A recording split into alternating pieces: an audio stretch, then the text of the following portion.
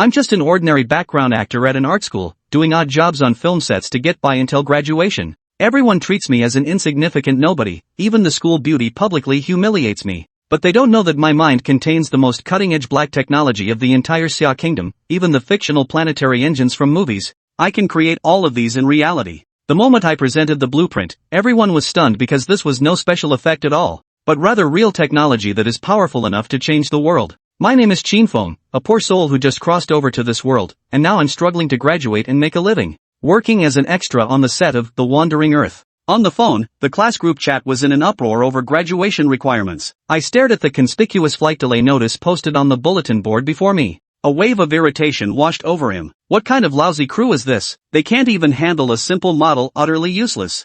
I was originally a top student at a nationally key science and technology university, but due to an accident, I crossed over and became a student at Jinghai University of Media. The setting of this world is no different from my hometown, except for the names of people and countries. The switch in identity was already frustrating, but what was even more outrageous was, the school requires us to participate in the filming of a film or TV production before our senior year in order to graduate. Directing majors need to be credited as advisors, while acting majors must secure roles with at least 10 lines of dialogue. As for me, the original host, I got blackout drunk at a networking event while job hunting, which allowed me to luck into this opportunity, blundering my way into replacing him. Now that I'm penniless, I can only come to the film set to check things out, hoping to start shooting soon and earn some living expenses. But this flight delay announcement completely disrupted my plans. In my opinion, scientific research is my lifelong pursuit, not acting or filming. I was grumbling under my breath when a sudden scolding came from behind. Who are you calling a useless drunkard? Who the hell are you, daring to talk like that? Turning around, a man in a white t-shirt and jeans was glaring at me fiercely. This was Wang Lei, the head of the special effects team, who was already overwhelmed by the modeling issues of the planetary engines. The movie was delayed because of him, and he was already frustrated. Now hearing me talk nonsense, he couldn't hold back and stepped forward to confront me. I felt both amused and exasperated. Wang Lei was famously known as the king of CG effects in the industry, and here I was casually making a remark. He actually heard it. Just as I was about to explain, a mechanical voice suddenly sounded in my mind. Ding! Congratulations, host, for activating the astonishing technology system. As long as the host uses black technology to shock the world, they can harvest shock value and unlock future technologies. Ding! The newbie gift pack has arrived. Panga Technology Platform LV1, exclusive Black Tech Factory. Planetary engine construction diagram, complete version. The sudden appearance of the system sent me into a frenzy of joy, followed by all the theoretical principles and structural blueprints of the planetary engines instantly flooded into my brain, and I grasped them almost at a single glance. The dazzling array of futuristic technology on the system panel filled me with excitement. From exoskeleton armor to space elevators, it had everything.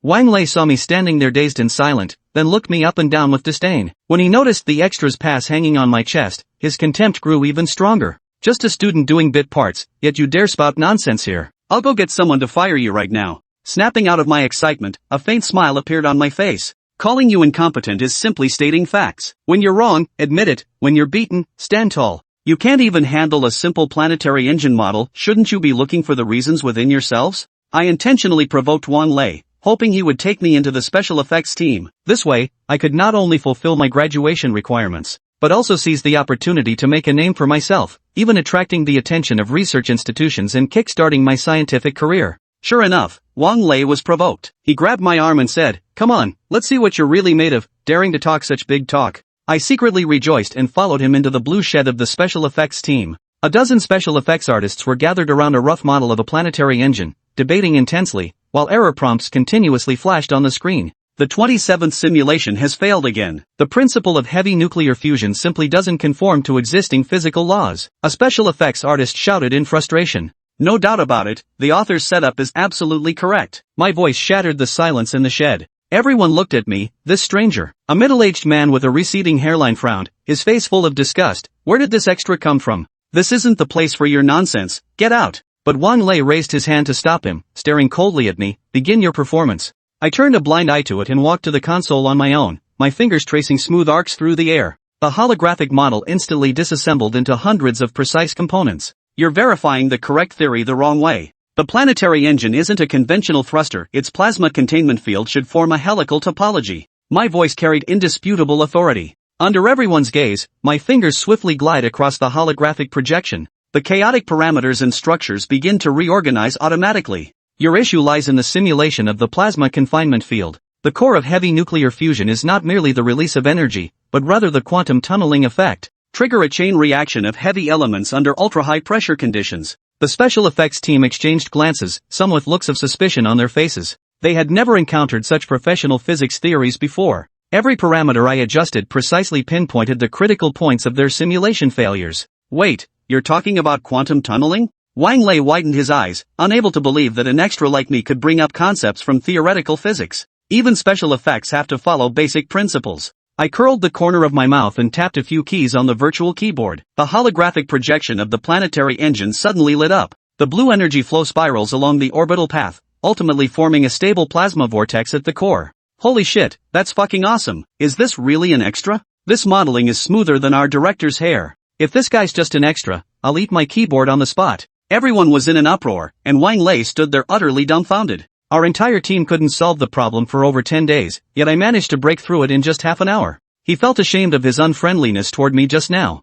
The prompt tone from the system panel in my mind kept sounding. The special effects team detected your shock at the explanation of the planetary engine theory and its structure, earning 111,101 points of astonishment. I looked at the slowly increasing shock value and felt somewhat speechless. At that moment, the shed door was flung open, and a middle-aged man in a flat cap strode in. It was Guo Fan, the chief director of the Wandering Earth. When he saw the perfectly operational planetary engine model in the holographic projection, his entire body froze in place as if struck by lightning. Who made this? His pupils contracted violently, and his Adam's apple bobbed up and down. This model was exactly the flawless version he had been dreaming of but could never find. Guo Fan stared intently at the model, remained silent for 2 seconds, then slowly uttered 2 words, "Fucking awesome." The shed instantly fell silent, as everyone knew that those who could make Guo Fan utter those 2 words could be counted on one hand. Detected shock from a film industry big shot, obtained 100 shock points. My heart leaped with joy. So the shock points from a big shot are actually this high. Under Wang Lei's explanation,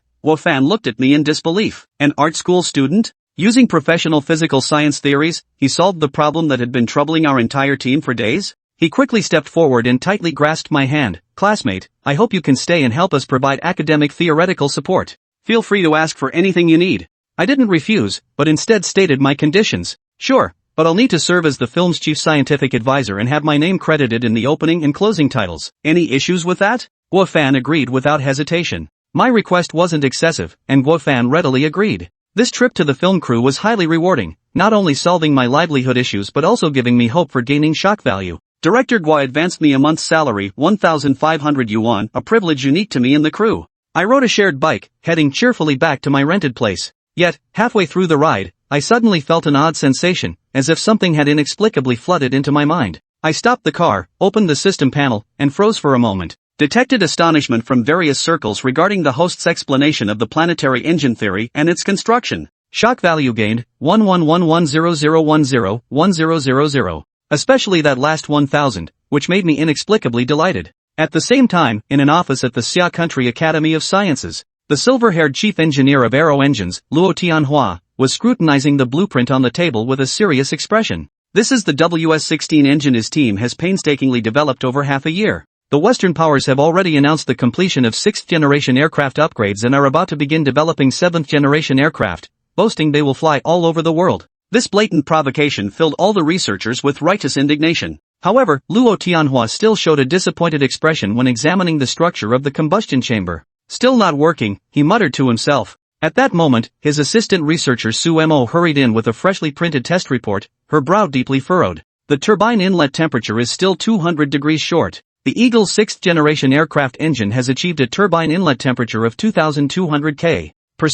While our WS-16's limit currently only reaches 2,000 K. Luo Tianhua closed his eyes, envisioning the arrogant faces of Western media. "Mr. Luo, I just saw this." Su Mo carefully took out his phone, and on the screen was my video, currently paused. "What time do you think it is? How can you still be in the mood to watch videos?" Luo Tianhua's tone carried reproach. "Teacher, please take a look. I am willing to use my party spirit and my future prospects to guarantee it," Su Mo insisted. Luo Tianhua slightly furrowed his brows, took the phone, and clicked play. The core of heavy nuclear fusion is not merely the release of energy, but rather the quantum tunneling effect, triggering a chain reaction of heavy elements under ultra-high pressure conditions. As my voice sounded out, Luo Tianhua's expression shifted from suspicion to solemnity, until finally reaching shock and disbelief. Quickly contact the Strategic Deception Bureau and State Security. we must stop the spread of this video. Luo Tianhua's voice echoed throughout the entire floor. He stood in place, watching the video over and over again as if gazing at some incredible treasure. My remark about the quantum tunneling effect hit his temple like a bullet. 30 years ago, his mentor had said on his deathbed that to crack high-temperature alloys, the lattice must be reconstructed at the quantum level. And now, an extra casually revealed a secret that even the eagle was deeply reluctant to disclose. Chapter 4, A whore and a dog are meant to be together forever, vote sought. At that moment, Luo Zhanghua found himself unconsciously returning to the desk. He opened his paper and pen, beginning to work through the scenario as Qin Feng had described. After an unknown span of time, Luo Zhanghua stared in astonishment at the several sheets of paper before him, now densely covered in calculations. It had been ages since he'd engaged in such utterly satisfying calculations. The last time he had been so utterly absorbed in the ocean of mathematics and physics was 30 years ago. In that humble university laboratory. He and his mentor had worked together to derive the aerodynamic model for China's first domestically produced fighter jet. Back then, his eyes held nothing but the blue sky in his dreams. And today, this video had unexpectedly reignited that long-lost passion within him. Talent? No, this isn't talent at all. He took a deep breath, slowly rose to his feet, and stared intently at the screen. This is genius, true genius. Xia's aviation industry had been dormant for far too long. Western embargoes, technological barriers, and a talent gap every step had been arduous. But now, he felt as though he had glimpsed a ray of light. A light powerful enough to pierce the gloom and illuminate the entire future of Xia's aviation industry. He must be found. Luo Tianhua clenched his fist tightly, the paper in his hand rustling softly. The sky was clear and cloudless. Qin Feng stood by the roadside, astonished by the value of 1,000. Detected astonishment from a leading figure in the scientific community regarding the host's explanation and structure of planetary engine theory. Gained astonishment value, 10,000. The sudden notification made him suck in a sharp breath. It wasn't the staggering 10,000 shot points that captivated him, but the phrase pioneer of the scientific community. This meant he might soon be able to spread his wings again and soar through the skies and oceans of this world. Just as Qin Feng was basking in this euphoria, his phone suddenly pinged repeatedly with a barrage of QQ message notifications. The phone's notification sounds rang incessantly as messages flooded in like a tidal wave. Qin Feng paused, pulled out his phone, and opened the QQ interface. He saw that the class group chat already had 28 unread messages. Wu Jianqin, attention all classmates. My father has invested a whopping 5 million yuan to produce the Supernatural Investigation Bureau. Plenty of supporting roles for female leads available, apply now. Luo Jianda, wow, Wu Jianqin is so awesome. I'll take any supporting role with lines. Zhang Changli, brother Jianqin, I'm versatile and flexible, perfect for playing the fox spirit. Let's grab dinner tonight and audition. Li Huan, fox spirits can go elsewhere. This film's title screams serious drama, don't mislead the audience. Wu Shuai, meet me tonight at the Romantic Heart Hotel. I'll show you how my righteous aura fits the female lead role. Xu Donli, the female lead is mine, dear Jianqin. I've secretly harbored feelings for you, lost in thought, unable to sleep day and night. I'm a pro at flattery, please cast me as the heroine. To secure their graduation eligibility, the students had clearly thrown caution to the wind. Seeing this, Qin Feng smiled faintly, his heart unmoved. Class monitor Wu Jianqin, the school's notorious rich kid. He had countless female classmates surrounding him, a different one every day, yet he was uniquely smitten with campus beauty Su Ruoxue. However, Su Ruoxue was Qin Feng's girlfriend. That's why Wu Jianqin had always been at odds with Qin Feng. Clearly, this was deliberately sent for Qin Feng to see. Wu Jianqin's goal was to wait for Qin Feng to speak up, then humiliate him in front of the entire class. Sure enough, despite numerous classmates messaging Wu Jianqin in the group chat, he ignored every single one. Then, one message finally caught Qin Feng's attention. Han Lei, you guys just don't get it. The heroine in Brother Xian's heart is obviously our class beauty, Su Ruoxue. Su Ruoxue? The sender, Han Lei, was Wu Jianqin's loyal lackey in the class. Seeing this message, Yang Daying, who was close friends with Qin Feng, couldn't stand by silently. Yang Daying, Han Lei, Ruoxue is Brother Feng's girlfriend. What the hell are you spouting nonsense about? Han Lei, Yang Daying, what the hell are you talking about? Did they get married? What the hell are you babbling about, you sycophant? The two were arguing fiercely in the group chat. Qin Feng watched it unfold and felt inexplicably touched. Just as he was about to message Yang Daying to stop the argument, Su Ruoxue's message arrived. It was a cooperation agreement appointing Qin Feng as the assistant director of the Supernatural Investigation Bureau. The seal was already affixed, it only required Qin Feng's signature and fingerprint to become effective. Su Ruoxue, Qin Feng, you're being unreasonable. All I did was star in Jianqin's movie, and you're being petty by deleting me. And to think I even secured you an assistant director position. Su Ruoxue, Qin Feng, you lack any sense of manhood. From now on, we'll go our separate ways. Let's not disturb each other and find our own peace. Su Ruoshua, Qin Feng, consider this assistant director agreement my final effort for the 2 years we shared. Reading this, Qin Feng finally understood what was going on. Just after crossing over, a green tea slaps me in the face, typical web novel trope. But so what? He never had feelings for her anyway. Besides, the original host didn't lose out, at least he got 2 years of sleep. Qin Feng, Wu Jianxin and Su Ruoshua and a dog meant to be together forever. I couldn't care less about you two. The group chat instantly erupted. Yang Dying, Qin Feng, you rock, bro. Luo Jianda, holy. Qin Feng, have you lost your mind? How dare you talk to young Master Wu like that? Zhang Changli, good heavens. That's just so uncivilized. Li Huan, Su Ruoshua, sweetie, don't be sad. Dumping a scumbag like that sooner is better. Qin Feng ignored the chaos and immediately deleted Su Ruoshua from his contacts. Just then, Yang Dying suddenly posted another video in the group. The moment everyone saw the video, they immediately wondered if it could be a private video of Qin Feng and Su Ruoshua. Without hesitation, they immediately clicked to play it. The core of heavy nuclear fusion isn't merely energy release but leveraging quantum tunneling effects to trigger chain reactions of heavy elements under ultra-high pressure environments. The video showed Qin Feng delivering a presentation on constructing a planetary engine model on set. However, the group consisted entirely of art school students who had no understanding of such theoretical knowledge.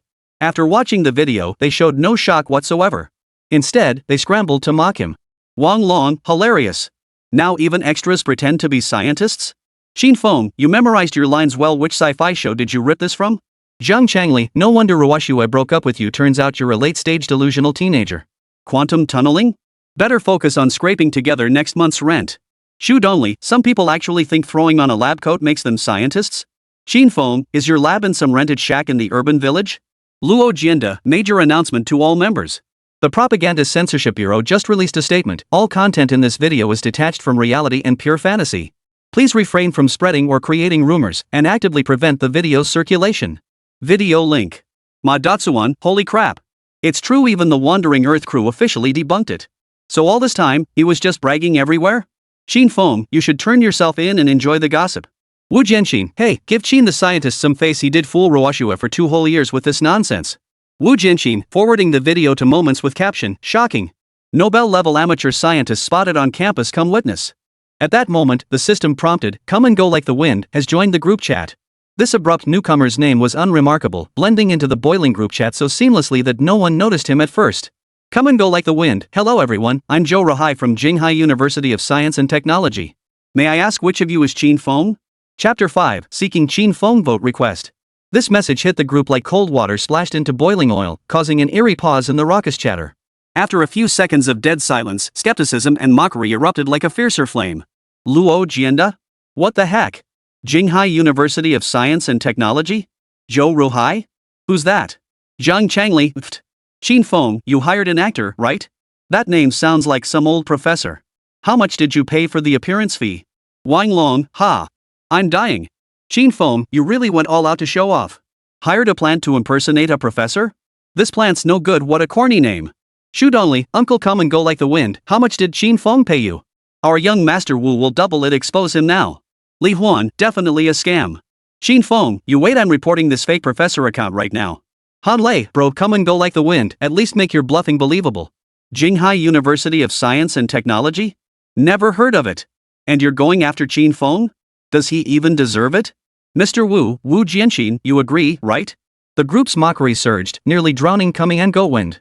Yet the voice message that followed from the user with the plain name carried an undeniable air of authority and fury. Come and go like the wind, shut up. You bunch of ignorant frogs in a well. All you know is jealousy and sucking up to the powerful while kicking the weak. Before the classmates could react, Zhou Ruhai's voice message followed immediately. Lights-U Rufan, the core theoretical model of heavy nucleus fusion presented by Qin Feng in the video, along with its application and extrapolation of quantum tunneling effects under extreme conditions, demonstrates astonishing foresight and rigor. Come and go like the wind, do you even know what quantum tunneling is?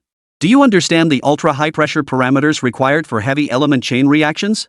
Come and go like the wind, you can't even recognize all the basic physics terms in his speech, yet you dare to spout nonsense and pass judgment? Wind like, Propaganda Bureau? The Wandering Earth crew? They don't understand anything at all. Come and go like the wind, Qin Feng, I am Zhou Ruhai, president of Jinghai University of Science and Technology. Come and go like the wind, I've come specifically to invite you to our university for deeper study and research. We can provide the most exceptional resources and platform. Add me as a friend for private details. This barrage of voice messages struck like thunderbolts from a clear blue sky, pounding heavily on everyone's hearts. The crowd, moments ago raging with taunts and derision, now collectively gasped for breath. Only Zhou Ruhai's stern, information-packed messages remained on the screen. Each word felt like a resounding slap across their faces. Qinghai University of Science and Technology? That's one of the nation's top institutions for science and engineering. Zhou Ruhai, the university president. A name that required only basic knowledge or a quick encyclopedia search to reveal he was a renowned authority in China's nuclear physics field. Visionary thinking? Astonishingly brilliant? The most superior resources and platform? These phrases combined sounded like a series of shrill, mocking laughs, instantly piercing through all their previous mockery born of ignorance and envy. Qin Feng, the man they had mercilessly insulted, dismissed as a pretentious fool and a clown. Was he truly held in such high regard by this heavyweight academic authority? To the point of personally intervening, even scolding them as narrow-minded fools and idiots to vindicate him? This reversal was too sudden, too unbelievable. Luo Jianda. Zhang Changli. Wang Long, Principal Zhou? Is it really you? I checked Wikipedia, holy cow. Xu Dongli, how could this be? Li Huan, Han Lei, what did you just say? I haven't heard of that. Han Lei, The group chat fell into an unprecedented dead silence. Everyone was stunned by the sudden revelation and the stern rebuke from this heavyweight figure. The immense shock and embarrassment left them utterly speechless. Just then, another system notification appeared. Come and go like the wind has left the group chat. True to his ID, he came and went like the wind. He came solely to find Qin Feng.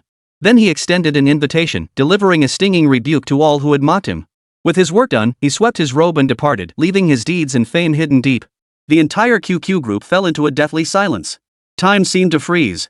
Only those final messages sent by Professor Zhou Ruhai, like branding irons searing into everyone's eyes and nerves. Ding! Detected host induced local shock. Shock value, 53. 53, exactly the number of people in the group besides Qin Feng.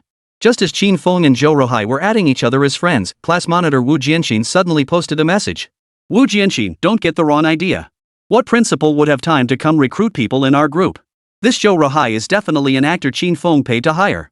The moment he said this, he immediately received enthusiastic responses from everyone. Luo Jianda, exactly.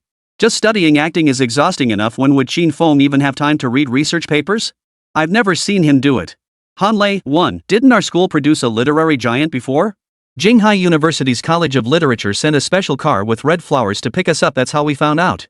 Who just announces it in a group chat like this? Wang Long, holy crap, so Qin Feng paid extras to pull this off? No wonder he's the top student at the arts school, scared the crap out of me. Han Lei, exactly. When it comes to charismatic figures, look no further than our Xing. Don't forget, Xing's family has deep connections with the school's leadership. Some people are in for a world of trouble. Qin Feng pretended not to notice. It's not uncommon to see people afraid of their bros crying one moment and then driving a Range Rover the next. Besides, these people weren't even remotely his brothers or close friends. After a brief exchange with Zhou Ruhai, he tucked his phone back into his bag and headed toward his rented apartment. Within 10 minutes, screenshots of the group chat were circulating everywhere on campus forums, WeChat Moments, and Weibo. Someone had even turned Qin Feng's remark into a meme, labeling it the year's best breakup line and sharing it wildly across campus social platforms. Of course, counterfeit Qin Feng statements and announcements were also circulating. Across various forums, headlines like "Broke art school kid thinks he's a scientist, hires extras to pretend to be cool in group chat" were everywhere. This wave of attention quickly shot to the top of Qinghai City's trending topics. Qin Feng returned to his rented room. The moment he pushed open the door, a pungent mix of instant noodles and cigarette smoke hit him. He couldn't help but frown, waving his hand in front of his nose before flinging open the windows and doors. Inside his bag, his phone kept vibrating. He didn't even need to look to know it was those mocking messages. Qin Feng shut it off and tossed it onto the bed. Ding! Detected host gaining massive attention. Shock value, 58,762. The system notification suddenly popped up, and Qin Feng raised an eyebrow. Though those mockers didn't believe his theory, the attention they generated still converted into shock value. Thanks to Yang Daying's video, he'd reaped a wave of shock points. Not bad. He immediately got up, opened his worn-out Asus laptop, and logged into the campus forum. The homepage was flooded with posts about him. Chapter 6, From now on, I'll focus on fine brand vote sought. Hard evidence. Compilation of academic fraud proofs against campus heartthrob Qin Feng. Exposing that pseudo-scientist who scammed both sex and fame. University's latest statement, Qin Feng incident to be handled severely. Clicking on the last post revealed an announcement just released by the university's academic affairs office. Regarding the recent online controversy surrounding academic misconduct by one of our students, preliminary investigations confirm that Qin Feng engaged in inappropriate conduct. The university has decided to suspend his graduation qualification review pending further investigation. Reading this, Qin Feng sneered coldly. That bastard Wu Jianxin sure is impatient, already scrambling to leverage his family connections to get the university to crack down on me. But so what? It was precisely because of these posts going viral that his shock value kept rising. System, open the personal information panel. As Qin Feng activated the command with his thoughts, a pale blue, shimmering electronic panel appeared before his eyes. Host, Qin Feng. Age, 20. Manga Tech Platform Level, LV1 shock points required for upgrade, 100,000. Current shock points, 115,230. Qin Feng didn't rush to upgrade the Manga Tech platform. Instead, he opened the exchange panel to see what cutting-edge technologies these shock points could unlock. However, after looking through the options, his current shock points could only purchase a 7th-generation fighter jet engine and a standard exoskeleton armor. Just as Qin Feng was pondering his exchange options, a rough voice boomed from the doorway. Old Qin. Something big happened. Yang Dang burst into the room, shoving his phone right in Qin Feng's face. Check out Su Ruoxue's latest Weibo post. The screen displayed a hospital test report with the caption, 2 years of my youth down the drain. Test results don't lie. Stay away from PUA scumbags. The comments section was already exploding. Oh my god. HPV positive. Qin Feng, you piece of trash. Call the cops. This is intentional disease transmission. Why isn't Jinghai police arresting scum like this? Are they saving him for the new year? Qin Feng's eyes turned icy. This woman dared to forge a medical report just to smear him. Old Qin, what should we do now? Yang Dang was frantic with worry. On the way here, she heard rumors that the principal wants to expel you. Expulsion? I doubt they have the guts. Despite all the negative online buzz about Qin Feng, the school's higher-ups know exactly what's really going on.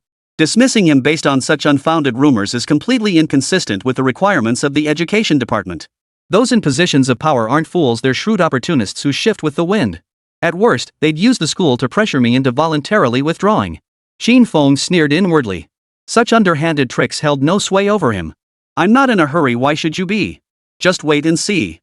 Not only will they not expel me, but they'll hand me my diploma just like they did for Zhou Rohai. You believe it or not? Qin Feng spoke casually, prompting Yang Dang to circle him twice. Then she touched his forehead. Huh? You're not even feverish. Good heavens, old Qin, are you alright? It's just your girlfriend being promoted by someone else, right? That extra you paid for, did he really think he was the president of the University of Science and Technology? No way, no way. Come on, let me treat you to some fine rice bran. Saying this, he started to pull Qin Feng toward the old bus station. Though the station was closed, the area still bustled with the adult entertainment industry. For Qin Feng's sake, Yang Dang resolved to accompany him through thick and thin. Qin Feng couldn't help but laugh at Yang Dang's antics. But speaking of which, while the technological development in this world seemed to surpass that of his original one, the tech tree appeared somewhat skewed. Vibranium and lightsabers, the pinnacle of technology in his former world, were revered as the ultimate innovations here. Holographic projections for all-around information module combat were actually being used to make movies.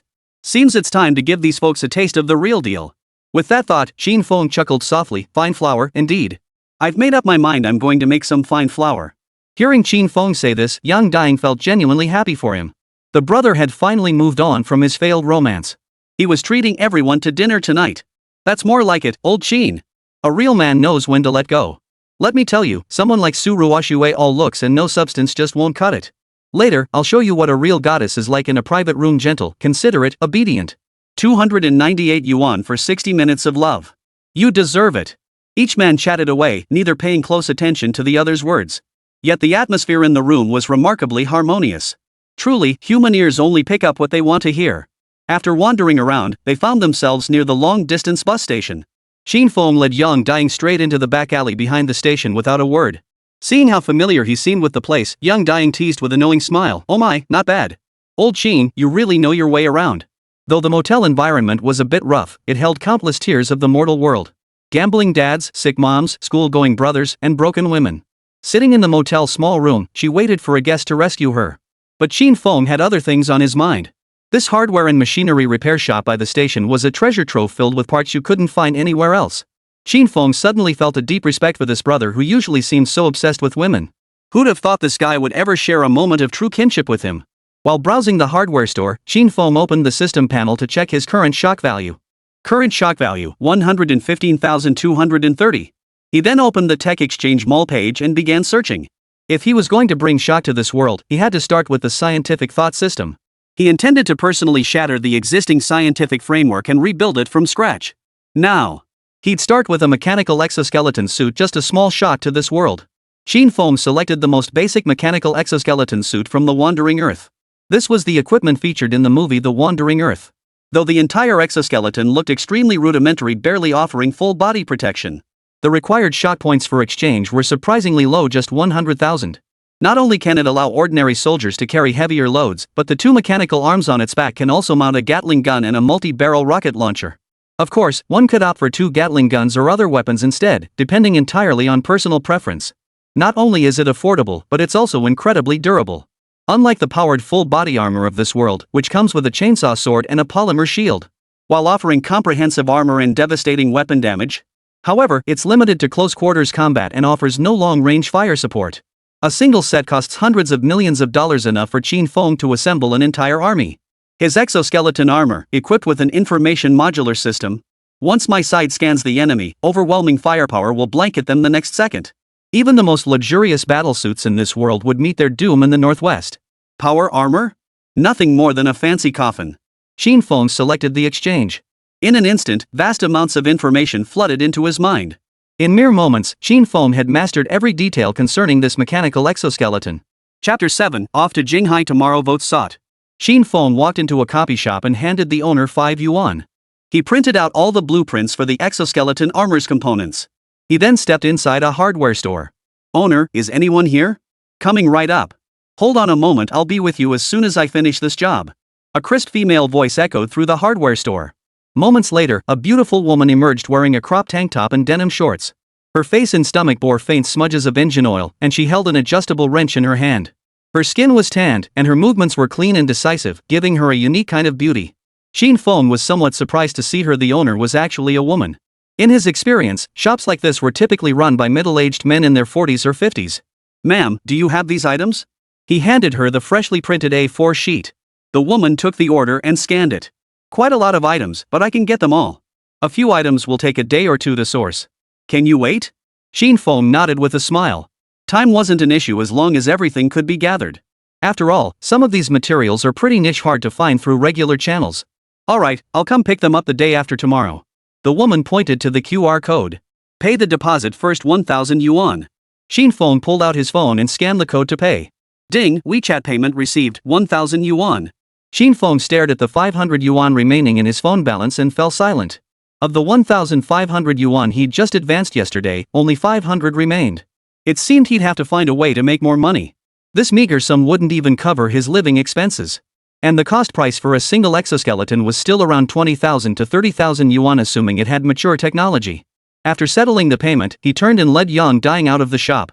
Yang Dying was getting restless. What about the private room upstairs? I was practically ready to take my pants off, and you go and buy me a bunch of cold, hard steel? Qin, are you serious? You actually want to be a scientist? Hearing this, Qin Feng looked at Yang Dying and replied earnestly, what else? Once the individual exoskeleton is successfully developed, it will undoubtedly send shockwaves through the world, fundamentally altering existing combat doctrines. Compact heavy fire support will become the dominant force on the battlefield. Combined with drones and modular information systems, it would deliver a devastating blow to conventional warfare. I hear the third brother of this world is just like the one over there, still fond of stirring up trouble along the border. Despite the restraint imposed by the principle of not firing the first shot, coupled with the cold weapon formations of the border guards, both sides have remained locked in a stalemate. But if every border guard in Xia State were equipped with a set of individual exoskeleton armor, each suit equipped with 2 additional mechanical arms, connected via neural sensors, would truly grant them 3 heads and 6 arms. When confronting third brother's provocation, they could charge in unison. One mechanical arm would be fitted with a high-intensity flashlight, blindingly stroking. One arm channeled 220-volt current, crackling with electric sparks. Another mechanical arm would be fitted with an electric piston bayonet. The moment the motor roared to life, dozens of thrusts would be delivered in an instant. And one more holding a shield? That's got to give you a total sense of security, right? The warrior himself wielded a hook side spear, striking wherever it was aimed. Even Shiva himself would take a few cuts before retreating. Just 2 more days until the parts arrive for assembly. But we're still short over 20,000 in final payment. What to do? Just then. Ding dong. Ding dong. As if on cue, both Qin Feng and Yang Dying's phones buzzed with new message alerts. They opened the notifications to find a message from their class group chat. Principal Li Changdong, all third-year students must attend the campus-wide assembly tomorrow at 10 a.m. in the stadium. Absence is not permitted. Yang Dang sucked in a sharp breath. Qin, a live assembly for juniors? This feels off. With over 20,000 juniors across campus, even the freshman military training review took over an hour to complete the parade. Plus, past assemblies were always organized by class. Just turn on the projector and stream the video. With the holidays approaching, the school suddenly pulling out such a grand display? It definitely wasn't just to cheer them on. Qin Feng had naturally considered this too, narrowing his eyes slightly. Most likely the Wu family pressured the school, and those dim-witted administrators took it seriously. Hearing Qin Feng's analysis, Yang Dang was utterly astonished. Wu Jianxin's Xinghan Media was the largest film and entertainment company in all of Jinghai City. The reason Jinghai City Media University ranked among the nation's top institutions was fundamentally tied to Xinghan Media's support. If Wu Jianxin had his father step in to educate him, the university's top brass would certainly take notice. After all, compared to a student's future prospects, the university's development takes precedence over everything else. It was just a minor disagreement, wasn't it? Yang Dang felt indignant. His class monitor, Wu, was making too much of a small matter. Hearing this, Qin Feng smiled faintly. To you, it's a minor disagreement. But to someone like him, it's about face, reputation, and the authority of class leader Wu. Oof. What kind of time is this for you to be smiling? Yang Dang stared wide-eyed at Qin Feng, disbelief written across his face. If it was truly as he said, the school assembly was definitely targeting him. And it would happen in front of the entire third-year student body. If only the stadium could hold them all, otherwise, the school would have gladly gathered the entire student body. Watching Yang Dang's anxious expression, Qin Feng merely curved his lips in a carefree smile. If that enemy dares show his face, he'll be greeted by a hunting rifle. Humming a tune, Qin Feng walked away with his hands behind his back, leaving Yang Daijing with a dashing silhouette. He's changed, my son has changed completely. Alas, it's my fault as a father. Yang Dang muttered under his breath before following after him. What awaited him was Qin Feng's hands-on fatherly discipline.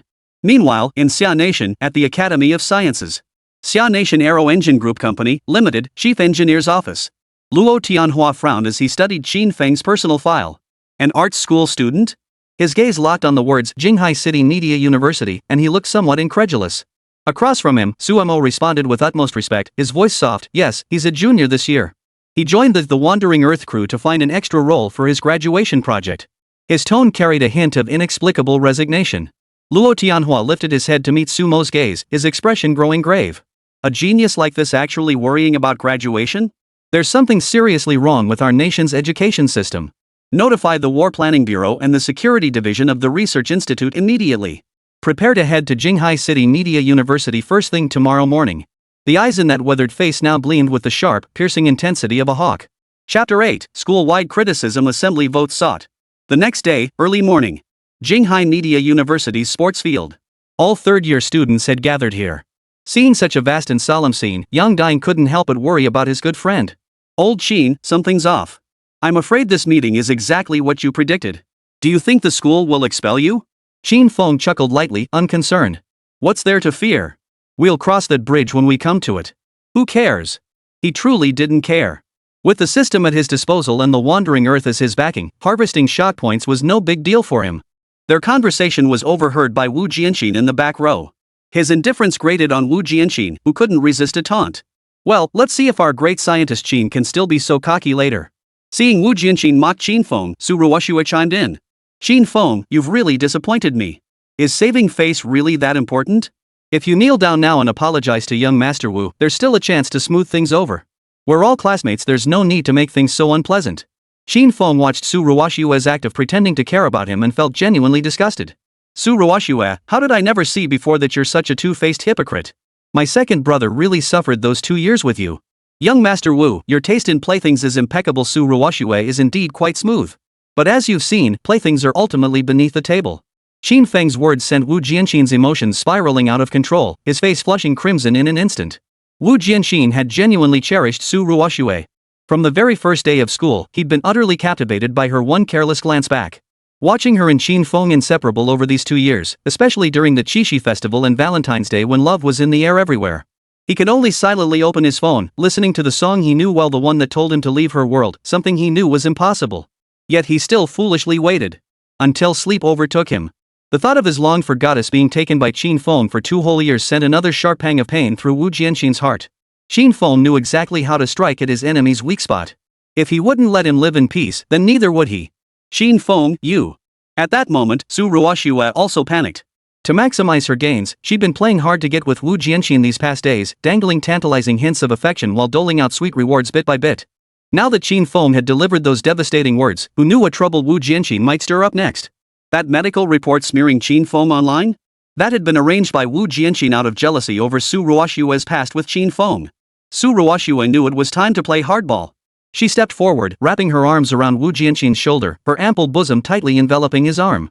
Jianxin, no matter what happens from now on, I'll always be by your side. Please forgive my youthful ignorance, okay? Her soft, velvety voice mingled with her warm breath, flooding into Wu Jianxin's ears. That tone, bordering on pleading and begging, made his body shudder. The scars in his heart were smoothed away. Glaring at Qin Feng, who looked as if nothing had happened, Wu Jianxin gritted his teeth. Qin Feng, don't cry when you get expelled later. I'll see how you manage in this circle without your Jinghai Art Academy diploma. Having recovered, his resentment burned fiercely, and he longed to reclaim his pride.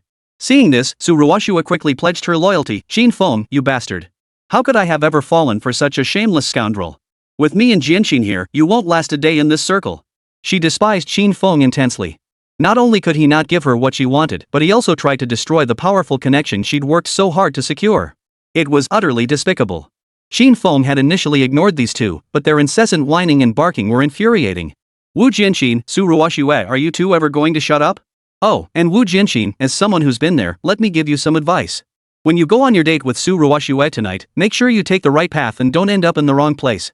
If you're really lost, just look for the landmarks. There are butterfly murals on both sides of her door. Don't thank me, little virgin. Yang Dian couldn't help but burst out laughing upon hearing this. He gave Qin Feng a thumbs up. Holy cow, old Qin, you're my new idol from now on. Snort, snort, the sounds echoed in succession. The onlookers couldn't help but burst into laughter. None of this concerned Qin Feng anymore. He slipped on his headphones to listen to music, ignoring the furious Wu Jianxin and Su Ruoxue. Wu Jianxin's eyes burned red as he scanned the crowd, searching for the fool who dared mock him. Sorry, Mr. Wu, I just couldn't help myself. Honestly, I really admire you. One unlucky classmate, intimidated by Wu Jianxin's glare. He explained nervously. Good. Very good. From today onward, you are no longer a supporting character at the Supernatural Investigation Bureau. Qian Debiao, president of Jinghai Art Academy, saw the time was right. He picked up the microphone and did a quick sound check. Hello? Hello? Students, it's getting late and everyone is here. Let's officially begin this school assembly. Let's cut to the chase and get straight to the point. Qian Debiao's words were few, but they sent shockwaves through the entire student body. What? We're starting right away? Aren't we supposed to have that let me say a few words segment first? Yeah, did this guy lose his mind? The crowd on the field buzzed with whispers, completely thrown off by Qian Debiao's move. But some well-connected students or those with insider knowledge quickly filled in their classmates. Haven't you guys been following the trending topics? It's about our school's heartthrob. What? You mean this assembly is connected to him? Yeah, I'm telling you, this whole thing's blown up big time and caused a huge stir online. According to reliable sources, Shang Biao is going after the school heartthrob this time. To salvage the school's reputation, he's decided to do a live broadcast. So does that mean Qin Feng is finished? At the mention of live broadcast, the students on the field fell silent of their own accord. They stood ramrod straight, striking what they believed to be their best poses, hoping this live broadcast would catch the eye of talent scouts. Wu Jianxin, hearing the event was about to begin, let out a maniacal laugh. Qin Feng, you're finished. Even if you kneel down and apologize to me now, it's too late. Without your diploma, you'll be stuck as an extra for life. Let's see how you'll manage then. If you can't afford food back then, just tell me. I'll slap down a couple of signatures for you worth a year's salary. Qin Feng stared at the raving Wu Jianxin before him and spat out one word, asshole. The contempt in his eyes was unmistakable. Qian Debiao, seeing the crowd had quieted down, spoke again. Today's sole agenda item is this: given the negative impact Qin Feng's actions have caused online, I intend to address this matter during this assembly. Now, please welcome Qin Feng to the podium. Chapter 9, Losing Your REM Vote Request. In the President's Office of Jinghai University of Science and Technology, Zhou Ruohai reviewed research materials from recent days before a holographic display. The research project for Xia Nation's 7th-generation fighter jet engine had been underway for 3 years. Breakthrough progress had been achieved thus far. Seeing Eagle's 6th-generation fighter already take flight, Zhou Ruohai was so anxious he couldn't even eat. Just then, the Dean of Academic Affairs rushed into the office. President! There's new information about Qin Feng, the one you asked me to monitor. Zhou Ruohai was visibly agitated upon hearing the news. After adding Qin Feng as a friend and exchanging a few brief messages last time, he hadn't yet had the chance to visit him. His own workload remained heavy, so he'd asked the director to monitor Qin Feng's latest developments. Ideally, he wanted to obtain Qin Feng's precise information so he could personally invite him to his university and take him on as his final disciple. Such a promising young researcher was simply wasted at an art school. What? Where? Tell me quickly. The dean pulled out his phone, opened the livestream, and handed it to Zhou Ruhai. Principal, this livestream is hosted by Jinghai Art Academy. They're broadcasting it across all platforms today to deal with Qin Feng. Zhou Ruhai took the phone and nearly choked on his breath. The livestream's title read, Jinghai Academy of Arts to publicly discipline student Qin Feng for misconduct. How dare they? Such a promising young researcher in scientific research, they just want to destroy him. I'll report this to the Education Bureau. This is lawlessness, utter lawlessness. Regarding the online rumors about Qin Feng, Zhou Ruhai had already uncovered the truth through his own network of connections. He was furious at Jinghai Art Academy's actions. Prepare a vehicle immediately. I'm heading to Jinghai Art Academy right now. Hurry! To condemn Qin Feng without any substantive evidence is utterly ridiculous. This time, he would expose the true nature of Jinghai Art Academy. Such a black sheep had no place continuing to teach and educate. Online, the moment this livestream title appeared, it instantly drew tens of thousands of viewers. Qin Feng's recent scandal had been causing an uproar online. Everyone is outraged. If true, Qin Feng is morally corrupt and must face severe punishment. Countless parents flooded into the livestream. Support Jinghai Art Academy. Investigate thoroughly and punish the rotten apples. Severely punish this rotten apple. Such individuals are unworthy of being actors. If they become celebrities, won't they corrupt societal values? Punish them severely. Condemnation. Xian Debiao watched the soaring popularity in the live stream room, his heart bursting with joy. Not only would he fulfill the Wu family's assignment, but he'd also gain a solid reputation in the process. It was truly killing two birds with one stone. He silently applauded his own cleverness. Seeing the atmosphere was sufficiently hyped, he continued holding the microphone and addressed the crowd below. Qin Feng, please come to the podium. The words fell, but Qin Feng still didn't come up. Xian Debiao called out again. Qin Feng, please come to the podium. I'll say it again, Qin Feng, please come to the podium. Hurry up, don't waste everyone's time. Xian Debiao appeared angry on the surface, but inside he was overjoyed. Perfect. This is exactly the kind of disrespectful, lawless attitude I wanted. This will show the live stream audience exactly what kind of person you are. Qin Feng is being way too arrogant. The principal called him 3 times and he still won't come up. Wasting everyone's time like this is just rude. I bet he's just scared to come up. Those online rumors are probably true. I agree. Xian Debiao watched as the online comments unanimously sided with him, feeling overjoyed. This is in the bag, I've got the upper hand. The live stream's viewership kept surging, hitting 200,000 in no time. Hey, old Qin. Sang Biao's calling you on stage. Your pants are on fire, and you still have time to listen to music? Yang Daying noticed Qin Feng hadn't responded after Chen Debiao called his name 3 times. Only then did she realize Qin Feng was still there, headphones on, lost in his music. What? Sang Biao called me? Fine, I'll go meet him then. Let's see what kind of nonsense he can spout. Qin Feng strolled toward the stage as if taking a leisurely walk, completely unfazed by Chen Debiao. Come on. Let's hurt each other. Whether I attend or not is irrelevant. He'll see who ends up scrambling later. The camera swiveled, catching Qin Feng squarely in the frame. Everyone was infuriated by his attitude. What kind of time is this for Qin Feng to still have such a carefree attitude?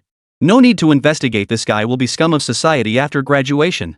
Kick him out now. Expulsion. He must be expelled. Seated inside the red flag car, Zhou Ruhai pounded the seat in fury. His rage boiled over. This is outrageous. They're framing an innocent student without even getting to the bottom of things. Li, step on it. How much longer until we get there? Driver Xiao Li shrugged helplessly. It's not possible, Mr. Zhou. We're on the 2nd ring road in Jinghai City. With all this traffic, it'll take at least 40 minutes to get there. Zhou Ruhai felt like he could sprout wings and fly there himself. Then can we take a detour? A shortcut? Xiao Li shook his head helplessly. This is the closest route possible. At this moment, at Jinghai City Nidia University. Seeing Qin Feng's dejected state, Chen Debiao felt even more smug and immediately spoke up. Qin Feng, don't let those online rumors sway you. If there's any hidden truth, speak up. The university has gone to great lengths for your sake. Today, we're giving you a platform to clarify everything. But regardless, as a student, you shouldn't be so undisciplined. You must respect your teachers and value the way of learning. Listening to Chen Debiao's hypocritical words, Qin Feng idly picked his ear with his pinky finger. He shot back with utter contempt. You! The words were spoken so softly that only Chen Debiao and Qin Feng could hear them clearly. Arrogant. Utterly arrogant. In all his years as principal, Chen Debiao had never been cursed at in front of so many people. Mr. Qin Feng, please adjust your attitude. I'm giving you a chance now, don't regret it later. Qin Feng spread his hands and addressed the camera. You want me to explain? At least give me a microphone. Without one, how the hell am I supposed to explain? Chen Debiao's smile was forced, his eyes signaling to the staff. He never intended to give Qin Feng a microphone, his earlier words were merely a formality. But with Qin Feng laying it all out on camera, he couldn't exactly overreact. Moments later, a teacher jogged onto the stage and handed Qin Feng a microphone. Hey, hey, hey! This is loud. Damn it, no, Principal Qian, you're the one who asked me to speak. Well, I'll say it then. Chen Debiao felt a sinking sense of foreboding. He'd assumed Qin Feng was a pushover, but the reality was nothing like he'd imagined. He could only manage a nervous chuckle. But speaking up won't hurt. Chapter 10, Confront Me Face to Face, vote sought. Qin Feng picked up the microphone and cleared his throat. Hello? Hello? Good. This microphone's decent, the sound's loud and clear. Before I begin, I'd like to confirm with Principal Chen this microphone won't cut out mid-speech, will it? Chen Debiao looked at Qin Feng with displeasure, appearing somewhat impatient. Rest assured, these are the latest AV microphones, quality guaranteed. I understand your concerns. Since I'm giving you this opportunity to speak, I'll certainly let you speak freely. Chen Debiao sneered inwardly. Qin Feng was being far too naive. He had already decided to expel Qin Feng. No amount of talking could change that. In this school, he was the principal, the top dog, he called the shots. Tampering with the microphone? Such petty tricks were beneath him. In this world, it's not about what you say, but what people care about and want to hear. As the president of Jinghai Art Academy, Chen Debiao wielded astonishing control over public opinion. He was confident that no matter how sincere Qin Feng's words might be, the audience wouldn't buy it. They only believed what they wanted to see, topics that piqued their interest. The livestream audience, just as Chen Debiao had anticipated, spewed venomous remarks one after another. As if Qin Feng were a thoroughly despicable individual, he now perfectly embodied every stereotype they held about a villainous scoundrel. Especially the parents of those children. In their eyes, Qin Feng was now a composite of a yellow-haired con artist and a disgraced entertainer. He had become the target for venting their emotions, as if casting Qin Feng into the abyss would be a monumental contribution to the world. What does Qin Feng think he is? A university president wouldn't stoop to such tricks. To me, it's the thief crying stop thief. Exactly. Qin Feng is judging others by his own petty standards. President Qian gave him a chance to explain, yet he still doubts the president's motives. How absurd. Hurry up and spill the beans, then fire him on the spot. President Qian is far too merciful. Frankly, it's unnecessary, just fire him outright. Fire him immediately. Chen Debiao watched the flood of comments on the big screen, a meaningful smile playing at the corners of his mouth. Public sentiment is on my side, and I hold the upper hand. Let's see how you handle this. Qin Feng naturally saw the comments on the big screen too. He had to admit, they'd played this move brilliantly. They exploited people's disgust for those villains and their desperate desire to protect their families, channeling all that resentment onto me. By then, no matter how much he tried to prove his innocence, it would be of little use. All they'd need was a few hired trolls, and he'd never have a chance to redeem himself. Given the current situation, the only option was to turn their own weapon against them. The only glimmer of hope lay in finding logical flaws in their arguments or dropping an even bigger bombshell. Below the stands, Wu Jianqin and Su Ruoxue huddled together, their faces twisted in scorn as they watched Qin Feng. This time, you're finished. I'll watch you fall from grace. Wu Jianqin thought to himself, then made a throat-slitting gesture toward Chen Debiao, urging him to hurry up and stop dawdling, as if victory were already assured. Qin Feng naturally caught Wu Jianqin's subtle gestures below the stage. He'd been struggling to find a way to break the deadlock, but never expected Wu Jianqin to jump out so eagerly. Fine. You'll be the first to go. Even if I don't succeed, you won't get off easy. Clean your neck and wait for me. Chen Debiao, having picked up Wu Jianqin's signal, was already itching to fire Qin Feng on the spot. He picked up the microphone, intending to offer one last formality before publicly announcing the disciplinary decision. Mr. Qin Feng, everyone's time is valuable. If you have nothing further to say, I must make my decision. After hearing this, Qin Feng addressed Chen Debiao directly. Who says I won't speak? Fine, I'll refute every single piece of information circulating online. But before I begin, I demand the plaintiff who accused me step forward to confront me face to face. Plaintiff? What plaintiff? Qin Feng's words left both the live audience and viewers watching the livestream utterly dumbfounded. They had only seen the posts online and hadn't given much thought to the source of these rumors. Seeing their reactions, Qin Feng kindly pointed at Wu Jianqin and Su Ruoxue, who were watching the show and sharing their love. Guided by Qin Feng, the camera immediately zoomed in on Wu Jianqin and Su Ruoxue, who were snuggled together. At first, the couple remained oblivious, continuing their sweet displays of affection. Only when every pair of eyes in the room turned toward them did they realize something was off. By the time Wu Jianxin registered what was happening, his image with Su Ruoxue was already projected onto the giant screen. The live stream audience was stunned. What was going on? New young viewers in the livestream were instantly captivated by Su Ruoxue's beauty, completely shifting the chat's focus. What the hell is this? Your principal is up there dealing with misbehaving students, show some respect. Honestly, this girl is gorgeous. No wonder she's from an art school, top tier looks. Who is this girl? Anyone know? That guy next to her is such an eyesore. Draw your swords, everyone. I declare this is my new wife. I know. That's Su Ruoxue, the campus beauty from Jinghai Arts Academy, the one causing all that online buzz. Holy crap, isn't she the HPV carrier? Bye. Hold up, take your wife with you. Doghead JPG. Sure enough, beauty always steals the spotlight. Even in today's serious livestream, she managed to derail the entire thread. Chen Debiao's anger flared, his piercing gaze sweeping over the two. What useless teammates. If you must show off your love, couldn't you do it back home? Can't even endure this little bit of time? How are we supposed to handle this now? Chen Debiao sensed this round of money might not come so easily. Qin Feng, we're discussing your issue right now, don't drag others into this. If you have nothing to say, hand the mic back to me. Qin Feng could clearly sense Chen Debiao's growing impatience. How could he possibly grant Chen Debiao's wish? Are you kidding me? Do you really think you're the emperor, where whatever you say goes? Wasn't his breakthrough precisely Wu Jianxin and Su Ruoxue? Fine. Since you claim to have HPV and imply I infected you, what exactly are you doing now? Maliciously spreading disease? Fine. You've exposed your own weakness, don't blame me for what comes next.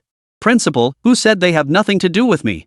You went to all this trouble to hold this school assembly and broadcast it live to the entire Xiao nation, wasn't it all because of that online backlash? The poster behind the medical report scandal, one of those controversies, is sitting right here. Why not let her come up and confront me? Or are you afraid? Chapter 11, All Work Halted, Vote Request. Scared? Ridiculous. As the esteemed president of this university, how could I possibly be afraid of some greenhorn? It's just this damn matchmaking system the teammates it pairs me with seem pretty useless. Forget it. Considering the Wu family's connections in the entertainment industry, Chen Debiao decided to grit his teeth and smooth things over. Qin Feng, why drag others into your own mess? I was willing to spare you some face, but you insisted on making a fool of yourself. Fine. Since that's the case, I'll give you a chance to lose completely. Qin Feng stared in astonishment, then gave Chen Debiao a thumbs up. 666, Principal Qian, have you even heard yourself? You're so out of line. Are you even pretending to act anymore? Fine then, I won't pretend either. Watching your phony act makes me sick, loser Biao. Chen Debiao's face turned ashen. Being called Sang Biao to his face was his greatest taboo. Especially not in front of so many people. The students below the stage burst into laughter. Even the atmosphere in the livestream chat was starting to get out of hand. The livestream had now reached 300,000 viewers. The parents who had tuned in early were being deluded by the latecomers joining the spectacle. Ha, did I hear that right? Someone actually dared to confront the principal in front of the entire school and even called him by his nickname? Ha! Are students this bold nowadays? Ha, Sang Biao is such a unique nickname. What did he do to earn it? Curious. Sang Biao remained silent, just seething with anger. Look, his face is turning red. Do you have any morals? Any conscience? Principal Qian is confronting a social scourge and you're mocking him.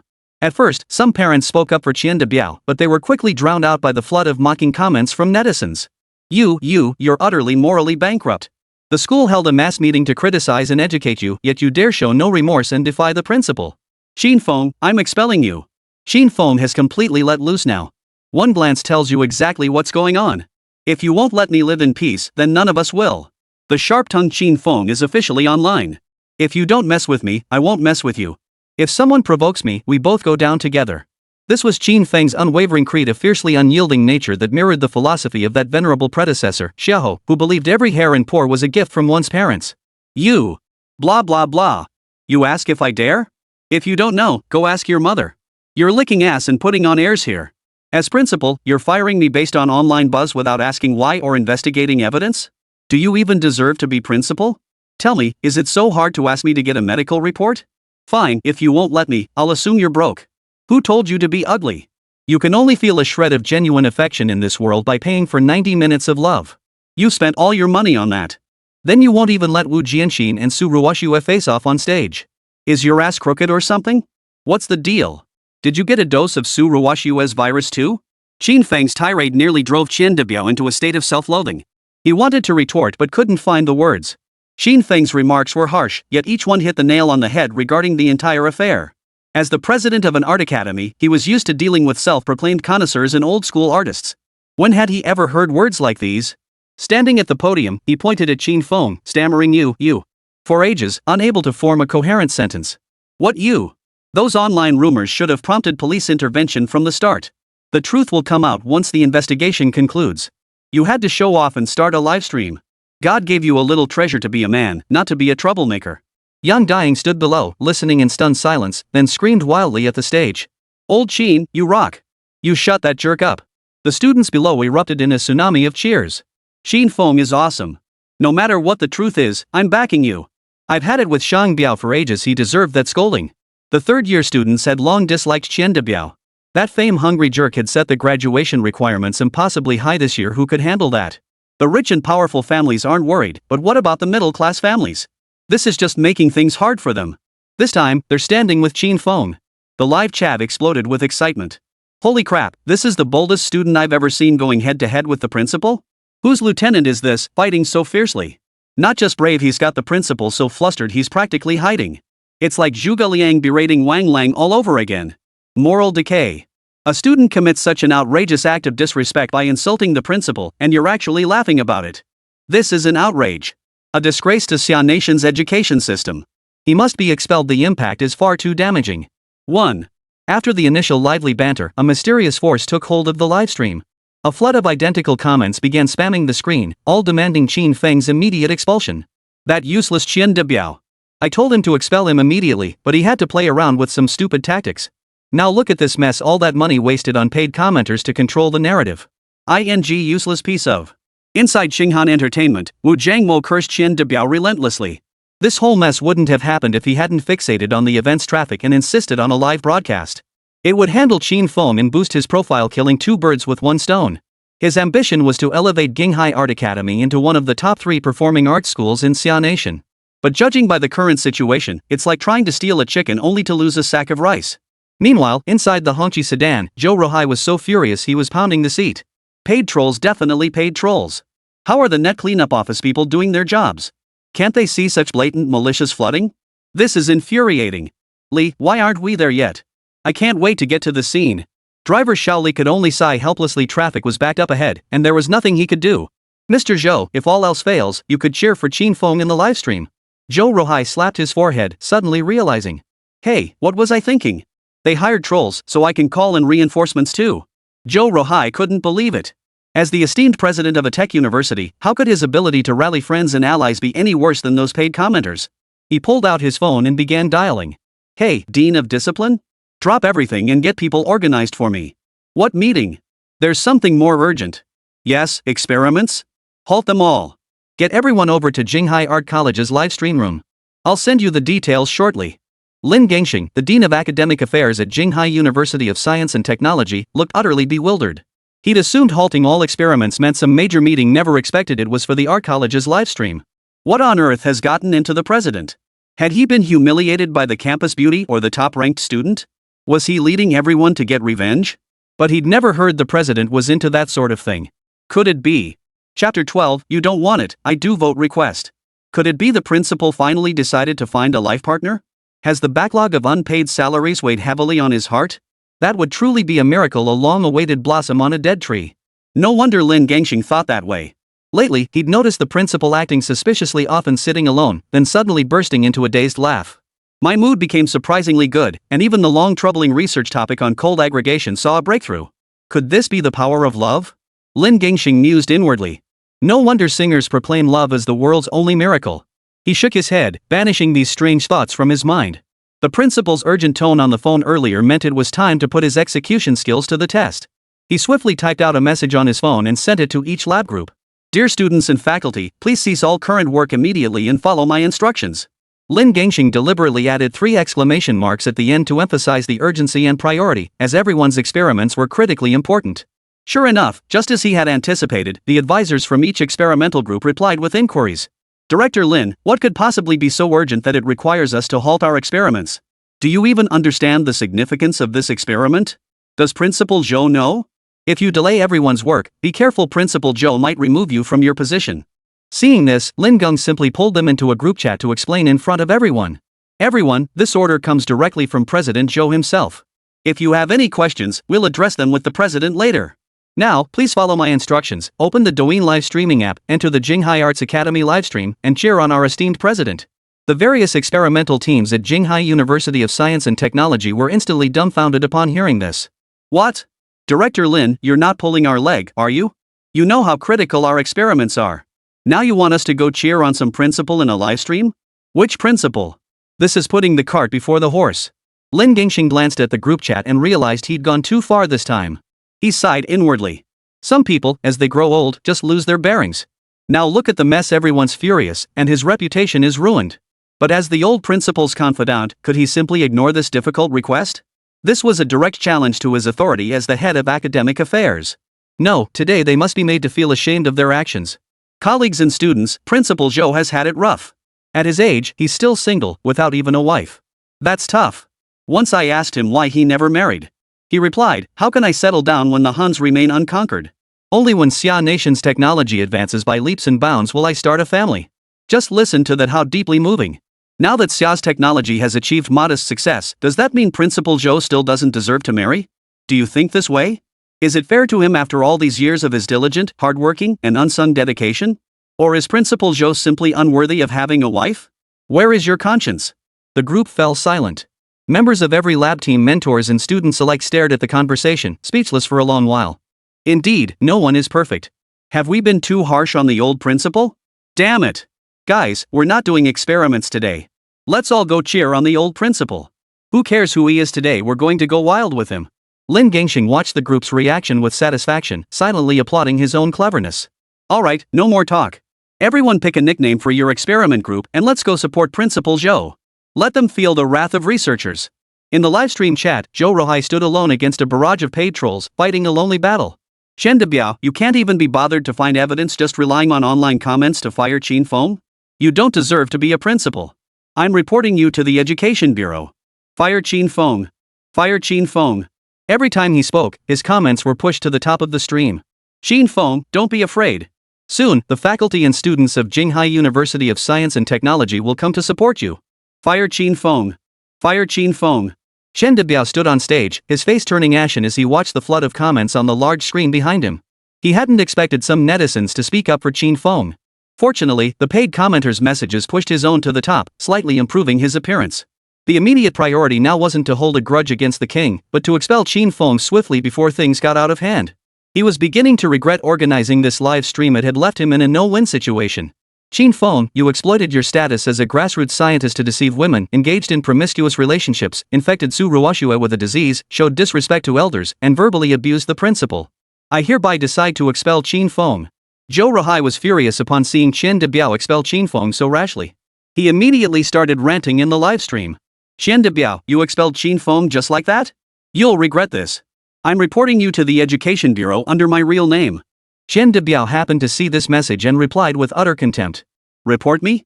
Who do you think you are? I'm the principal of a prestigious university. Do you really think I'd be intimidated by some keyboard warrior? Listen up, you bastard.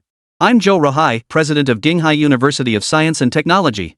I'm heading to your school right now. Qin Feng, you can keep him. Just you wait. Shen Debiao burst out laughing in anger upon reading it. You? The president of Jinghai University of Science and Technology? Just like Qin Feng, two of a kind, spewing lies. You put on quite the show. I'm thoroughly entertained. But you won't be able to keep his enrollment status. I'm revoking Qin Feng's enrollment right now. You better actually be President Zhou Ruhai, or I'll call the police to arrest you. Qin Feng pondered how he could earn shock points after getting expelled. He paid no attention to the exchange between Shen Debiao and Zhou Ruhai, nor did he care about the online abuse. In his eyes, negative fame was still fame. This was a colossal fortune. As long as he created an amazing tech product and kept streaming, everything would be revealed. By then, his shock value would soar, his followers would multiply, and his reputation would improve, a win-win situation. No way. Shen Debiao just expelled Qin Feng so carelessly? There are still so many unresolved questions it wouldn't be hard to investigate. Dude, you didn't actually buy Qin Feng's bull, did you? That's laughable. What would a university president gain by targeting a single student? I don't think Qin Feng is acting. There are definitely many suspicious points here. Look, even the president of Qinghai University of Science and Technology is speaking up for Qin Feng and plans to report it to the Education Bureau. Give me a break. Who knows if those aren't actors Qin Feng hired? Just then, a new wave of viewers flooded the livestream. Not many, but their usernames were terrifying. Qinghai University of Science and Technology Graduate Advisor has entered the livestream. Qinghai University of Science and Technology Experimental Group A has entered the livestream. Experimental Group B from Qinghai University of Science and Technology has entered the livestream. Chapter 13, Shock Value Rising Votes Needed. The viewers in the livestream watched as a group of individuals with impressive IDs entered the room in orderly formation. First the professors, then the students. Their aura was so commanding it drew gasps like imperial envoys escorting the emperor on TV, only missing the secret society background music. Holy crap, this setup, this level of precision, that guy claiming to be Qinghai University's president can't be legit, right? Dude, don't freak me out, that's one of Xia Nation's top 3 universities. I just insulted him. Help! Waiting online, super urgent. LOL. Wait for it, OP. As far as I know, Qinghai University of Science and Technology's president really is Zhou Ruhai. Insulting Xia Nation's researchers? Your ancestors won't even let you into their graves. Holy, guys, so that video is legit then. Holy. Ding. Congratulations, host. Shock value gained, 1111. Qin Feng received the system notification. Watching the shock points climb steadily on the interface, a satisfied smile spread across his lips. Not bad. Things were unfolding exactly as he'd planned. This livestream alone had netted him over 50,000 shock points. Qin Feng opened the system interface. Host, Qin Feng shock value, 56,328. Qin Feng clicked on the system panel's shop interface, searching for more affordable technologies to redeem. Tactical doorframe robot technology, 110,000 shock points. Digital life technology, 150,000 shock points. Dual pulse missile engine technology, 200,000 shock points. 7th generation aircraft engine technology, 300,000 shock points. Electromagnetic pulse bomb technology, 200,000 shock points. Electromagnetic railgun technology, 500,000 shock value. Qin Feng casually flipped through the pages, discovering that these technologies were nothing short of strategic level assets in this world. To put it bluntly, the EMP bomb would be a game changer against the powered combat suits prevalent in this world. Those elite power armored warriors from abroad are all scions of nobility. Their tactical skills and reaction speeds pale in comparison to those of the great Xia's power armored warriors. Electromagnetic pulse bombs paired with dual pulse missiles could annihilate them from hundreds of kilometers away. Who'd be foolish enough to engage in close quarters combat? Qin Feng felt elated. If he could exchange all these technologies, would he ever worry about shock value again? Handing these technologies over to the state would surely bring in billions upon billions in shock points. Forget planetary engines, even technologies like space elevators, water droplet detectors, and proton technology could be exchanged. Meanwhile, Qian Debiao found himself in a tight spot. According to the plan, the livestream was supposed to end after Qin Feng was fired. Qin Feng stared at the items on the exchange list. They were truly tempting. But his pockets were empty. So he decided to take the initiative. Being constantly reactive wasn't sustainable. All for the shock value, no shivering. But today's events had completely thrown Qian Debiao off guard. He needed to keep the livestream going to minimize the recent impact and boost the school's reputation while he was at it. He was ambitious, aiming to propel Qinghai Art School into the top 3 art universities. Currently, they couldn't even crack the top 5. That's precisely why this year's graduation requirements for juniors were so outrageously demanding, purely a deliberate ploy by Qian Debiao to boost his reputation. Now, seeing the comments flooding his live stream, he was starting to panic. The next wave of comments sent his unease spiraling to its peak. Zhou Ruhai, Principal Zhou, we're here to back you up. Zhou Ruhai, Principal Zhou, who's been giving you a hard time? We're here to back you up. Zhou Ruhai, Principal Zhou, congratulations. When's the big day? Zhou Ruhai, old Zhou. You've been keeping this under wraps. When's the wedding candy? The old boys are all waiting. Zhou Ruhai, old Zhou, never thought this 1,000-year-old iron tree would finally bloom. Hurry up and introduce her to us. Zhou Ruhai, everyone's here. This Qian Debiao morally bankrupt, trying to expel Qin Feng without evidence. Let's all stand with him. Qin Feng? In the conference room at Qinghai University of Science and Technology, everyone exchanged bewildered glances. Director Lin, is this information reliable? Yeah. Director Lin, weren't you supposed to introduce a rare find? Why just some young guy? Everyone was a bit dumbfounded, and Lin Gangxing was downright questioning his life. Did I misunderstand? Just then, an elderly voice spoke up with sudden realization. I get it now. This must be Zhou Ruhai's hidden illegitimate child. Don't think the surname Qin can fool me. I know what that old codger ate for lunch. He can't pull any tricks on me. My eyes are as sharp as an eagle's.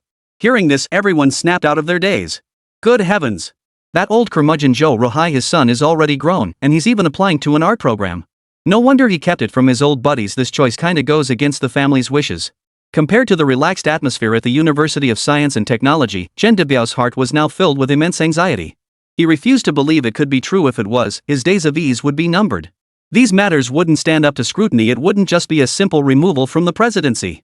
He couldn't admit it. Right, even if it were true, he couldn't admit it now. As long as he denied it, it could be dismissed as a momentary lapse. Even if it reached the Education Bureau, it would only warrant a stern reprimand. Zhou Ruhai? I've never heard of him. They're all putting on such convincing performances. Qin Feng, do you take me for a fool? The professors and research teams from Jinghai University of Science and Technology, their time is precious. Why would they come to this livestream? His reasoning was so convincing he even convinced himself.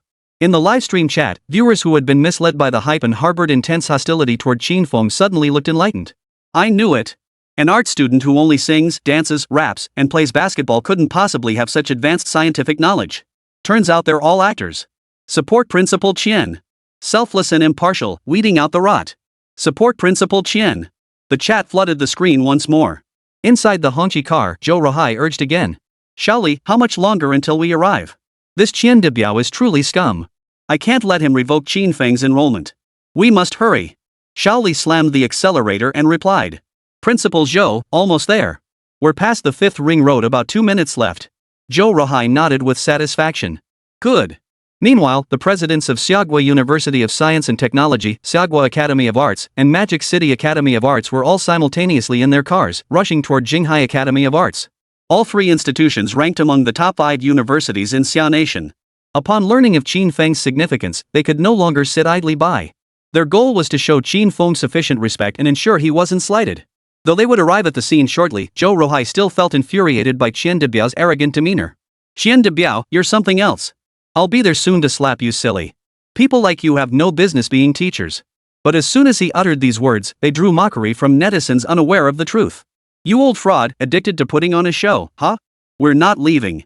We'll wait to see you slap Principal Qian at the scene. Don't just talk big or we'll call the cops. Waiting with bated breath. Waiting for one. Waiting for 10,086. Inside the conference room, everyone was furious reading the live comments. As the principal's right-hand man, Lin Gengxing was especially outraged. Are they insulting the principal? This is slapping Lin Gengxing in the face. As the head of student affairs, how could he allow the principal to suffer such humiliation? This was his failure. He had to find a solution. Lin Gengxing made his way to the broadcast booth adjacent to the conference room and picked up the microphone. Hello, students and teachers. Our principal Zhou Ruhai is being bullied right now. This is a slap in the face to our entire Jinghai University of Science and Technology. Tell me, can you stand by and watch this? Students and teachers in the middle of class heard the voice coming from the broadcast station and were all stunned. Ha! What's going on? One by one, their faces flushed crimson. How dare they? Who in this entire school hasn't been cared for by Principal Zhou? To bully him? They must be out of their minds. Angry shouts echoed throughout the campus. No. Lin Gengxing heard the deafening response and was thoroughly dissatisfied. Very well, then we'll pause this class for now. Grab your phones and head to Jinghai Art Academy's livestream to back up Principal Zhou. Oh, and by the way, word on the street is there's a student named Qin Feng and there might be Principal Zhou's kid. Keep your wits about you. Principal, this is all I can do for you. Chapter 14, 800 versus 40,000. The advantage is mine. Vote request. Chen Debiao watched the live chat comments flood the screen, his face breaking into a wide grin, especially as the live stream's popularity continued to soar. Any lingering worries had long vanished into thin air. So what if you really are? He was just following the rules. At worst, it was a procedural error. In the end, this world still values ability. As long as I achieve my goals, the Education Bureau will still have to kowtow to me. Qin Feng, given the heinous nature of your actions, no investigation is necessary. I hereby declare your expulsion from Jinghai Art Academy. The meeting is adjourned. A faculty member will accompany you shortly to process your withdrawal. Qin Feng felt no surprise at Qian Debiao's expulsion decision. The old man had harbored deep hostility toward him from the start, determined to expel him. This was clearly a case of taking bribes from the Wu family, while simultaneously exploiting a worthless individual to boost the school's reputation. But so what? This publicity stunt had both downsides and upsides for him. Not only was his shock value skyrocketing, but his name recognition had also surged significantly. Lighten up, negative publicity is still publicity. And getting bashed twice means double the payoff. No way I'm losing out. Qian Debiao, cut the phony act. Your hypocritical double standards are sickening. I've got better things to do than play your games. If you really want to play, go buy some whips, candles, gags, and handcuffs. Pretend you accidentally got locked up. I bet the girls you've taken advantage of will find that fascinating. Qin Feng couldn't care less about his already tarnished reputation. He just vented his frustration, doing whatever felt good. The more miserable the other person felt, the more he relished it. Besides, he was a man with a system. Such an opportunity was rare. Not milking it for all the emotional value he could get would be a waste. After the confrontation, he pretended to turn and leave. But while he felt satisfied, Chen Debiao wasn't having it. Words never truly hurt. The truth is the sharpest blade. Qin Feng hadn't expected his few words to strike such a nerve, especially in front of so many people. Enraged by humiliation, Chen Debiao refused to let Qin Feng walk away so easily. Think you can offend the principal and just walk away? No way. Qin Feng, you cannot leave yet. Given the magnitude of the trouble you've caused, I must hand you over to the public security authorities for processing. I hope you won't hold it against me. I'm doing this for your own good. Maliciously spreading infectious diseases and hiring fraudsters to impersonate researchers has caused a terrible scandal. These are the charges you'll face. The principal taught you, admit your mistakes, stand tall when punished, and strive to reform yourself once inside. Inside the live stream. Ma Dan, Qin Feng is still slandering Principal Qian. With his status, does he even need to play by the unwritten rules? Look at how decent Principal Qian is still looking out for Qin Feng even now. Learn to be a decent person before learning the craft. Principal Qian got it right. Too bad Qin Feng doesn't appreciate it. Principal Qian is awesome. That's exactly how you deal with black sheep. Principal Qian made the right call. My whole family supports your decision. At this moment, the live stream was flooded with overwhelmingly one-sided comments. The situation looked extremely grim for Qin Feng. Zhou Ruhai sat in his red flag car, furious as he read the netizens' comments. Come on, tell me how I should be grateful? When you're falsely accused, the principal not only refuses to investigate the truth but can't wait to destroy you, and you're supposed to be grateful? When you're wrongfully accused, instead of considering teacher-student bonds, they kick you while you're down. Shouldn't you look for your own faults? Wei? Baby? Wei? Tell me, Wei? How much longer until Li arrives? Driver Shaoli glanced at the road sign and estimated the approximate time.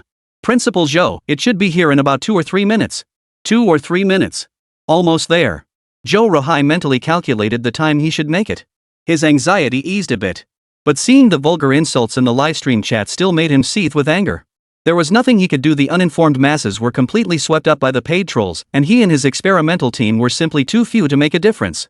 A few level-headed netizens did speak up, but their comments were quickly drowned out by the flood of comments. Zhou Ruhai opened Lin Gangxing's chat window and demanded, "What's going on? Didn't I tell you to arrange for someone to clarify this for us? Why haven't we heard anything yet?" At this pace, the experiment would have failed long ago. In the conference room, 2 messages pinged in. Lin Gangxing grabbed his phone and saw it was Principal Zhou. He's panicking. Having navigated the system for so many years, Lin Gangxing had mastered a few tricks for handling superiors. Seeing Principal Zhou Ruihai confronting him, he felt no panic, only a quiet sense of triumph. He smirked inwardly. See that? That's exactly what a leader needs in a capable assistant. Someone like me. Those clueless greenhorns, they rush to finish tasks the moment the boss assigns them, only to end up with more work piling up.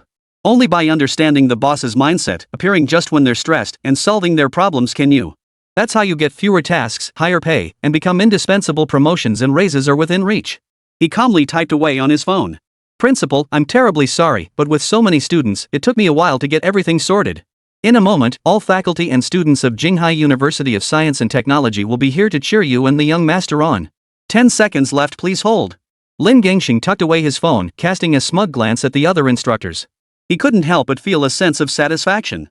See? It's all about technique. When you get things done, don't rush to take credit. Bring up the difficulties first. That way, the higher-ups will appreciate the effort, feel they owe you something, and benefits will naturally follow. But look at you lot, just plodding away like donkeys. When will it ever end? Ah!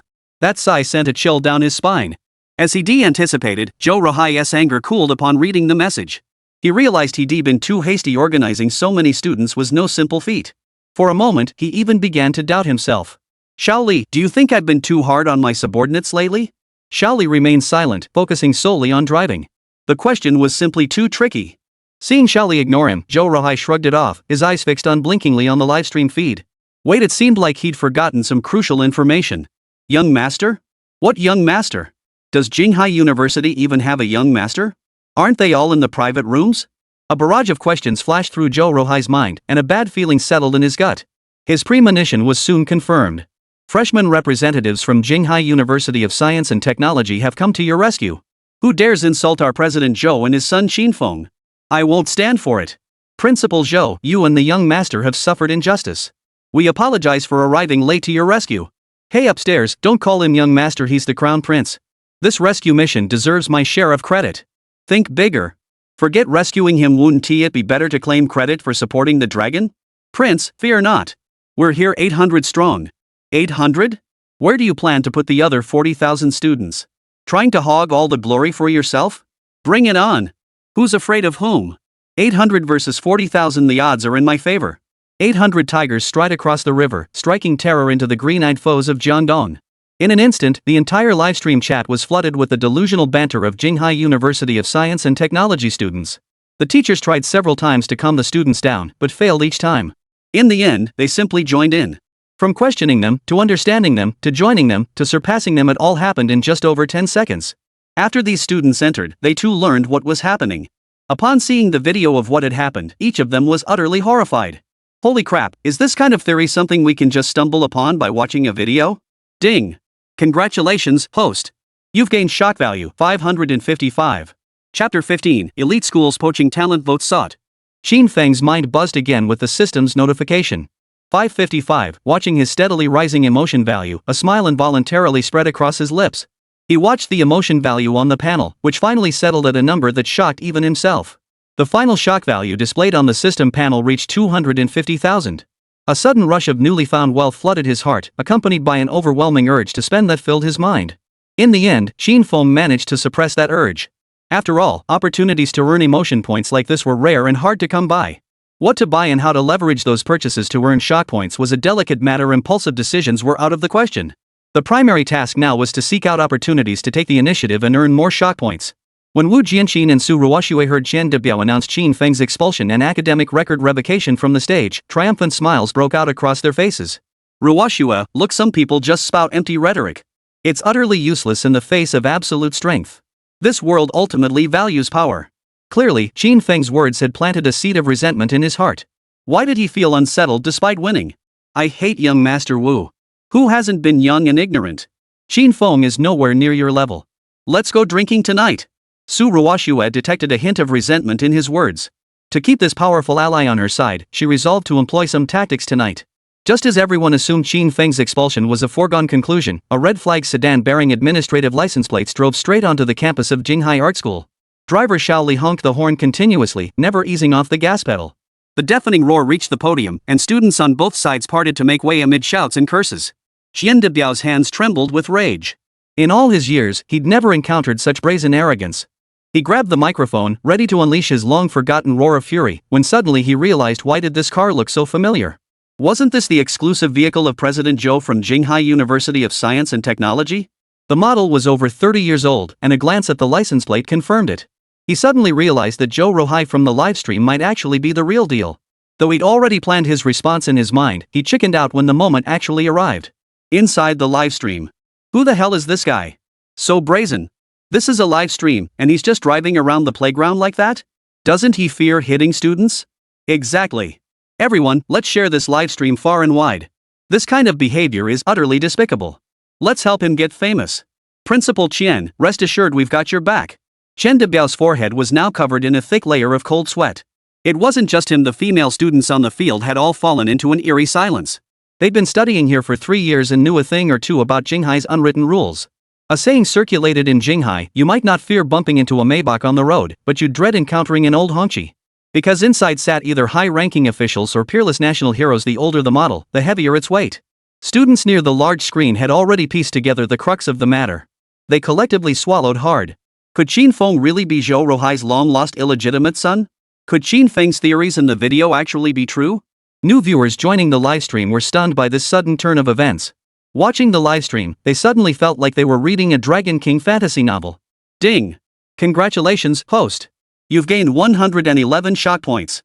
Qin Feng's interface instantly displayed over 100,000 additional shock points, leaving him thoroughly delighted. He already had a rough idea of how to spend this shock value.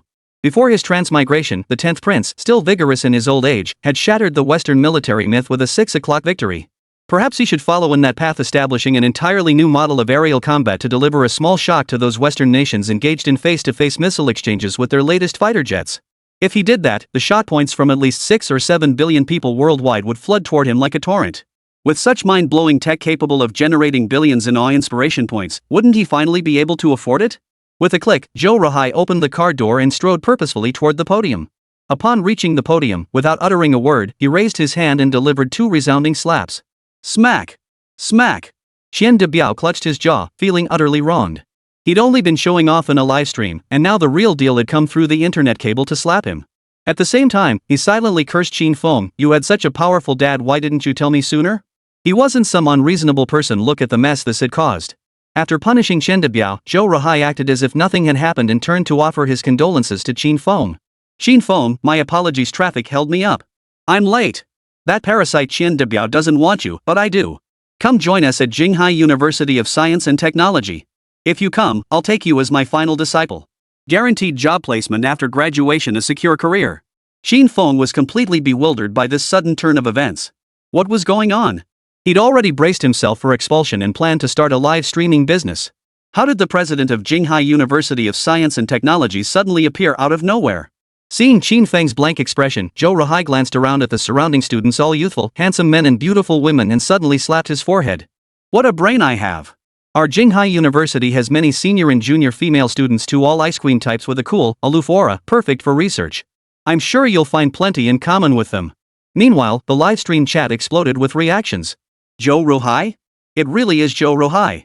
Holy crap, were those people in the livestream real? What am I seeing? This is straight out of the Dragon King War God storyline, right? These terms are way too generous. If it were me, I'd accept immediately. What's there to hesitate about? Hey, you just don't get it. Even if the terms are amazing, you'd be studying right under your old man's nose. What privacy would you have? This is totally rigged. Getting into school through connections is unfair to other students. The livestream was filled with all sorts of comments and reactions. The most stunned were the teachers and students at Jinghai Art School. Yang dying, holy crap, dude. If you had such an impressive background, you should have told me earlier. Now I've been worrying for nothing. Student A, oh man, I never knew Qin Feng was Zhou Ruhai's illegitimate son. We really messed with him a lot recently. Student B, yeah, it's all Wu Jianqin's fault. That petty bastard coveting someone else's girlfriend and stirring out this mess, he screwed us all over. Wu Jianqin and Su Ruoxue overheard their classmates' conversation, their expressions darkening. Su Ruoxue pointed angrily at the student. Not long ago, weren't you begging Jianqin just to get a minor role? And as for offending Qin Feng, wasn't it your own sycophantic flattery, sucking up to the powerful while stepping on the weak? Wu Jianqin spoke up. Ruoxue's right. This is all your own fault. If you want to keep playing supporting roles in my productions, you'd better behave yourselves. So what if he's Zhou Ruhai's own son? In this world, it's still all about what you can do. We'll see how it plays out. Some opportunistic classmates immediately chimed in to agree with Wu Jianqin. Only then did smiles return to Wu Jianqin and Su Ruoxue's faces. Just then, 3 vintage Hongqi sedans pulled into the school grounds. Taking on a final disciple? Guaranteed job placement after graduation? A secure career? Senior and junior sisters? We've got those too. Qin Feng, join our Harbin University. Our northern sisters are fiery-hearted, and the frontier wolves have their own unique style. Plus, our university will allocate 20 million yuan in special research funding for you every year. Students turned their gaze toward the speaker. Holy crap, Wu Qingfeng, it's President Wu Qingfeng of Harbin University. That school rivals National Defense University and Jinghai University of Science and Technology. These 3 institutions represent the pinnacle of scientific research universities in Xia Nation. Before the students could recover from their shock, another voice rang out. Qin Feng, why not join our National Defense University? Being at the same school as that old fart Zhou Ruhai must make you uncomfortable, you know what I mean? Young people need their personal space. Research funding? Everyone has that. Whatever they offer you, I'll top it by 10 million. It's Principal Li Yuanchao. The students were stunned once more. These 3 esteemed presidents were actually competing over Qin Feng. Chapter 16, The Helicopter Arrives, Votes Needed. Inside the livestream, the audience's shock was no less than that of the people on site. Holy crap, what am I seeing? 3 university presidents fighting over one student, Qin Feng? And offering such generous terms? This is absolutely insane. I'm so jealous of him. Move aside, Qin Feng. Your trial period's over, it's my turn now. Stop envying him, upstairs. Who can blame him for having such a great dad?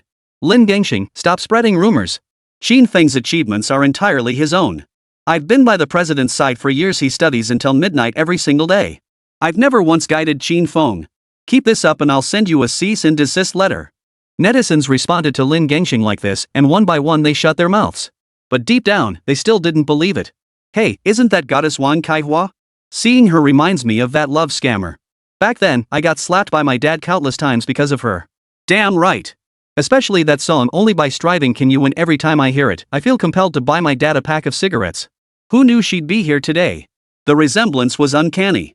Lin Gangxing had always wondered who Qin Feng's mother was, and now seeing Wan Kaihua, the mystery was solved. Who would have thought? Who would have thought, Principal, that you and my childhood goddess had a fleeting romance?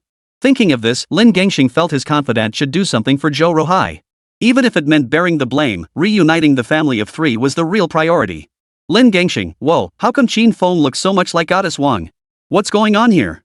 I have no idea, so stop speculating. Holy crap, I think I just uncovered some major secret. Whoa, holy crap, there's some juicy gossip here. The Buddha said, unspeakable, unspeakable. Watch out for the cease and desist letter. As the former Golden Leopard goddess and now president of Jiangnan Arts University, Wan Kaihua had merely received a notice from the Ministry of Education to join the festivities. Little did she expect a major scandal would land squarely on her lap. Quite the predicament. Zhou Ruhai, you step aside for now. Sort out your personal affairs first before returning. Qin Feng is mine and Li Yuanchao's to handle. Zhou Ruhai was utterly baffled. What the hell was going on? What personal matters? When he turned back, he caught the very moment Lin Gangxing delivered his speech. Great. Lin Gangxing, I never expected you, with your innocent looks, to be the one who betrayed me. You've ruined your reputation. Just wait till I get back, I'll make you pay. Lin Gangxing, inside the conference room, felt an inexplicable chill rise up his spine. Just as Zhou Ruhai and Wan Kaihua were about to explain, the large screen behind them suddenly went black. Amidst the students engrossed in the drama, someone suddenly shouted. Why's my phone losing signal? I'm still live streaming. Who cut my data? Stop shouting. I've got no signal either. Me neither. Just then, a military helicopter arrived with a deafening roar. Everyone froze in shock. What's going on? Is there a military exercise nearby? Did it get lost and come looking for locals to ask for directions? What the hell kind of joke is this? Military installations use satellite navigation systems. Why would they need to ask you for directions? Amidst the crowd's bewilderment, the helicopter hovered above the podium. Several ropes descended, and 5 fully armed Special Forces operatives rappelled down. After landing, they cleared the surrounding students and took up positions, guns drawn, maintaining vigilant watch.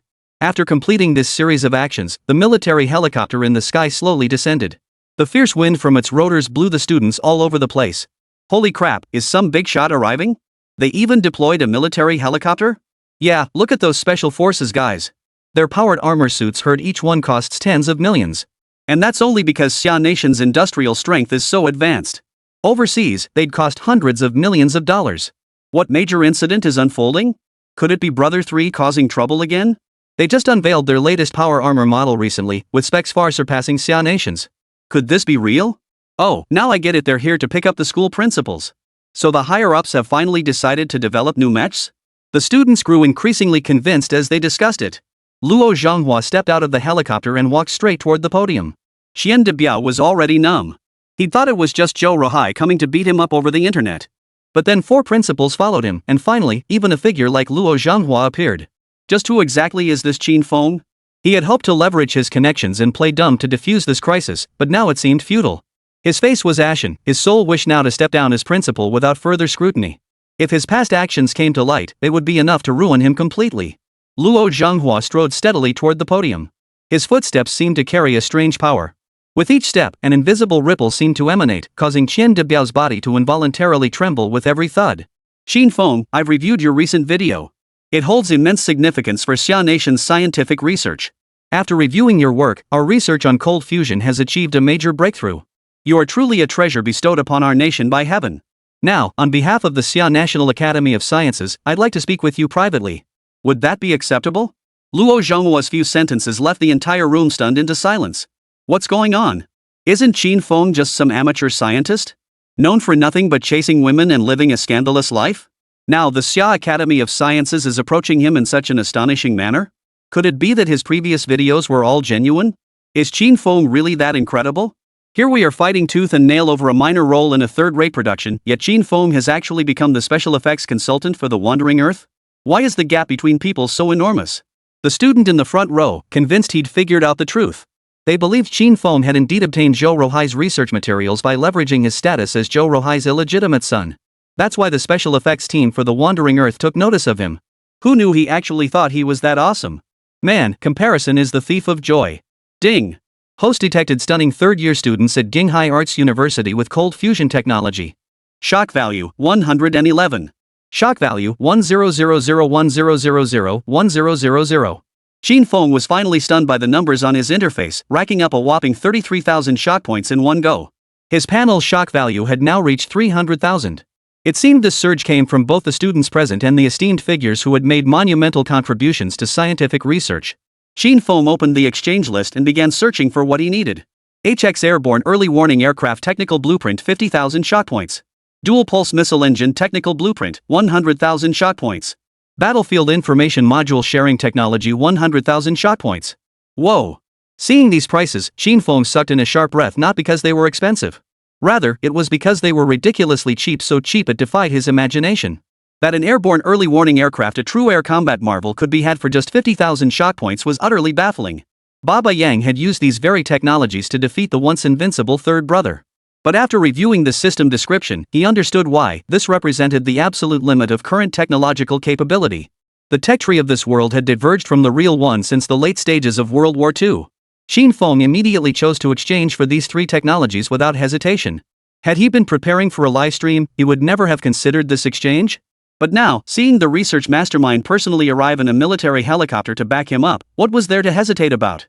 The most uncomfortable individuals present were undoubtedly Wu Jianxin and Su Ruoxue. Su Ruoxue was already beginning to feel a twinge of regret. To climb her way into Wu Jianxin's entertainment company, she had gone so far as to fabricate a fake medical report to frame Qin Feng. Who would have thought he was this formidable? How could the entertainment industry possibly compare to the scientific research field? Even if she became an Academy Award winner, she wouldn't even be worthy of tying his shoelaces. Not to mention, had they not broken up, her status alone would have guaranteed her a Best Actress role even if she just showed up on set with a photo booth picture. Right now, she truly regretted it. Wu Jianxin watched Qin Feng bask in such glory, consumed by envy. But he remained unflustered, for his family represented the influence of the Muyang capital faction. Patriotic entrepreneurs, the entertainment industry, and the scientific research sector were their natural enemies. They were merely mouthpieces fed bones by their masters, ready to smear anyone at command. Chapter 17, This Guy's Got Talent Votes Needed. When Wu Jianxin saw his power-armored squad enter the campus, their full attention fixed on vigilant surveillance of their surroundings. He finally realized everything in that livestream had been nothing but a smokescreen. All these people were just toying with me. Perhaps Qin Feng truly possessed some extraordinary ability that could mobilize all these big shots to act on his behalf. But that was all Wu Jianxin, overthinking it. He was the mastermind behind this whole spectacle. Just as he reached for his phone to record the scene, a large contingent of armed police stormed the area. Armed with specialized equipment, they positioned themselves around Qin Feng. Wu Jianxin recognized them, high-frequency radar jammers, the nemesis of all camera lenses. Pointing any electronic device like a phone at them would render it useless. He reluctantly stowed his phone away, inwardly astonished. What kind of power did Qin Feng wield to warrant such an elaborate operation? Though he was a spoiled rich kid, he had already mentally elevated Qin Feng's threat level by several notches. It seemed he'd have to explain himself to the old man back home. Had the recent cultural infiltration efforts in the film industry gone too far? Was it time to rein things in? Even the Xia Nation military had mobilized such a massive force for a single student. Chen Debiao's face had turned ashen. Collapsing to the ground, his legs trembling, he had completely lost his usual imposing demeanor, now resembling a lamb awaiting slaughter. Indeed, after exchanging pleasantries with Luo Zhenghua, Qin Feng turned to Chen Debiao with a cold, emotionless expression as if surveying a piece of trash awaiting disposal. Chen Debiao, what a fine job you've done. As principal, you dismissed your own student without inquiry, relying solely on online rumors. Not only that, but to chase views, you deliberately live-streamed the public punishment of Qin Feng. The impact of this is utterly deplorable. Your conduct is utterly unworthy of a role model. Guards, take him away. I want a thorough investigation into his actions over the years. He will face consequences for all of them. Secretary Zhou, standing beside Luo Zhenghua, directly stated the measures to be taken against Chen Debiao. This had been decided upon their arrival. As for Luo Zhenghua, Chen Debiao had absolutely no standing to even speak with him. I was wrong. Please, give me a chance. I won't be principal anymore, can you spare me? I was just momentarily blinded by my own mistakes. Chen Debiao wept uncontrollably, his face streaked with snot and tears, looking utterly wretched. The faculty and students of Jinghai Art School couldn't make out their words, only seeing the principal now lying on the ground like a defeated dog, sobbing uncontrollably. They were utterly astonished. What was going on? Were Qin Feng's connections really that powerful? They couldn't understand. A momentary lapse of judgment? How much trouble have you caused Qin Feng this time? If anything happens to him, you'll be a traitor to the great Xia. Chen Debiao, standing nearby, had overheard their earlier conversation and now grasped Qin Feng's importance. He bitterly regretted his actions. But it was too late for regrets now. He had abandoned any hope of escaping unscathed. He only begged for a few days before going in, enough time to secure his family's future. Over the years, he'd amassed considerable wealth, more than enough for them to live comfortably abroad for the rest of their lives. So Chen Debiao cast aside all dignity. Crawling forward, he clung desperately to Qin Feng's calf, pressing his face humbly against the sole of Qin Feng's shoe. "Qin Feng, please save me. I truly regret it. I shouldn't have treated you that way. I'm begging you, let me go home for one last family reunion dinner." Qin Feng felt a wet patch on his leg, feeling utterly disgusted. He tried to pull his leg away, but it was stuck fast. Luo Zhanghua gave a single glance, and a special forces soldier beside him immediately stepped forward. With 2 sharp cracks, he dislocated Chen Debiao's arms and dragged him away like a dead dog. How disgusting! Who would have thought Sang Biao would end up like this? Qin Feng felt as though everything that had happened today was unreal, almost too unbelievable to fathom. Secretary Sumo, dressed in black stockings and a business suit, approached with a smile and explained to Qin Feng.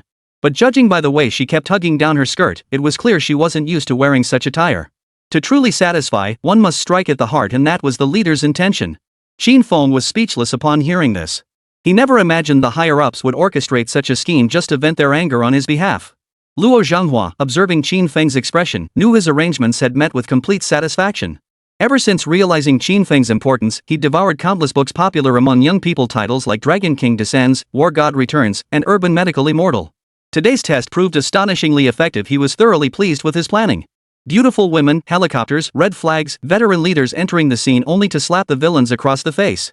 This kind of scene would easily rank in the top 3 in any of Luo Zhanghua's Dragon King or War God novels, right? Seems he needed to study this field more thoroughly upon returning.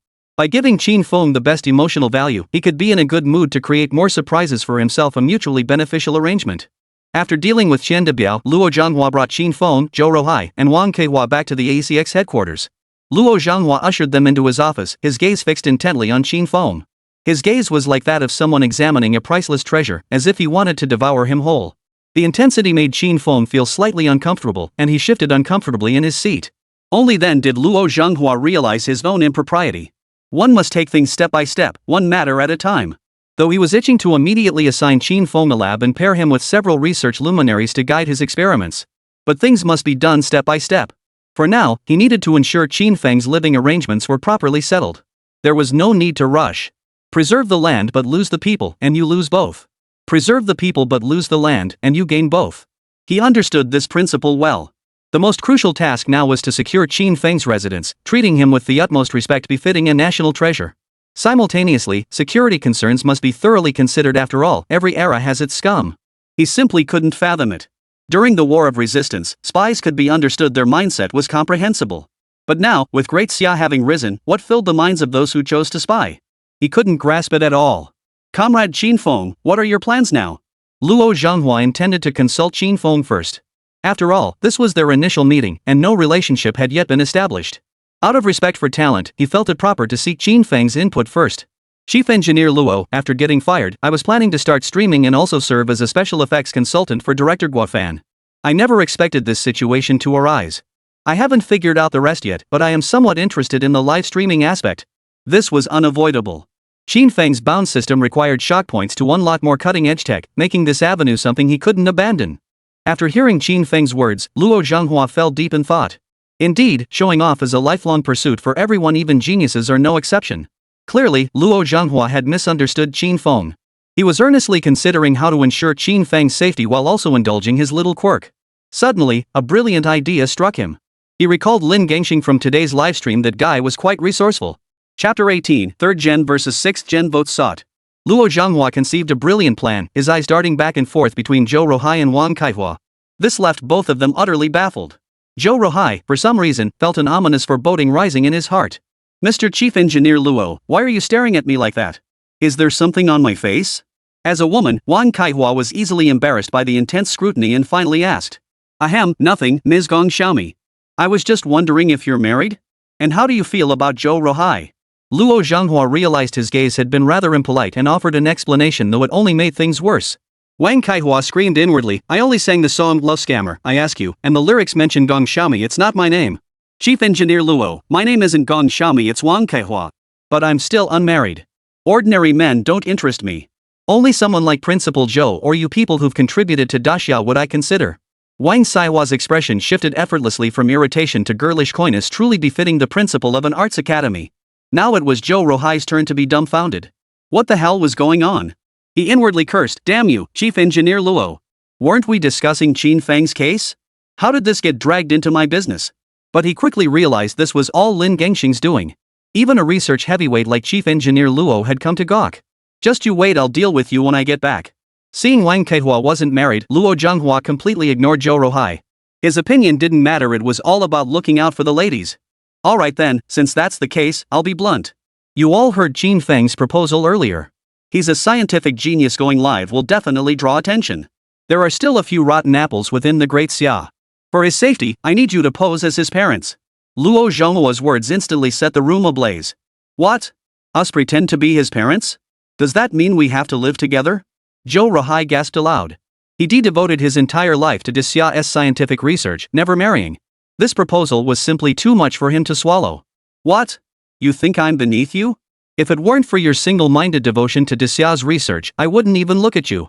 Back in the day, my beloved Bian Kaiying and that love scammer were all the rage on every street corner, the dream girl of countless men. Qin Feng was equally baffled. He could tell Wang Kaihua was interested in Zhou Rohai, but this old straight man was completely oblivious to the romantic overtones. What a juicy scoop. Truly a juicy scoop. Never expected to get such fresh gossip here. He silently gave Luo Zhanghua a mental thumbs up. He didn't care what kind of arrangement they made. The main thing was that it would help share some of the risk. From now on, no matter what cutting-edge tech they came up with, people would automatically think of Zhou Rohai. His safety margin had clearly increased. At least he no longer had to worry about some Iron Man in a powered exoskeleton dropping from the sky to kill him. With technology extraction still not at a certain level, it was better to play it safe. But Qin Feng immediately narrowed his eyes as he thought about his own exoskeleton armor materials arriving soon. Once assembled, he could form a combat squad. Equipped with information module sharing technology, electromagnetic pulse rounds, and railguns. Those power suits relying on brute armor and defense would be doomed. A 3-man exoskeleton squad could take them down effortlessly. Beyond 7 paces, their guns were fast. Within 7 paces, they were both fast and accurate.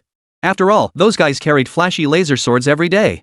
Due to advances in materials science, conventional firearms and small-caliber artillery have lost their effectiveness against these mechanized warriors. That's precisely why they've developed these close-quarters combat weapons. Alright, it's settled. Starting today, you two are husband and wife. Qin Feng will live with you. I'll arrange a villa for you to live in shortly. Luo Zhanghua made the decision outright, but Zhou Rohai was displeased. Chief Engineer Luo, this man Zhou has pledged his life to the nation, how could he possibly pledge it to another? Luo Zhanghua slammed his hand on the table. You fool! Protecting a genius like Qin Feng, isn't that serving the great Xia? This is just a charade, not real marriage. Stop daydreaming about romantic fantasies. Zhou Rohai finally had no choice but to accept the proposal. Qin Feng, you will reside with Principal Zhou from now on. I will have a laboratory constructed for you in the villa's basement. For all future expenses, seek Professor Zhou. He will submit requests to me. Anything under 10 million yuan will be approved immediately. You'll receive a monthly living allowance of 20,000. If that's insufficient, request more from Zhou Rohai. Here's the contract, review it and sign if you have no objections. Qin Feng took the contract, read it carefully, then swiftly signed his name. After everything was settled, Luo Zhanghua arranged a simple meal for everyone. Qin Feng used this break to spend 10 shock points in the system mall, exchanging them for a hard drive containing the technical data he had just acquired. Since he had already redeemed the materials earlier, the 10 shock points were solely for the hard drive itself. After the meal, Luo Zhanghua called Qin Feng into his office alone and cautioned him. Qin, you're now part of the Daxia research community. Be cautious when you're out and about, don't let spies get their eyes on you. I won't interfere with your live streaming, Zhou Rohai has your back. Just focus on streaming. Here's Secretary Zhou's contact info at her. If anyone gives you trouble, contact Secretary Su Mo.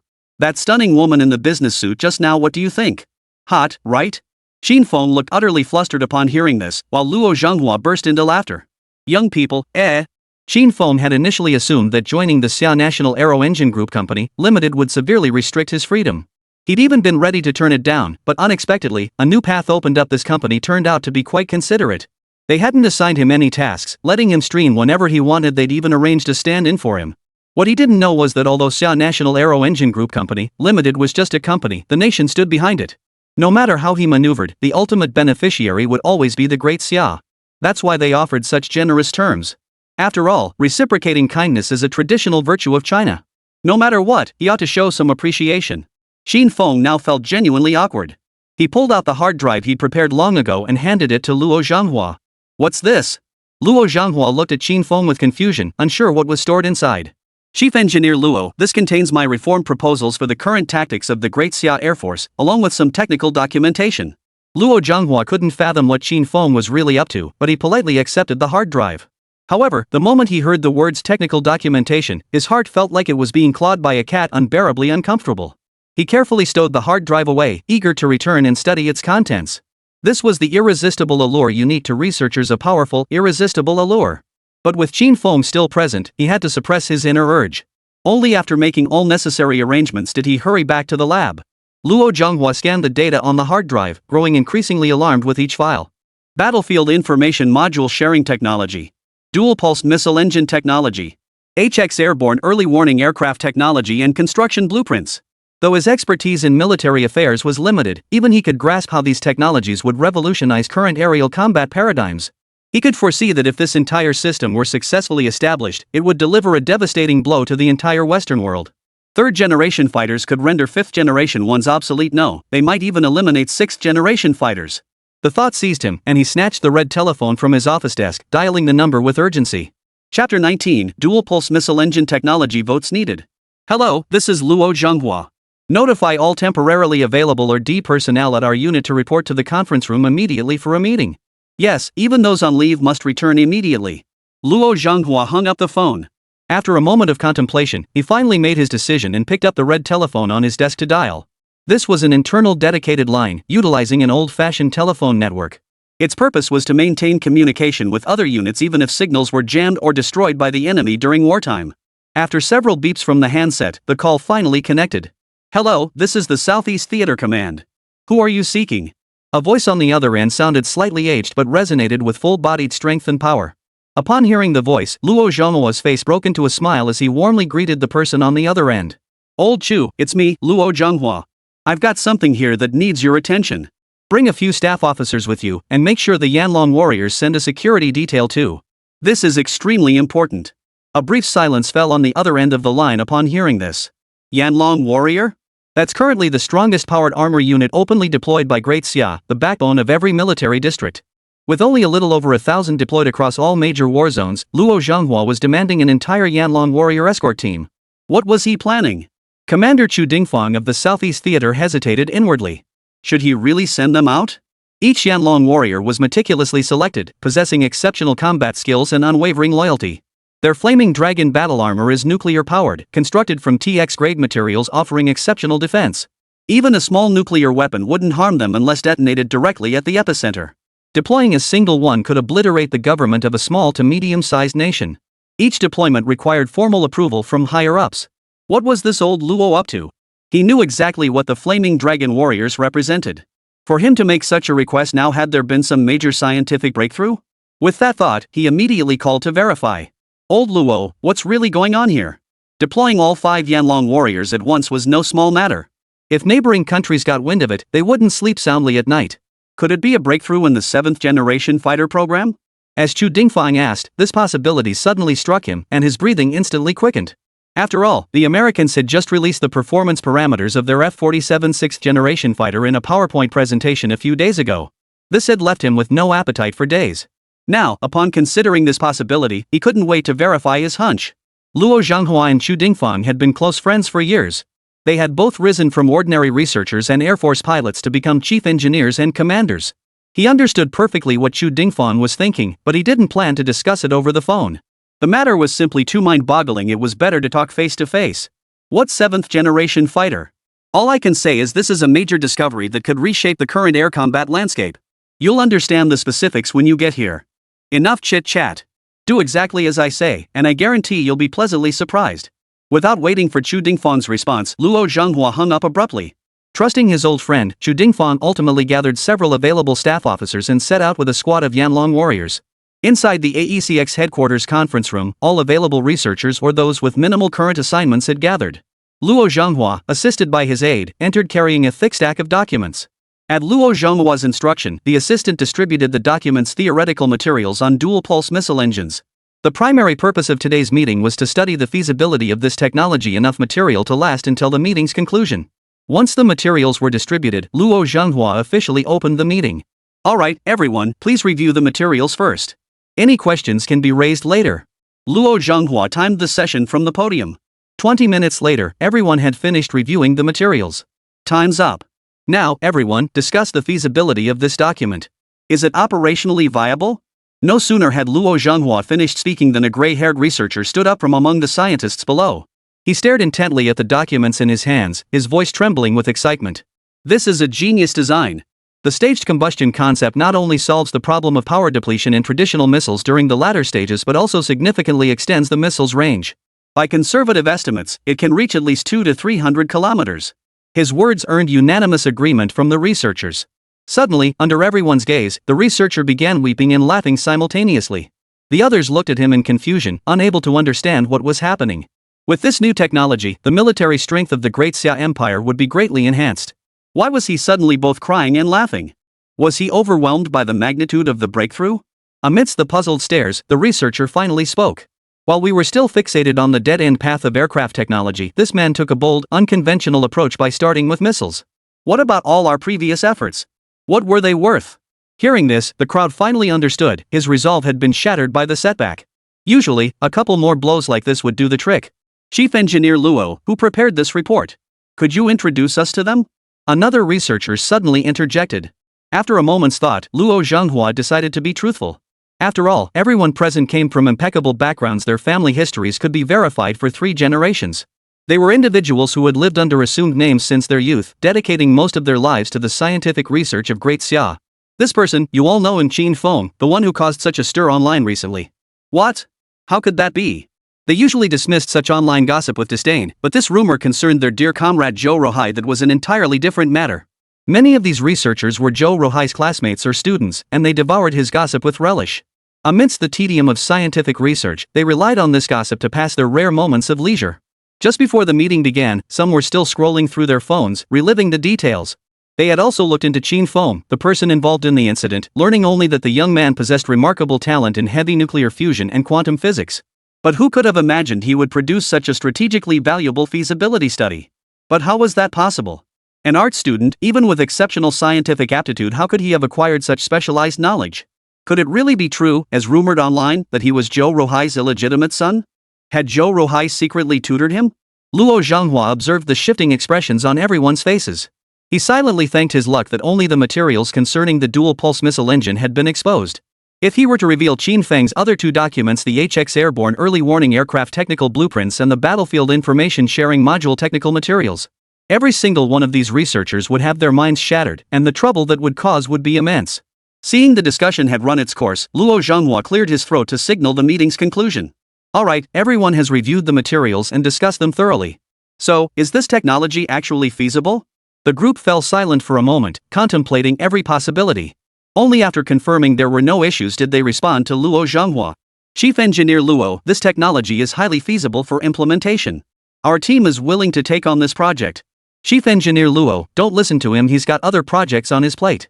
Give us the project. We're currently without any assignments. Chief Engineer Luo, give it to us.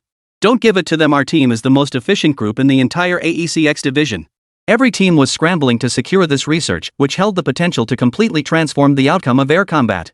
Watching the scramble, Luo Zhenghua understood the situation. The final decision now rested with the military.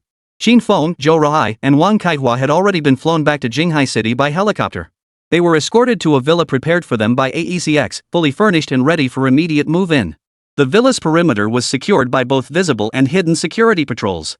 Additionally, 5 Special Forces soldiers had been assigned to villas in different directions from theirs. Though the powered combat suits worn by the Special Forces weren't as advanced as those of the Yanlong warriors, they still cost tens of millions per set. Ordinary field units only had a few dozen such suits, making them a core force. The 3 sat on the villa's sofa, exchanging glances. Zhou Ruhai still couldn't wrap his head around it. He hadn't gotten his closed-door disciple, but he'd gotten a wife instead. Wang Keihua, however, wore a face of pure excitement and delight. She had been watching Zhou Ruhai for a long time, convinced that only such an outstanding man was worthy of her. It was just that their social circles had never intersected before, leaving no opportunity for connection. Now, however, she had achieved everything in one fell swoop, even gaining a son, albeit a fake one. Still, wasn't that cause for joy? Wang Saiwa's good mood even made her gaze toward Qin Feng soften with a touch of affection. She pulled a bank card from her purse and handed it to Qin Feng. "Little Feng, this is a token of your godmother's affection. There's 200,000 yuan inside my bonus. The pin is 6 zeros. Spend it freely, and let me know when it's gone." Qin Feng accepted without refusal, politely thanking her. He happened to need the money soon to cover the final payment for that batch of exoskeleton armor materials. At worst, he could repay Wang Saiwa's kindness once he made more money. Chapter 20, War? A game for noble lords votes sought. Qin Feng's mind was entirely consumed by those powered combat suits. From official websites and battlefield reports, he learned this world's warfare differed vastly from his former home, Blue Star. This world placed greater emphasis on individual strength. Wars between small and medium-sized nations often boiled down to 2 or 3 powered mech warriors facing off in direct combat. Once one side's mech warriors were eliminated, the remaining soldiers faced brutal slaughter, surrender or die. Xia Nation, Bear Nation, and the Yanks ranked among the world's 3 most powerful nations, each fielding no more than 500 powered armor warriors. Of course, suffering from firepower deficiency phobia is a natural talent for Xia nationals. This figure is relatively conservative. Those in the know understand. One can only imagine how many such units smaller nations possess. Some warlord factions could barely scrape together a single powered mech warrior. Qin Feng shook his head in disbelief at this sight. The resource allocation was clearly flawed. In this technologically advanced 21st century, they've turned warfare into a 3 Kingdoms style hack-and-slash game. Ordinary soldiers lack even basic body armor, armed only with bare automatic rifles. Tactical accessories are entirely neglected. Yes, they weren't designed. Even their artillery consisted of mortars and outdated World War II-era cannons. In their eyes, ordinary soldiers were worthless cannon fodder, disposable expendables. They're mere metals for the nobility to harvest at will, reduced to nothing more than numbers in their eyes. In Western nations, whenever a politician's career hits a snag, they simply find an excuse to launch a small-scale campaign against an enemy or even an ally. Both sides would stage a charade, turning the enemy's soldiers into cold, hard numbers on their own military records. Then they'd return, unabashedly continuing their electoral campaigns. In those nations' eyes, only those with noble blood could become power armor warriors, a single suit costing hundreds of millions of dollars. Qin Feng mentally compared his personal exoskeleton armor with the powered exoskeletons of this world. In terms of protective strength and technological advancement, Qin Feng's suit couldn't compare. But modern warfare doesn't rely on that. His exoskeleton armor might be simple and offer limited protection, but who says he has to engage in close-quarters combat? While it resembled powered armor, strictly speaking, it was a multifunctional tactical platform designed to carry a greater variety of weapons. Electromagnetic pulse grenades, miniaturized railguns, drone strikes, and information-shared missile attacks. These represent the strengths of Qin Feng's exoskeleton armor. Strength lies in unity. Even ordinary soldiers can alter the outcome of a battlefield. Most crucially, it's cheap and rugged. A single unit can be produced for just $2,000 or $3,000, while the cheapest power armor suits cost tens of millions of dollars. This world of war games that treats ordinary people like ants, where political deals treat all humanity as playthings in the palm of a hand, Daxia chooses not to participate. This provoked the world's other nations, who united to attack the Great Xia across all fronts, particularly its film and television industry. Their aim, to influence the mindset of the Great Xia's common people, thereby altering the decisions of this colossal nation. Now Qin Feng has arrived. With the system's aid, he is determined to help the Great Xia subdue all nations. After all, when the nest is destroyed, no eggs remain intact. The Great Xia now stands on the brink of collapse. If the Great Xia collapsed, wouldn't he become a plaything for others? This is precisely why Qin Feng unconditionally handed over that revolutionary aerial combat strategy capable of reshaping the new landscape of aerial warfare to Luo Zhenghua. Perhaps only by shifting this war doctrine could he deliver a shock to the world, a revelation about the true nature of large-scale group warfare. Only then would the people of this world realize that the era of noble lords had passed. The era of the nobles has changed. The shock value gained at that moment would be astronomical. By then, he could acquire more cutting-edge technology, shaping the world according to his will, a win-win scenario. Money? Status? By then, these things would be within easy reach. Inside the AECX headquarters office, Luo Zhenghua sat alone, awaiting the arrival of military personnel from the Southeast Theater. He had just handed over the partial documentation on the dual-pulse missile engine to Wang Yuanming's team, instructing them to first research and verify the technical feasibility of this component. After all, it was merely a feasibility discussion. Everything still needed to be validated through testing. This was the most basic set of materials. As long as they followed the instructions provided, results would come quickly. Old Luo's here. What's this major discovery? The long-awaited voice finally appeared, and a smile spread across Luo Zhonghua's face. He rose and personally went to the door to welcome Chu Dingfang inside. Old Luo, what's this major discovery that required half the command center and 5 Yanlong warriors to mobilize? Chu Dingfang skipped pleasantries, his curiosity piqued by Luo Zhonghua's mention of a major discovery. He couldn't wait to learn more the moment they met. Old Chu, I know you're eager, but hold your horses for now. Good things come to those who wait. Take a look at this report and you'll understand. Chu Dingfang took the documents from Luo Zhonghua's hand, looking slightly annoyed. Old Luo, couldn't you just say what you need to say? Why all this fancy nonsense? You know I hate reading these documents, always thick stacks with barely a few key points. Luo Zhonghua smiled at Chu Dingfang and gestured for him to open it. Seeing Luo Zhonghua's expression, Chu Dingfang reluctantly opened the folder in his hands. The moment Chu Dingfang saw the first page, the carefree smile on his face instantly turned solemn, his eyes widening in shock. As time passed, his facial expressions became incredibly vivid. From initial indifference, to solemnity upon discovering potential irregularities, to utter shock after reviewing the entire dossier. He stared at Luo Zhonghua before him with utter disbelief, scrutinizing him from head to toe, murmuring in astonishment. Who would have guessed you'd have such military talent, old man? What do you say? Interested in joining our Southeast Military District as a staff officer? If you join us, the position of Chief of Staff is yours. Luo Zhonghua ignored the jest and asked with utmost seriousness. What do you think? Is there any possibility of implementing this? Although Luo Zhonghua had great confidence in the 3 technical proposals Qin Feng had submitted, matters concerning the military domain were best confirmed with Chu Dingfang. Only if he gave the green light could it truly be considered viable. How should I put it? I've reviewed this plan. The HX airborne early warning aircraft, the dual pulse missile engine, and the combat information module sharing technology all are brilliantly conceived. Combined, they could utterly outclass any air force in the world, but only if they could be realized. The airborne early warning aircraft is a brilliant concept. With our current technology, we could certainly build it. This world has veered off course technologically. It's an era where immense power is concentrated in individuals, so no one has considered this direction. The combat information module sharing technology is also feasible. But the dual pulse missile engine? I've never heard of such a thing, let alone any similar technology. Are you truly confident? At that very moment, Wang Yuanming, who had just retrieved the documents and was heading to the lab, was rushing frantically toward the conference room. Chapter 21, Yang Dying Stunned Reaction. Luo Zhonghua knew he was in the clear when he heard Chu Dingfang's words. If old Chu said so, then its value was proven. All that remained was to conduct experimental verification and submit a report. He found it rather amusing to see Chu Dingfang's expression, eager yet fearful of coming up empty-handed, caught between hope and dread. Chu Dingfang, seeing Luo Zhonghua not responding to his words but only staring at him with a smile, assumed he was pitching a project seeking investment, something this old fox had done countless times before. Ah, well, fine. The Southeast Theater Research Institute will fund this project. The dual-pulse missile engine technology can wait. Prioritize getting the HX airborne early warning aircraft and that information sharing technology up and running first. 2 years, any issues? Luo Zhonghua was filled with questions. What the hell did you invest in? The entire set of mature technical documentation is in my hands, okay? Why would I need your investment? When it comes time to distribute the new equipment, you'll just take advantage of the situation. What the hell? I just wanted you to see if this air combat theory system works. Who asked you to invest? Chu Dingfang was equally baffled. Isn't this exactly how you usually operate? Otherwise, why would I even ask? What? You just called me over to look at a PowerPoint? You don't need help allocating research funds? Just as the 2 old men exchanged bewildered glances, research team leader Wang Mingyuan rushed over. Old Luo, good news. The partial technical experiments for the dual-pulse missile engine succeeded. That technical data is legit. What? Luo Zhonghua and Chu Dingfang both jumped to their feet in excitement. Luo Zhonghua was relatively calm after all, he held the complete documentation.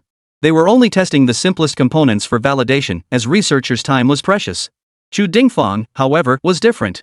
Just moments ago, he'd assumed the project hadn't even been approved yet. Old Luo had called him over to help draft the application and coordinate the transfer of research funds from his Southeast Theater laboratory. But this old fox had actually summoned him to review the data and announce a major breakthrough. Are you kidding me? Old Luo, you've changed. Now that you've got something good, you've pushed me aside and gone off working on it secretly. Not only that, but you called me here just to show off. But that wasn't the crux. The real shock was that the dual-pulse missile engine, which he'd considered the most challenging, had already reached the experimental validation stage. How could this not send shivers down his spine? Old Luo, you've been secretly hogging the glory behind my back. Luo Zhanghua felt a chill run down his spine under Chu Dingfeng's resentful gaze and had no choice but to recount everything about Qin Feng. Chu Dingfeng was utterly stunned upon hearing this. He never imagined that the second-generation heir riding on Zhou Ruhai's coattails could be so capable, possessing such extraordinary talent in the scientific research field. Moreover, Zhou Ruhai had even set up a decoy to protect him. Upon learning all this, Chu Dingfeng immediately slammed his palm down. His decision was made: 2 Yanlong warriors would provide round-the-clock covert protection for him. Early the next morning, Lin Moyang rose before dawn. Qin Feng hadn't slept well the previous night. The new environment and the temporary family he'd formed with the two principals made him feel somewhat unsettled. After finishing his morning routine, he found Wang Kaihua already bustling about in the kitchen. It was clear she was eager to make a good impression on both him and Principal Zhou. Well, mainly Principal Zhou. He was just collateral damage. Holy crap, what's going on? Why is the kitchen filled with smoke? Qin Feng sensed something was wrong and immediately rushed in to help. Covering his mouth and nose, he plunged into the thick smoke. The kitchen wasn't much bigger than a single room. The smoke was thicker than fog on a hazy day, visibility so low he couldn't even see a person's silhouette. Qin Feng had no choice but to feel his way along the wall.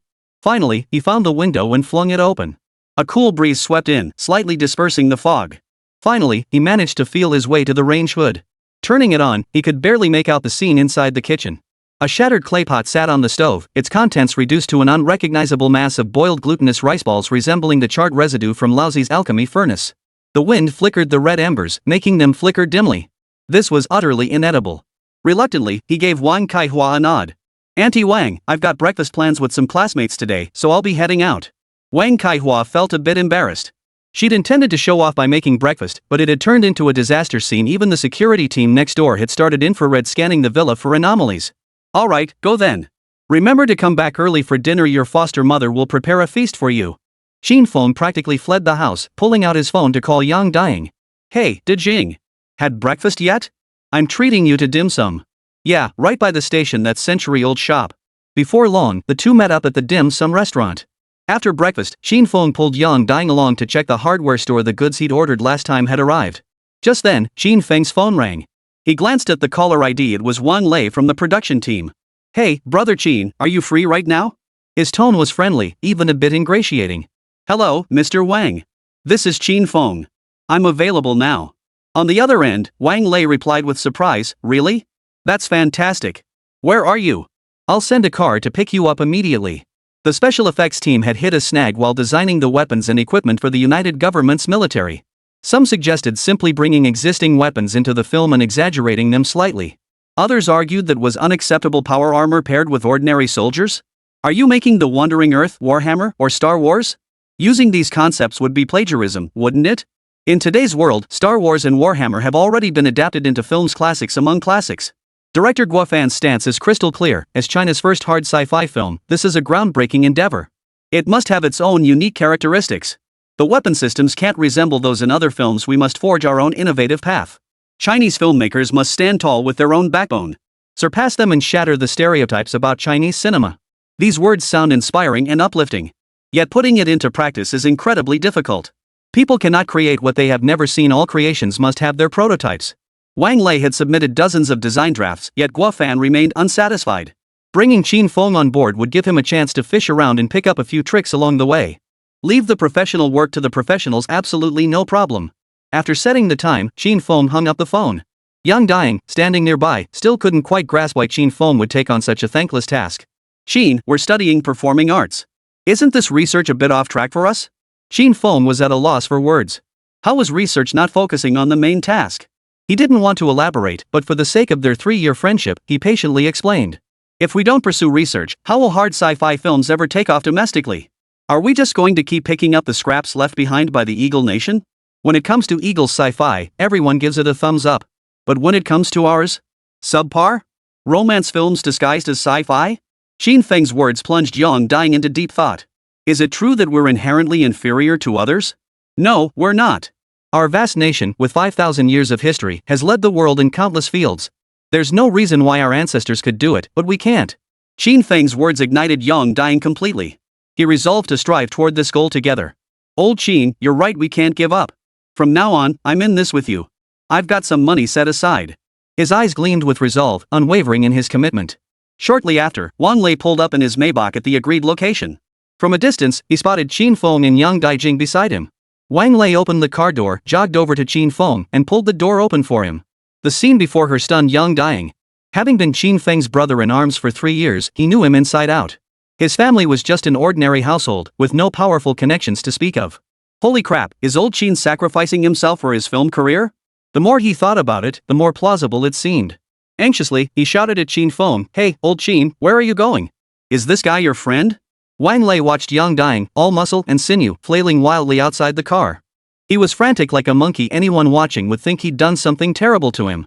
Qin Feng smiled and nodded. "This is my brother." Those 5 simple words made Wang Lei's decision. He got out, opened the door, and invited Yang Daijing inside. The moment Yang Daijing got in, he addressed Qin Feng. "Old Qin, my family runs a small factory and we've got some savings. We don't have to live like this. Let's get out of this now. This line of work is rough. So many young, handsome guys get ruined by it." Wang Lei listened to Yang Daijing's wild claims, his face darkening with frustration. Here he was, a top-tier special effects master, and some greenhorn who hadn't even entered the industry yet was mistaking him for a pimp. What did this guy take him for? But then, a twisted thought began to form in his mind. "Xin Xiao, your friend is quite interesting." Wang Lei chuckled softly, eyeing Yang Daijing with keen interest. "If you don't mind, I'll bring him to meet that person? If he catches their eye, it'll be like hitting the jackpot, saving decades of hard work." Qin Feng sat in the passenger seat, knowing that the someone Wang Lei referred to was likely Director Guo. He felt genuinely happy for Yang Daijing. Originally, because of his own circumstances, Yang Daijing had suffered collateral damage and still hadn't been signed by any production crew. Now Wang Lei was actually offering to help resolve this issue. You had to admit, this guy was a real sharp operator. Qin Feng nodded. "Alright, no problem. I'll leave it to you, Consultant Wang." Hearing Qin Feng's words, Yang Daijing, sitting in the back seat, suddenly couldn't sit still. A chill spread from his limbs to his entire body, sending a shiver down his spine. Though he was lecherous, he was merely a loose-lipped fool. And today he'd mustered the courage to risk his life accompanying Qin Feng to the bus station. Now he was being sent to be exploited? He wasn't prepared for this at all, okay? "You bastard, Qin Feng. I'm trying to save your ass, and you're thinking of selling me to your sugar daddy?" Yang Daijing sat in the back seat, straining to see Qin Feng's face through the rearview mirror, but could only make out the curve of his lips. Just then, click, the car door locked automatically. Wang Lei watched Yang Daijing's every expression in the rearview mirror, his heart bursting with glee. Despair washed over Yang Daijing's face. It's over. There's no escaping this now. 1 phoenix, 2 dragons, or 3 dragons descending upon the world? His mind began to race with wild thoughts. Before long, the car pulled into the film crew's shooting location. "We're here, Qin Feng. Let's get out." In any industry, the capable lead the way. Wang Lei still personally jogged out of the car and opened the door for Qin Feng. As for Yang Daijing, she sat there with a sour expression, hesitating to get out. Wang Lei, noticing this, wore a smug, triumphant grin. "Hey, you in the car. We're here. Aren't you going to step out and greet your new life?" Only then did Yang Daijing realize they had arrived at a movie set. People began gathering around the car one after another. "Fine. When you're the fish on the chopping block, you might as well get off the car first and suffer a little less." Having come to terms with it, Yang Daijing decided to get out and play it by ear, planning to make a quick getaway when the time came. But when he opened the door, the scene before him left him speechless. Holy, Director Guo! Yang Daijing was stunned. What did he see? The renowned Director Guo was enthusiastically shaking hands with Qin Feng over there. They looked like old friends reunited after years apart. Wait, something's off here. Didn't the PR team for the Wandering Earth 3 online say that video was fake? They even issued a formal statement to debunk the rumors. Yang Daijing felt her head spinning. Everything that had happened today seemed so unreal. Wang Lei lit a cigarette, leaning against the car door with a half-smile as he watched Yang Daijing. "What are you spacing out for? Your sugar daddy's here, go make a good impression." Seeing his dazed expression, Wang Lei found it rather amusing to tease him. Director Guo. Director Guo. It really is you. This is amazing. I'm your biggest fan, could I get your autograph? Yang Daijing excitedly stepped forward, pulled a photo from behind his phone case, and respectfully handed it over. Guo Fan took the photo and saw it was indeed himself. This kid's thoughtful, carrying my photo with him everywhere. And who is this? Guo Fan turned his gaze toward Qin Feng, his eyes conveying a question. Earlier, he had spotted Yang Daijing arriving by car with Qin Feng from a distance. Qin Feng introduced with a smile, "Director Guo, this is my good buddy from the Academy of Performing Arts, Yang Daijing. He's a huge fan of yours, and his biggest dream is to make a cameo in one of your films." The usually carefree Yang Daijing suddenly seemed a bit nervous. He wasn't sure what kind of relationship Qin Feng and Guo Fan shared. Hearing Qin Feng's introduction, he felt both touched and uncertain. Director Guo glanced at Yang Daijing and burst out laughing. "No problem. Your friend here is adorably earnest. I happen to need just such a character. Since you asked, I'll give him the part. Yang Diang couldn't believe his ears. What had he just called old Qin? Brother? This was one of the top directors in the country. He's actually calling old Qin brother? What kind of relationship do they have? If the folks back at school ever found out, their jaws would hit the floor. What Yang Diang didn't know was that Guo Fan was also doing this to save face for Qin Feng. Ding! Yang Diang's phone kept buzzing with notifications. Opening it, sure enough, it was those narrow-minded individuals from the class group chat. Yes, compared to Qin Feng, they really were like frogs in a well. Zhang Changli, hey, have you heard? Qin Feng seems to be getting kept by a rich woman. Luo Jianda, seriously? How could he put up with that? Wang Long, pictures don't lie, see? I didn't lie to you guys. A photo appeared in the group chat showing Wang Lei opening the car door for Qin Feng. Wang Lei looked utterly servile in the picture, like the wealthy woman's personal chauffeur. Li Huan, wow, it's true. The campus beauty was right. Qin Feng's private life is a mess. Good thing she broke up with him early, or she'd probably have HPV by now. Shoot only, yeah, this is gonna be good. Just wait till old baby finds out she got infected. How's she gonna get back at Qin Feng? Can't wait to see it. Yang Diang was so furious his hands were trembling as he rapidly typed a few lines on his phone. Then he secretly snapped a photo of Qin Feng and Guo Fan standing shoulder to shoulder and posted it in the group chat. Yang Diang, open your dog eyes and look. Your beloved Qin Feng is here discussing acting with director Guo. Where's this wealthy woman keeping him? Buzz. The group chat erupted instantly. Chapter 22, this is exactly what I wanted. Votes needed. Zhou Ruhai and his crew might need to Google it, but Guo Fan is a household name in the film industry. Landing an extra role or playing a corpse in one of his films was the ultimate dream and pursuit for them. Zhu Dongli, director Guo? It's really director Guo? Holy crap. Li Huan, brother Jing, could you get me director Guo's WeChat? Kiss kiss. Luo Jianda, could this be a photoshopped image of Yang Daijing? Modern editing tech is so advanced it can fool anyone. Wang Long, definitely. The legendary director Guo wouldn't waste his time discussing acting with a penniless nobody like Qin Feng. Just landing a role as a pile of poop in director Guo's film would be a dream come true. Reading these messages, Yang Diang was boiling with rage. It wasn't until Qin Feng came over and patted his shoulder that he snapped out of it. Diang, it's just a role. You don't need to get this worked up. Yang Diang handed his phone to Qin Feng. Brother Feng, look at these clowns. Qin Feng glanced at the phone casually before returning it. You called them clowns yourself, why bother caring? Yang Diang inwardly marveled at Qin Feng's nonchalance. Truly, a master's perspective was something else. However, they didn't notice Guo Fan standing nearby, watching them both with a meaningful look. Soon after, Qin Feng and his group arrived at the special effects team's office. As soon as they entered, director Guo Fan got straight to the point. Qin Feng, I'm terribly sorry to take up your valuable time. The thing is, our VFX team has hit another snag and we'd like your input. Of course, we won't let you help for free. This was like a godsend. Qin Feng had been fretting over how to cover the final payment for materials due in 2 days. And now, here was an opportunity practically knocking at his door? Director Guo, you're too kind. As your technical consultant, feel free to ask anything. Just then, Wang Lei tactfully had someone bring over several cups of premium Longjing tea. Mr. Qin, please have some tea first. Wang Lei truly admired Qin Feng and was happy to serve him tea and water. Ding! Qin Feng's phone suddenly received a payment notification. It was from the bank, a full 100,000 yuan. Just as he was puzzling over it, director Guo Fan spoke up. Qin Feng, this is the consulting fee for your planetary engine modeling work last time. Of course, this current project is separate. Yang Diang beside him was utterly speechless, staring dumbfounded at the balance on Qin Feng's bank card. What the hell? He had just offered to sponsor the other guy, yet here he was, getting 10 grand just by talking. Unbelievable. This was only possible because it was Qin Feng. Anyone else would never have received such treatment. After all, when director Guo Fan was just starting out, he often wished he could split $1 in half due to insufficient funds. Here's the thing, our team has run into some snags while designing the weapon systems. Director Guo Fan shared his concerns about the weapon system design with Qin Feng, hoping he could offer solutions. After grasping the situation, Qin Feng felt a surge of excitement. Wasn't this the very opportunity he'd been waiting for? He immediately began searching his mind for relevant memories. While this problem might seem daunting to others, for him, a time traveler, it was incredibly simple. It was practically a gift. First off, the technological development in this world was utterly bizarre. If forced to describe it, it was like strapping a chip onto a wooden stick and using it as a spear. The entire scientific mindset was fundamentally flawed. With such advanced technology, they still resort to close-quarters combat? They must be out of their minds. That said, foreign filmmakers have created quite a few blockbusters based on these real-world scenarios. Examples include sci-fi films like Pacific Rim, Star Wars, and The Avengers. Director Guo Fan's The Wandering Earth holds milestone significance for this genre of soft sci-fi. He instinctively felt that war shouldn't be like this, so he spared no expense when selecting the weapon systems. But people in this world, due to their limited perspective, just couldn't pull it off no matter how hard they tried. Director Guo, this is all so simple. There's nothing difficult about it.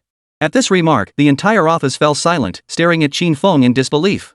To them, developing an entirely new weapons combat system was as difficult as climbing to the heavens. Yet coming from Qin Feng's mouth, it sounded so effortlessly simple. Even the special effects team, who had witnessed Qin Feng's capabilities firsthand, couldn't help but question their own understanding of reality. Could it really be that easy? Or were they just not good enough? Wang Lei felt the most conflicted emotions on set.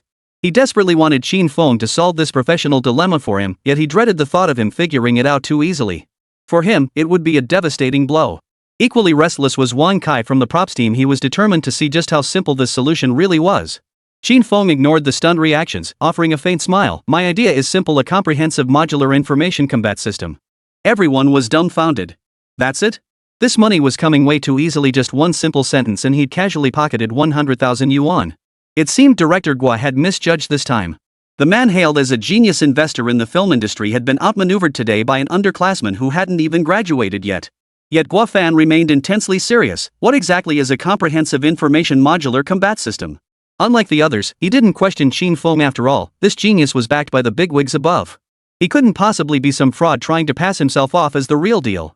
Qin Feng continued, the all-directional information modular combat system connects all combat units or individuals on the battlefield through a network. It enables information sharing across all combat units, with AI-driven decision-making. Every unit on the battlefield can launch missiles and other weapons, guided by satellites or combat modules. This achieves rapid destruction of enemy targets, with advantages in efficiency, speed, and high weapon utilization rates. Guo Fan furrowed his brow slightly upon hearing this, deep in thought. Wang Kai and the others, however, wore expressions of disdainful amusement. In their experience, whenever Director Guo wore such an expression, it invariably signaled disapproval. Instantly, their faces lit up with schadenfreude, as if they were sitting back waiting for Qin Feng to get chewed out. However, after a brief moment of contemplation, Guo Fan abruptly slammed his hand on the table, his eyes blazing. Yes. This is exactly what I want, the scale and spectacle of a massive war. In the era of the Wandering Earth, every individual's strength is crucial. This is a battle for the survival and continuation of the human race. The combat methods of the aristocratic lords are long outdated. In his earlier contemplation, he had envisioned the breathtaking spectacle of land, sea, and air forces coordinating through electronic intelligence to systematically obliterate enemy targets. The value of this tactical system, when applied against Blue Star's existing combat framework, was nothing short of a dimensional strike. Qin Feng, your concept is truly eye-opening. Had you attended a military academy, you would surely become a guardian deity of Xian Nation? What a pity! Guo Fan stared at Qin Feng in disbelief, a flicker of regret crossing his eyes. Chapter 23, Combat Information Module Sharing Technology. Faced with Guo Fan's praise, Qin Feng felt a bit embarrassed. Truth be told, this combat system wasn't his original idea. It was proposed by the Americans in his previous life. Unfortunately, after its proposal, it remained merely a concept on paper until the Dragon Nation brought it to fruition. This indirectly turned Third Brother's $9 billion purchase of Rafale fighters into a laughingstock. The J-10 had defeated them 6-0, with other advanced fighters like the MiG-35 also participating. The Rafale, touted as a fourth-and-a-half-generation fighter, had its myth shattered by the J-10 without suffering a single casualty. Even the French defense stocks took a beating, turning green across the board. This is the terrifying power of a comprehensive information modularized combat system. The J-10, a fighter that couldn't even make China's third-tier lineup, achieved legendary status in a single battle thanks to this very system. While other nations' fighters obsess over engine superiority and improving head-to-head dogfighting capabilities, the J-10 simply needs to leisurely ascend, positioning itself over 100 kilometers away from enemy aircraft. Then, with eyes closed, launch its PL-15 air-to-air missiles. The rest is handled by early warning aircraft and satellites. This is what it means to dominate from every tactical angle. Next, Qin Feng detailed the combat advantages of this system to Guo Fan, utilizing the production team's advanced equipment to create relevant CG videos. As the footage played, he explained. Ground soldiers in exoskeleton armor formed combat teams, coordinating cover fire to launch electromagnetic pulse bombs and disable the powered armor warriors. After neutralizing the assault team, increasing numbers of powered mech warriors arrived to reinforce the enemy. The exoskeleton combat team transmitted real-time battlefield data to the United Government's Joint Operations Command Center. Coordinated with space-deployed electromagnetic railguns, the projectile's inherent power combined with gravitational acceleration produced terrifying velocities far exceeding Mach 31. The exact figure awaited final experimental results. But one thing was certain, no known polymer material could withstand such a high-velocity specialized projectile. What was even more despairing was the impossibility of evasion. The targeted victims faced only annihilation, unaware of how they perished. It was both fortunate and hopeless. For the targets themselves, it was fortunate they were reduced to dust in an instant. For their comrades, it was utter despair. Seeing star-powered mech warriors forged at immense cost and resources vanish into dust in an instant, how could allies not despair? Thus, individual power could no longer run rampant across the battlefield, treating war as a game. They would now experience war's cruelty and mercilessness just like ordinary people. Guo Fan's expression grew increasingly excited. Genius.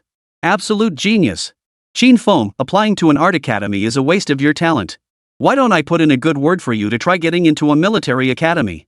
Qin Feng declined Guo Fan's offer. Are you kidding me?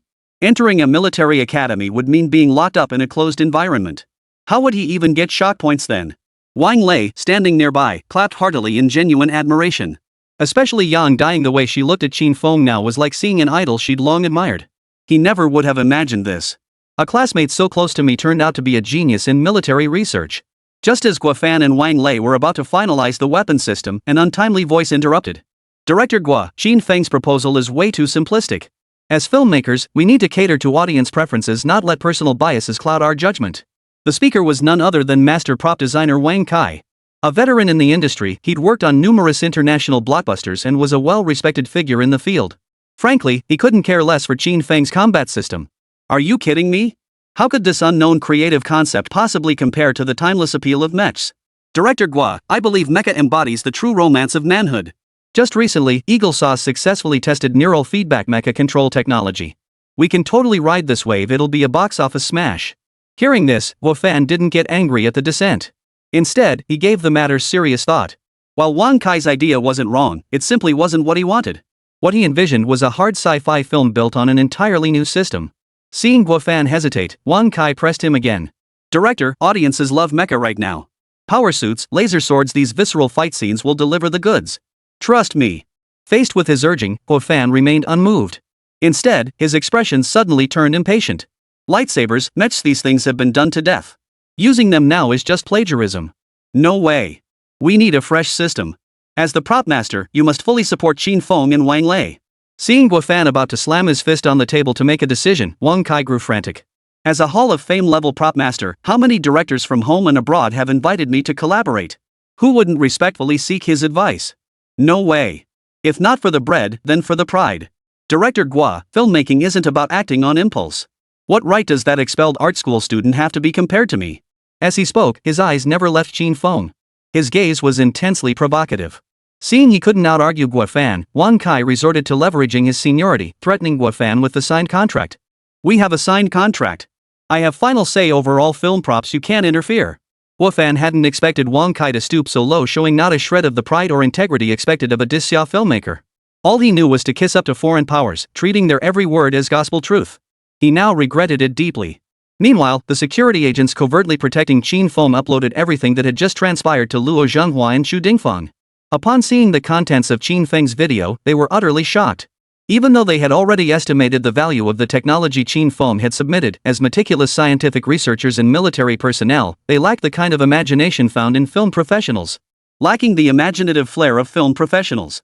Only when Qin Feng transformed it all into CG animation and presented it before their eyes did they grasp the sheer magnitude of its impact. Quick! Notify the security department personnel on site, retrieve that video immediately. Furthermore, do not release a single person from the site.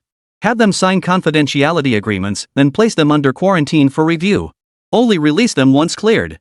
Especially that prop master with his blind adoration for foreign things, investigate him thoroughly. The two men issued the orders almost simultaneously. When it came to matters concerning the security of the Great Xia, they were perfectly in sync. Back at the production site, Wang Kai was still smugly using the contract to pressure Guo Fan into firing Qin Feng. Guo Fan faced a dilemma. If he didn't fire Qin Feng, he'd be saddled with hundreds of millions in compensation, which would cripple the film's budget and doom the project. Moreover, Wang Kai's intricate network of connections meant that if rumors spread within the industry, securing future sponsorships would become an uphill battle. On the other hand, Qin Feng's vision was precisely what he wanted. If he followed Wang Kai's approach, how would the final product differ from all those derivative, copycat works? In the end, Guo Fan chose Qin Feng. After all, a person without dreams is no different from a dried fish. If need be, he could leverage his own resources to secure sponsorship. Wang Kai, I'm terminating our contract.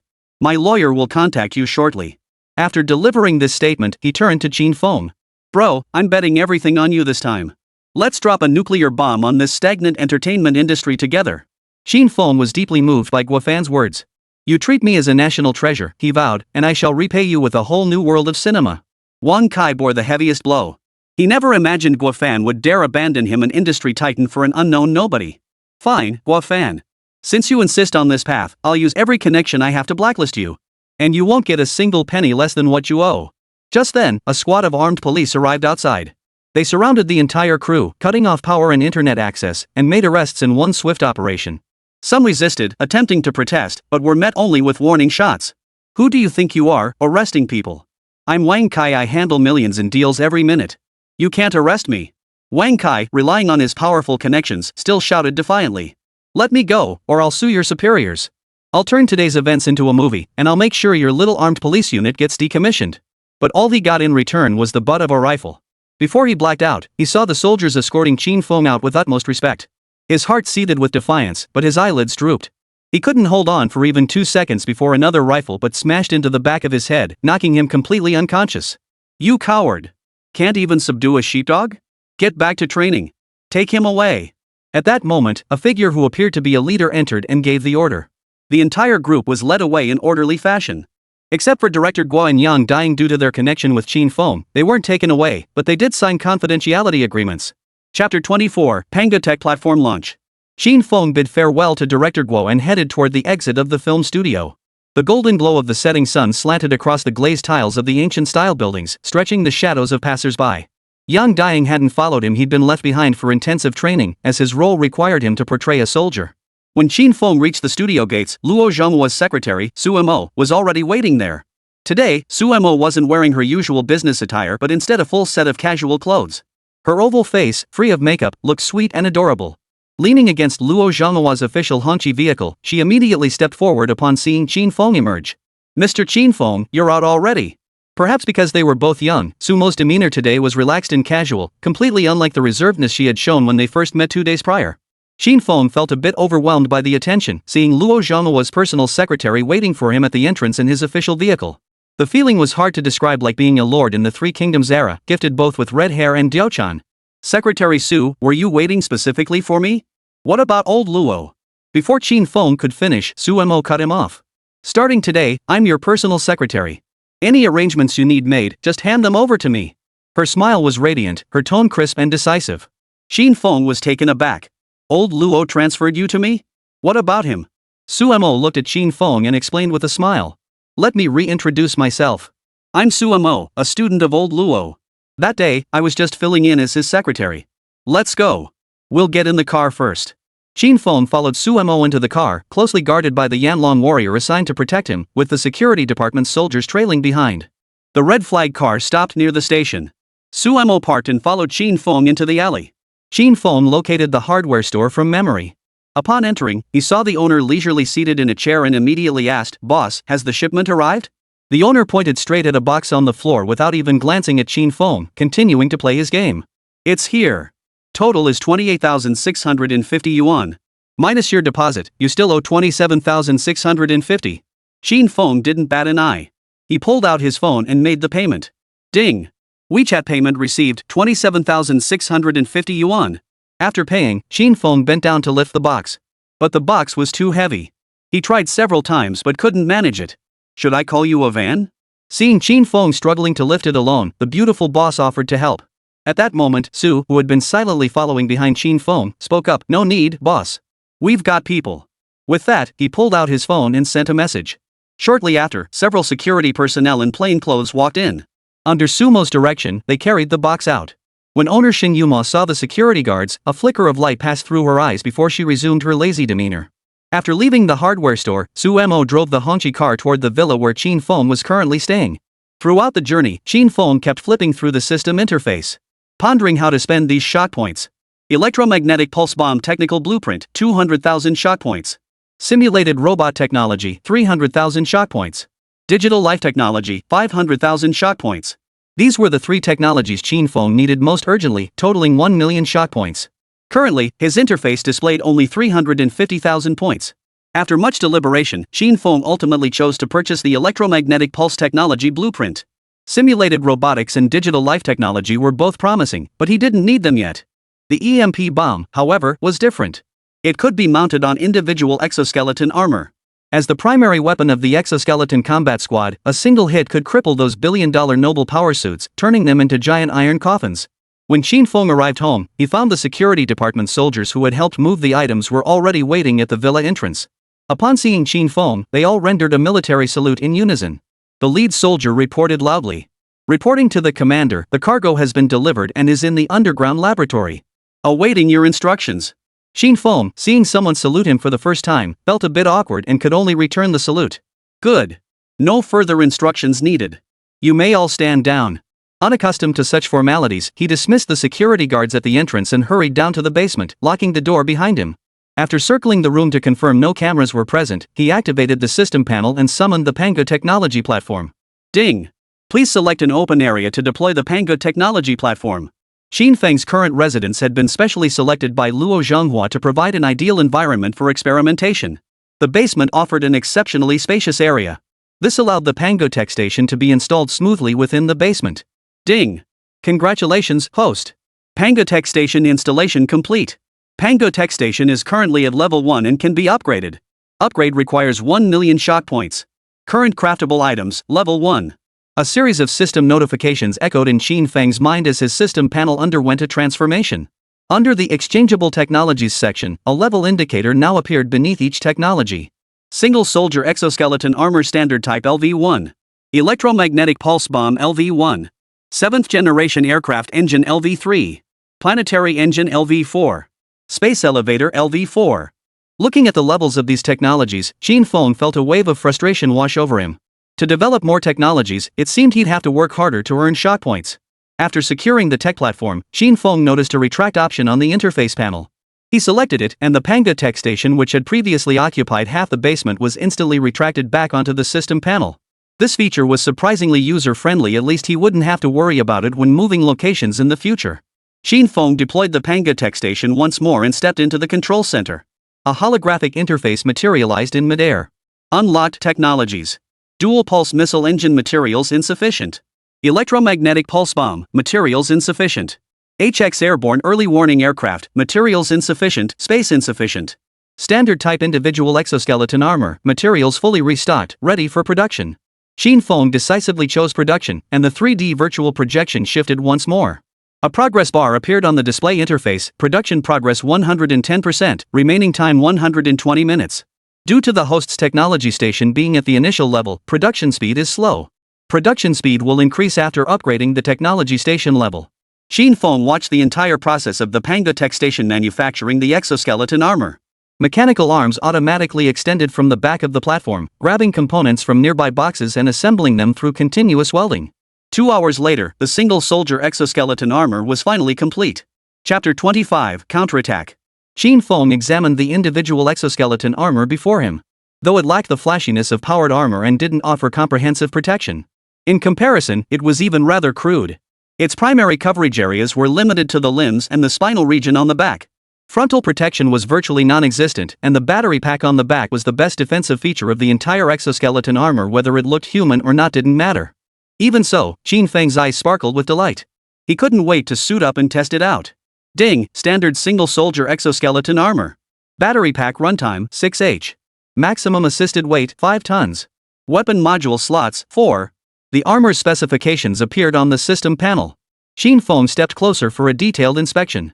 Excluding the sections gripped by the user's hands, the shoulder and waist areas of the exoskeleton armor featured dedicated mounting points for mechanical arms. This meant that, including the user's own hands, a single suit could accommodate 5 to 6 weapon attachments. The specific weapons chosen depended on the user's preferences or tactical firepower allocation. For a tactical squad tasked with suppressing powered armor, an EMP bomb launcher, smoke grenades, electromagnetic jammers, and a long-range Gatling cannon would suffice. For units deployed to border regions adhering to the no first shot principle, things get interesting. Mount 4 mechanical arms and go all out with stealth tactics. At that point, you'd better have Shiva on your side because we've got Neza. Not just one, but an entire battalion of Nezhes. After testing the exoskeleton armor, Qin Feng left the basement. Upon returning to the first floor, he found Suemo still at his place instead of going home. She sat on the living room sofa, eating fruit and watching TV. He assumed she was tired and wanted to rest before leaving. It wasn't until evening, when Suemo sat across from him, that he realized something was off.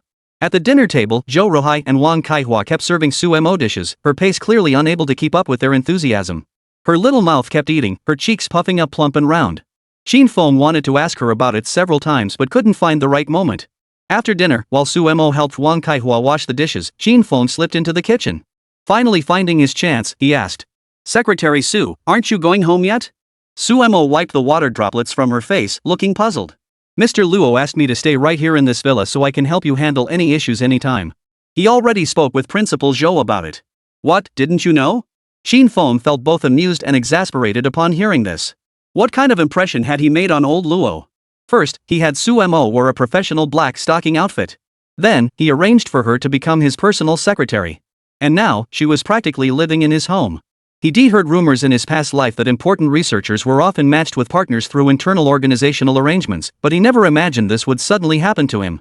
He hoped he was overthinking it. Qin Feng left the kitchen and returned to his room. Ding! "Congratulations, host, you have obtained shock value 100010001000. Just as he was about to sleep, the system alerted him again about gaining shock points. Qin Feng opened the system panel as usual and saw that his shock points, which had been at 150,000, had now jumped to 210,000. This left him utterly baffled, unsure what had triggered the increase. Fortunately, he wasn't one to dwell on things. If he couldn't figure it out, he simply let it go. More shock points were a good thing either way. Meanwhile, at AMXT's headquarters office, lights blazed as everyone stared intently at the screens before them. At the forefront were Chief Engineer Luo and high-ranking officers from the Southeast Military District, flanked by numerous top-tier scientific researchers and technicians. The screen vividly displayed the special effects animation Qin Feng had created earlier that day for the Wandering Earth production team. The animation depicted a Western-style power armor soldier of the latest model. Fully armed and wielding a polymer chainsaw sword, he appeared in a world of ice and snow. This is the backdrop of the Wandering Earth world. The rebel power armor soldier charged directly into the rescue forces of the United Government. With every swing of his arm and step of his foot, another brave soldier fell. The warriors fought with utter disregard for their own lives, charging relentlessly to stop the enemy before them and protect the safety of the Firestone. Yet all this was futile.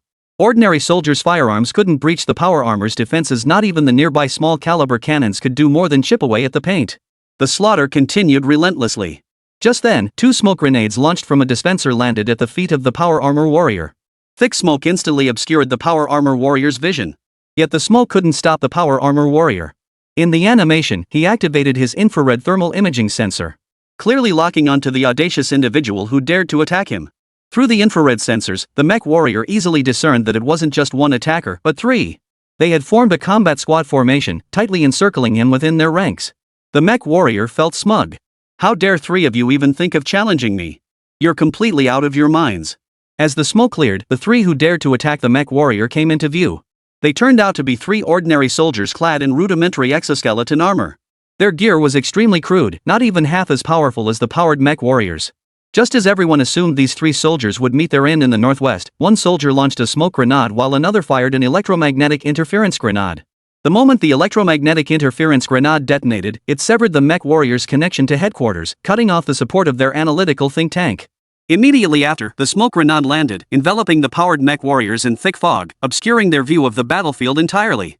Finally, a single soldier in exoskeleton armor launched an electromagnetic pulse bomb. The violent explosion sent the powered armor warrior crashing to the ground. Deprived of its energy source, the mech warrior now lay motionless on the ground like a dead dog. Its power armor had become a coffin tailored specifically for it. End of video. Whoa. That tactic, that coordination, they just crippled the West's most advanced powered mech that easily. This left the officers and researchers, accustomed to mechs sweeping all before them, utterly stunned. Shocked expressions spread across their faces.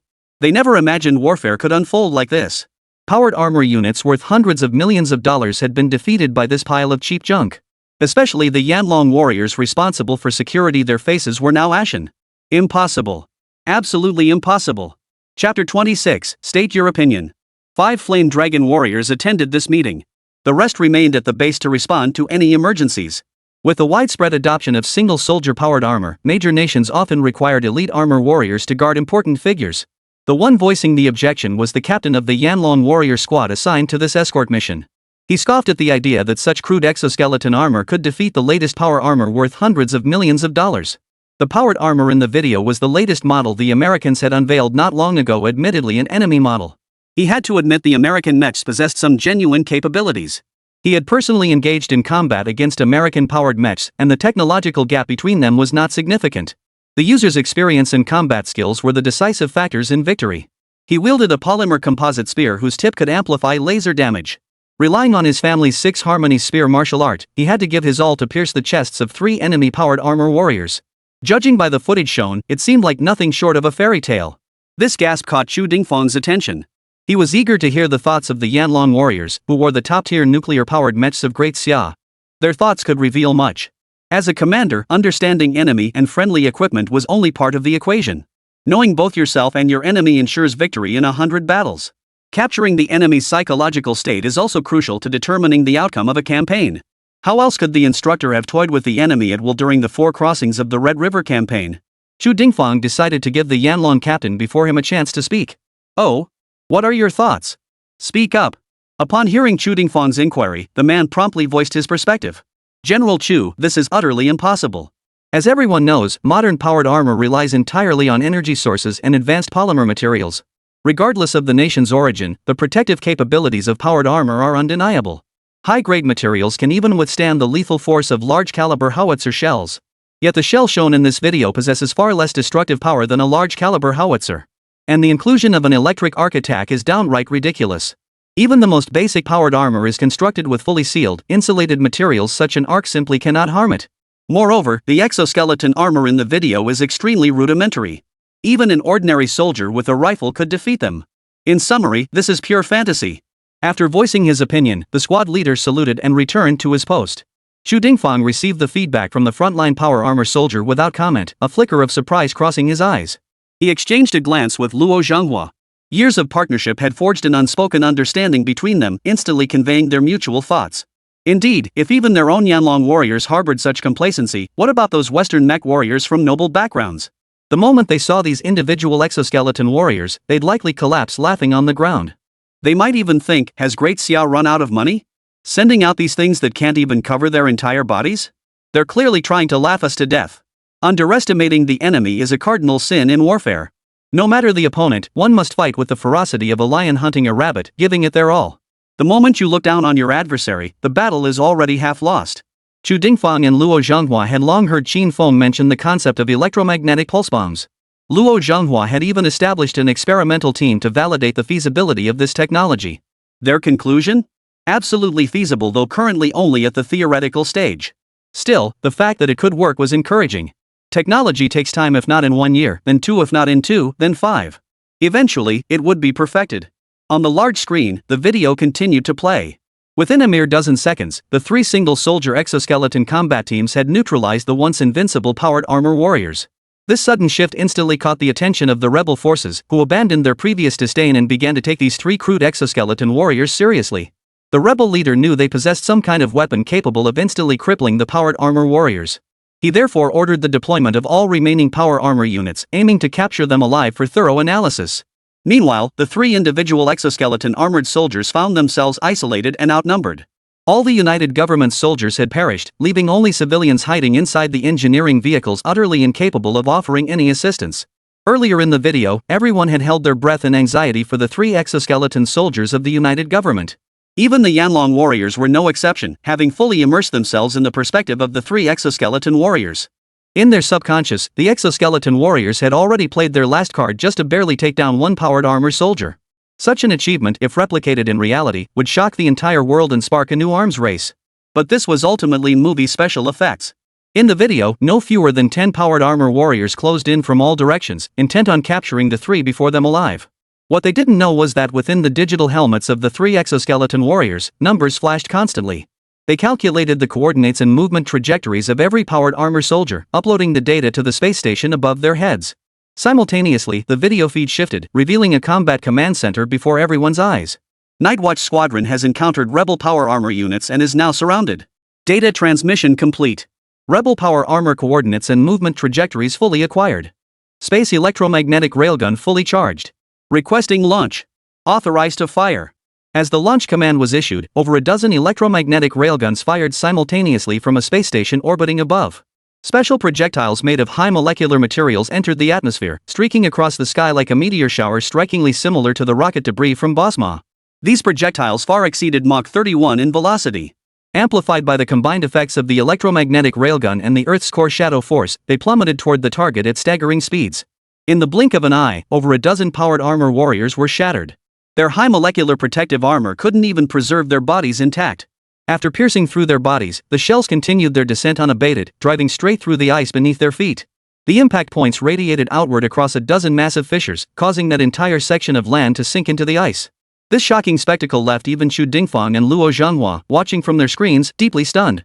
Their shock wasn't born from the film's special effects like ordinary viewers, but from Qin Feng's revolutionary scientific and strategic thinking.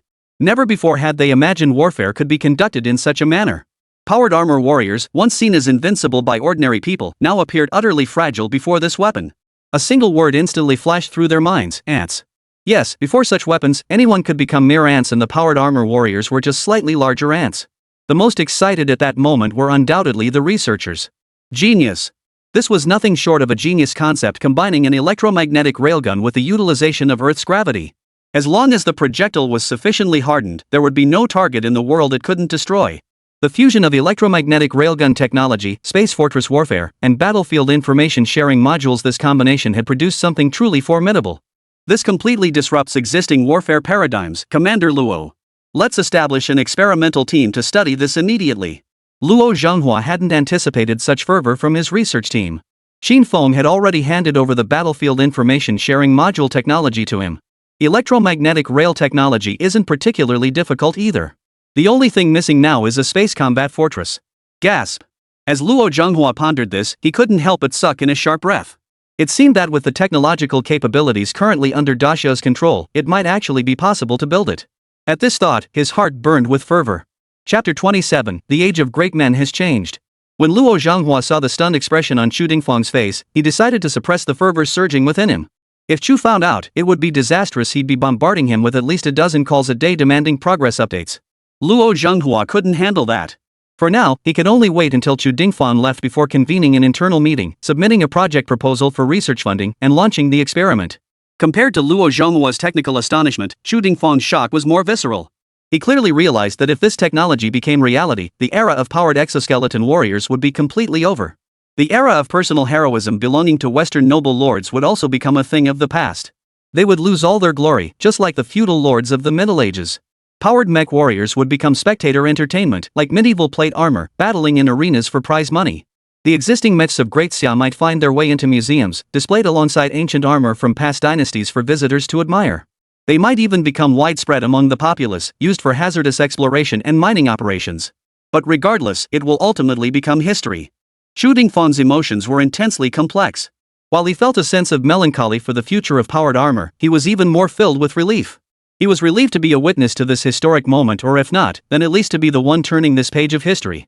The Yanlong warriors who had accompanied him all looked deathly pale. Their thoughts didn't extend so far into the future. As frontline power armor warriors, they possessed a far more visceral understanding of such weaponry. The moment the meteor shower-like barrage struck, they all saw themselves in the place of those power armor warriors in the videos. As shells pierced through those warriors' bodies, the security provided by high molecular materials vanished. In that instant, they felt as pale and powerless as ordinary people. This was different from when exoskeleton combat teams hunted down a single powered armor soldier. They couldn't discern anything from the electromagnetic pulse shells. But the sequence from combat data streaming through digital helmets to the space fortress receiving the signals, then deploying space electromagnetic railguns for support required no advanced scientific knowledge. Anyone could understand it. Precisely because of this, a new emotion called fear stirred within the Yanlong warriors for the very first time. Facing such weaponry, their polymer protective armor no longer offered the slightest sense of security. They were no longer invincible. The flaming dragon warriors' resolve began to waver. The sharp edge of the Great Xia's mightiest blade had dulled. For frontline warriors, this was utterly devastating. Upon returning, they would need serious psychological counseling, otherwise, their careers would be ruined. Old Luo, did you see that? Qin Feng is nothing short of a demonic prodigy. No, you must bring him back immediately. Give him a lab.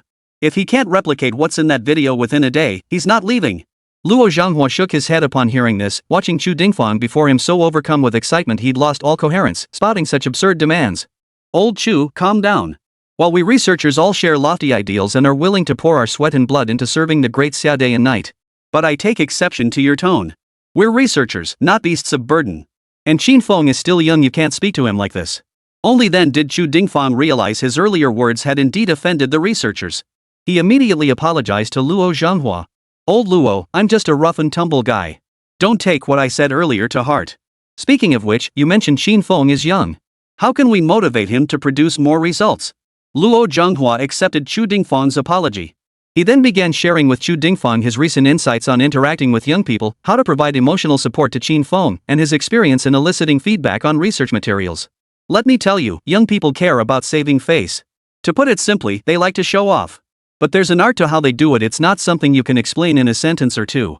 At this point, Luo Zhanghua teased him, cutting off his explanation and leaving Chu Dingfang hanging like a fish with its mouth agape. Just tell me how to do it. You shut up right at the crucial part. You intellectuals are such a pain, you never get straight to the point. Chu Dingfang was determined to learn from Luo Zhanghua how to deal with Qin Feng, and he had his own motives. He was eyeing the cost-effectiveness of the exoskeleton armor. The combined cost of these 3 sets probably didn't even reach 3 million. Even with the specialized weaponry and gear, the total would barely exceed 10 million. Using this against Western aristocrats would maximize cost-effectiveness. What is the essence of war? Money and national power. When it comes to achieving the greatest military objectives at the lowest cost, Chu Dingfang knew how to do the math. The space fortress shown later in the video was impressive, but given Great Xiao's current technological level, who knew how many years it would take to build and deploy it? By then, Chu Dingfang might have retired to his hometown. What he could grasp in his hands was the only reality. Seeing Chu Dingfang growing impatient, Luo Zhanghua laid out his terms. Want the method? No problem, trade resources for it. Old Chu, it's not that I won't give it to you, but you know how tight things are at our institute. Chu Dingfang watched Luo Zhonghua's shrewd, street-smart demeanor and felt a headache coming on. He couldn't stand this haggling. He cut straight to the point. Hey, just say what you need. No beating around the bush, we're longtime partners. Just tell me what you need. If I have it, I won't be stingy. Seeing Chu Dingfang agree, Luo Zhanghua laid out his conditions. Old Chu, I need a few Yanlong warriors for my experiments. The ones who came with you seem quite capable. How about leaving them here to assist with my research for a while? Under normal circumstances, Chu Dingfang would never have accepted such a request. But after these recent interactions, he knew Qin Feng's value was unparalleled. Building rapport with him early on would give his Southeast War Zone a significant edge over the others. Besides, isn't mutual assistance between sister departments only natural? Alright, I'll agree. Just hurry up and tell me the method. Luo Zhanghua hadn't expected Chu Dingfang to be so accommodating now. Just a while back, he'd been so stingy about even lending 2 guards to protect Qin Feng. Ah, a man of practicality. Luo Zhanghua had only intended to request a temporary transfer. Someone once said, if you want to open a window, tell others you're tearing off the roof. Luo Zhanghua had intended to use this as leverage, but never expected Chu Dingfang to agree outright. Having gotten what he wanted, Luo Zhanghua stopped beating around the bush. I'll send what you need to your phone shortly. Whether you can make sense of it depends on your own insight. Ding, ding, ding. Chu Dingfang's phone buzzed repeatedly with message notifications. Chapter 28, The Art of Showing Off. He pulled out his phone to find messages from Luo Zhanghua. The message read, your friend Luo Zhanghua has sent a 138 megabytes file. Your friend sent a 72 megabytes file. Your. Over a dozen consecutive message notifications made Chu Dingfang feel quite pleased inside. That's what you get for being a meticulous researcher. Qin Feng's messages were organized so meticulously, over a dozen of them, each several dozen megabytes in size. Had he documented every moment of his life from childhood to adulthood? At that thought, Chu Dingfang gave Luo Zhanghua a thumbs up. No need for words. As brothers, it's in the heart. From now on, whatever you need, Big Brother will take care of it. Luo Zhanghua, however, was utterly baffled. What was going on here? You figured it out just from glancing at the notification? Damn you, Chu Dingfang. You always look so serious and proper, but who knew you secretly read so much longline literature? Those dozen or so novels, Dragon King Descends, War God Returns, Urban Medical Immortal, took him over a week to decipher and dissect the pretentious tropes young people love nowadays. And this old guy understood everything just by glancing at the titles? Luo Zhanghua would never believe it if he hadn't seen it himself. He stared at Chu Dingfang with eyes like he'd discovered a new continent. Commander-in-Chief of the Southeast Theater, racking up military achievements since before the new year, crushing the conspiracies of foreign powers, and winning the heart of a beauty. Unbelievable, truly unbelievable. The more Luo Zhanghua looked, the more he saw Chu Dingfang's life mirroring the protagonist of the Dragon King War God novel. To ordinary readers, this would seem absurd, just a feel-good story. But to Chu Dingfang, it was nothing less than a recollection of his own life. Realizing his own shallowness, Luo Zhenghua felt deep remorse and shame after comprehending everything. I deserve to die. He slapped himself hard across the face. You truly deserve it. Luo Zhenghua heard Chu Dingfang's words and found him glaring at him with anger, his eyes filled with confusion and incomprehension. Chu Dingfang didn't keep Luo Zhenghua waiting long before voicing his doubts. I asked you to send me materials on how to build a good relationship with Qin Feng, but all you sent me is a bunch of random junk. Heaven help him. Chu Dingfang, a man in his 60s, had never encountered such shameful online literature before today, with titles like Dragon King War God and the like. He'd assumed Luo Zhenghua was just being overly cautious to keep things under wraps, and had even silently grumbled about his excessive care just moments ago. But then he casually picked one up, opened it to find the war god returning home only to discover his daughter living in a doghouse. Undeterred, Chu Dingfang opened another file. Dragon King descends the mountain, washes underwear at mother-in-law's for 3 years, then gets kicked out. After reading a few chapters, an intense battle raged in his mind between sheer exhilaration and profound shame. At that moment, Chu Dingfang could no longer contain his rage. He turned to Luo Zhenghua and shouted. Why didn't you give me this amazing stuff sooner? No, wait, I asked for Qin Feng's preferences. What the hell is this? Luo Zhenghua paid no attention to Chu Dingfang's face, now flushed as a liver, leaning mysteriously close to his ear while shielding his own face with one hand. He spoke as if sharing top-secret information, fearing eavesdroppers might overhear. The researchers, Southeast Theater staff officers, and Yanlong warriors present all tactfully turned their backs. Joking aside, they were all well versed in confidentiality regulations. Don't listen to what you shouldn't, don't look at what you shouldn't. Old Chu, think about what young people like to do most. Chu Dingfang was thrown off balance by Luo Zhenghua's sudden move. Uncertain what Luo actually wanted to say, he could only grit his teeth and guess. What do they like to do? Read books, exercise, serve the great xia? Or could it be, play games? Luo Zhenghua shot Chu Dingfang a look of disdain at these answers. Others might not know him, but he certainly knew himself. True, his generation had thrown themselves into studying and physical training, dreaming of serving great xia. But what about beyond that? He remembered it all too well. Back then, Chu Dingfang had gone crazy doing pull-ups in front of that female-educated youth, grinding out over 300 reps until he collapsed from exhaustion. All to prove he was stronger than the others in front of that girl, to win that one point of pride. Later, that girl smoothly became his wife. Think back, what did you do in front of Shufan when you were young? What was it for? Recalling those long-forgotten days, Chu Dingfang flushed crimson, waving his hands in embarrassment. Qin Feng, why are you bringing up all this ancient history? I was bringing glory to our production team. That hunter looked down on us. What else do you think it was for? Showing off? Chu Dingfang saw the word disbelief written all over Luo Zhenghua's face, who was looking at him with a teasing expression. His old face couldn't quite keep up. Exactly. Now you've hit the nail on the head, it was all about showing off. Chu Dingfang stared at Luo Zhenghua in disbelief, thinking to himself. You bastard, Luo Zhenghua. You're trying to get me. Bringing up my embarrassing moments from youth? Next time, keep your mouth shut. Otherwise, having them dredged up every now and then won't be pleasant. We're all getting on in years, we need to save face. Luo Zhenghua, oblivious to Chu Dingfang's inner turmoil, continued unabashedly. Think about it. Young people? Studying, working out, those are just means. Serving the great Xia Empire is the goal. But beyond that? What about deeper emotional needs? Have you ever considered that? He saw Chu Dingfang staring at him with a mix of shock and wariness, realizing the misunderstanding. He couldn't drag this out any longer, he had to cut to the chase. Hey, look at you being so dense. Of course it's about showing off, especially in front of beautiful women. As the saying goes, wealth without returning home is like wearing fine clothes at night. If even the ancients felt this way, what more can be said of young people in the prime of their youth? Let me tell you, if we give Qin Feng enough emotional value, he'll have to bring out some good stuff to repay us, right? I wouldn't tell just anyone, and you better not spread this around. Take these novels back and study them carefully, there's a whole art to showing off. Only then did Chu Dingfang realize he'd misunderstood Luo Zhenghua, though he felt not a shred of remorse. Facing Qin Feng, they were now rivals. He felt safer keeping the good stuff for himself. His mind was now completely occupied by that little gadget from the video that had destroyed the power armor. It was incredibly portable, even a single soldier rocket launcher could fire it. The only question was the cost. Even if it was 1,000,000 yuan per unit, he was determined to equip every squad with one. He was a bit uncertain now, wondering if Qin Feng had actually built it. But from his interactions these past few days, Qin Feng never pursued anything without a theoretical foundation. Even if the complete technology wasn't finished, the preliminary technical theory was certainly in place. Chapter 29, Is this ancestor going live? He planned to find an opportunity to meet with Qin Feng privately.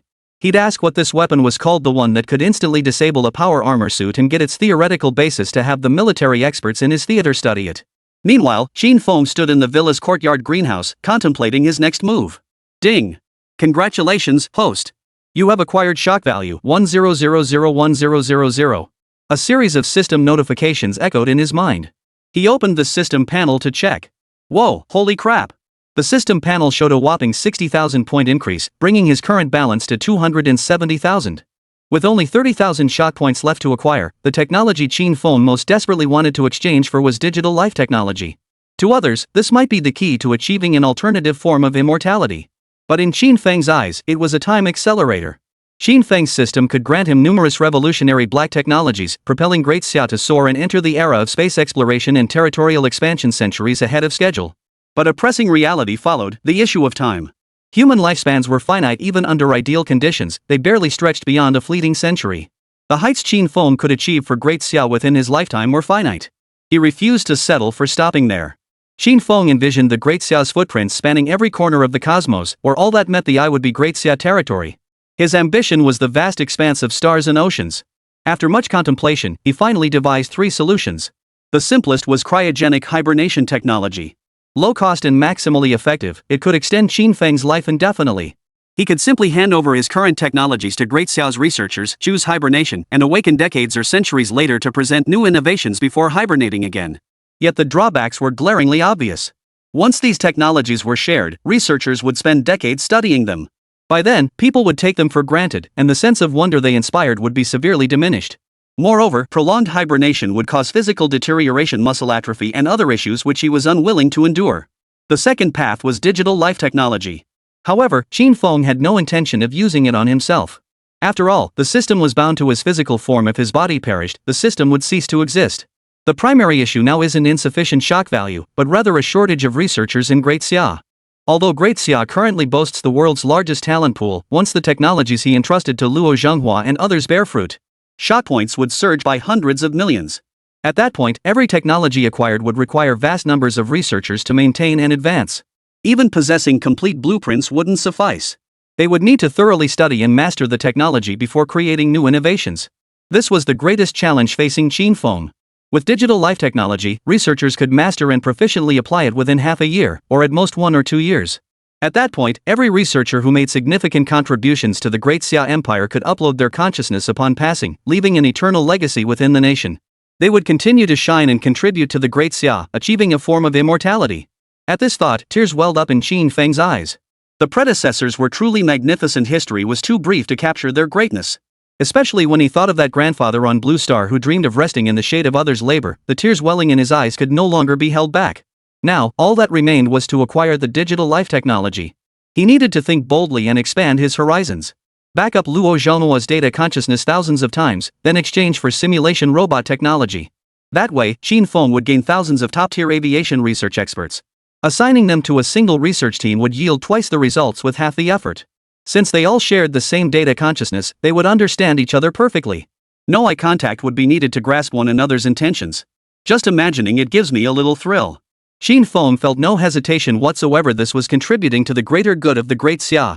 The third method involved genetic immortality technology. He wasn't sure if this system contained it. He'd only seen it mentioned in other sci-fi channels. Only 30,000 points left. Seems like he'd better find something to do. Last time he visited the production crew, his theoretical concept had been intercepted by the Southeast War Zone. Before leaving, they even imposed a gag order on the production team, forcing them to sign confidentiality agreements. Not only was the promotional trailer off limits, but even the film's release was uncertain. Fortunately, he was now enrolled under Wang Saihua's acting school, bypassing the stringent graduation requirements of Jinghai Art Academy to obtain his diploma. Joining Wang Saihua's acting school was Luo Zhenghua's idea to cement Qin Feng's status as an illegitimate son. That way, to outsiders, all his scientific discoveries would appear backed by Zhou Ruhai. Qin Feng now had to find alternative ways to boost his shock value. How about starting a livestream? Qin Feng muttered to himself, recalling the tech influencers on Douyin from his previous life, each effortlessly amassing millions of followers. Even if he couldn't produce legitimate technology, he could showcase gimmicky mecha models or useless inventions audiences would watch and laugh along. This actually seemed promising. And what if he did a genuine tech livestream? He could use some of the cheaper black tech from the system that alone would be enough to get his channel off the ground. You want to stream? Suemo suddenly appeared behind Qin Feng, blurting out that question. This gave Qin Feng quite a scare. He'd forgotten that Suemo was now living with him and serving as his personal secretary. He racked his brain, trying to recall if he'd said anything he shouldn't have. Only that one remark seemed to have been overheard, so he finally let out a sigh of relief. Right, the film crew doesn't need me there every day now. I'll just go when needed. Since he was at home with time to spare, why not dedicate some of it to educating the people of our great Xia dynasty about science and technology? Su Mo nodded earnestly in agreement. It was indeed time for some proper education. These days, all sorts of marketing accounts are running rampant online, stirring up trends, creating anxiety, and reaping profits off the common folk. Alright, since you have ideas, I'll handle the arrangements. Su Mo was a woman of decisive action. No sooner had she finished responding to Qin Feng than she pulled out her phone and dialed a number. Back in the office, Luo Zhanghua had just taken a sip of tea when Su Mo reported to him. What? You're saying Qin Feng wants to host a live stream to popularize scientific knowledge? Luo Zhanghua was so shocked by the news he nearly choked on his tea. Good heavens, you really know how to stir things up. We barely managed to suppress that video incident and now you want to go live? Luo Zhonghua's mind was filled with exasperation. He desperately wanted to stop Qin Feng's idea. But then he thought about it. Chapter 30, Go ahead with confidence. Actually, a live stream might not be such a bad idea. With Zhou Ruhai as his convenient father figure shielding him up front, and the comrades from the War Propaganda Bureau working alongside him, mixing truth with fiction who'd be able to tell the difference by then? It might even yield unexpected results. He knew exactly what those Western capitalists were like. Even if you handed them cutting-edge tech, those aristocrats wouldn't adopt it for all sorts of reasons. After all technology exists to serve those capitalist aristocrats. Any technology that threatens their interests, even if they know it would leave them lagging behind Dacia, they deban it outright. Alright, since Qin Feng wants to livestream, you'll support him. Don't worry too much, just go for it. There's only one requirement, make it a massive hit. Ideally, you'll gain fans both domestically and internationally. Su Mo never expected old master Luo Zhanghua to agree to such an outrageous request. After this period, she had come to understand Qin Feng's value. Many of his ideas were earth-shattering. Wasn't old master Luo afraid that someone with ulterior motives might steal them? Then there was Qin Feng's safety. What if his opponents became desperate and resorted to desperate measures? Was this truly wise, old Luo? After all. Before Su Mo could finish, Luo Zhanghua cut her off. Rest assured, we'll handle all these matters. There's no need to worry excessively. Su Mo could only comply with the higher-ups' arrangements. She pulled out her phone and began contacting the logistics support department to relay her requirements. After hanging up with Su Mo, Luo Zhanghua immediately contacted Chu Dingfeng. After discussing it, both agreed this approach was viable. They then jointly drafted a report and submitted it. Upon reviewing the report, higher-ups approved their request. They weren't concerned about Qin Feng causing trouble within the Great Xia territory. Think he can stir up trouble in Dacia without consulting them? After all, those Western noble lords still understood warfare as merely a drain on money, resources, and civilian soldiers. But they knew all too well that the Great Xia was different. War meant an all-out fight to the death. Whoever started it would see their entire family uprooted. Those who defy the Great Xia's might shall be punished, no matter how far they flee.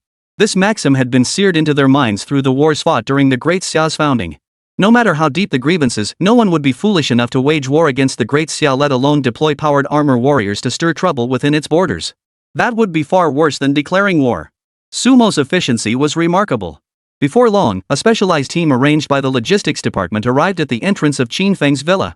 Having been notified in advance, the security guards and the special forces powered armor warriors let them in after a brief inquiry. Lu Ruoshi stood at the villa's main gate, camera crew in tow, both waiting patiently at the entrance. They were stunned by what they just witnessed. What kind of family was this? Lu Ruoshi was an official anchor at Great Xia Television.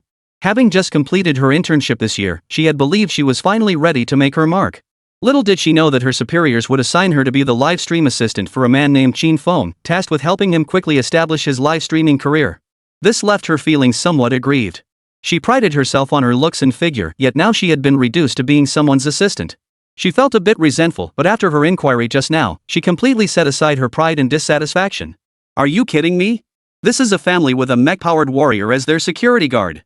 How many could there possibly be in all of Great Xia? Lu Ruoshi stood at the doorway, adjusting her appearance. She checked herself in a small mirror, satisfied with her look, then pressed the video intercom button. A floral ringtone chimed as the video intercom inside lit up. Qin Feng wondered who could possibly be visiting at this hour. He'd only just moved in here not long ago. Could it be for Zhou Ruhai and Wang Kaihua? With questions swirling, he pressed the answer button. At the door stood two people. A youthful, beautiful young woman with a miniature microphone pinned to her chest, followed by a cameraman. Qin Feng was now certain these were interviewers seeking Zhou Ruhai and Wang Kaihua. Hello, who are you here to see? Qin Feng addressed his question to the video screen. Hello, may I ask if you were Qin Feng? Were they here for him? Qin Feng racked his brain, but couldn't recall any connection between himself and the two people outside. It wasn't Qin Feng's fault the logistics department was just too efficient. Plus, Qin Feng had mentioned wanting to become a streamer, while the person at the door was clearly a beautiful female streamer. How could they possibly be connected? I am Qin Feng. What do you need? Lu Ruwashi's face lit up with delight upon hearing the confirmation. Great! Our manager assigned me to assist with your livestream. Could you please open the gate? Upon hearing this, Qin Feng opened the gate to the villa's courtyard. The two pushed open the gate and entered the villa grounds. Qin Feng never imagined Suemo would arrange this and with such efficiency. As Qin Feng's secretary, Suemo followed him to the villa's entrance hall and opened the door. The first thing that caught Qin Feng's eye was a Pikachu. The little creature's eyes were wide and round, its cheeks puffed out, making it look incredibly adorable. Next, Qin Feng saw Lu Ruwashi's exquisite, charming face. Paired with her Pikachu outfit, she looked youthful, radiant, lively, and adorable. The cameraman followed closely behind, silent and utterly professional. Hello, my name is Qin Feng. Out of courtesy, Qin Feng introduced himself to Lu Ruwashi once more. Lu Ruwashi hadn't expected Qin Feng to be so easy on the eyes. She'd assumed he'd be just another average-looking rich kid. Hello, I'm Lu Ruwashi, an anchor at Daxia Television. My superiors have assigned me to work under you and assist with your live broadcast. She cut straight to the point. Upon seeing Lu Ruwashi, Suemo instinctively straightened her posture. She didn't know why she did it, it was just instinct. Competition truly knows no bounds. Qin Feng welcomed them inside, and Suemo prepared tea for both of them. After taking a sip, Lu Ruwashi got straight to the point. Mr. Qin Feng, what kind of content do you plan to stream? So I can help you plan your strategy. Though I used to be a news anchor, I also know a thing or two about singing, dancing, rapping, and basketball. After hearing Lu Ruwashi's words, Qin Feng didn't rush to respond. Instead, he asked them to wait for him here. He descended directly into the basement, donned his exoskeleton armor, and headed toward the first floor. Chapter 31, the first appearance of the single-soldier exoskeleton armor. Thud, thud. Heavy footsteps echoed up from the stairwell. As it was his first time climbing stairs in the mechanical exoskeleton armor, Qin Feng hadn't quite mastered the force control. Otherwise, with the technology of the mechanical exoskeleton, such sounds would be utterly impossible. The sound drew everyone's attention, and they peered curiously toward the stairwell. Moments later, Qin Feng emerged, climbing the stairs clad in the mechanical exoskeleton armor. The moment they saw the exoskeleton armor, everyone was stunned. It wasn't the suit's technological sophistication that astonished them, but rather how rudimentary it appeared to their eyes. Compared to the fully protected power suits, this armor would be nothing more than a gift to the enemy on the battlefield, a surefire way to get killed. Lu Ruwashi felt a wave of despair wash over her regarding this mission. In her mind, Qin Feng was already labeled as an uneducated second-generation brat who relied on his family's influence to show off online and make money. Unlike Lu Ruwashi, Suemo was filled with confusion. She knew Qin Feng's talent and his revolutionary understanding of technology. He would never act without purpose. Suddenly, she recalled Qin Feng's revolutionary air combat system, and a wave of awe washed over her. Could it be? Could it be that Qin Feng intends to replicate the aerial combat system? To destroy enemy equipment worth hundreds of millions of dollars using the most rudimentary gear? At this thought, Sumo's heart burned with excitement. True to her background as a research-trained secretary, she had already pieced together the situation with remarkable accuracy. Yet a nagging doubt lingered: how could such rudimentary gear possibly achieve the impossible? After all, those powered armor warriors were no joke. A single serrated chainsword or laser katana could slice through this armor in two. She resolved to observe patiently, waiting for Qin Feng to reveal the final mystery. This is what you're going to livestream? Lu Ruwashi asked Qin Feng, her face etched with disbelief. Seeing the thick skepticism in the young girl's eyes, Qin Feng knew the single-soldier exoskeleton meant nothing to the people of this world. Qin Feng felt neither disappointment nor panic. This was precisely the point. The real thrill would come when the weapon systems were fully integrated. The shock it would cause would be truly staggering. Things are more fun when there's a twist. Yes, this is exactly what I'm streaming today. Lu Ruwashi felt helpless inside upon hearing Qin Feng's words. Just this time? Was there something else he needed to livestream? If future content kept this lackluster, what would become of her career? Are you sure you want to stream just this? Qin Feng nodded decisively. I'm certain. Let's get the camera rolling. Though inwardly reluctant, Lu Ruwashi quickly slipped into work mode, her face breaking into a smile as she waited for Qin Feng to launch the livestream. On the practicality of individual exoskeleton armor. After setting the livestream title, Qin Feng donned his exoskeleton armor and waited for viewers to join. Given Qin Feng's massive online influence, thousands flooded in within minutes of going live. Holy crap, is that really Qin Feng? I thought it was fake. Big news. Qin Feng actually started streaming? If he wasn't milking his dad's connections, why would he bother? Dude, you just don't get it. These second-generation kids love nothing more than starting their own businesses. LOL, why work hard when you could just chill? Starting a business? Like they're worried their family's fortune isn't disappearing fast enough? Bro, take my advice, shut the stream down now and go book 10 or 8 models at the club. In an instant, the chat exploded with comments everything but belief in Qin Feng's actual talent. They believed everything Qin Feng had was thanks to his dad. Hey everyone, I'm Lu Ruwashi, you can call me Shishi. I'm Qin Feng's live stream assistant now. Now, our live stream officially begins. The audience erupted when they recognized Lu Ruwashi. Holy crap, isn't that Shishi? Why'd she leave her cushy job at Dasha TV to be an assistant? Shishi, listen to me, get out of there fast. There's no future with him. Everything he has comes from Joe Rahai. Yeah. Cece, what good can come from being with this second-generation guy? This is terrifying. All I can say is having a powerful dad really pays off. You fool. Cece, what future is there with him? You should go back to Dasha TV. Many viewers in the livestream had seen Lu Ruwashi's TV news reports. Back then she was an assistant too, but at Dasha TV. Now she's Qin Feng's personal assistant. This was hard for the viewers to swallow. What future could she possibly have with some rich kid? She'd be better off going back to Dasha TV. Seeing these comments flood her screen, Lu Ruwashi felt utterly helpless. Who could blame her? Her superiors had assigned her to Qin Feng. No rights whatsoever, just had to follow orders from above. I trust everyone here is familiar with me, and equally so with Mr. Qin beside me. So let's get right to the point. Mr. Lin, what will be the main focus of your live stream today? After hearing Lu Ruwashi's question, Qin Feng, clad in his exoskeleton armor, flexed his body briefly. Our mission for this livestream is to briefly introduce this exoskeleton armor I'm wearing. We'll also conduct some practical tests. The livestream chat erupted in chaos upon hearing Qin Feng's words. What? Did we see that right? What kind of junk is Qin Feng wearing? You're not seeing things, OP, he really said exoskeleton armor. What kind of exoskeleton armor is that? It's nowhere near as good as powered armor. Yeah, he can't even provide basic full body protection. He'd be a sitting duck on the battlefield. One sniper rifle could take him out. How dare you show off this junk? You're an embarrassment to your father. Why not just quit? Go back to living off your parents, this field is too deep for you to handle. Qin Feng scanned the mocking comments flooding the chat, unfazed. This was exactly the reaction he wanted. The more you look down on this exoskeleton armor now, the more you'll be blown away later. Inside Luo Zhenghua's office, the newly hired assistant rushed in breathlessly. Mr. Luo. Mr. Luo. The Qin Feng you asked me to monitor, he's live streaming. With that, he handed the phone to Luo Zhenghua. Luo Zhenghua glanced at the livestream title, then began operating his phone. The moment he saw the title, he was utterly captivated. On the practicality of individual exoskeleton armor. When he clicked in to watch, an even more astonishing sight met his eyes. In the video, Qin Feng, clad in the exoskeleton armor, was performing simple tests. Luo Zhenghua never imagined Qin Feng could develop the exoskeleton armor seen in the video in such a short time. His heart racing, he pulled out his phone and dialed Chu Dingfang. Chapter 32, the old matriarch was right. Chu Dingfang was engrossed in watching God of War Returns on his phone. The phone rang. Seeing it was Luo Zhenghua calling, he answered. Hey, old Luo, what's up? I was just studying the learning materials you sent me. A hint of displeasure was evident in his tone. As a veteran general who'd spent his entire life on the battlefield, he'd never encountered modern action novels before. Just as he was thoroughly engrossed, Luo Zhenghua's call had interrupted his enjoyment. What's wrong with an old general who fought his entire life for the great Xia enjoying himself? Must everything come along and disturb him? Luo Zhenghua's urgent voice came through the phone. Old Chu, drop what you're doing. Qin Feng's livestream is up, I've sent the link to your phone. Hurry over. With that, Luo Zhenghua hurriedly hung up, promptly shared the livestream link in the workgroup chat, and then returned to the livestream himself. Xu Dingfang hadn't expected Luo Zhenghua to be so bold, allowing Qin Feng to appear in public like this. He needed to go in and see what was going on.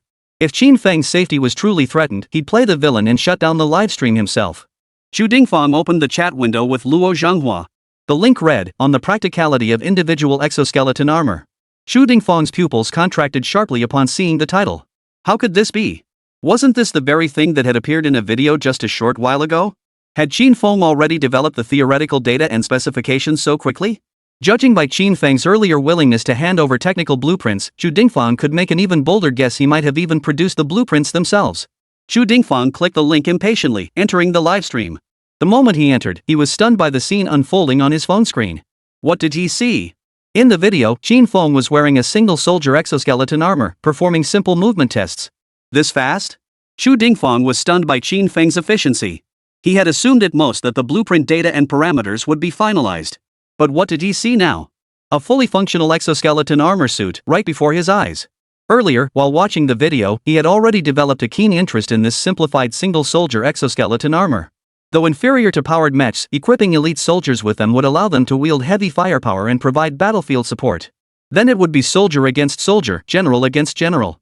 Neither soldier nor commander, the exoskeleton armor could roam the battlefield unchecked, mowing down enemy infantry units. Gazing at the armor on Qin Feng's body, his heart itched with desire. He longed to appear beside Qin Feng immediately and bring him back. Old but still strong, see? I knew I should have called you. Old but still strong, don't rush.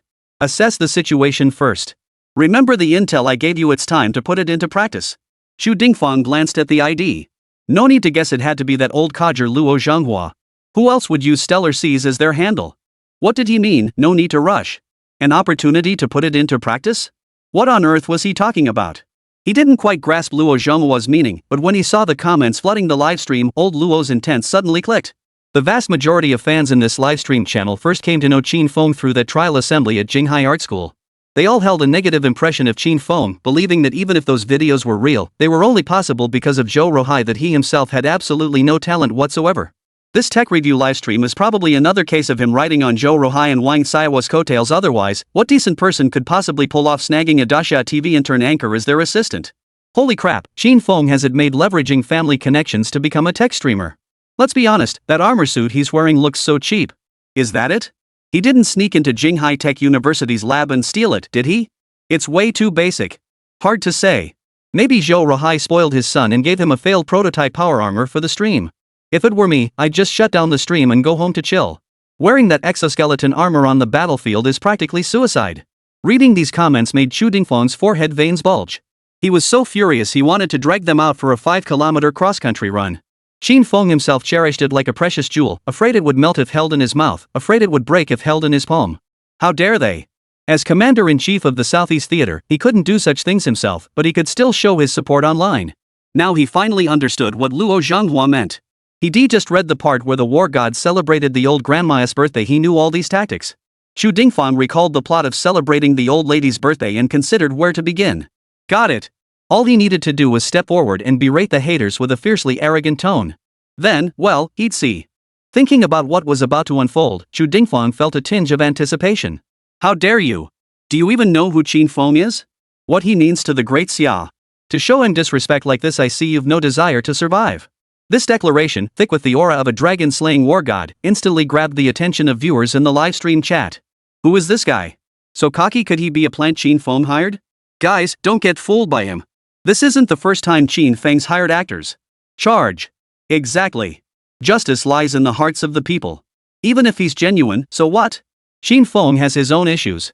I dare anyone to defy public opinion and forcibly shield him. Reading the flood of comments, Xu Dingfang silently gave these little haters a mental thumbs up. They were really playing along. Just moments ago, he'd been worried they might be intimidated by his presence. Turns out his worries were completely unnecessary. The old matriarch truly didn't deceive me.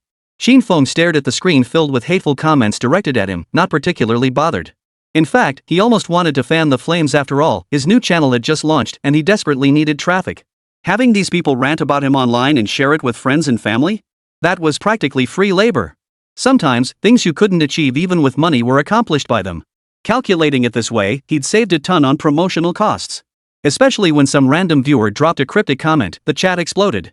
Uninformed viewers flocked to the stream with their families, eager to see Qin Feng get roasted. The live stream's viewership instantly broke through the 30,000 mark. Seeing that number, Qin Feng practically drooled. If he could just cash in on this wave of shock value, he could buy the digital life technology. Chapter 33, Dual Pulse Engine Development Success. In the livestream, besides Qin Feng being the happiest, Xu Dingfang was undoubtedly the most delighted. Luo Zhanghua, however, had exited the livestream. The dual pulse missile engine had been successfully manufactured. Armed with the technical principles and existing engine blueprints, the researchers mobilized the entire institute and nearly all available resources in the southeast region. Just moments ago, they had finally built the engine. Upon hearing the news, Luo Zhanghua rushed to the site, eager to see the dual-pulse missile engine with his own eyes. How dare you? Do you even know who you've offended? Xu Dingfang reveled in the livestream, his heart aflame with a thick dose of adolescent recklessness. When the atmosphere felt sufficiently hyped, he pulled out his phone and dialed the General Staff Department. Hello, Staff Officer Wang? I have a mission for you. Immediately assemble a team of soldiers who can recite the confidentiality regulations by heart, are loyal and reliable, and come from 3 generations of military families. Then hand them my phone and get them to Qin Feng's livestream to cheer him on. I'll send the link to your phone. Staff Officer Wang was utterly baffled. He listened to this bizarre order, completely at a loss. He even began to wonder if he was hearing things. If this was indeed an auditory hallucination and he carried out this order, he had no doubt he'd be sent straight to a military court. Advisor Wang was torn between heaven and earth, his forehead covered in sweat. He remained silent for a long while. On the other end of the line, Zhu Dingfang grew impatient after hearing no response. Damn it, can't even handle a simple task. You'll run an extra 10 kilometers during tonight's training exercise. Did you hear me? I want you to. Staff Officer Wang felt a sudden chill run down his spine. When he heard Zhu Dingfang's command again, he exhaled in relief. Now he was certain it wasn't his imagination. Still, he felt deeply wronged. Listen to this. Could any sane person issue orders like this? He'd merely voiced a suspicion. Was that really grounds for such an outburst? Thoughts aside, he swiftly carried out Zhu Dingfang's order. Seeing the live stream audience had reached 50,000, Qin Feng decided not to wait any longer. He took the microphone from Lu Ruoshi and began addressing the viewers. Everyone, I'm Qin Feng. I'm sure most of you know me. Today's livestream is to test the practicality of this individual exoskeleton armor I'm wearing. Enough chit-chat, let's get started. The viewers in the livestream fell silent. Playful banter and chaos aside, they were genuinely curious about Qin Feng's exoskeleton armor and now waited in quiet anticipation. Qin Feng, clad in the exoskeleton armor, strode toward the main gate. Luo Ruoshi and the cameraman hurried to follow. The livestream audience watched as Qin Feng extended his hand and gave the villa's massive bronze door a gentle push. It creaked loudly, then, under the gaze of countless viewers, collapsed entirely under the strain. Hey, gotta say, this gear might be a bit basic, but the power it packs is seriously impressive. If I had this armor, I'd quit my job and start carrying buildings making thousands a day. The guy above is probably daydreaming. Even if this thing were sold commercially, it'd be ridiculously expensive. Honestly, even if it can't go to war, it's still pretty useful for civilian life. Qin Feng stared at the collapsed gate, feeling utterly helpless. Damn it, he'd lost control of his strength again. He drove the armor out of the villa's gate and onto an open field, his eyes scanning the area for something heavy to test the armor's maximum strength. Viewers in the livestream watched Qin Feng aimlessly wandering around in his armor and immediately launched into their usual snarky mode. What about the promised test? Don't tell me walking a few steps in this crude mech counts as testing? Hey, dude, if it's not working, just call it quits. This junk armor compared to a powered suit is like the difference between a senior citizen's walker and a G300. Trash armor paired with trash pilot trash Qin Feng. Old but still strong, where'd he go? He was pretty cocky just now, wasn't he? What does Qin Feng even mean to Great Xia? Old but still strong, let me tell you, Qin Feng is nothing but a useless piece of trash, and so are you. Qin Feng was currently focused on searching for test subjects, too busy to glance at the live chat. But while he didn't care, others did. Zhu Dingfang had already mobilized over 10,000 soldiers through Staff Officer Wang. They now sat cross-legged on the grass, phones in hand, staring intently at the livestream with solemn expressions. All they needed was Zhu Dingfang's command. Seeing the bullet comments start insulting Qin Feng again, Zhu Dingfang decided it was time to act. After all that groundwork, finally someone was giving him attention. The show could continue. Swiftly typing on his phone, he typed, "Open your eyes wide and see clearly. I'll tell you what Qin Feng means to Great Xia. Qin Feng is a strategic-level scientist for Great Xia. He is the nation's treasure. With him, Great Xia can suppress all other nations. He is the peerless genius of the future." Ha! That's laughable. A peerless genius? Brothers, who do you trust, him or me, Qin Shi Huang? Isn't Qin Feng just riding on his daddy's coattails? What's he got to be so cocky about? Zhu Dingfang watched these people unfold exactly as he'd envisioned, like NPCs following a script, and a smug smile spread across his face. Whether it was from getting too deep into the role or not, the corner of his mouth lifted ever so slightly. There it was, the Dragon King War God's signature crooked grin. Where are the soldiers of the Qin family army? The soldiers gathered in the open field, having witnessed Zhu Dingfang's signal, halted their lingering at the livestream entrance. They entered the livestream room in perfect unison.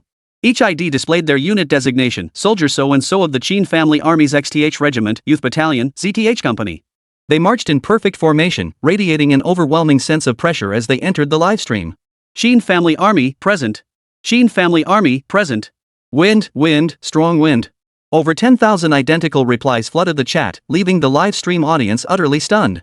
What the hell is going on? Isn't Qin Feng just riding on his family connections? How could he have so many genuine fans? They had assumed Zhu Dingfang was just bluffing, but never expected Qin Feng to have such massive genuine support. Some quick-witted individuals pulled out their phones to search online, still unwilling to believe Qin Feng possessed genuine talent. Chapter 34, A single stone stirs 1,000 waves.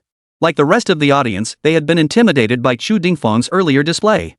When they saw the online information about that livestream, it suddenly dawned on them it was still connected to Zhou Ruhai. Back at Jinghai Art Academy, it seemed Zhou Ruhai had also abused his power, leading students to storm the livestream room to rally support for Qin Feng. Damn it, Zhou Ruhai has abused his power again, bringing students to rally support for Qin Feng. I hope the relevant authorities investigate thoroughly and don't let someone like this continue serving as president. I almost fell for Qin Feng's tricks. I'm reporting this. Dasha News, Jinghai University President abuses power, will you do anything about it? Ministry of Education. Influenced by those clever agitators, netizens believed they had uncovered the whole truth and began bombarding various official Dasha organizations. Within moments, major official organizations learned of Qin Feng's livestream. After employing special measures, they uncovered the full sequence of events. They recognized the gravity of the situation. If left unchecked, it would escalate into a severe public crisis, severely damaging official credibility. Heads of major official units urgently phoned headquarters to report the incident. The sheer volume of calls temporarily overwhelmed the central switchboard, causing temporary service disruptions. Upon receiving the reports, central leadership was deeply shocked and immediately launched an investigation into the incident. When the findings emerged, they were stunned to discover that the entire affair revolved around an art school named Qin Feng. This was utter chaos, utter lawlessness. What exactly was the Southeast Theater Command doing? Instead of training his troops and preparing for battle, Chu Dingfeng actually led his soldiers to cheer for a streamer. Frankly, he should resign as commander and just go home to become a paid commentator. The military chief at headquarters was furious, pounding the table and roaring. "Old Li, calm down." While Chu Dingfeng's methods were questionable, his intentions were sound. You know full well the military challenges facing Great Xia. While we can counterbalance Western powers led by the Americans. But that strength rests entirely on the precious legacy bequeathed by our ancestors. Our soldiers rely on ancient battlefield tactics, martial arts traditions, and an iron will that fears no sacrifice to stand against them. Now that we've finally produced a genius at the strategic research level, shouldn't old Chu be doing everything he can to keep him happy? Minister Li of the military department's anger subsided slightly upon hearing this, and he addressed the head of the Long Academy who was trying to persuade him. Easy for you to say. I think Chu Dingfeng has simply lost his mind. He acts without forethought. How are we supposed to handle the negative repercussions this has caused? One misstep could trigger a massive crisis of trust. Don't forget the strongest fortresses are often breached from within. In my opinion, we should take decisive action, shut down Qin Feng's livestream channel and bring him to the secret base to focus solely on research. Upon hearing Minister Li's words, Director Wang of the Dragon Science Academy immediately voiced his opposition. Absolutely not. Such action violates the laws of our Great Xia. The resulting backlash would be far worse than this incident itself. Moreover, talent is hard to come by. Qin Feng's emergence could shift the future of warfare entirely into our domain of expertise, rather than continuing to follow the West's lead. I suggest allowing Qin Feng to continue streaming while having our War Propaganda Bureau colleagues guide the narrative, lulling the West into lowering its guard against us. Minister Li found this reasoning somewhat persuasive, his anger subsiding somewhat. Yet he still insisted on his demand. Alright, your point holds some weight. However, this decision cannot be made solely from the perspective of researchers like you. It must be reviewed by our frontline commanders before a final resolution is reached. Therefore, I propose that commanders and staff officers from the other 4 major theater commands conduct an assessment of Qin Feng's actual value. Following that, they should vote on how to proceed with this matter. Ultimately, the central leadership agreed to Minister Li's proposal, deciding to first observe this so-called Qin Feng's value through his livestream before making a final decision. On the large screen in the conference room, Qin Feng's livestream played as the central leadership watched him. Simultaneously, the command centers of all major war zones displayed Qin Feng's livestream on their large screens. In the livestream, Qin Feng approached an artificial hill.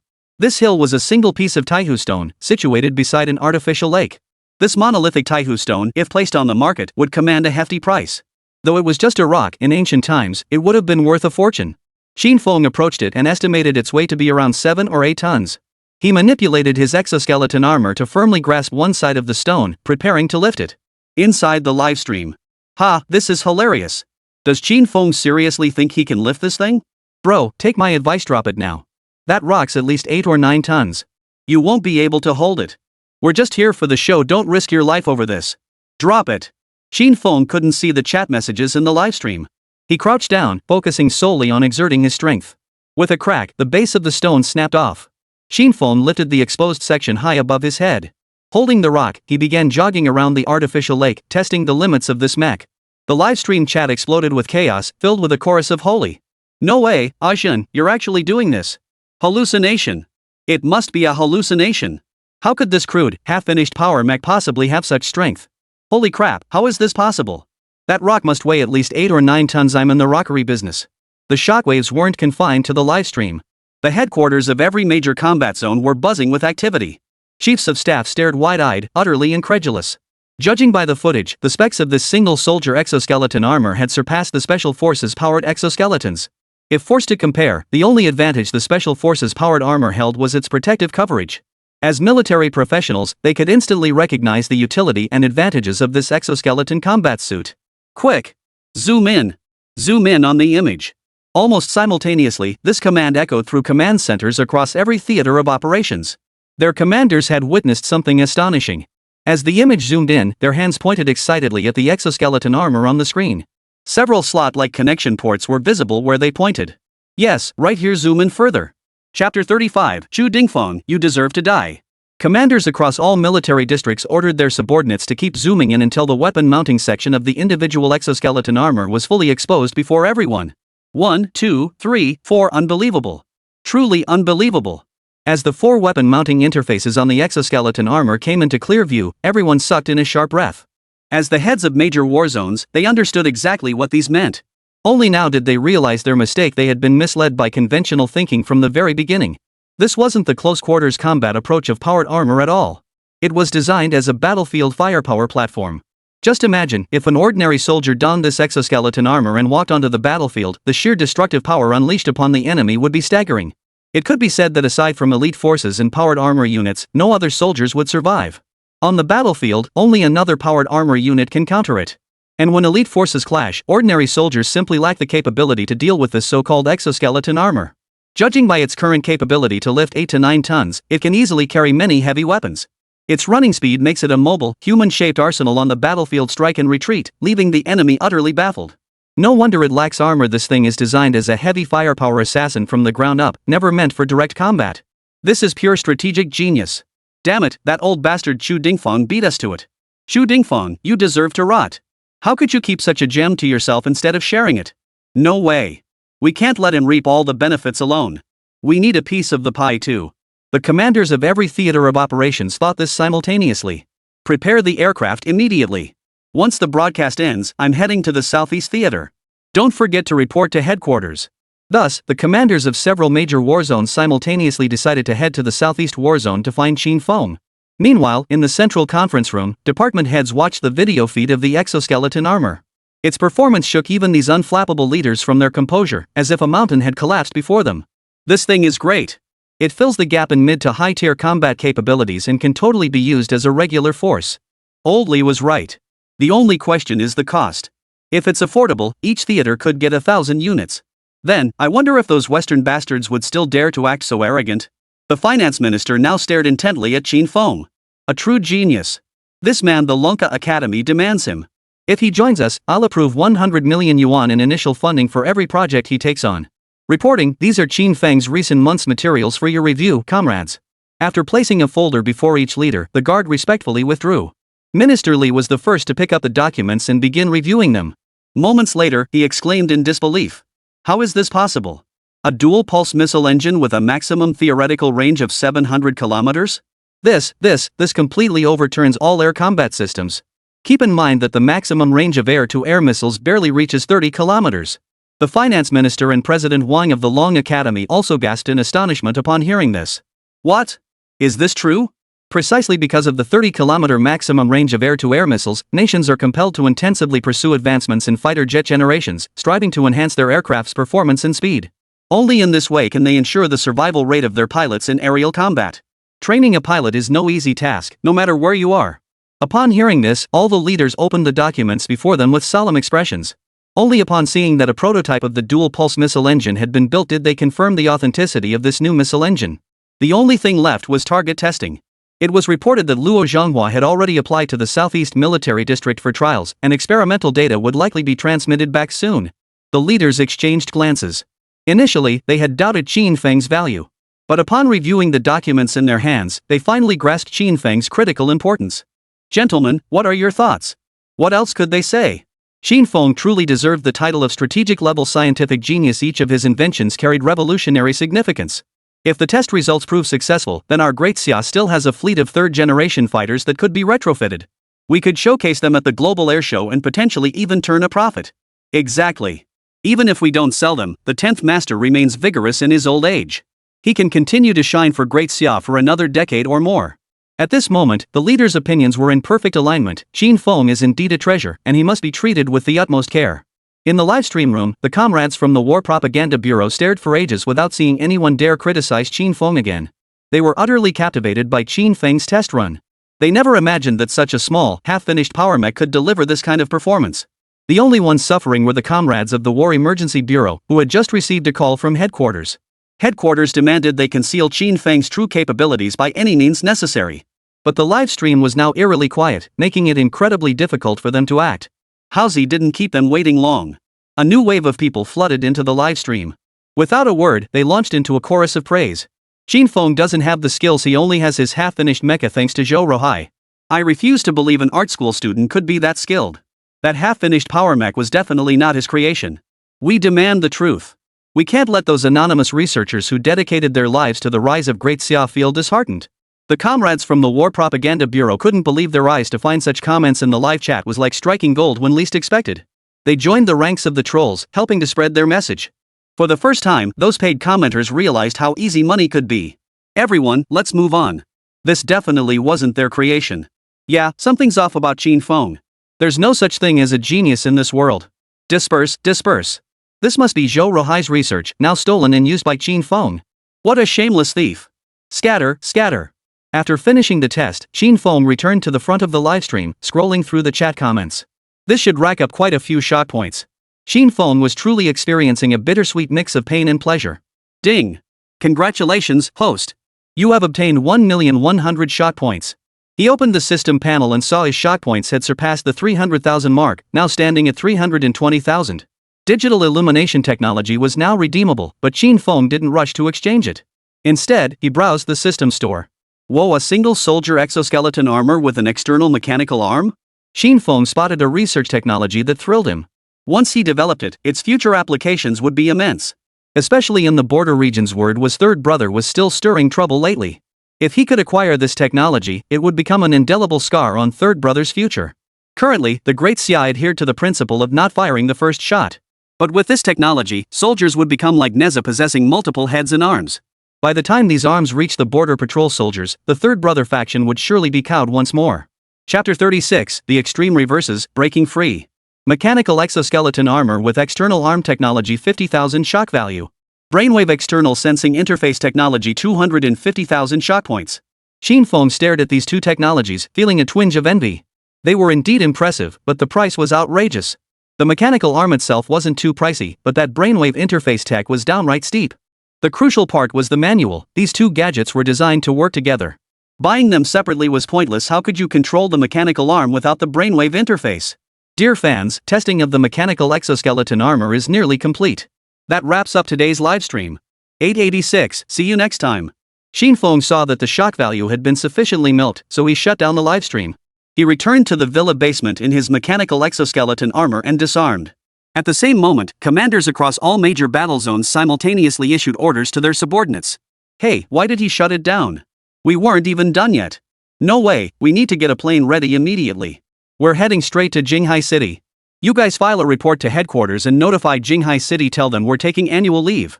Upon receiving the orders, the secretaries immediately and methodically executed the commands issued by the commanders-in-chief of each major theater. The moment their requests were submitted, they rushed to their respective airports, ready to depart for Jinghai City the instant approval arrived. Qin Feng finally bit the bullet and purchased both technologies. As he stepped out the villa gate, Su Mo came running up behind him in high heels, her heels clicking on the pavement. Lu Ruoshi's presence had ignited Su Mo's damn competitive streak, prompting her to deliberately slip into her professional attire during a live stream break. Black stockings and a bodycon skirt didn't slow her down in the slightest as she hurried toward Qin Feng. The professional shirt couldn't completely contain the dangerous force beneath it. As things reach their extreme, they reverse softness overcomes hardness. Instead, the shirt was violently rippled by the backlash. Finally, the seal broke. The button serving as the focal point was violently flung away by the backlash. It landed squarely on Qin Feng's face, causing a blush to spread across Su Mo's cheeks. Their eyes locked and an awkward, eerie silence descended upon the scene. Excuse me, could you maybe give me back the button on your face? Adopting the attitude that if she wasn't embarrassed, someone else would have to be, Suemo boldly asked Qin Feng for the button back. Qin Feng touched his cheek. His face was still damp with sweat from the live stream, and the button had stuck to it. Here, your button. I think next time you should sew it on with thick cotton thread, it'll hold better. Or just wear a t-shirt next time, preferably one with Pikachu or some cute big-eyed characters on it. Trying to ease the awkwardness, Qin Feng offered Suemo his advice with deadpan seriousness. Overwhelmed by shyness, Suemo didn't notice anything amiss. She simply told Qin Feng to wait where he was and not wander off while she went to change clothes. Qin Feng had no choice but to wait there. After all, she was his secretary now. Just then, several young people appeared, carrying large and small packages into the villa. Lu Ruoshi stood nearby, helping carry some of the lighter items. What are you doing? Qin Feng voiced his confusion. Lu Ruoshi glanced at Qin Feng and shot him a disapproving look. Because of you, of course. Dasha TV has officially reassigned me to work exclusively as your live broadcast assistant. Your villa is now my company dorm. Qin Feng was utterly baffled by this news. What was going on? Weren't we supposed to just act as parents with Zhou Rohai and Wang Kaihua? How could things change so quickly? Now there's a secretary and a live broadcast assistant being assigned to me. Wait, doesn't that mean some suspicious person has snuck in? Right, what about the cameraman? Just as Qin Feng was about to voice his confusion, Lu Ruoshi spoke up. Meeting you is such bad luck. From now on, I'll be your live stream assistant and cameraman. The old guy has a family to take care of, it's inconvenient. Come on, where are you headed? I'll tag along. Only then did Qin Feng notice the miniature microphone pinned to Lu Ruoshi's chest, along with the camera. Especially now that she'd worked up a sweat and changed into the Pikachu t-shirt Qin Feng had suggested for Sumo earlier. Pikachu's little face was stretched out, looking healthy and well-proportioned. Unlike other girls, whose Pikachu looked pitifully skinny as if it hadn't eaten in 3 days. Whatever. If we're going, I'll go too. Editing some videos and managing my own account would be pretty useful. Qin Feng would never admit he was drawn to Pikachu. Besides, boys love cute little creatures too. What's the big deal? Is that a crime? With that in mind, Qin Feng didn't object. They would still head to that hardware store to order some supplies for building a simple robotic arm and a brainwave external sensing interface. Just then, Suemo walked over, having changed into a denim miniskirt and a yellow t-shirt featuring a Pikachu design. Pikachu's little face was stretched plump and round, looking like a greedy little chubby, utterly adorable. It made you want to pinch its cheeks. Qin Feng felt his breathing quicken. He hadn't expected that just mentioning it casually would lead Suemo to actually wear that t-shirt. Ignoring Qin Feng, the two girls looked at each other's outfits. They were wearing the same thing. Clothing duplication wasn't the issue, it was who felt embarrassed. At that moment, Suemo stood before Qin Feng like a triumphant rooster, her proud chin lifted slightly. Let's go. Where are we heading now? With that, she led Qin Feng to Luo Zhonghua's red sedan, opened the back door for him, and ushered him inside. Lu Ruoshi, defeated in the first round, stomped her foot in frustration behind them. She hurried after them, opened the back door herself, plopped down, and pressed herself tightly against Qin Feng's arm. Where are we going? Suemo asked Qin Feng stiffly. Seeing Lu Ruoshi voluntarily sit in front of Qin Feng, she suddenly felt like she'd shot herself in the foot. Her anger burned like a knife in her liver. She never imagined that after losing a direct confrontation, someone would resort to such a dirty trick to provoke her. The hardware store at the station. Qin Feng's reply was equally concise and direct. Suemo floored the gas pedal and sped toward the location etched in her memory. Meanwhile, Xu Dingfang had urgently arranged a flight and was already en route. Since Qinghai City fell within the Southeast War Zone's jurisdiction, he didn't need to file a report and could come directly. By now, he was itching to get started, his mind consumed entirely by the desire for the mechanical exoskeleton armor. Chapter 37, Technical Trap. Luo Zhonghua was also at AECX headquarters, swamped with work. With the technical blueprints readily available, they were simply following them to produce the equipment. All dual-pulse single-engine prototypes had been completed, and preliminary sealed environment testing was finished. Luo Zhonghua stared at the dozen-plus mock rings at the engine's tail, overcome with excitement. His hands trembling, he pulled out his phone and called Xu Dingfang. Only the target drone test remained. He needed Xu Dingfang's cooperation. ACX headquarters did have target drones, but they were too slow. This dual-pulse missile engine absolutely required a 5th-generation, or even 6th-generation fighter jet as the target drone. Otherwise, everything would be meaningless. After the call connected, Luo Zhonghua spoke with a trembling voice to the other end of the line. Hello, Xu? Are you free right now? Come to AECX headquarters immediately. What? You're in Qinghai? Oh, looking for Qin Feng? Perfect. Bring him back with you. There's something very important waiting for him here. Alright, we'll talk when I get back. Luo Zhonghua hung up. He hadn't expected Chu Dingfang to sneak off and find Qin Feng behind his back, but this worked out well. It saved him the trouble of sending someone to retrieve him. Qin Feng remained oblivious, unaware he'd already stirred up the entire military high command of Daxia. At that very moment, he was still basking in the company of his soft companion, enjoying the delightful spectacle of two beauties vying for his attention. With a screech of brakes, Su Mo pulled the car into the parking space. She then walked to the door closest to Qin Feng and expertly opened it for him. Qin Feng stepped out. Seeing Su Mo open the door for him, Lu Ruoshi smirked and muttered a half-hearted thanks, preparing to exit through that door. But what greeted her was a loud slam, the door slamming shut. Ugh, cheapskate. She then opened the door herself and stepped out. Qin Feng walked ahead, while Su Mo kept a discreet distance of about half a meter behind him. Lu Ruoshi, however, was frantically chasing after them. Hey, wait for me, she yelled as she ran. The three entered the hardware store. Today, the shopkeeper had changed her outfit again. A tight-fitting sports tank top and form-fitting denim shorts showcased her tan skin. Though not as cute as Pikachu, she had her own unique charm. She glanced up at Qin Feng and asked, "What are you here to buy today?" Her tone was cool, showing no regard for the fact that Qin Feng was her primary customer. Qin Feng handed the pre-prepared ingredient list to the shopkeeper. After glancing at the list in her hand, the shopkeeper looked up in surprise and studied Qin Feng curiously.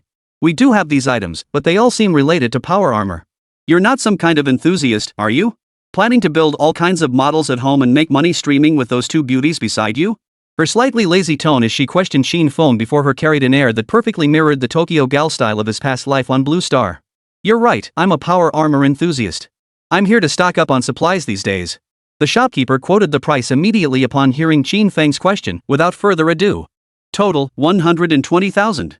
The external mechanical arm is the most expensive part, costing over 80,000. The electromagnetic pulse bomb materials are slightly more expensive, over 30,000. The brainwave external sensing interface materials were the cheapest, only costing a few thousand. After Qin Feng promptly paid the bill, Lu Ruoshi volunteered to carry box after box of goods out to the vehicle. This time, Su Mo was too stubborn to call for help, watching Lu Ruoshi prove herself by carrying everything alone. Only when most of the boxes were loaded did she finally lend a hand, carrying two lighter ones. The shopkeeper, observing Qin Feng standing idly by, muttered with apparent disdain. A second-generation power armor enthusiast just standing by while two women do all the work. Her mind was filled with powered exoskeletons. She truly couldn't understand why people were so obsessed with them. What was so great about them? Qin Feng detected her dissatisfaction with power armor in her words, but he didn't press further. He simply exchanged contact information with the shopkeeper for future orders. He had a habit of sticking with familiar suppliers once he found a reliable one, unless they tried to rip him off. The car returned to the villa, and with the security department's help, all the items were loaded into the elevator leading to the basement. Qin Feng then descended alone with the items. He activated the Panga Tech console. He opened the manufacturing interface. Single soldier exoskeleton armor with external mechanical arm manufacturable. Electromagnetic pulse bomb manufacturable. Brainwave external sensing interface manufacturable. Qin Feng selected all options for fabrication. This process would take 3 hours. Thankfully, it wasn't too long. Among these technologies, the brainwave external sensory interface surprised Qin Feng the most. Unlike the latest brain-computer interfaces developed by the Americans, which required sawing open the skull to implant the device, the system's technology only required wearing it like a helmet on the head to control connected devices. Technologically speaking, this was a direct leap ahead of Western nations. The drawbacks of brain-computer interfaces were simply too severe. After installation, users had to maintain constant hygiene in the head area, otherwise, inflammation could be fatal. To date, no able-bodied noble has been reported to volunteer for the procedure. Only those with physical disabilities among the nobility have undergone the procedure. Furthermore, inserting data cables into the brain triggers rejection responses, leading to fluid buildup within the cranium. Regular surgical cleanings and consistent anti-inflammatory medication are essential. This technology is rather useless. The healthy nobles have no need for it, the poor can't afford it, and the post-surgery care costs are astronomical. Qin Feng stared at his system interface, the balance displayed leaving him feeling utterly defeated. The items were indeed high quality, but their exorbitant prices had instantly set him back to square one. He planned to wait until everything was sorted out before going live again. There was no other option right now, only director Guo and Yang Dang were outside the studio. Everyone else was still facing scrutiny. He'd have to find a chance to ask old Luo when filming could resume. He also needed to know if the material he'd shared during his time on set could be released as promotional content. After all, that material was his heart and soul. It could be worth a fortune in shock value. Meanwhile, Chu Dingfang boarded a helicopter provided by the local military unit. He had already arrived above the villa district where Qin Feng resided. The helicopter's hum echoed over the villas, its rotor blades whipping up a fierce wind that swept across the lawn, turning the grass into undulating waves. Security personnel directed the helicopter's landing. The moment the aircraft touched down, its rotors still spinning, Qin Feng leaped out impatiently. The security guards exchanged stunned glances. They never imagined that Qin Feng would actually come running over for Qin Feng. Chapter 38, Robotic Arm Installation Complete. Qin Feng arrived at the villa entrance with the chief of staff. Ding dong, ding dong. The doorbell chimed. Su Mo heard the commotion. Curious to know who had arrived, she wondered if anyone else should be here at this hour. If it were someone from old Luo's group, they would have contacted her beforehand. With questions swirling in her mind, she approached the video doorbell. When she saw the person on the screen, she was utterly shocked. She never expected the visitor to be Qin Feng.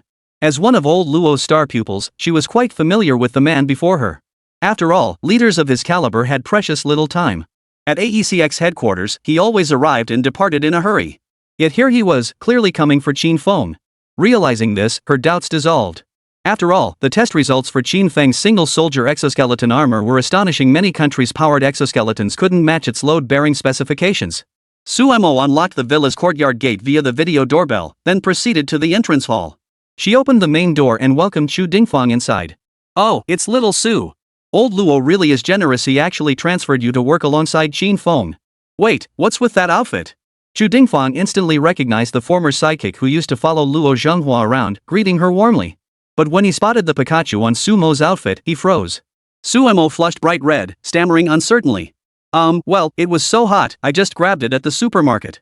Qin Feng laughed heartily. No need to explain. Been there, done that. The guy's quite handsome, you'd better make your move. By the way, where's Qin Feng? Take me to meet him. Su Mo mentally blocked out the last remark, leading Qin Feng to the living room. She brewed tea for him and the chief of staff before replying. Qin Feng went to the underground lab. He just bought a batch of materials and should be conducting research now. Shall we wait for him? Su Mo knew his temperament well. Though he was always rushing about, he held researchers in the highest regard. When it came to experiments, he wouldn't make a fuss. True to Su Mo's expectations, Qin Feng immediately agreed upon hearing her words. No problem. The experiment comes first. He didn't mind since he was already here, waiting a bit wouldn't hurt. Since returning, Lu Ruwashi had been lying ungracefully on the sofa with a bag of potato chips, killing time watching the TV mounted on the jade-tiled wall, a bottle of coke beside her. When she saw two military leaders with stars on their shoulders sit down nearby, she was utterly shocked. She quickly straightened her posture, desperately trying to salvage her dignity. Now she felt extremely awkward, standing out like a sore thumb. Her toes kept tapping nervously on the marble tiles. She couldn't fathom why a second-generation heir would warrant such high-ranking military officials personally visiting, and not only that, but willingly waiting here for Qin Feng. Qin Feng remained unaware that his recent video had alarmed the Commander-in-Chief and Chief of Staff of the Southeast Theater Command, prompting them to come personally. They were now waiting for him in the upstairs reception room. Ding! Single-soldier exoskeleton armor with external mechanical arm manufacturing complete. Ding! Brainwave external sensing interface manufactured. Ding! Electromagnetic pulse bomb X3 manufactured. Qin Feng stared excitedly at the three items before him, itching to test them out. He opened the Pango Tech console's control panel and noticed a weapon platform mounting option on the interface. Do you wish to equip the external mechanical arm to the single-soldier exoskeleton armor? Yes. Qin Feng decisively selected yes. The moment he confirmed his choice, several mechanical arms extended from the center of the tech console. The hum of machinery and crackles of electrical sparks filled the air. Within moments, the mechanical arms were securely mounted onto his exoskeleton armor. Qin Feng saw that his single-soldier exoskeleton armor now sported 6 additional mechanical arms. He examined each arm, each structured much like a human hand, and instantly broke into a wide grin. Holy crap, this was practically a cybernetic version of having 3 heads and 6 arms. Qin Feng examined the exoskeleton armor before him, sensing something was missing. After staring at it for a long time, he finally realized why. The 6 mechanical arms were empty, lacking any corresponding weaponry. His mind instantly raced to the various laser swords and high molecular materials of this world. If he could mount those on the exoskeleton, wouldn't he be able to completely dominate anyone in a one-on-one fight? Everyone else had the standard 2 arms, while he had 6. Wouldn't that be a total game changer? Just then, Qin Feng noticed a message alert on the Pango Tech console interface. Equip electromagnetic pulse bomb to exoskeleton armor? Equip? He'd nearly forgotten about this thing. With this, who'd ever want to go toe-to-toe in a bayonet charge? Qin Feng decisively selected yes. Moments later, 3 EMP bombs were installed inside 3 of his mechanical arms. After confirming there was no room for maneuver, Qin Feng donned the exoskeleton armor with the tech console's assistance. After donning the brainwave sensing helmet and connecting the 6 mechanical arms interfaces to it, the mechanical arms on the exoskeleton armor began to activate. At that moment, Qin Feng felt as if 6 additional arms had grown from his body. He tested them individually and found he could operate each with ease, but coordinating all 6 simultaneously still felt awkward. After a period of familiarization, he suddenly raised one of the mechanical arms. A small launch rail emerged from the back of the arm, and atop the rail sat the electromagnetic pulse bomb. Qin Feng was thoroughly impressed. This concealed design not only maintained the arm's full functionality but also allowed for a hidden weapon perfect for launching a surprise attack on his opponents. He was thoroughly pleased with his armor. Now, Qin Feng just wanted to get back to his next livestream as soon as possible. His system panel showed dwindling funds, leaving him feeling decidedly insecure. With that thought, Qin Feng couldn't bear to linger in the basement a moment longer. He immediately maneuvered his enhanced edition exoskeleton armor toward the stairwell entrance. With this full load of gear, the elevator was out of the question. The staircase, however, had been widened and raised, making it passable. Upstairs, Chu Dingfang was deep in lively conversation with Su Mo and the chief of staff when suddenly, heavy footsteps echoed up from the basement stairwell. "Su, what's that sound?" It was Chu Dingfang's first time here, and he didn't recognize the sound. But Su Mo and Lu Ruoshi had just experienced it today and knew exactly what it signified. No way, again? The two of them had been following Qin Feng around filming for ages, completely exhausted. Hearing those footsteps now sent a chill down their spines.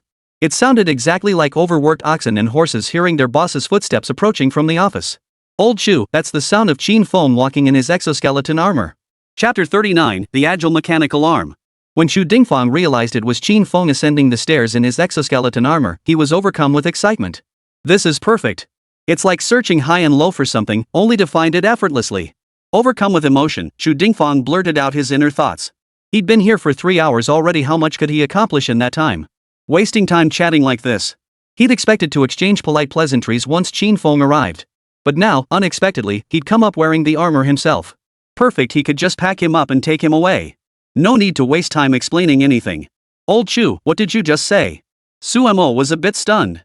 She never expected the usually steady Chu Dingfang to speak in such a brash manner. Nothing. I mean, it's great to finally meet Qin Feng. I've admired this young man from afar for so long.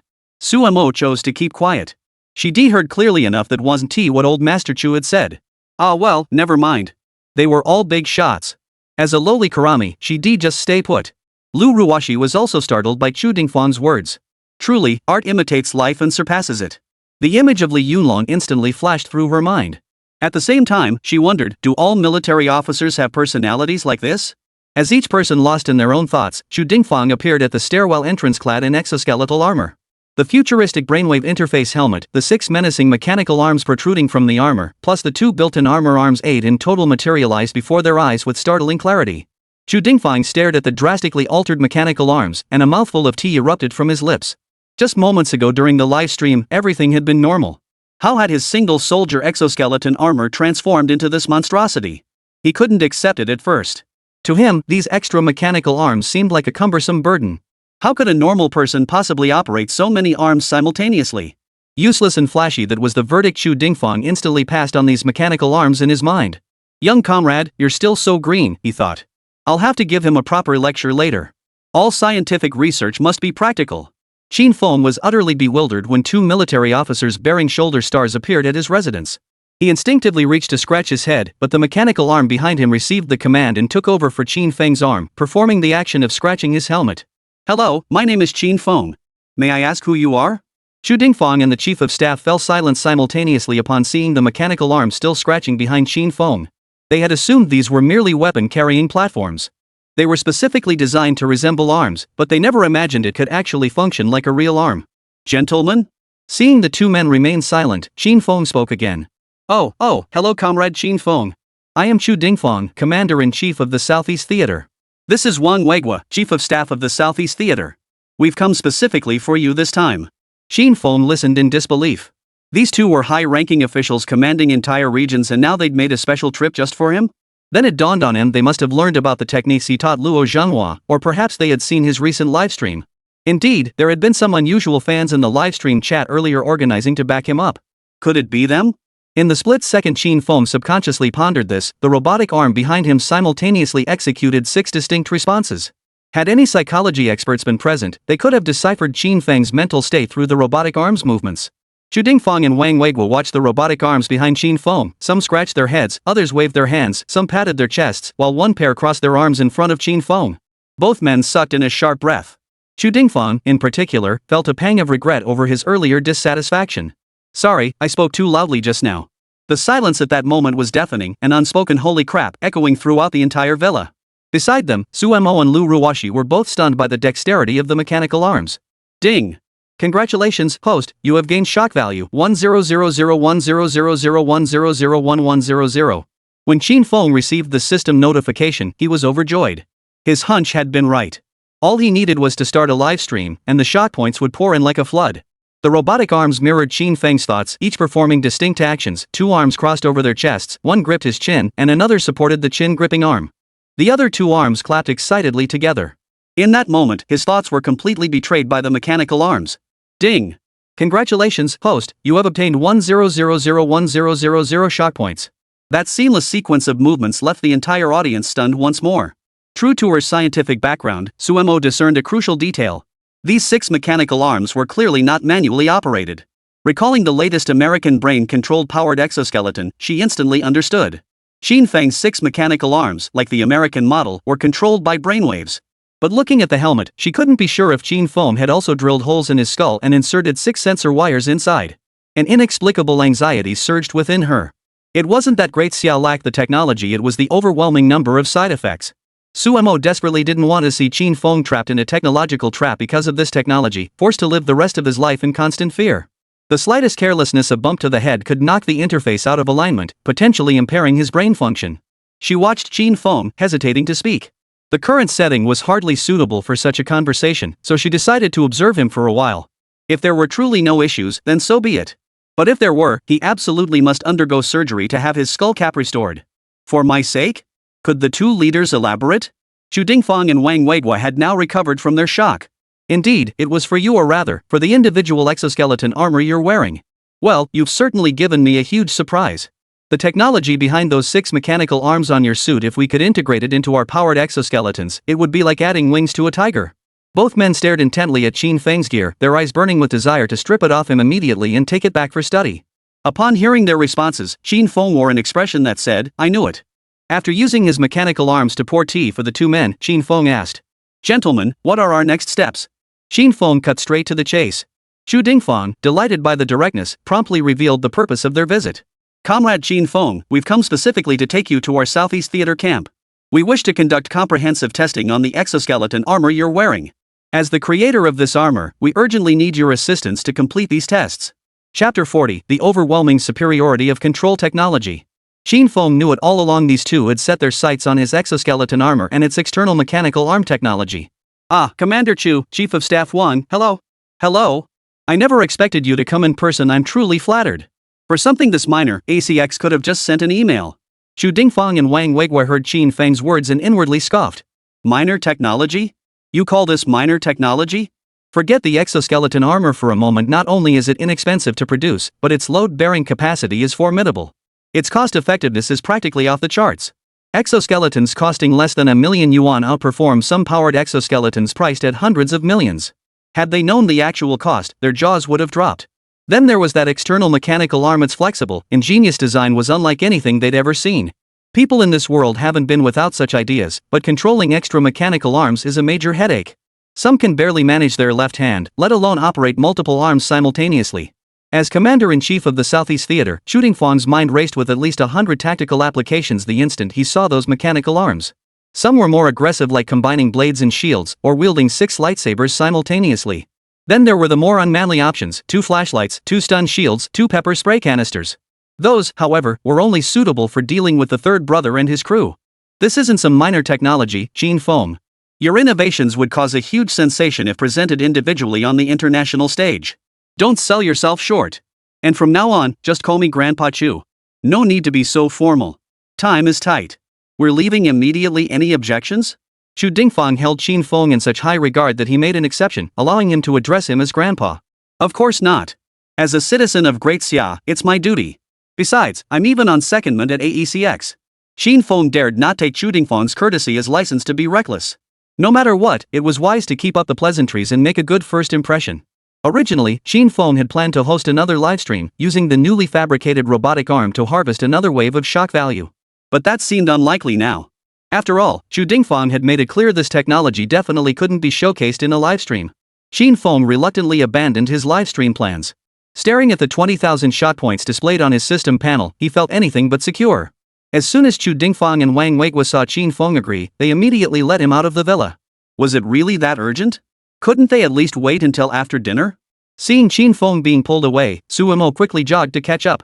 Chu Dingfang knew she was Qin Feng's personal secretary and a trusted insider, so he didn't stop her. Lu Ruoshi wanted to follow too, but with cameras and microphones strapped to her, security stopped her at the door. Hey, wait! What am I supposed to do if you leave? Seeing the young girl jumping up and down anxiously outside, Qin Feng called back over his shoulder. Wait at home. I'll be back soon from this business trip. I'll bring you oranges. Don't wander off. With a sharp click, the helicopter's cabin door slammed shut. Qin Feng and his team boarded the helicopter and headed toward the Southeast Theater Command headquarters. At the same time, flight permits were issued to all major theater commands. The commander-in-chief and his chief of staff hurriedly boarded their aircraft, heading straight for Jinghai City. What they didn't know was that Chu Dingfang had already taken Qin Feng away before them. Had they known their trip was in vain, Chu Dingfang's path to self-destruction would have deepened by one more step. At the Southeast Theater Command headquarters, Luo Zhanghua had been waiting for quite some time.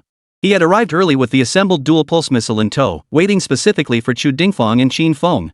The hum of a helicopter's rotors signaled Chu Dingfang's return. Luo Zhanghua personally drove to the helipad, intending to take them directly to the storage site for the dual-pulse missiles and surprise them. The moment he parked the borrowed military jeep, he was stunned by the scene before him. Standing beside Chu Dingfang was a figure clad in a soldier's exoskeleton armor. From Chu Dingfang's attitude toward him and Suemo standing nearby, he could deduce that this person was Qin Feng. He had seen the exoskeleton armor before in CG animations in Qin Feng's livestreams, so that alone wasn't surprising. What truly struck him were the 6 mechanical arms on Qin Feng's armor. Each moved independently with fluid grace, showing no sign of stiffness. This technology was truly terrifying. He recalled that his old friend specialized in researching powered exoskeletons. Once led the most elite team in Great Xia specializing in power-driven mecha, having developed similar prototypes. However, these efforts ultimately failed due to the limitations of human brains struggling to control mechanical arms with sufficient precision. To think Qin Feng has now achieved it truly terrifying. Luo Zhanghua could now state with absolute certainty, in the future, Qin Feng's brilliance in scientific research would overshadow the entire Great Xia for decades, even centuries. Hey, old Luo, you're well connected. I just got back, and you're already waiting here. You didn't come specifically to greet me, did you?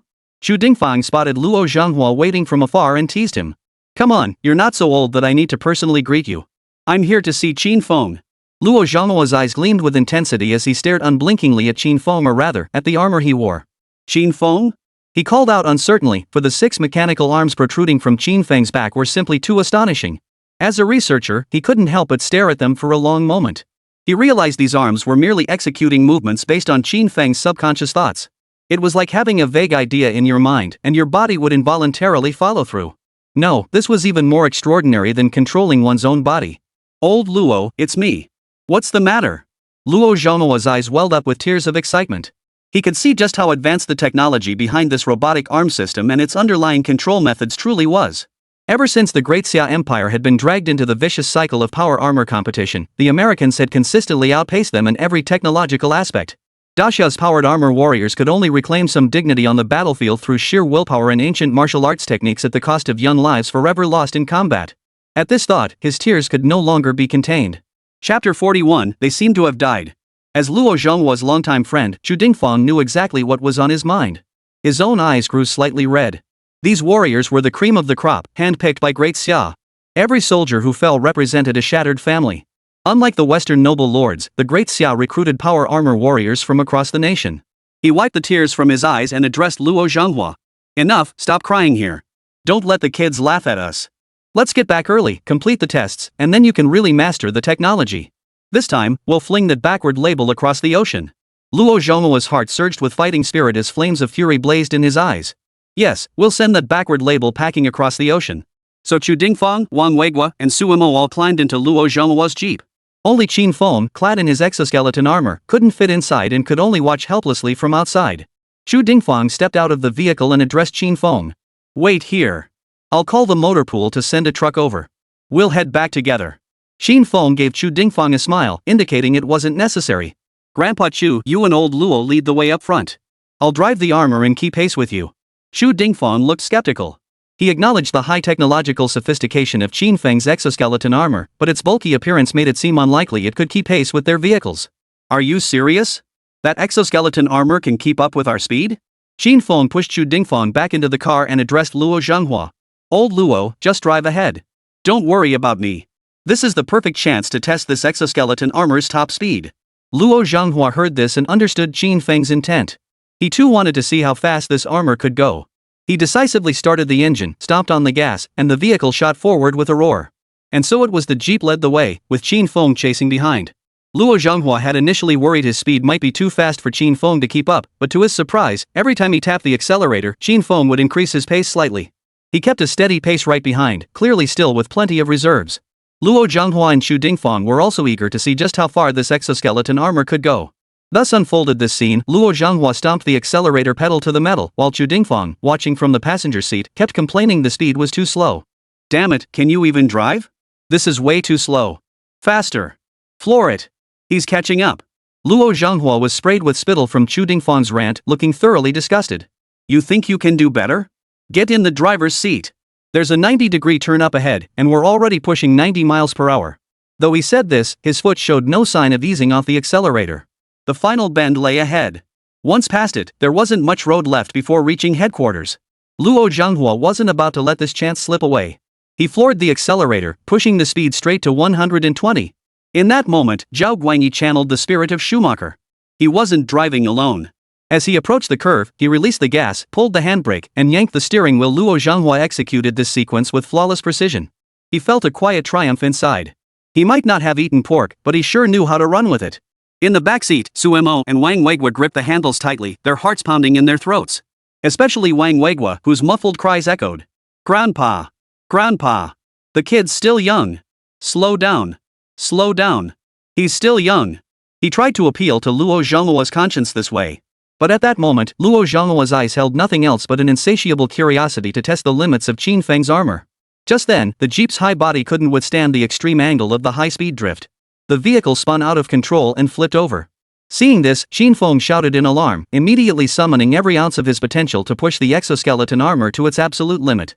He shot past the jeep, his 6 arms responding to his subconscious commands, catching the vehicle with surprising stability. But the sheer momentum was too much. The thin exoskeleton armor struggled to hold, especially since the materials were just ordinary stuff bought from a hardware store. In that instant, images of Tai Chi masters from television flashed through Qin Feng's mind, and he blurted out a phrase. Tai Chi gives birth to the 2 instruments give birth to the 4 symbols. 6 mechanical arms rotated in response to Qin Feng's subconscious, spinning the jeep dozens of times in midair before dissipating the force. Deep footprints from the exoskeleton's retreat littered the ground. As the jeep landed safely, the occupants remained motionless inside. Qin Feng immediately grew anxious, using the mechanical arms to force open the doors. He lifted all 4 occupants out of the vehicle. Chu Dingfang and Luo Zhenghua were foaming at the mouth, completely unconscious. Wang Weigua and Suemo weren't much better. Seated in the back, they'd been knocked unconscious by the sheer force of the impact. The immense noise had alerted patrolling Yanlong warriors. Working in groups of 3, they swiftly arrived at the scene.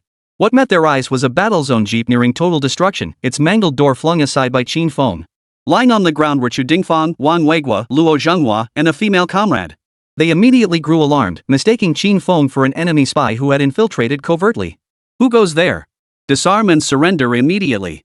Seeing the Yanlong warriors approaching with this misunderstanding, Qin Feng hurriedly explained. No, listen to me. I was invited in by Grandpa Chu. The Yanlong warriors flew into a rage upon hearing this. You've beaten someone to the point of foaming at the mouth. How could you possibly have been invited in? Still trying to wriggle out of this? Looks like you won't see reason until you're at death's door. With a buzzing hum, all 3 Yanlong warriors activated the laser swords they carried. They closed in from 3 different directions, pinning Qin Feng firmly in the center. Qin Feng looked at the 4 men on the ground, his anxiety mounting. Hurry up and rescue them. They look like they're about to die. After hearing this, the 3 flame dragon warriors exchanged a few words via their wireless communicators. They changed their formation, one was assigned to treat the wounded, while the other 2 continued to flank Qin Feng, one in front and one behind. The situation was critical. Despite Qin Feng's 6 mechanical arms, he carried no weapon. His ordinary steel body alone couldn't withstand the Changying series laser swords. Suddenly, Qin Feng seemed to remember something. He did have weapons of his own. Earlier that afternoon, he had installed 3 electromagnetic pulse bombs inside his mechanical arms. The realization calmed his nerves. Slowly, Qin Feng raised the 2 arms housing the EMP bomb launchers, aiming them at the Yanlong warriors closing in on him. Don't come any closer, or don't blame me for being ruthless. Chapter 42, the EMP bomb makes its first show of force. Every Yanlong warrior is an outstanding young recruit handpicked from across the Great Xia Empire. They possessed exceptional skills and unwavering resolve, and certainly weren't swayed by Qin Feng's few words. After securing Chu Dingfang and his 3 companions, the Yanlong warrior summoned medical personnel. Then he continued to stand his ground against Qin Feng. You've got some nerve. Daring to launch a night raid on the Southeast Theater Command Headquarters. Disarm yourselves, cooperate fully, reveal the mastermind behind this operation, and seek leniency. Qin Feng was now in a real bind. Even if he had 100 mouths, he couldn't explain himself out of this mess. It was like mud falling into your pants, you couldn't help it. Damn it! Testing speed shouldn't be done like this. You lot just close your eyes and fall asleep, but what am I supposed to do? Seriously, Grandpa Chu, you should have stopped them.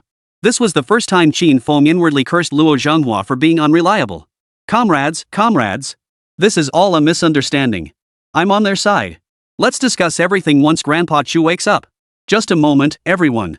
Sit down, have a smoke, and relax. As he spoke, Qin Feng's other 3 mechanical arms fumbled around his body, pulling out an unopened pack of cigarettes and tossing it over. The lead Yanlong warrior had undergone rigorous ideological training. His will was ironclad. Seeing Qin Feng toss the cigarettes his way, he didn't reach out to catch them, letting the pack land squarely on his face. Minimal physical harm, maximum insult. You little bastard, still trying to stall now? Speak. How many of you came in total? Don't put up a last-ditch resistance, or don't blame us for our blades having no eyes. I repeat, disarm yourselves and seek leniency. Seeing Qin Feng remain unmoved, the 3 Yanlong warriors closed in on him from 3 directions. Qin Feng, too, aimed the arm equipped with 3 electromagnetic pulse bomb launchers at the 3 of them. He knew this wasn't the time to argue over right and wrong. An unidentified armed force had appeared within the military camp, right beside their supreme commander, who now lay unconscious. If you were a Yanlong warrior, would you choose to sit down with him for a smoke and wait for the commander to awaken? Or would you forcibly disarm him first to prevent resistance? Or simply execute him outright? It was a straightforward choice. Qin Feng had no choice now, he was the one being chosen.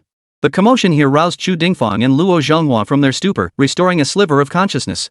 Yet their bodies hadn't fully recovered, only their right hands remained under their control. When they saw the 3 Yanlong warriors advancing toward Qin Feng, laser swords raised, they frantically raised their right hands, stretching them into the air in a desperate attempt to stop the attack. Yet, all that escaped their throats were faint, weak coughs. Foam filled their mouths as they desperately struggled to regain control of their bodies, yet they could do nothing. Their eyes burned with anguish. Chu Dingfang and Luo Zhenghua could only watch helplessly as the Flame Dragon warriors closed in on Qin Feng, their hearts filled with bitter regret. Just then, 3 unidentified objects shot out from Qin Feng's 3 mechanical arms, trailing flames as they screamed toward the Yanlong warrior. The distance was far too close, and it was nighttime. The exhaust trails of the 3 electromagnetic pulse bombs resembled orange-red ropes connecting the mechanical arms to the flaming dragon armor. 3 brilliant blue bursts of electromagnetic energy exploded upon the flaming dragon armor, instantly crippling all 3 suits. The scene felt utterly surreal. The flaming dragon suits seemed like puppies tied to ropes, instantly rendered docile. At the other end of the orange-red light cord was Qin Feng's single-soldier exoskeleton armor. This scene was deeply etched into the minds of Chu Dingfang and Luo Zhong. This? What is this? Chu Dingfang and Luo Zhong recalled, wasn't this the new weapon featured in Qin Feng's CG special effects video? At the time, they had dismissed it as mere fantasy from Guo Fan's perspective as a filmmaker. Yet now, Qin Feng had brought it to life before their very eyes. How could they not be stunned? They were still better off. The most shocked of all were undoubtedly the 3 Yanlong warriors. Trapped inside their Yanlong battlesuits, all systems had failed completely. Not a single watt of power remained, leaving them unable to even make basic communications. When the flaming dragon armor was designed, the finest protective materials were used. Its weight was unimaginable. Trapped within their own armor, the flaming dragon warriors couldn't even lift a hand. Ding! Congratulations, host, you have obtained shock value 100010000. Ding! Congratulations, host, you have obtained shock value 100100100. For the first time, Qin Feng didn't show any sign of joy upon receiving the system notifications. First, the shock points weren't particularly high. Second, this incident had escalated far too much. If Chu Dingfang didn't wake up to testify for him, he'd likely be finished here. After all, suppressing the rebellion only required coordinates. And his only weapon had been exhausted. Woo, woo. A piercing, muffled alarm instantly reverberated throughout the entire Southeast war zone. 3 Yanlong battle armors going offline was an extremely serious matter. In an instant, the entire theater was thrown into turmoil. Inside the command center, staff officers gathered to discuss how to respond to this sudden crisis. 3 Yanlong warriors had suddenly gone missing during patrol, an event unprecedented since the founding of Great Xia. Investigate. Quickly investigate. What on earth happened? Dispatch the remaining Flame Dragon warriors in groups of 5, maintaining strict vigilance. Mobilize every warrior across the entire theater. Tonight, no matter what happens, we must uncover the reason for their disappearance. Technical department, have you extracted the video and audio recordings from before the Flaming Dragon warriors lost contact? One by one, the orders poured from Deputy Commander Wang Zhanglong's mouth. Not yet, Deputy Commander. We need another 30 seconds. In an instant, the entire southeast combat zone was lit up like daylight as warriors launched a thorough search across the entire area. Yanlong warriors activated their thermal imaging systems, meticulously scanning for any suspicious figures. Inside the command center, the technical division had fully extracted the audio and video footage. Deputy Commander, extraction complete. Upon hearing this, Wang Zhanglong immediately ordered. Quickly, play it. The display screen showed the recent conversation between Qin Feng and 3 Yanlong warriors. Watching the footage, Wang Zhanglong slammed his fist on the table in fury. How dare they sneak into the combat zone under our noses at night and attack a military vehicle? Quickly, notify the nearby Yanlong warriors to head to the 5-round bend. That's where those 3 Yanlong warriors went missing. Be extremely cautious, do not operate alone. There's likely an ambush waiting there. It was no wonder he thought this way. After all, the Yanlong warriors were among the world's most advanced powered suits. For 3 of them to lose contact simultaneously? There was only one explanation, a trap with ambushers. After issuing the orders, Wang Zhanglong's gaze returned to the video feed for the first time. As a competent commander, he had to understand exactly how the enemy had severed contact with the Flaming Dragon warriors. Were they still safe? Chapter 43, Misunderstandings, Nothing but Misunderstandings. Wang Zhanglong's eyes were glued to the screen as he silently prayed. He hoped these 3 Yanlong warriors had merely suffered damaged communication and positioning systems during combat. Please, let nothing have happened to them. Despite this hope, the image of Qin Feng's exoskeleton armor firing 3 mechanical arms simultaneously at the Yanlong warriors kept flashing through his mind. A growing sense of foreboding gripped his heart. Has backup arrived yet? Tell them to rush here at all costs. It'll be fine, it'll be fine. The Flaming Dragon armor's protective capabilities can withstand even the shockwave of a tactical nuclear bomb. As long as they weren't directly exposed to extreme heat for over 15 seconds, the occupants inside would be fine. On Qin Feng's end, after deploying the EMP bomb, he approached the 3 Flaming Dragon armors. He curiously poked and peered at them, confirming these 3 wouldn't bother him again. He approached Xu Dingfang and the others to assess their condition. After confirming none of the 4 were in mortal danger, he waited nearby for the medics to arrive. The shrill alarm continued to echo over the battlefield. The first responders to arrive weren't medics. Instead, waves of field soldiers arrived, along with 3 squads totaling 15 Flame Dragon warriors. As they approached, they were shocked to see 3 Yanlong battlesuits lying crippled on the ground. They immediately rushed forward. Using infrared sensors, they detected that the 3 warriors inside were still alive, with all vital signs normal. They all breathed a sigh of relief. This is command. Has the reinforcement team for 5 companies bend arrived yet? The voice of the technical department crackled through the headsets of everyone present. 0101, this is Falcon Team. Our squad has arrived at the designated location. 0101, this is Wolf Squad. We have also reached the designated location. 0101, this is Dragon Squad. We have also reached the designated location. Over the earpiece, the technical division immediately issued inquiries upon receiving the messages. How's the situation? Have you located the missing Yanlong warriors? What's their condition? Falcon Squad, having just completed their reconnaissance, immediately relayed their findings. We've located the 3 missing warriors. Medical scans confirm their bodily functions are normal, no immediate threat to life. However, for unknown reasons, all 3 Yanlong battlesuits are disabled here. Upon hearing this, the technical department's representative looked at Wang Zhanglong with disbelief. This was the first time he'd encountered such a situation. That unidentified armored unit had simultaneously disabled all 3 Flaming Dragon suits. He could only look to Wang Zhanglong for guidance, waiting for his response. Wang Zhanglong's shock was no less than the technical department's. He could only take the headset and issue orders to nearby soldiers. Everyone, be on high alert. Video footage just showed an unidentified battlesuit simultaneously destroying 3 Yanlong battlesuits. Your mission now is to find it and capture it. This order was heard not only by the Yanlong warriors but by every soldier present. They were both tense and curious what kind of armor could be so powerful. Just then, Qin Feng's voice reached everyone's ears. Excuse me, are you looking for me? Your commander Chu seems to be in critical condition. Could you send a medic over to check on him first? Swish. Every pair of eyes instantly turned toward Qin Feng. Earlier, the Yanlong warrior, fearing Qin Feng might become desperate, had hidden Chu Dingfang and the others in such a concealed spot that it was impossible to spot them without careful observation. That kid.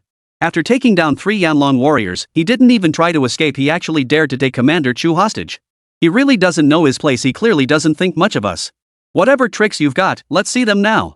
With that, the 5 warriors of the Falcon Squad activated their weapons: chainsaw swords, giant axes, and long spears. A palpable aura of lethal intent surged toward Qin Feng's face. Clearly veterans forged in battle, unlike those 3 rookie patrolmen earlier. Qin Feng frantically waved his 8 arms in the air. Misunderstanding. Complete misunderstanding. I'm Qin Feng, a researcher who just joined AECX recently. I'm here today accompanying Grandpa Chu to the Southeast War Zone for armor testing. They've been in an accident. Call the medics, quick. The crowd's expressions turned to shock upon seeing Qin Feng clad in a bizarre suit of battle armor. They couldn't fathom how this crude suit of armor had simultaneously defeated 3 Yanlong warriors. Could it be those 6 mechanical arms on its back? Ding! Congratulations, host, you have obtained shock value 100100. Ding! Congratulations, host. You have acquired shock value 101,010. The system's notification chime echoed in Qin Feng's mind once more. He instinctively opened the system panel and saw his balance had surged to 560,000 shock points. Yet, he still couldn't muster any joy. No matter what Qin Feng said, the Falcon Squad only wanted to take him down quickly. Any talk could wait until afterward. They swung their weapons, closing in on Qin Feng. Qin Feng had no weapon to defend against their assault, and the situation looked extremely dire for him. Just then, the abrupt clang of 5 weapons colliding echoed through the air. Qin Feng looked up to see another squad of Yanlong warriors drawing their weapons, stepping in to block this wave of attacks for him. Li Chang, what exactly is your wolf squad trying to do? Why are you stopping me? The leader of the intervening Yanlong warriors was named Li Chang. He had seen Qin Feng's video alongside Chu Dingfang, and 2 members of his squad had secretly protected Qin Feng for some time. They had already communicated through their earpieces and were about to clarify the misunderstanding when the Falcon Squad launched their attack. Left with no choice, they had to draw their weapons and block the strike. Hold your fire. This is all a misunderstanding. I know Qin Feng, he's one of us. Even after hearing the explanation, the Falcon Squad leader remained unyielding. Without orders from above, no amount of persuasion would suffice. Just as he prepared to launch a second assault, Chu Dingfang and Luo Zhenghua finally regained their composure. Hold it. Li Chang's right, it's all a misunderstanding. If there's nothing else, everyone should disperse. Everyone present froze upon hearing this voice. Who would have thought Qin Feng was telling the truth? He really was one of their own. Thus, everyone sheathed their weapons. The Yanlong warrior captains immediately contacted headquarters. They explained the situation on the ground in detail. When Wang Zhonglong heard it was all a misunderstanding, his head nearly exploded because he had already reported the situation to higher-ups. How was he supposed to cover this up now? Exhausted, he thought, just destroy it all. Meanwhile, commanders from various war zones, accompanied by their chiefs of staff, had arrived above the Southeast War Zone. Originally, they were headed straight for Jinghai City. Fortunately, their intelligence operatives stationed there had promptly relayed the news that Qin Feng had been taken to the southeast sector. Only then did they hastily change course. What the hell is going on in the Southeast Theater? Alarms blaring, searchlights flashing, you'd think they were hunting down criminals. Chapter 44, say that again, missile ready? Hey, old Zhang, you're right, it really does look the part. Let's go meet Chu Dingfang later and see what kind of shenanigans he's up to. The speaker was Li Kaishan, commander-in-chief of the Southwest Theater. He'd been fuming because Chu Dingfang had scooped up Qin Feng first. Now, seeing his own theater of operations in complete disarray, he couldn't be more delighted. As the top commander of the same theater, how could he not understand the intricate workings within? The moment their aircraft touched down, they were surrounded by soldiers from the Southeast Theater. Li Kaishan remained unfazed by the scene. Smiling, he pointed at the soldiers before him and turned to his chief of staff, Zhang Zhongxian, with a chuckle. Well, a show of force. Old Chu, at his age, still pulling these stunts on me. Zhang Zhongxian and his commander exchanged a knowing glance, saying nothing. Their shared schadenfreude was plain to see. Though they didn't know what had transpired, at least their earlier frustration had been vented. Special Operations Brigade of the Southeast Theater, Li Guozhong, reporting to Commander Li. Chief of Staff Zhang. From the crowd surrounding Li Kaishan, a figure stepped forward and rendered a crisp military salute. Li Kaishan's face lit up upon recognizing Li Guozhong.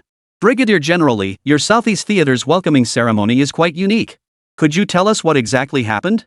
Li Guozhong remained unmoved by Li Kaishan's jest, responding only with 4 terse words. No comment. No matter how much Li Kaishan pressed him afterward, those 4 words remained his only response. This left Li Kaishan thoroughly bored, instantly losing interest in teasing Li Guozhong. After all, his primary purpose for coming this time was Qin Feng. At that very moment, 3 more military aircraft touched down at the airport. And so, the commanders and chiefs of staff of the 5 major war zones of the Great Xia Empire were all present.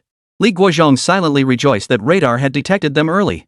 After making contact, he learned in advance that the top leaders of the other major war zones were visiting the Southeast War Zone for a goodwill mission. He had personally led his team to the scene for the welcome.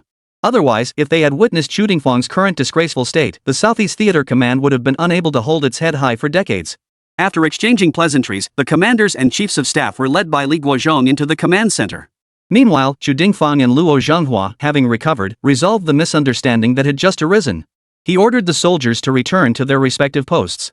The only headache remaining was the 3 Yanlong battlesuits rendered inoperable by Qin Feng. Inside were 3 carefully selected Yanlong warriors. Despite Qu Dingfang and the other Yanlong warriors exhausting every possible method, the armor remained completely impenetrable. The armor's defensive capabilities were simply too formidable, now effectively turning into a human-shaped iron coffin. Those trapped inside couldn't even relieve themselves. In the end, he could only turn to Qin Feng with a pleading look. Qin Feng watched helplessly as the flame dragon suits were being sliced by the cutter, sparks flying everywhere and a burning stench filling the air. Who could have predicted this? Why on earth were you drifting when everything was going perfectly fine? Under Qu Dingfang's relentless stare, Qin Feng had no choice but to try and help. The moment that thought flashed through his mind, the mechanical arm behind him suddenly whirred into motion. Its 5 fingers retracted, revealing a sharp needle. 6 mechanical arms simultaneously descended upon the crippled battle armor. The moment the needle touched the armor, blue ultra-high-temperature flames erupted from its surface. In no time at all, the sealed battle armor shell was dismantled. Upon seeing this, the surrounding mechanical engineers immediately jogged over and used their tools to dismantle the inner armor of the Flame Dragon Warrior. The freed Flame Dragon Warrior, the moment he emerged, couldn't hold it any longer and dashed to an unoccupied corner to relieve himself. Qin Feng then applied the same method, freeing the other 2 warriors. Qu Dingfang and Luo Zhenghua were once again stunned by Qin Feng's mechanical arm. They hadn't expected it to be so adept at dismantling powered combat armor. If the timing had been right, Luo Zhenghua would have been itching to have a proper chat with Qin Feng. "You're something else, kid. How about starting tomorrow? You'll work at my Southeast Theater Research Institute." Wasting talent on movie making? Qin Feng could only politely decline. There was no other way. This system required shock points to unlock technology. Just then, Qu Dingfang's phone rang. He answered, but before he could speak, a torrent of curses erupted from the other end. "Qu Dingfang, you really know how to stir things up. How come I never noticed you were such a trouble magnet before? You're old enough to have grandchildren, yet you go speeding and drifting like a kid, nearly getting yourself into serious trouble. What am I supposed to say? If you're unharmed, get back to headquarters immediately. The commanders and chiefs of staff from the other 5 major theater commands are already here. They're here for Qin Feng. You handle this." The caller was Wang Zhonglong, who normally wouldn't dare speak to Qu Dingfang like this. But just now, Qu Dingfang nearly disgraced the Southeast Military District before the entire Great Xia. He couldn't hold back any longer and unleashed a torrent of curses. Qu Dingfang and Luo Zhenghua exchanged glances, neither daring to retort. After all, they were the ones who'd been unreliable. After hanging up, Qu Dingfang vented his frustration to Luo Zhenghua. "What a bunch of bloodhounds. We've barely unearthed Qin Feng, and these guys are already sniffing us out. Yeah, even flies aren't that fast." After whispering among themselves for a while, they devised a plan to prevent anyone from getting close to Qin Feng. Nothing special, just one word: stall. As commanders and chiefs of staff, they couldn't keep hanging around someone else's theater of operations indefinitely. Qu Dingfang decided to employ the strategy of delay. "Little Feng, it's getting late. Why don't you go rest now? Any matters can be discussed tomorrow. Hey, you escort Comrade Qin Feng to the guest house. Oh, and leave the exoskeleton armor here in the theater." Qin Feng offered no comment on the arrangements. Exhausted after a long day, he promptly removed his exoskeleton armor and was escorted to the guest house by 2 Yanlong warriors. After Qin Feng departed, Qu Dingfang shed his earlier amiability, his expression turning stern as he addressed Luo Zhenghua. They were both stationed in the same combat zone. Regardless of which side Qin Feng remained on, it made little difference. They were now on the same side. "How about I conduct a live fire test of the dual-pulse missile right in front of them tomorrow? Let's muddy the waters first. By the time they react, it'll be too late. They'll have no choice but to return obediently." After hearing Luo Zhenghua's account, Qu Dingfang was left speechless. "What? Old Luo, say that again? What kind of missile is it?" Chapter 45, Buying Time. Luo Zhenghua realized upon hearing Qu Dingfang's words that he hadn't yet mentioned the completion of the dual-pulse missile engine. The dual-pulse missile. Based on the technical blueprints Qin Feng gave me last time, our AECX has already built a prototype. It's currently stored in the Southeast Theater's lab. That's why I came to see you to request a target drone. Xu Dingfeng felt numb. Today's surprises had come one after another, wave after wave. Alright, let's proceed as you suggest. We'll use the dual-pulse missile engine to buy some time first. Xu Dingfeng had no intention of keeping this under wraps. He had already planned to hand over the entire combat system to higher-ups after the tests concluded. After finalizing their plans, the two headed toward headquarters under the escort of Yanlong warriors. Suimo and Wang Weigua had already been taken away by medics for treatment. Gentlemen, I understand why you've traveled so far. However, it's far too late for experiments today. Any matters can be addressed tomorrow morning. Old Luo and I still need to prepare materials for tomorrow's tests, so we won't be able to accompany you further. Please forgive any shortcomings in our hospitality, it's all for the sake of Great Xia. After delivering these final words at headquarters, Xu Dingfeng hurriedly departed, pulling Luo Zhenghua along with him. He truly wished to linger no longer. This group of shrewd individuals, one word too many could lead to trouble. Since they decided to play for time, it was best to minimize contact. Wang Zhanglong was handling the hospitality arrangements. As longtime partners, they shared that level of understanding. After leaving headquarters, Xu Dingfeng excitedly led Luo Zhenghua to the Southeast Theater's research laboratory. He couldn't wait to see the actual dual-pulse missile. Upon entering the lab, Xu Dingfeng gazed at the missile resting on the Jingtian Dazai test bench. His hands trembled with excitement as he gently stroked the missile. His expression was as tender as if he were caressing his beloved woman. Old Luo, is this the dual-pulse missile? Luo Zhenghua stepped before Xu Dingfeng, his voice brimming with excitement as he began his explanation. Yes, this is the dual-pulse missile we built based on the blueprints provided by Qin Feng. Don't be fooled by its similar appearance to other missiles due to time constraints. We had to assemble it using the casing of a conventional air-to-air missile. But its range has reached a staggering 780 kilometers, with the speed of Mach 9. It outpaces any known 6th-generation fighter by a huge margin. Take the American F-47, for example, its publicly stated top speed is just Mach 5. Xu Dingfeng listened to these exaggerated figures, utterly incredulous. He had assumed a speed of Mach 4 would be impressive enough, with a range barely exceeding 300 kilometers. Little did he expect old Luo to deliver such a massive surprise. If this were mounted on a fighter jet, wouldn't it mean launching bombs immediately after takeoff, then returning to base to await the results? Old Luo, you're something else. Your team is truly remarkable. How about it? Interested in coming to our institute to offer some guidance? Luo Zhenghua gave a wry smile at the suggestion and quickly declined. We wouldn't dare take credit. We simply produced it directly from the blueprints Qin Feng provided. Given sufficient time and using the missile casing specified in the drawings, the speed could reach a staggering Mach 12. By then, even if the Americans unveiled their 7th-generation fighters, they wouldn't stand a chance against this weapon. To stop at this stage is nothing short of squandering such potential. Luo Zhenghua stroked the missile casing, his eyes filled with regret. Xu Dingfeng, whose reaction was the complete opposite of Luo Zhenghua's, offered consolation from the side. It's good enough as it is, time was tight, after all. Worst case, we'll just spend more time redoing it next time. And with these parameters, even those aging 10th-generation fighters about to be retired could probably take down other countries' 6th-generation jets without a scratch once equipped with this weapon. You believe it or not? Luo Zhenghua heard this, shook his head with a wry smile. I believe it. If this missile passes testing, then regardless of whether 7th-generation fighters ever appear in this world, our Great Xia will already be leading the entire globe. By the way, the main reason I came to see you this time is about the target drone. Xu Dingfeng's expression turned puzzled upon hearing this. Target drones? Aren't those readily available everywhere? You could have just given me a call, why come all the way here? And I nearly killed myself skidding around. Whoa, damn. Luo Zhenghua detected a hint of resentment in those seemingly offhand words. Well done, Xu Dingfeng. You were the one shouting the loudest in the car just now, and now you're blaming it all on me? Who even said those target drones were usable? I want 6th-generation fighters, not those clunky old-school dummies. Xu Dingfeng was utterly flabbergasted by Luo Zhenghua's words. What? You said what? You want 6th-generation fighters as targets?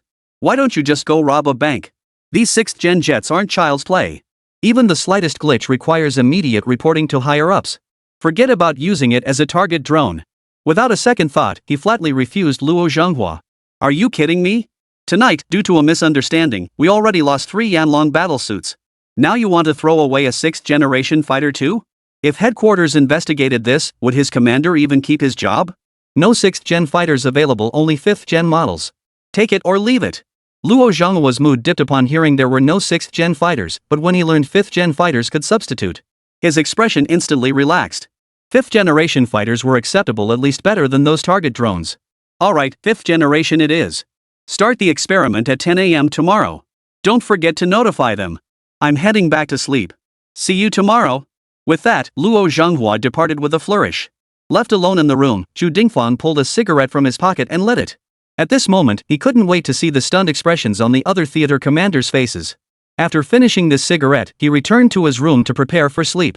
Yet the image of Qin Feng crippling 3 Yanlong battlesuits in an instant kept flashing through his mind. He desperately wanted to know what kind of weapon this was. If possible, he intended to obtain the technical blueprints from Qin Feng. If his theater could secretly mass-produce it, then from now on, the enemy nation's various powered suits would be utterly insignificant before him. The Flame Dragon warriors would only need to coordinate ambushes. Their casualty rates would plummet. They were all such good kids. He found himself musing inwardly. The next day, at the crack of dawn, commanders and chiefs of staff from all major battle zones arrived at headquarters early. They were waiting for Chu Dingfang and Luo Zhenghua, eager to see how they would be treated today. The upcoming test phase had them all hooked like fish with their mouths turned up. Chapter 46, The Generous Li Kaishan. After breakfast, the leaders of the major war zones were escorted to the airport by personnel arranged by Chu Dingfang. As soon as they stepped off the bus, they saw Chu Dingfang and Luo Zhenghua waiting behind a field command vehicle. Approaching Chu Dingfang, Li Kaishan immediately inquired about the day's schedule. "Hey, old Chu," Li Kaishan said, "we've come all this way, eaten our fill, and had our rest. Isn't it about time your Southeast Theater showed some real commitment?" Chu Dingfang eyed Li Kaishan, the one sticking his neck out, inwardly cursing the brute for being used as a pawn without even realizing it. "No rush. AECX has just developed a new missile. Since you're here today, why don't we take a look together?" The group fell silent, but their expressions clearly betrayed their displeasure. "Are you kidding? They came for Qin Feng's exoskeleton armor, not to see some new missile. No matter how advanced your missiles are, they can only strike major military targets. They can't clear the battlefield. But this exoskeleton armor looks affordable. Equipping elite soldiers with it would make it a battlefield-clearing weapon." Chu Dingfang, cut the nonsense. "We're all seasoned veterans. This isn't some ghost story. Hand him over now. Once these exoskeletons go into mass production, I'll even spare a few sets for your Southwest Theater Command." The others chimed in with Li Kaishan, promising to allocate 5 sets each from their respective theater commands to Chu Dingfang if Qin Feng was handed over immediately. Chu Dingfang looked at them, smiling without a word. Joking? Knowing Qin Feng, all it would take was satisfying his emotional needs to get the entire blueprint. Then, wouldn't they be able to produce as many as they wanted? Moreover, last night, driven by guilt, he and Luo Zhenghua had visited Suemo and Wang Weigui in the hospital. Suemo lay in her hospital bed, her drip hanging from her arm. She had personally told him that the entire Qin Feng contraption cost less than 200,000 yuan. Chu Dingfang understood the disparity in value all too well. It was like Blue Star using anti-aircraft missiles costing millions of dollars to take down drones worth less than 1,000. It was agonizing to use, but more importantly, this thing had the capability to instantly paralyze powered exoskeletons. Chu Dingfang had no intention of handing Qin Feng over just yet. At the very least, he'd wait until Qin Feng provided him with the technical blueprints. And even if he did hand him over, Qin Feng couldn't be sent on extended assignments outside. At most, he could be away for 10 days a year. The rest of the time, he had to be kept under close watch. With his mind made up, Chu Dingfang immediately began joking around with the commanders of various war zones. "Are you sure you don't want to see it? This is the AECX's latest missile development. Theoretical range, 780 kilometers. Maximum speed, Mach 9. Equipped with a dual pulse ignition system. The target's chance of escaping at the end is practically zero. If you're not interested, that's fine. Guards, escort our leaders back now.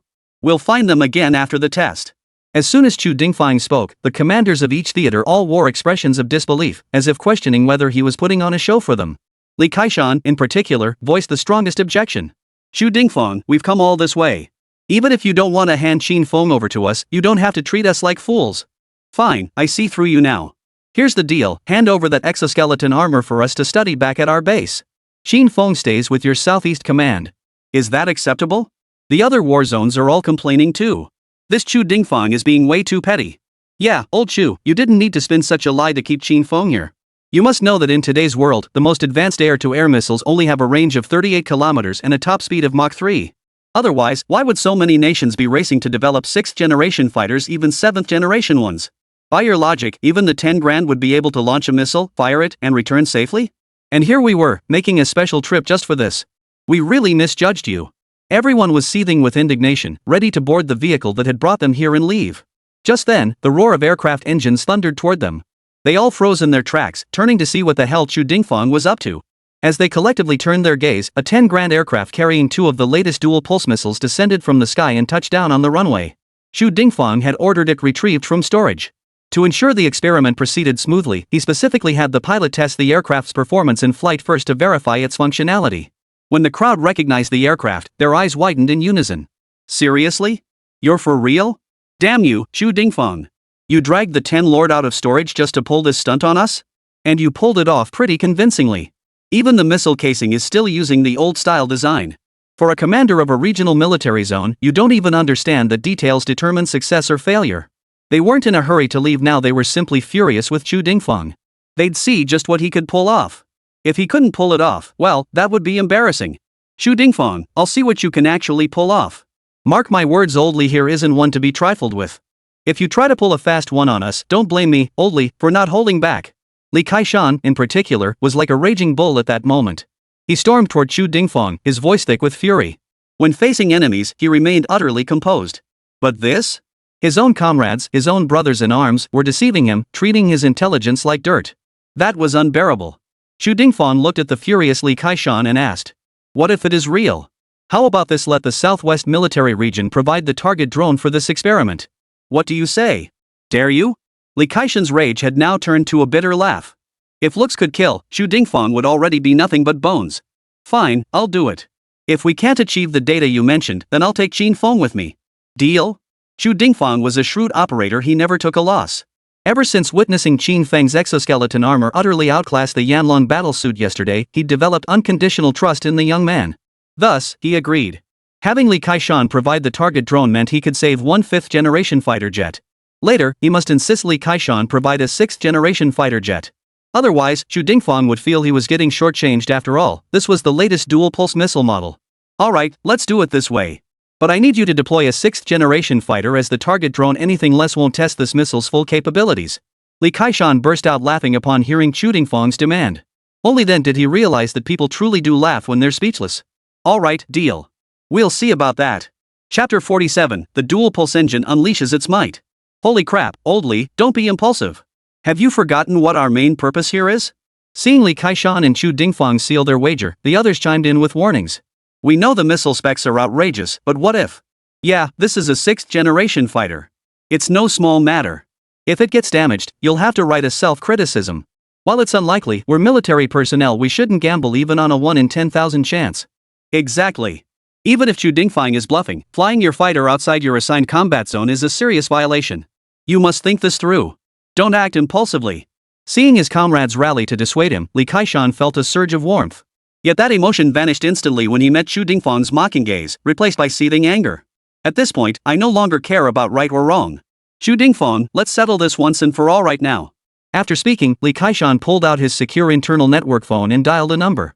This is command. 5th Air Wing, launch one 6th-generation fighter immediately. Proceed to the Southeast Theater of Operations and maintain patrol at approximately 700 kilometers from the theater command headquarters. Yes, upon arrival, maintain maximum speed at Mach 0.95 during the patrol flight. After arranging the aircraft, Li Kaishan approached the mobile command vehicle and began monitoring the radar display. The rest of the group followed Li Kaishan to the command vehicle and waited together.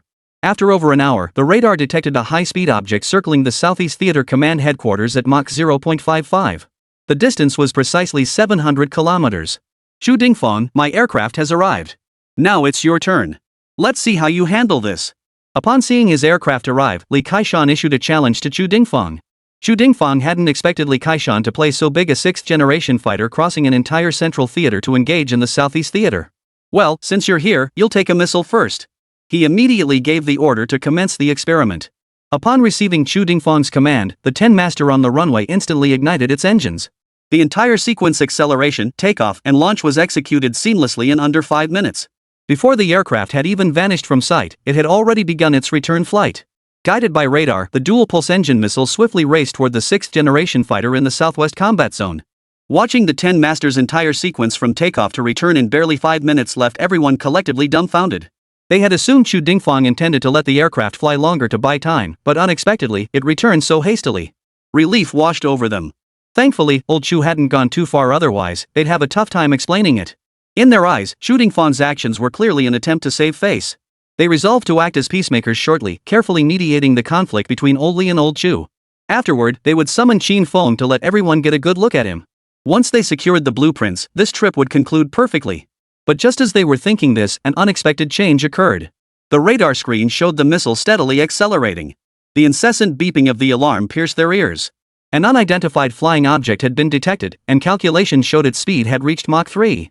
Upon hearing this news, everyone wore expressions that said, well, that was to be expected. They had assumed it would exhaust its fuel and self-destruct around 30 kilometers, at best achieving a technical breakthrough with a range of 50 or 60 kilometers no more. Immediately, the alarm sounded again. Beep. Unidentified flying object detected. Calculated flight speed, Mach 4. Hearing this, everyone paused in surprise. Impressive AECX really had some skills. After the experiment concluded, they'd submit an application to higher-ups. Then we'll replace all our air-to-air missiles with these Mach 4 ones. But their joy was short-lived. A series of alarms began ringing in their ears, their frequency increasing rapidly. Beep. Detected unidentified flying object reaching Mach 5. Beep. Detected at Mach 6. Beep.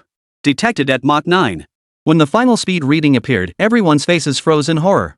They truly hadn't expected that Chu Dingfang's claim of 9 Mach could actually be true. What had they been doing all this time? Simultaneously, a sense of dread rose in their hearts. If the speed was real, what about the distance? A giant character for danger appeared on Li Kaishan's forehead. Cold sweat poured down his forehead. As he watched the missile's distance on the radar steadily closing in on their fighter jet, the feeling reached its peak. He immediately grabbed his phone and called the 5th Air Wing. The moment the call connected, Li Kaishan blurted out impatiently. Quick! Order the fighters to return immediately. Don't ask why. If you wait, it'll be too late. Hurry! Beep. Detected unidentified aerial object approaching friendly aircraft at Mach 9. Detecting friendly aircraft escaping at Mach 0.55. Distance gap, 50 kilometers. The moment Li Kaishan hung up, the radar alarm blared. An overwhelming sense of urgency gripped him. In that moment, he truly regretted his actions. If only he hadn't been so impulsive. When everyone thought Chu Dingfang was bluffing, he suddenly pulled out the real deal. What a heavy-handed move. That was the impression everyone now had of him, tricking old Li just to save a target drone. Thankfully, they hadn't acted impulsively. The others were now filled with immense relief. Li Kaishan stared intently at the radar screen, his eyes fixed and unblinking. When he saw his fighter jet was 776 kilometers away, a huge weight finally lifted from his chest. What had Chu Dingfang said earlier? The maximum attack range was 780 kilometers, right? Almost there, just 4 kilometers left to safety. Behind the aircraft, the twin-pulse engine missile was now visible to the naked eye. It was closing in at breakneck speed on the 6th-generation fighter ahead, the distance now less than 100 meters. On the radar screen, the two small dots gradually merged into one. Everyone's hearts were in their throats. The radar display showed the distance had reached 7,799 kilometers.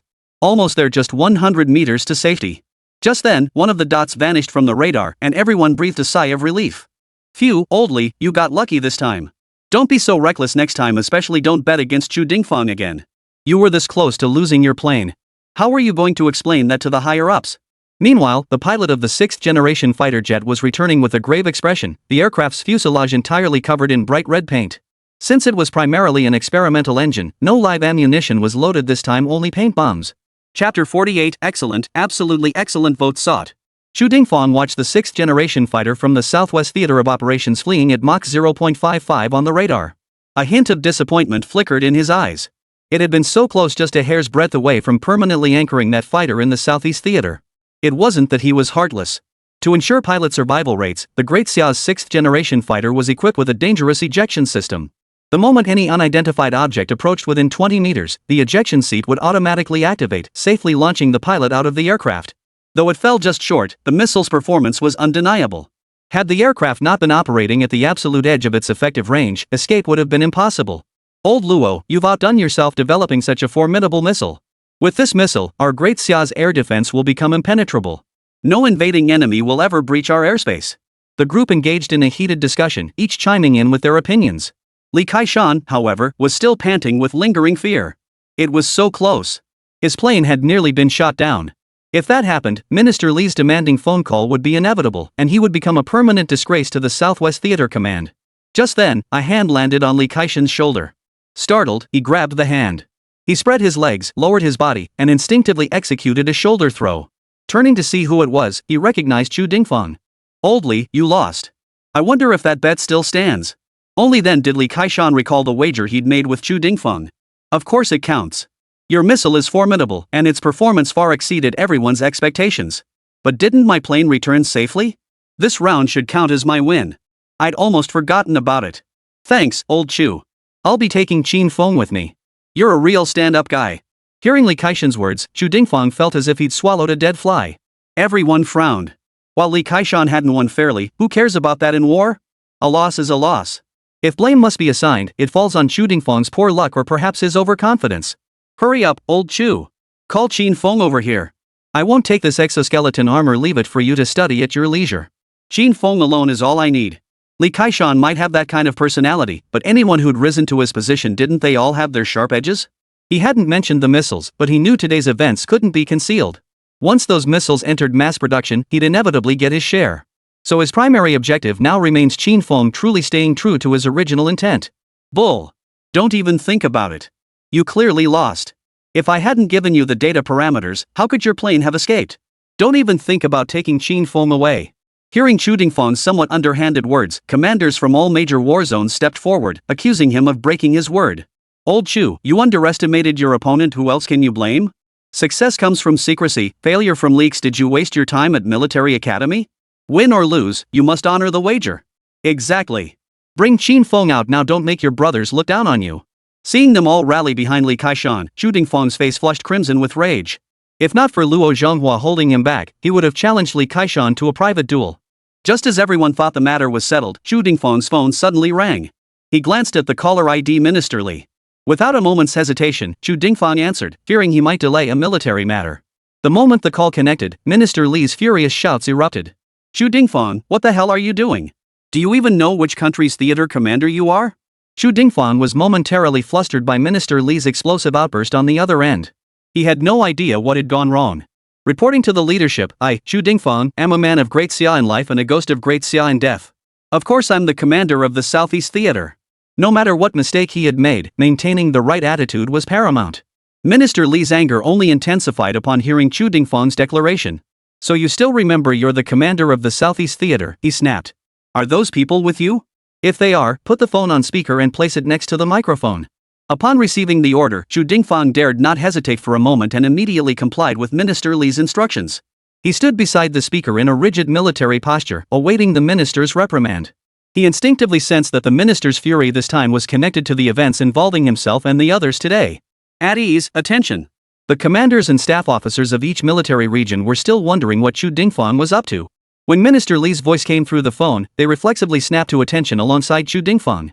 Simultaneously, a vague sense of unease crept into their hearts. Sure enough, Minister Li's words echoed through the entire airport via the speakerphone. What the hell are all of you doing? Why didn't you stop Chu Dingfang and Li Kaishan from causing trouble? A sixth-generation fighter jet from the Southwest Theater Command actually crossed the entire Central Theater Command to provoke the Southeast Theater Command.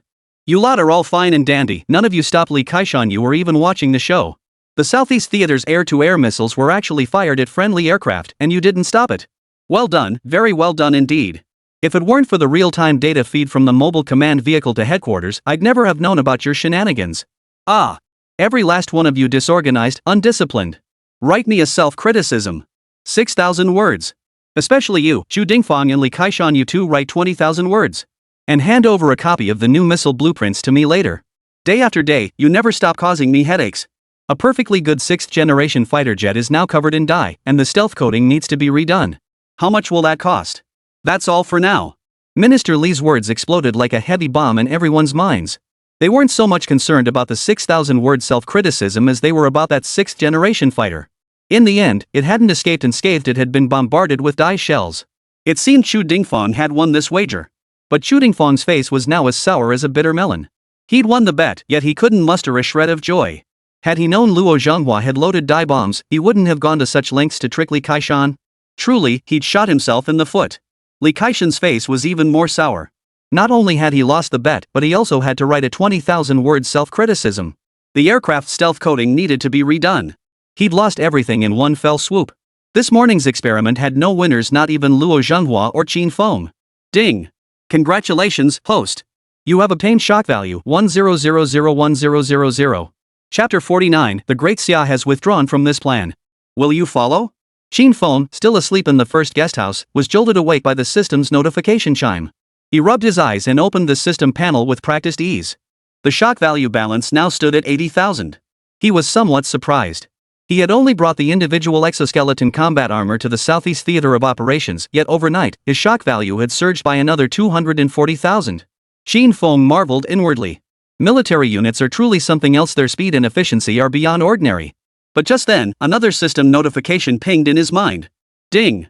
Congratulations, host. You have acquired 1,100,000 shock points. This time, Qin Feng was genuinely baffled, having no clue where the shock value came from. He opened the system panel again, only to see the number had jumped straight to 150,000. Good grief! In just a moment, the shock value had jumped this much? What on earth had happened? Meanwhile, at the Great Xia Congress, leaders from every department gathered in the Grand Hall. Their eyes were fixed intently on the large display screen in the hall. It was playing the video from last night, showing Qin Feng single-handedly taking on 3 opponents and crippling 3 Yanlong battle armors.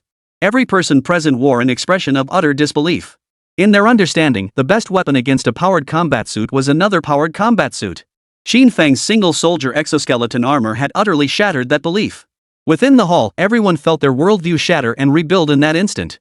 Unbelievable. Such a rudimentary suit of armor had defeated the flaming dragon battle armor worth hundreds of millions of daxia coins. What this signified, everyone present surely understood. Distribute the data to everyone for review. The top leader seated at the podium addressed the assembly.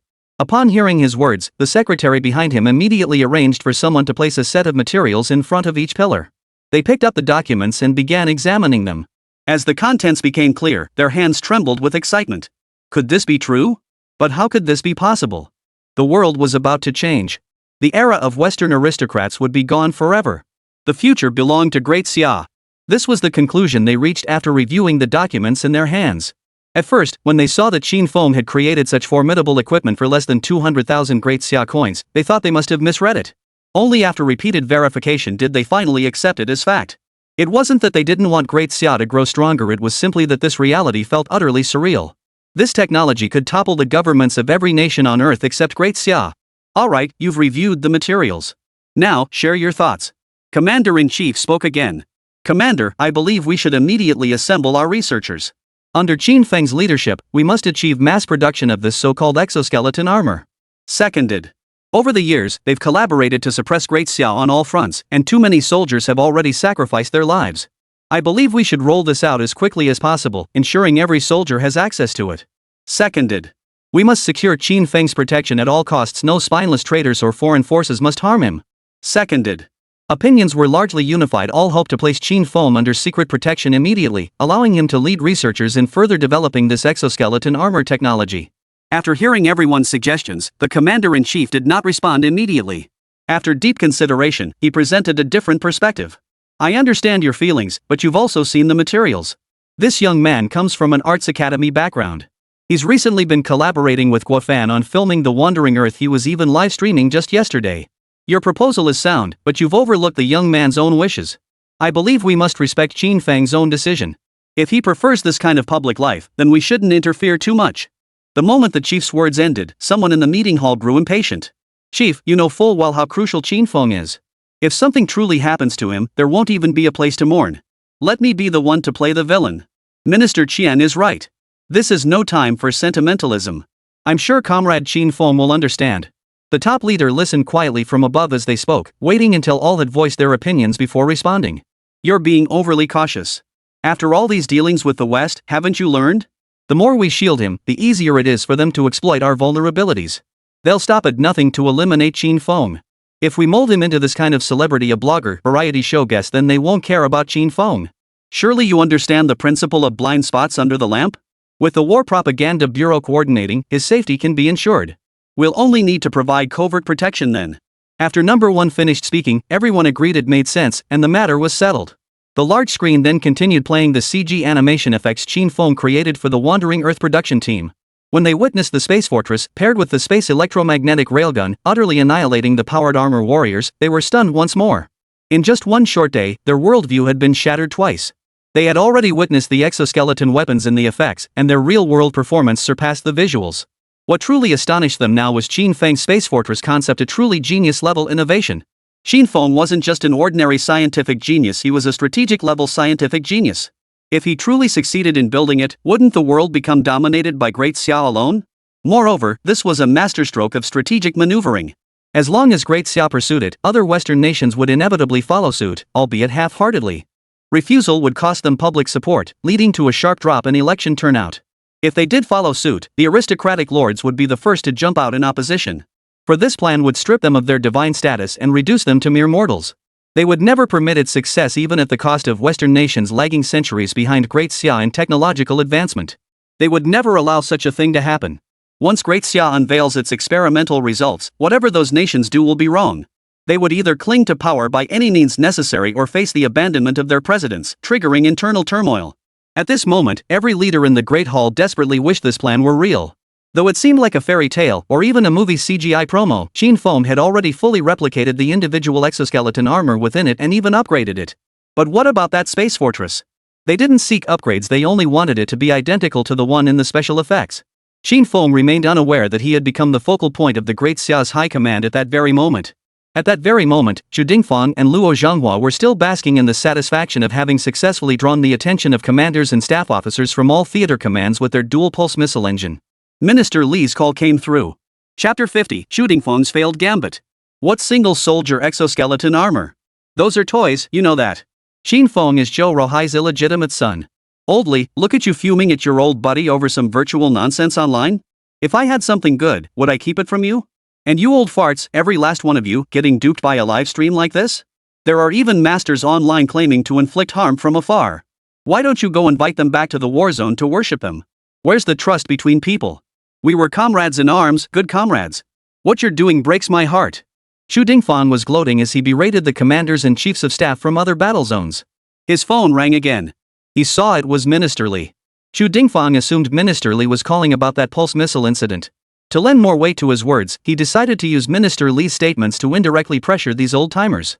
He answered the call, switched it to speakerphone, and placed it beside the microphone. Zhu Dingfang, the technology for those dual-pulse missile engines is truly impressive. The meeting just decided that all major war zones of Daxia will adopt the new dual-pulse engine missiles. Arrange for the technical blueprints to be delivered immediately complete within 2 days. Also send a professional researcher to provide on-site guidance.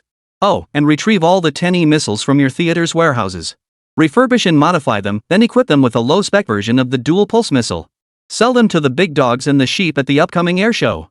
The phone call's content was exactly as Zhu Dingfang had anticipated, centered entirely on the new missile. As he surveyed the assembled personnel, each bowing their heads in contrition, a smug smile spread across Zhu Dingfang's lips. But his joy was short-lived. Minister Li's voice rang out again over the phone. Oh, right, Zhu Dingfang, the kid Qin Feng is with you now, isn't he? Try to get the technology for the individual exoskeleton armor from him. And that weapon he used last night to take out 3 of your Yanlong battlesuits, get that too, if possible. Let him name his terms as long as we can deliver. With that, Minister Li hung up.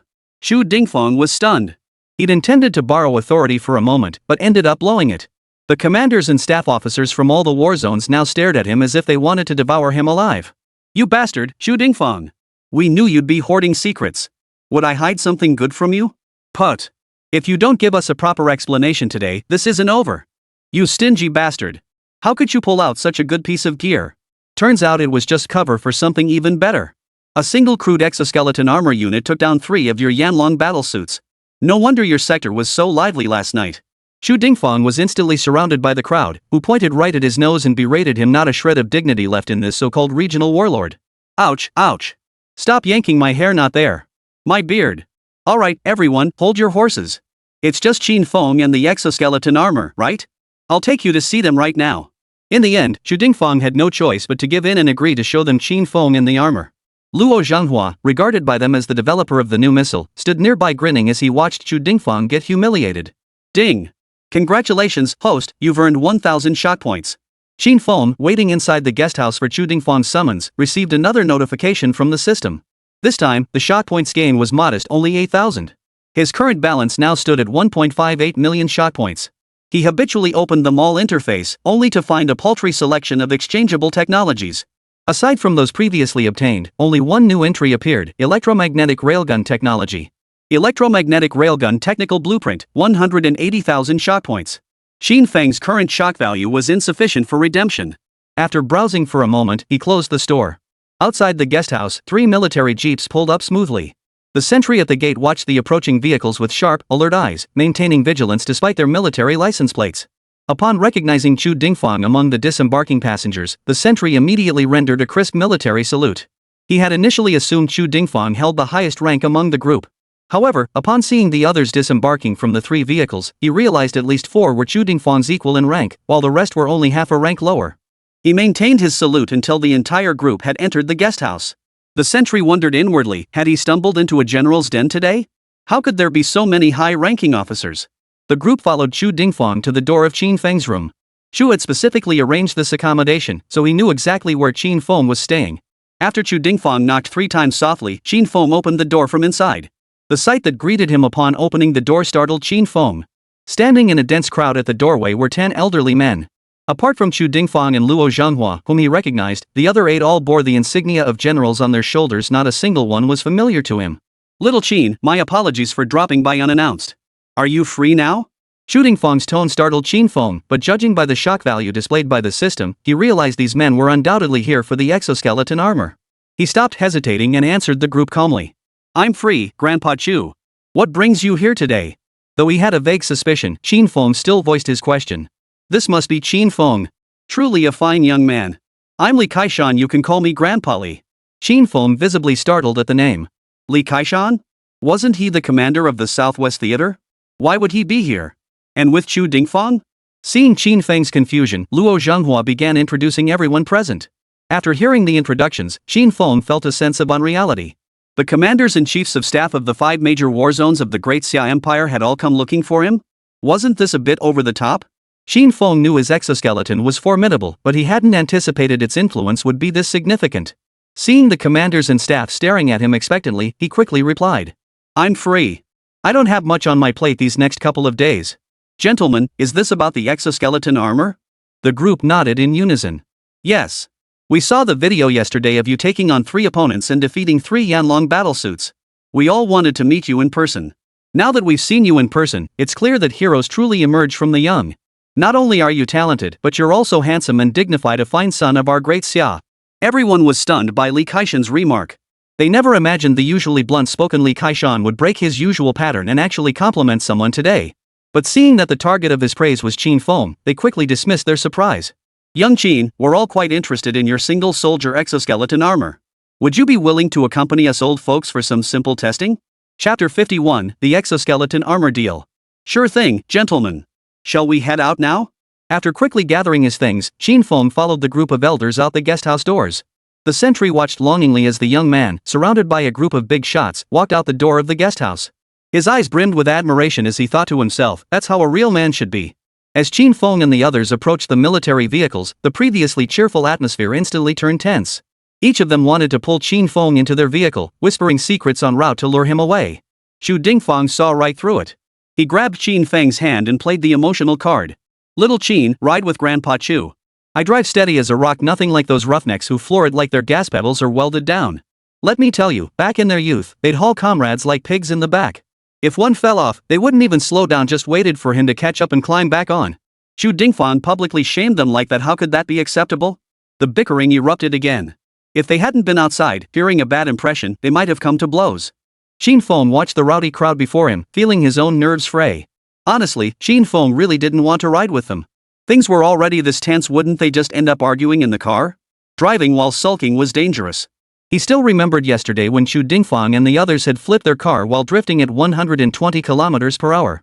"Look, stop arguing. How about I drive?" In the end, Qin Feng had no choice but to suggest this. It was the safest option. Surely no one would dare pick a fight with a junior like him? The matter was settled. Chu Dingfang would lead the way in the front, Qin Feng would follow behind, and the last vehicle would provide protection for Qin Feng. If word got out, it would be jaw-dropping. Even the top leader of Great Xia wouldn't receive such treatment. The group drove straight to the laboratory in the southeast war zone. Upon entering the lab, Qin Feng saw a group of researchers gathered around his personal exoskeleton combat armor. Upon seeing Chu Dingfang arrive, they immediately halted their work. An elderly man in a white lab coat stepped out from among the crowd of researchers. He approached Chu Dingfang and reported the test results. "Old Chu, you're here. This individual exoskeleton armor is simply incredible. We analyzed the armor's materials and found they're all commonplace, so ordinary you could buy them at any hardware store. If it weren't for the combat footage proving its capabilities, I wouldn't have believed this armor could perform at such a level. If we switch to polymer materials, I believe its combat effectiveness will skyrocket. Then taking on 6 opponents alone won't be a problem. Director Shang's words from the Southeast Theater Research Institute exploded like a bomb in everyone's minds, shattering their worldviews. They had thought 1 versus 3 was already astonishing enough, making them question their own imagination for finding such a real event surreal. But Director Shang's words bluntly told them, yes, you lack imagination, you don't even dare to dream. Instantly, the group was swept into a frenzy of euphoria. If materials from a street hardware store could forge such armor, didn't that mean it was incredibly cheap? Could they actually build an exoskeleton armor regiment? How much would these materials cost? Roughly how much? It was Li Kaishan speaking. Price was now his primary concern. If it was affordable, he would find a way to build himself an exoskeleton armor regiment. After hearing Li Kaishan's words, Dean Zhang reviewed the data he'd calculated through the night. After a moment, he stated, based on our team's overnight calculations for the exoskeleton armor, the total cost for all materials combined won't exceed 400,000 daxia coins. This was a conservative estimate, as they were unaware that Qin Feng possessed the Pangda technology platform. 400,000 great xia coins? The entire group sucked in their breath in unison upon hearing this figure. They had just watched yesterday's video footage, and never imagined this exoskeleton armor capable of completely outclassing powered mechs could be so affordable. Consider this, even a main battle tank starts at 20 million daxia coins nowadays. If they calculated it this way, wouldn't it be a breeze for them to assemble an entire exoskeleton armor regiment? Chu Dingfang watched their expressions and couldn't help but find it amusing. What would they think if they knew this entire set of armor cost less than 200,000 daxia coins? Everyone now stared at Qin Feng like he was some kind of freak, their eyes glazed over with lust, like flower thieves spotting a young maiden. They were itching to stuff Qin Feng into a sack, haul him away, and take him back to their own war zone for some special care. But since this was Chu Dingfang's turf, they reluctantly abandoned the idea. A heavy sigh echoed, sending a chill through Qin Feng's heart. Suddenly, Chu Dingfang seemed to remember something. He stepped outside and called Minister Li, briefing him on the situation. Minister Li simply replied, proceed as you see fit, before hanging up. Moments later, Chu Dingfang returned to the lab with the response. He addressed the assembled group. All right, everyone. Quiet down for a moment. I have something to say. Upon hearing Chu Dingfang's words, they fell silent, each wondering what this old fox was up to. Just then, Chu Dingfang gave a subtle nod with his eyes. Everyone understood his meaning. It meant this wasn't the right place to talk, there were too many people. They followed Chu Dingfang to the conference room. Qin Feng initially thought he wasn't involved. But Chu Dingfang pulled him right in anyway. Everyone took their seats below, while Chu Dingfang occupied the main seat. He even pulled Qin Feng to sit beside him. Everyone, have you all seen Qin Feng's exoskeleton armor? Do you like it? Do you want it? At this question, the group froze in surprise. They hadn't expected Chu Dingfang to ask this. The gear was impressive, and they certainly coveted it. But they couldn't believe Chu Dingfang would be so generous. In their minds, this old fox was the type to squeeze every last drop out of the earth. Asking such a question out of the blue could only mean trouble. The way you put it makes it sound like if we like you, you'll just give it to us. It was Li Kaishan speaking again. The two of them didn't get along well and enjoyed going head to head. Giving them away is out of the question, but I can sell them to you. Don't think I don't know what you're thinking. Seeing this good stuff, you all want to go back and form an exoskeleton regiment, right? Here's the deal, 400,000 daxia coins per set. Interested? The crowd grew wildly excited upon hearing this. Yes. Why wouldn't we? Refusing would be foolish. Chapter 52, Territorial War Votes Sought. This is the kind of game changer that could revolutionize modern warfare.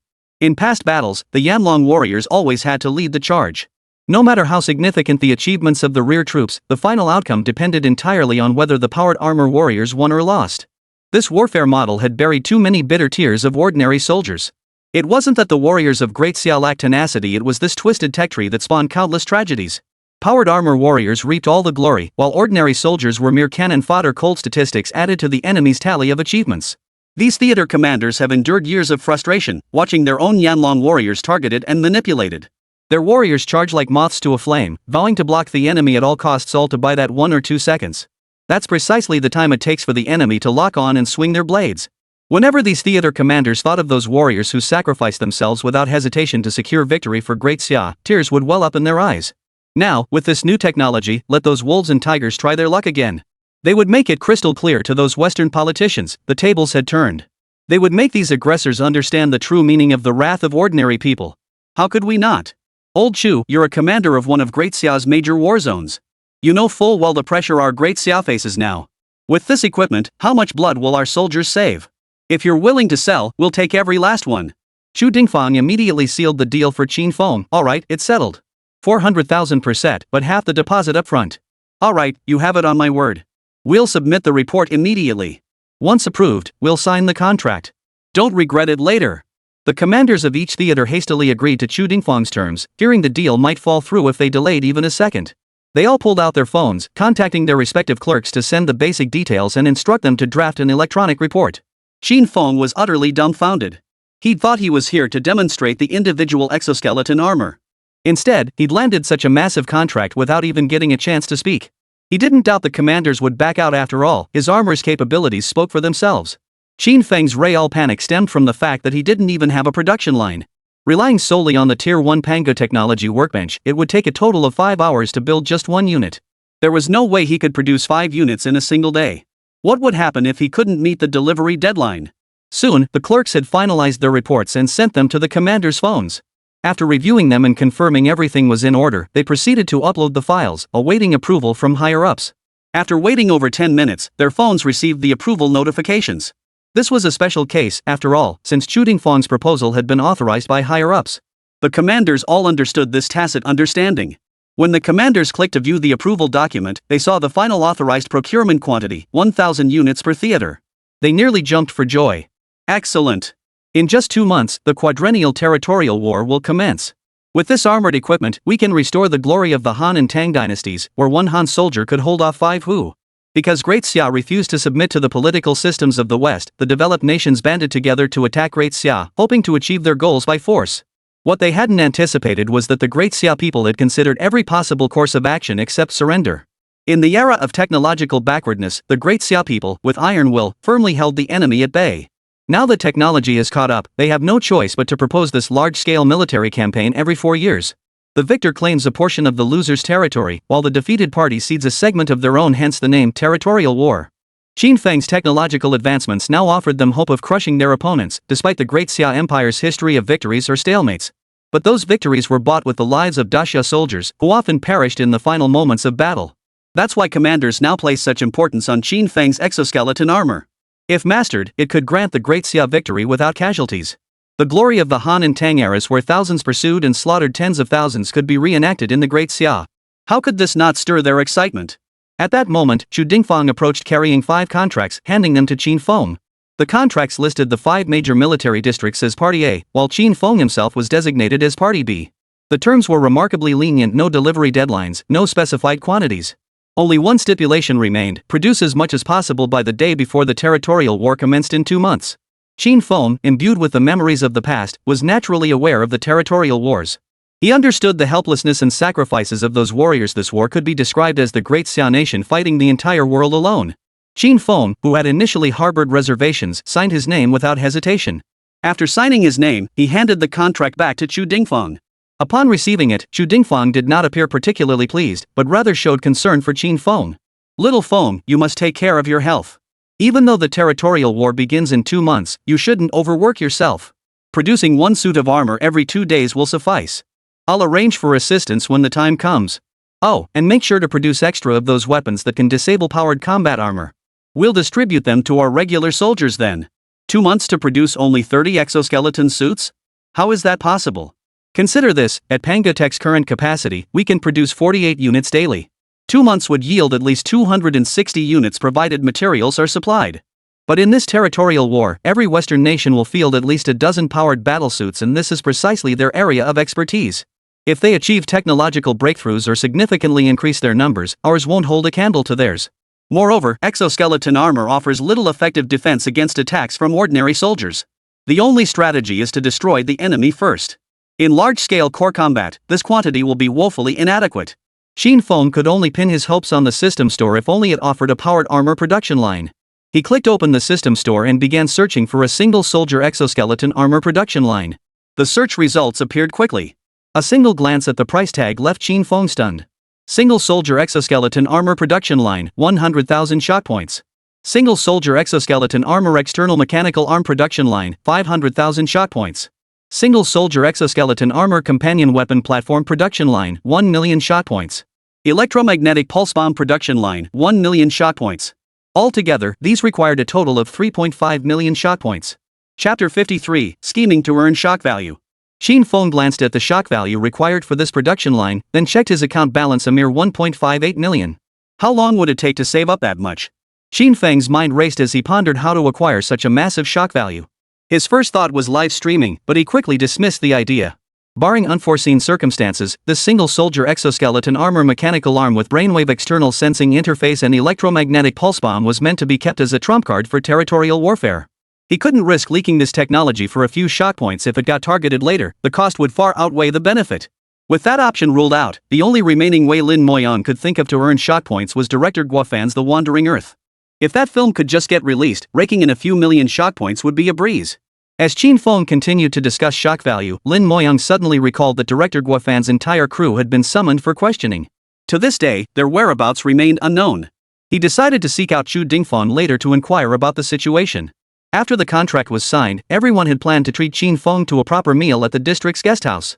But Qin Feng politely declined, unable to endure the atmosphere.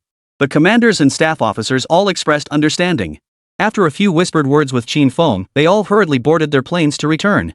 Their discussions inevitably revolved around securing an extra unit or two for their respective theaters to bolster their capabilities in the territorial wars. But they were clearly worrying unnecessarily. Even if the production line couldn't be established immediately, the 260 armored vehicles would still allow each theater to receive at least 52 units. Once everyone had departed, Qin Feng approached Chu Dingfang. Chu Dingfang looked at Qin Feng, suspecting he was under too much pressure. "What's wrong, Feng? Are those old guys putting too much pressure on you? Listen, don't pay attention to their nonsense. Just keep producing at your own pace. Rest assured, we're here for Great Xia. Everything will be fine." Seeing Chu Dingfang's forced lightheartedness, Qin Feng's eyes welled up. Nothing to worry about? How could there be nothing to worry about? Seeing those soldiers bleed their last drop of the Great Xia, Commander Chu Dingfang felt immense pain. He had shed tears more than once during news broadcasts. What was infuriating was how the entertainment media sensationalized individual heroism while downplaying the sacrifices of the fallen soldiers, elevating the power mech warriors to godlike status. Especially when facing Western noble mech warriors, they were practically groveling, turning the Great Xia soldiers' immense sacrifices into stepping stones on their path to deification. Seeing Chu Dingfang like this, Qin Feng hurriedly turned to comfort him. "Rest assured, Grandpa Chu. I can produce 3 single soldier exoskeleton suits and thy equipment and weapons per day. By then, every theater of operations will receive a substantial allocation." "Are you serious?" Chu Dingfang wondered aloud. "If we really work day and night like that, won't we all be worked to death? Even Iron Men couldn't handle that." Before Chu Dingfang could ask, Qin Feng brought up the matter of director Guo Fan's film crew. "Oh, you mean that? After verifying the information, we sent the ordinary actors back. The ones still detained are from the special effects and props teams. Since these two departments are more specialized, and they've both seen your plans for the future, they need to be detained for a few days to make them realize the gravity of the situation." After hearing Chu Dingfang's explanation, Qin Feng felt slightly better. Ever since he joined the crew, it seemed like the entire production had been halted for days because of him. He'd called director Guo Fan later to check on the latest situation. No time to waste. Qin Feng pulled out his phone, found director Guo Fan's number in his contacts, and dialed. The call connected shortly. Director Guo Fan's voice came through. "Hello, is this Qin Feng? My dear, you finally called me." Right from the first sentence, Guo Fan made Qin Feng feel a bit awkward. "Director Guo, I'm truly sorry. I've been quite busy these past few days. I was wondering how the production is going?" After hearing Qin Feng's question, Guo Fan proceeded to update him on the crew's progress over the past few days. "Oh, that. The actors' scenes are mostly wrapped up. All that's left are some close-ups for the props team, and the post-production special effects haven't started yet. After all, they're all in quarantine for review right now and haven't been released yet." Guo Fan took the opportunity to directly inform him of the production's current challenges. Over the past few days, he'd reached out to numerous connections, but upon hearing it involved the Southeast Theater, they all shook their heads. They all said they didn't know anyone involved, couldn't help, and there was nothing they could do. He'd even try calling Qin Feng, but Qin Feng's phone was under protection. Guo Fan couldn't get through no matter what. He could only wait patiently. Fortunately, Qin Feng had called him today, otherwise, who knew how much longer he would have had to wait. "I see. I'll ask Grandpa Chu how much longer it will take to release him. I'll call you back later." With that, Qin Feng hung up and went to find Chu Dingfang. When Guo Fan heard Qin Feng address Chu Dingfang as Grandpa Chu, his jaw nearly dropped. He never imagined that Chu Dingfang, whom he'd tried so hard to connect with to no avail, was actually so close to Qin Feng they even addressed each other as grandfather and grandson. He recalled he still had several large-scale scenes left to shoot. Could he ask Qin Feng for help? Could he get Chu Dingfang to handle the filming? It wasn't that Guo Fan was bold, it was that he was completely broke. Scenes like this were incredibly costly. Not only did it require a large number of extras, but the quality of those extras was also wildly inconsistent. Some actors playing corpses would fall asleep mid-scene, while others would pull out their phones to play games, forcing constant reshoots. If these roles were played by soldiers from the Great Xia, renowned for their discipline, wouldn't everything just fall into place? The thought filled him with anticipation.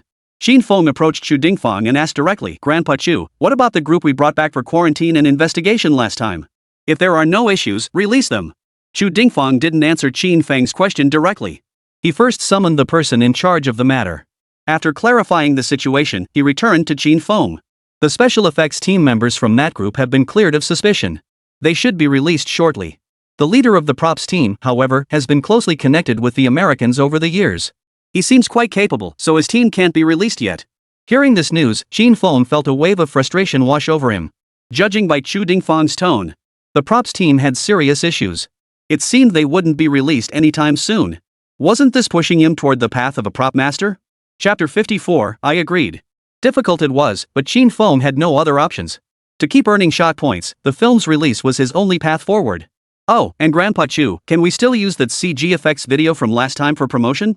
Regarding the elimination of the Qin Feng class units, there was no mention of mechanical arms at the time.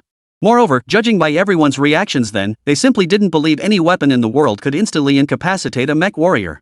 Assuming the issue wasn't significant, Qin Feng plucked up the courage to voice his doubts.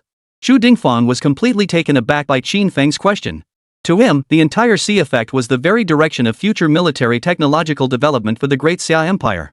He absolutely did not want this technology to be portrayed on the big screen, lest the Americans across the sea steal these ideas. In truth, his concern was somewhat misplaced, purely a case of projecting his own fears. In this world, no one but the Great Xia would ever steal scientific ideas from movies. Chu Dingfang met Qin Feng's hopeful gaze. He wanted to refuse outright, but couldn't quite bring himself to do it. Then he recalled the nature of Western nations. Even if you presented something openly and honestly, they wouldn't just disbelieve it, they'd find ways to mock you. He pondered for a moment. I can't give you an answer right now. Let me hold a meeting to discuss this, and I'll get back to you.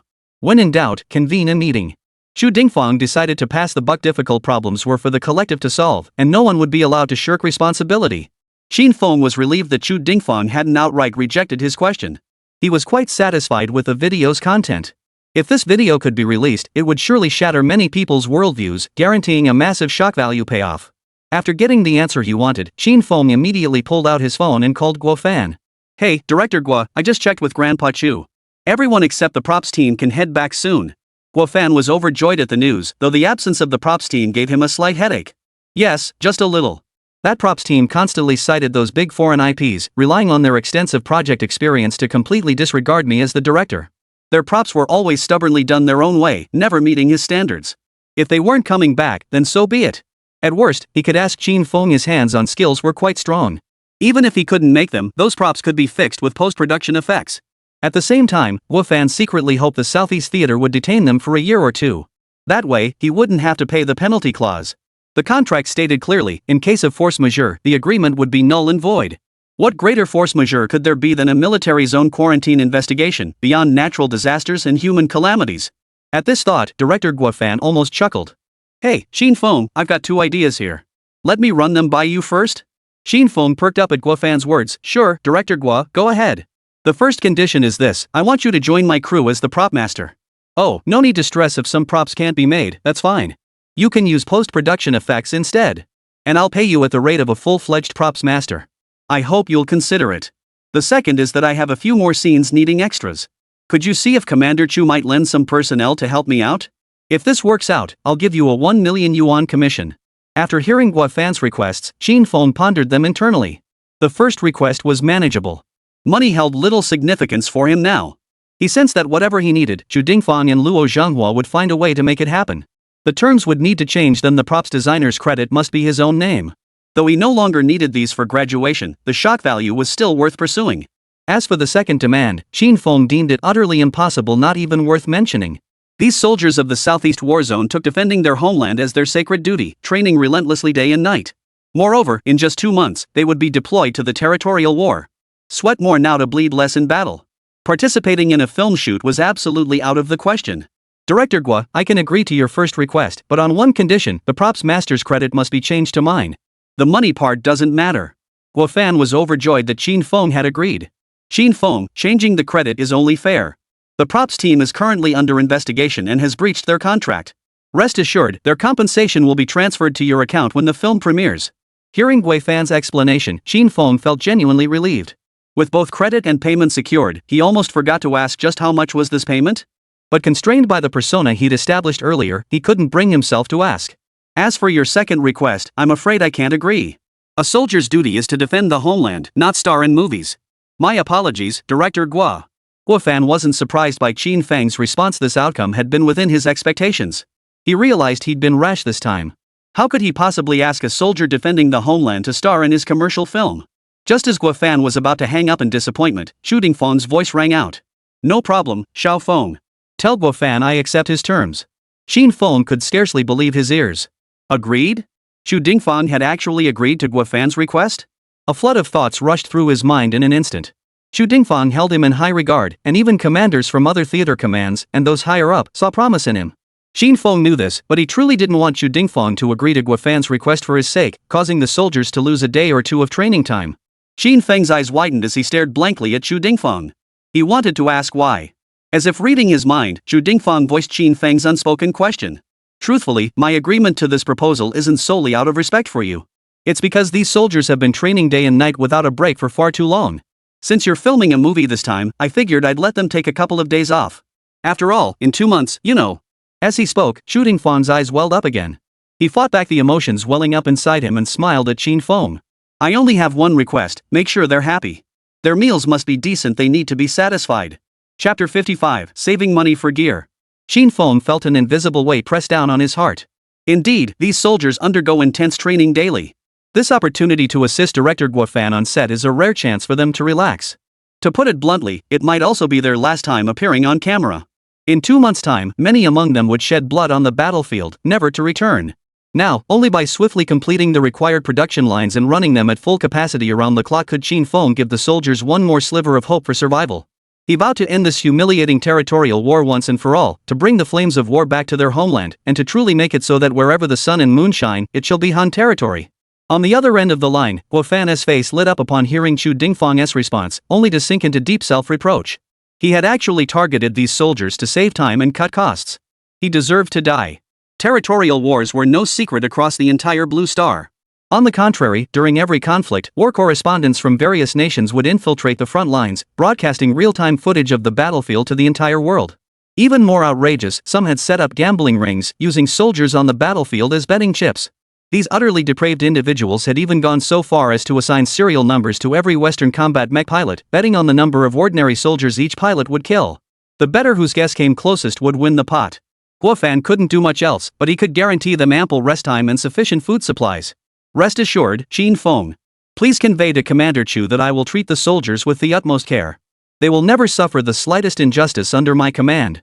After hanging up, Qin Feng relayed Guo Fan's assurances to Qin Feng. Later, with Qin Feng's assistance, Qin Feng familiarized himself with the individual exoskeleton armor. Qin Feng was highly satisfied with the armor. He arranged for weapons to be integrated, 2 close-range cannons for long-range fire support and 4 laser swords. For the 2 extra arms, Qin Feng deployed a polymer shield, effectively addressing the armor's defensive weakness. Preliminary tests yielded promising results, and numerous staff officers and commanders expressed high regard for the design. Only Qin Feng remained unsatisfied with the configuration. He believed that only by adding a miniature electromagnetic railgun would the long-range firepower be barely adequate. However, Qin Feng kept his thoughts to himself for now. With insufficient shock value, anything he said would be futile. Escorted by 5 Yanlong warriors, he returned to Jinghai City. These 5 warriors remained behind, tasked with ensuring Qin Feng's safety. Ding! Your bank card ending in 8848 has received a transfer of 400 million yuan. Current balance, 400,123,280 yuan. The moment Qin Feng saw this text message, he knew it was a deposit from a battle zone. Soon after, his phone buzzed repeatedly with ding notifications as his balance surged to 2 billion dasha currency. With deposits from all 5 battle zones now secured, it was time to fully utilize the Pango technology platform. Upon returning to the villa, he found Su Mo had already arrived before him. However, Su Mo was not in good condition at the moment. Her forehead was bandaged with gauze, and one arm was also wrapped in gauze. Seeing Su Mo like this, Qin Feng was instantly overcome with guilt. How could he have forgotten about her? Su Mo hadn't crossed his mind at all these past 2 days. It seemed that men's minds were filled with nothing but lust and the relentless drive to achieve greatness. Since he'd returned early, Lu Ruoshi was still sleeping in and hadn't appeared in the living room. After resting for a while, Qin Feng took out his phone, opened the chat interface, and found the hardware store owner's contact information. "Hello, Mrs. Owner. Do you still have the materials I ordered last time?" Qin Feng was afraid the boss's wife might forget, so he sent her the detailed list of materials. "Excuse me, how many sets would you like?" When the boss lady saw Qin Feng's message, she assumed that rich kid mecha enthusiast was up to something again. Qin Feng's reply left her speechless. "How about 100 sets? Can you source them? 100 sets? Are you kidding me? Even if every anime cosplay convention in the entire Great Xia Empire held events simultaneously, they wouldn't need that many. But why turn down easy money? Who cares what he's up to? As long as it's profitable. Yes, we can. But they won't arrive until tomorrow. Since you need such a large quantity this time, I can give you a 5% discount. Each set is only 190,000. After payment, give me a shipping address and I'll send them directly to you." After saying this, the shop owner wrapped her arms around her knees, waiting cautiously in front of her phone. The profit from this deal would be enough to buy her brother a Changying series lightsaber. That would significantly boost his survival odds in the territory war 2 months from now. After a moment's thought, Qin Feng agreed to the shopkeeper's terms, immediately transferring the payment and sending his residential address along with it. Ding! Your YH account has received 19 million daxia coins. The notification ping from her phone reached the landlady's ears. She excitedly picked up her phone, checking the notification repeatedly. Finally, she had saved enough. After deducting the initial investment, this deal netted her 3 million, still a far cry from the price of a powered mecha warrior. But it was more than enough to buy a weapon. Qin Feng, pressed for time, didn't want to get bogged down in negotiations. Besides, he didn't know any other channels. Getting things done sooner meant Pangatech could start operations sooner, right? Just as he finished contacting the seller, Qin Feng's phone rang. "Qin Feng, it's Director Guo Fan. Are you available right now?" Qin Feng had just plopped down on the sofa, not even having a chance to relax, when he received the call from the director. "Oh, Director Guo. What can I do for you?" Guo Fan sat in the special effects team's office, reviewing the visual effects footage they had produced. The results left him deeply disappointed. The work produced by the special effects team fell far short of his expectations. The team clearly hadn't grasped the essence of the Wandering Earth story. That's why he steeled himself and dialed Qin Feng's number. His main concern was that Qin Feng might still be in the Southeast Theater of Operations. He feared that calling now might disrupt Qin Feng's work. Though he was a director in the entertainment industry, he wasn't the kind of person who would sacrifice principles for the sake of meeting deadlines. He still had his own moral compass. "Qin Feng, are you at the theater or at home right now? My special effects team is running into trouble again. If you have time, it'd be best if you could come to the set." Chapter 56, Space Elevator. Upon hearing Guo Fan's request, Qin Feng immediately agreed. "Alright, I just got back to Jinghai City today. I'll swing by later." "No need. I have my own car. Don't pick me up." After hanging up, Qin Feng prepared to head out. Just then, the door to a second-floor bedroom opened. Lu Ruoshi emerged wearing a white blouse, a pencil skirt, black stockings, and high heels. Qin Feng heard the door close and glanced upward, suddenly remembering that such a person now resided in the house. Lu Ruoshi had heard Qin Feng return while still in her room, so she quickly changed into a business suit, still wearing the miniature microphone and camera on her chest. She intended to continue fulfilling the mission assigned to her by the leadership of Daxia Television. Qin Feng's previous abduction by Chu Dingfang had left her utterly astonished. As a theater commander, Chu Dingfang might be unknown to others, but Lu Ruoshi, having worked at Daxia TV for over a year, recognized him. This sparked her intense curiosity about Qin Feng. "Where are you going?" "I'm coming too." Lu Ruoshi swiftly descended the stairs with practiced ease, landing before Qin Feng. Her eyes blinked innocently at Qin Feng, her face wearing a pouty expression that begged to be taken along. Qin Feng couldn't take it. In 2 lifetimes, he'd never met a girl so adept at pouting and acting cute. "Fine, if you want to go, come along." To Qin Feng, Lu Ruoshi's actions and expressions were pure cuteness and charm. But to Su Mo standing nearby, it was pure green tea provocation. She huffed indignantly. Lu Ruoshi caught the sound and her face broke into a triumphant smile. Finally, she'd gotten one back. So what if he's arrogant and ruthless? Now he's stuck recuperating at home, isn't he? "Sister, why are you angry? I must have inadvertently upset you again. Your Highness is so magnanimous, please forgive me this once. Rest assured, I'm perfectly capable and will take excellent care of brother." She even hopped up and down a few times on the spot. Lu Ruoshi's sarcastic remarks infuriated Su Mo so much that she could only turn her head away, refusing to look at the other girl to ease her own discomfort. Qin Feng saw Su Mo visibly shaken by Lu Ruoshi's words, fearing she might explode from anger. He stepped forward to console her. "Lu Ruoshi is just a little brat. Don't take her seriously. Rest up at home these next few days. I'll take you out again soon. Don't let it get to you. The moment she heard the words little brat, Sumo's mood visibly lifted. See? No matter how many tricks you pull, in a man's eyes, you're still just a little brat. Sumo chose to focus on the keywords to make herself feel better. And so, Qin Feng took Lu Ruoshi out. Lu Ruoshi led Qin Feng to an SUV, pulled open the door, and waited for him to get in before climbing in herself. This was a vehicle assigned to her by the station leadership, intended to facilitate her trips with Qin Feng. Under Qin Feng's directions, the vehicle headed toward the film crew's location. To be fair, Lu Ruoshi's driving skills were quite decent. Qin Feng felt not the slightest bit of discomfort in the car. Unlike other drivers who sped up one moment and slammed on the brakes the next or worse, used their windshield wipers as turn signals. By the time Qin Feng arrived at the production site, director Guo Fan and Wang Lei from the special effects team had been waiting at the entrance for quite some time. Wang Lei enthusiastically stepped forward to open the car door for Qin Feng, followed closely by director Guo Fan, who excitedly grasped his hand. Qin Feng, you finally made it. Come on, let's talk as we walk. Guo Fan led the way, guiding Qin Feng toward the special effects team's area. Wang Lei followed closely behind, while Lu Ruoshi brought up the rear.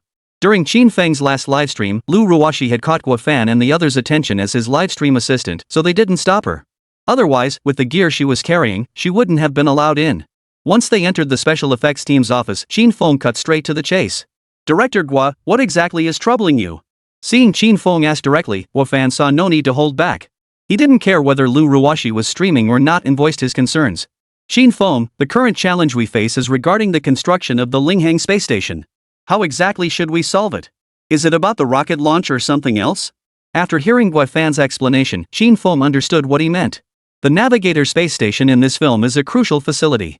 But because it's so large, it's difficult to construct. If we use traditional rocket launch methods, it would be too time-consuming and labor-intensive. After briefly pondering the issue, Qin Feng instantly thought of a solution. Space elevator. If we could build a space elevator, Director Guo, your problem would be solved. A space elevator, as the name suggests, would be a vertical structure spanning the distance from Earth to outer space. Then we could transport all the materials up there. Space elevator? Guo Fan was utterly baffled upon hearing the term. He knew about outer space. He knew about elevators. But combining the two? That was beyond his comprehension. What kind of space elevator?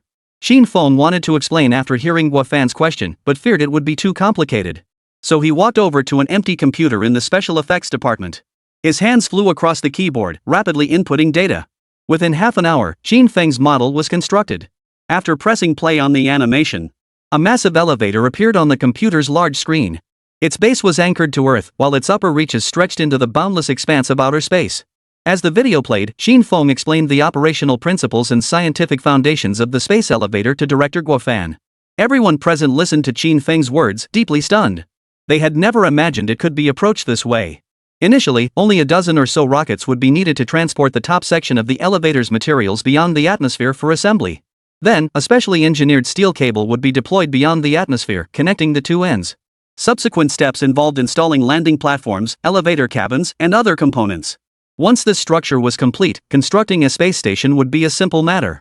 After watching Qin Feng's CG visualization, everyone was left speechless.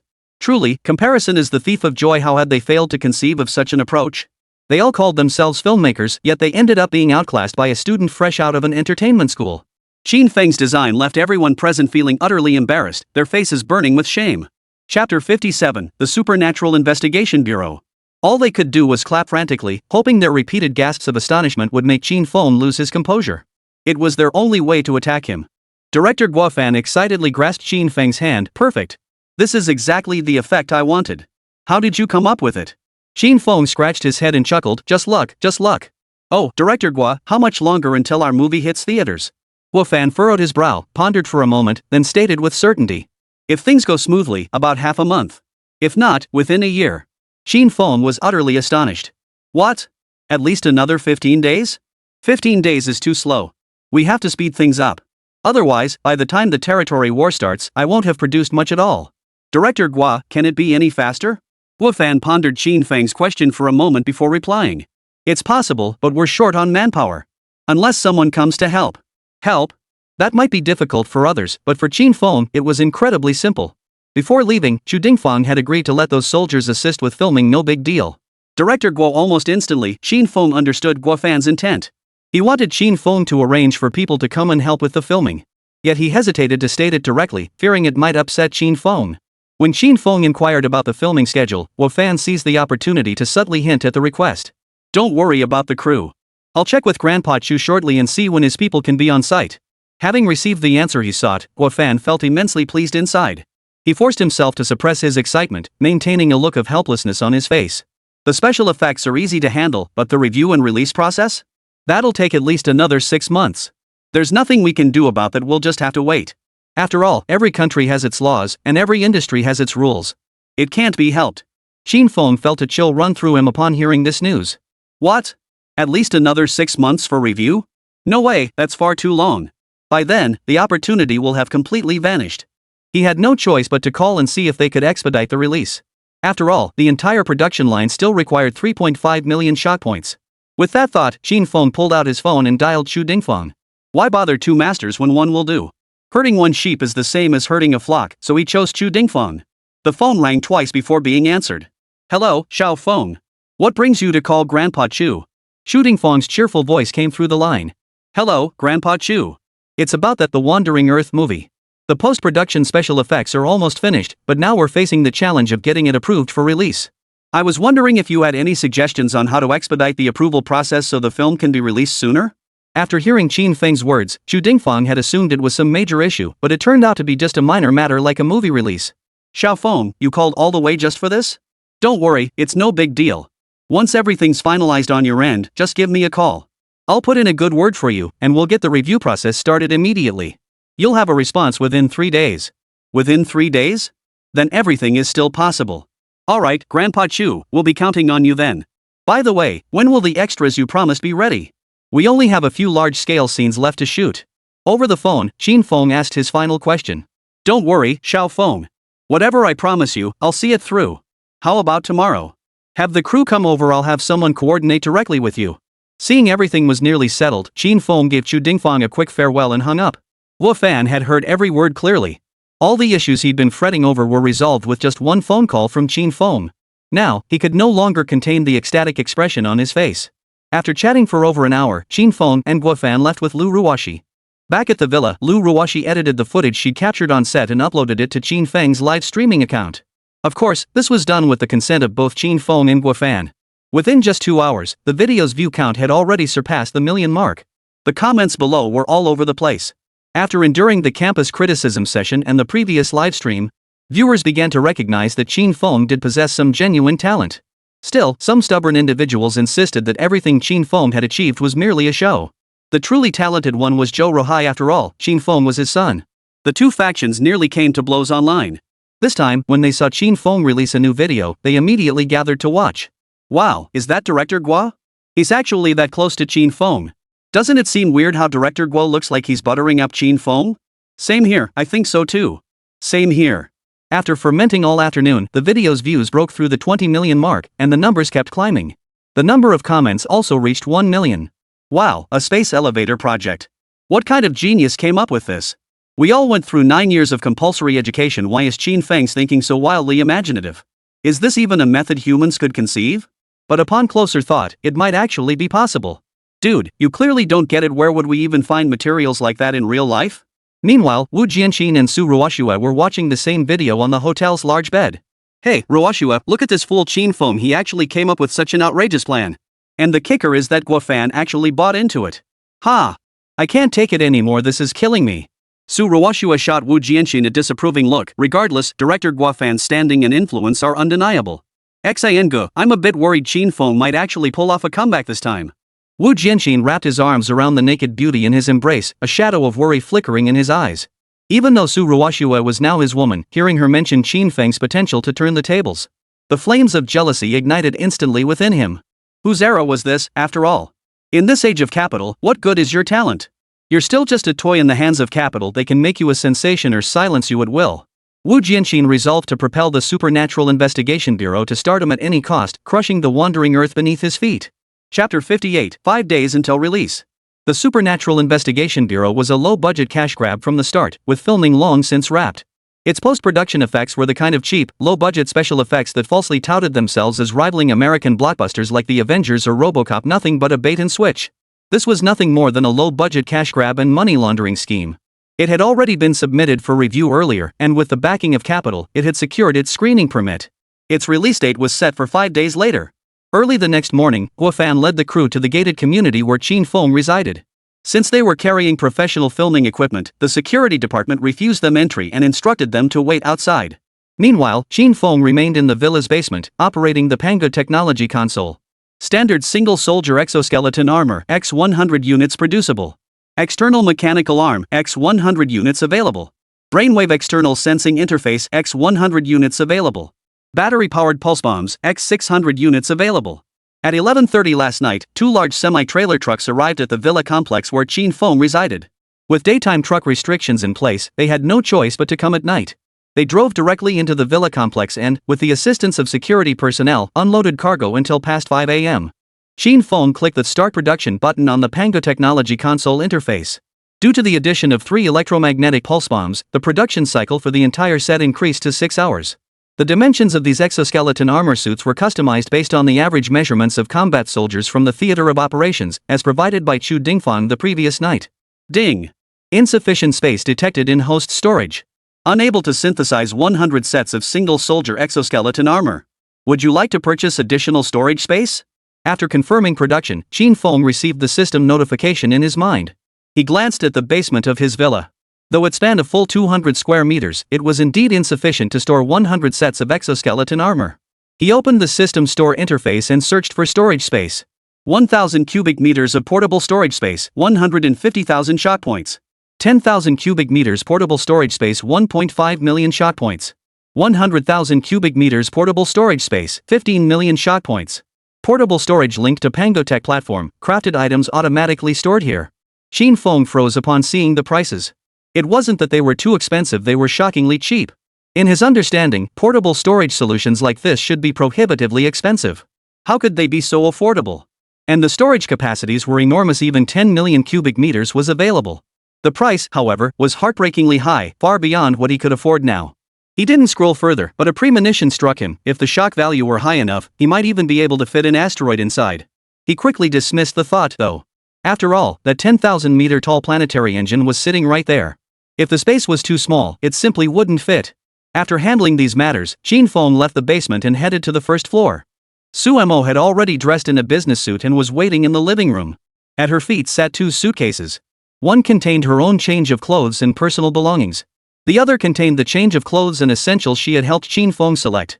"You're going too?" Qin Feng looked at Sumo's right hand, bound in gauze, and felt a twinge of reluctance. "Mind your own business. I'm your secretary now. Wherever you go, I go." Suemo was still fuming over yesterday's incident and shot Qin Feng a withering look. "This is old Luo's order." Qin Feng tried to say something else, but Sumo's words shut him up. Old Luo's orders were beyond his control. Though Suemo was now his secretary, the authority to reassign her still rested with old Luo, didn't it? He could only step forward and drag 2 suitcases ahead.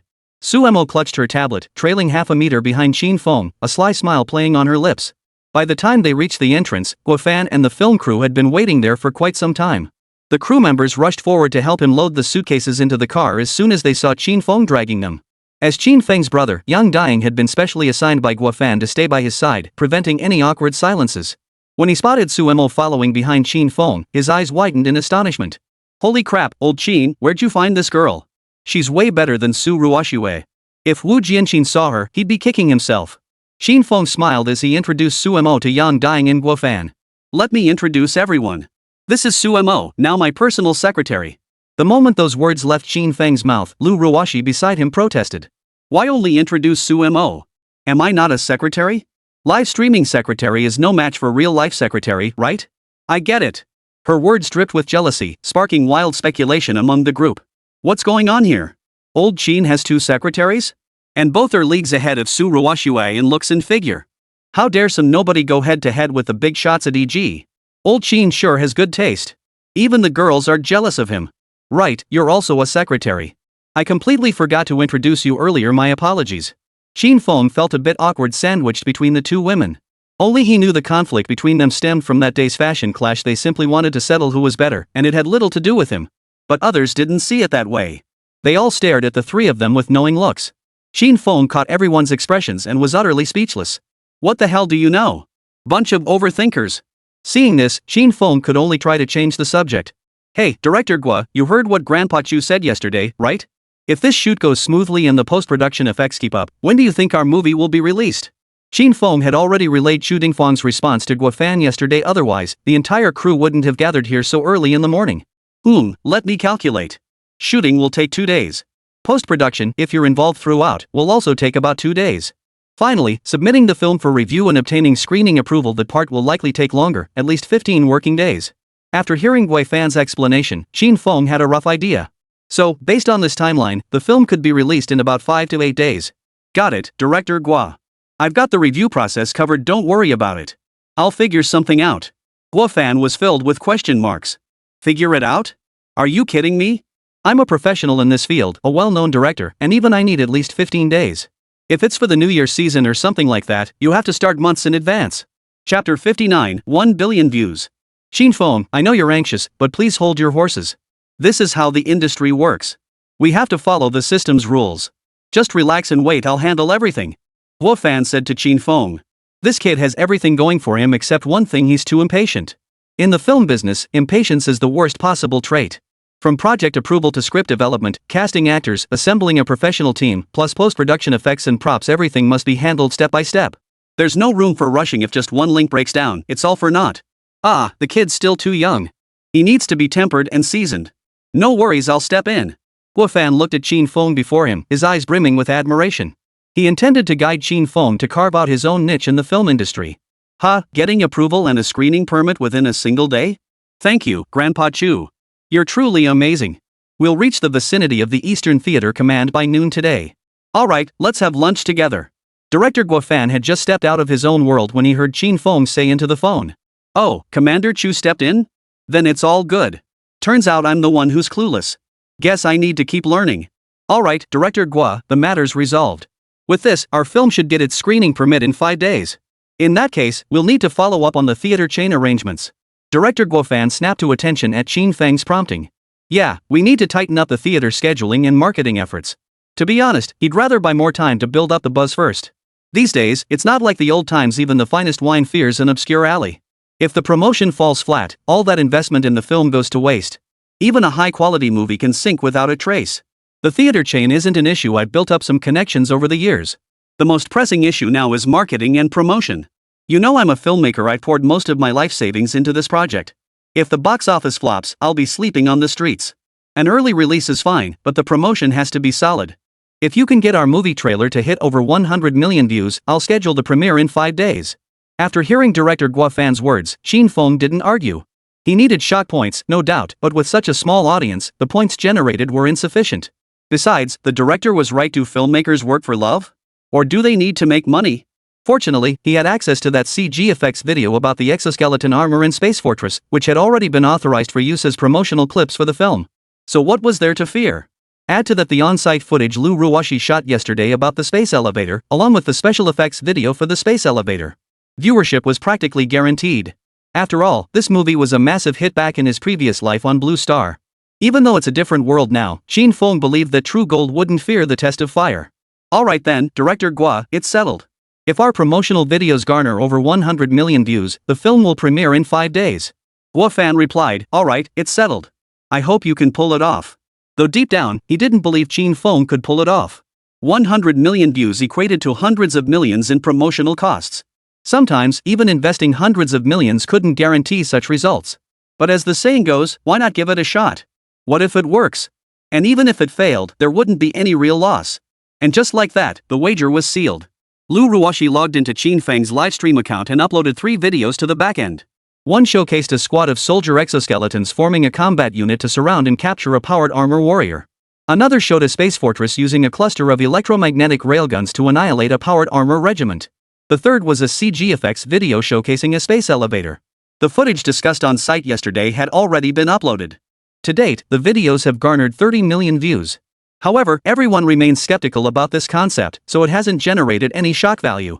After the video was released, Guo Fan invited Qin Feng, Suemo, and Lu Ruoshi into his business vehicle along with Yang Daying, Qin Feng's close friend. He took the passenger seat, tasked with keeping the mood lively. The group headed toward the southeast war zone. During the drive, Qin Feng received a location pin with a message attached. Xiao Feng, come to this location. It's a former subordinate unit's camp that's no longer in use. We can lend it to you for filming. This message came from Chu Dingfang, who didn't want the crew filming at their current command headquarters. That would be no different from being a spy. If he exposed the command center due to a momentary lapse, it would be something even spies who'd been undercover for decades hadn't managed to do. That would land him in a military court. So instead, he suggested an abandoned engineering regiment base over 200 kilometers away from the command center.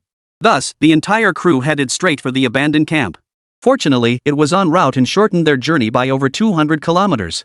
This saved them 3 hours of filming time. After sending a few messages in the logistics management group, Guo Fan shut off his phone. Qin Feng and Yang Ding continued their chatter and bragging. By the time the vehicles arrived, an entire brigade of soldiers was already cleaning up the abandoned camp. These were the soldiers assigned to assist with filming all volunteers who had signed up for the territorial war 2 months later, having already written their wills. As soon as the group's vehicles came to a stop, the brigade commander and political instructor approached them. Hello, I am Jiang Yeyue, commander of the 7th Special Operations Composite Brigade. Hello, I'm Li Jianguo, political instructor of the 7th Special Operations Composite Brigade. Which one of you is Comrade Qin Feng? 2 voices, brimming with masculine vigor, boomed in the ears of the crowd. Qin Feng stepped out of the vehicle and returned a standard military salute to both men. Officers, hello. I am Qin Feng. What can I do for you? After confirming Qin Feng's identity, the 2 officers continued. By order of Commander Chu, we've been assigned to assist you with the film production. During this period, all actions must follow your arrangements. The pressure instantly shifted to Qin Feng. Being suddenly assigned an entire brigade of soldiers caught him off guard. Not at all, not at all. I'm merely offering suggestions. The specifics will depend on the arrangements made by your direct superiors. When it comes to military matters, I'm just a layman. Qin Feng could only respond modestly, deflecting the responsibility. Just then, the system's notification sound chimed again. Ding! Congratulations, host. You have obtained shock value 111.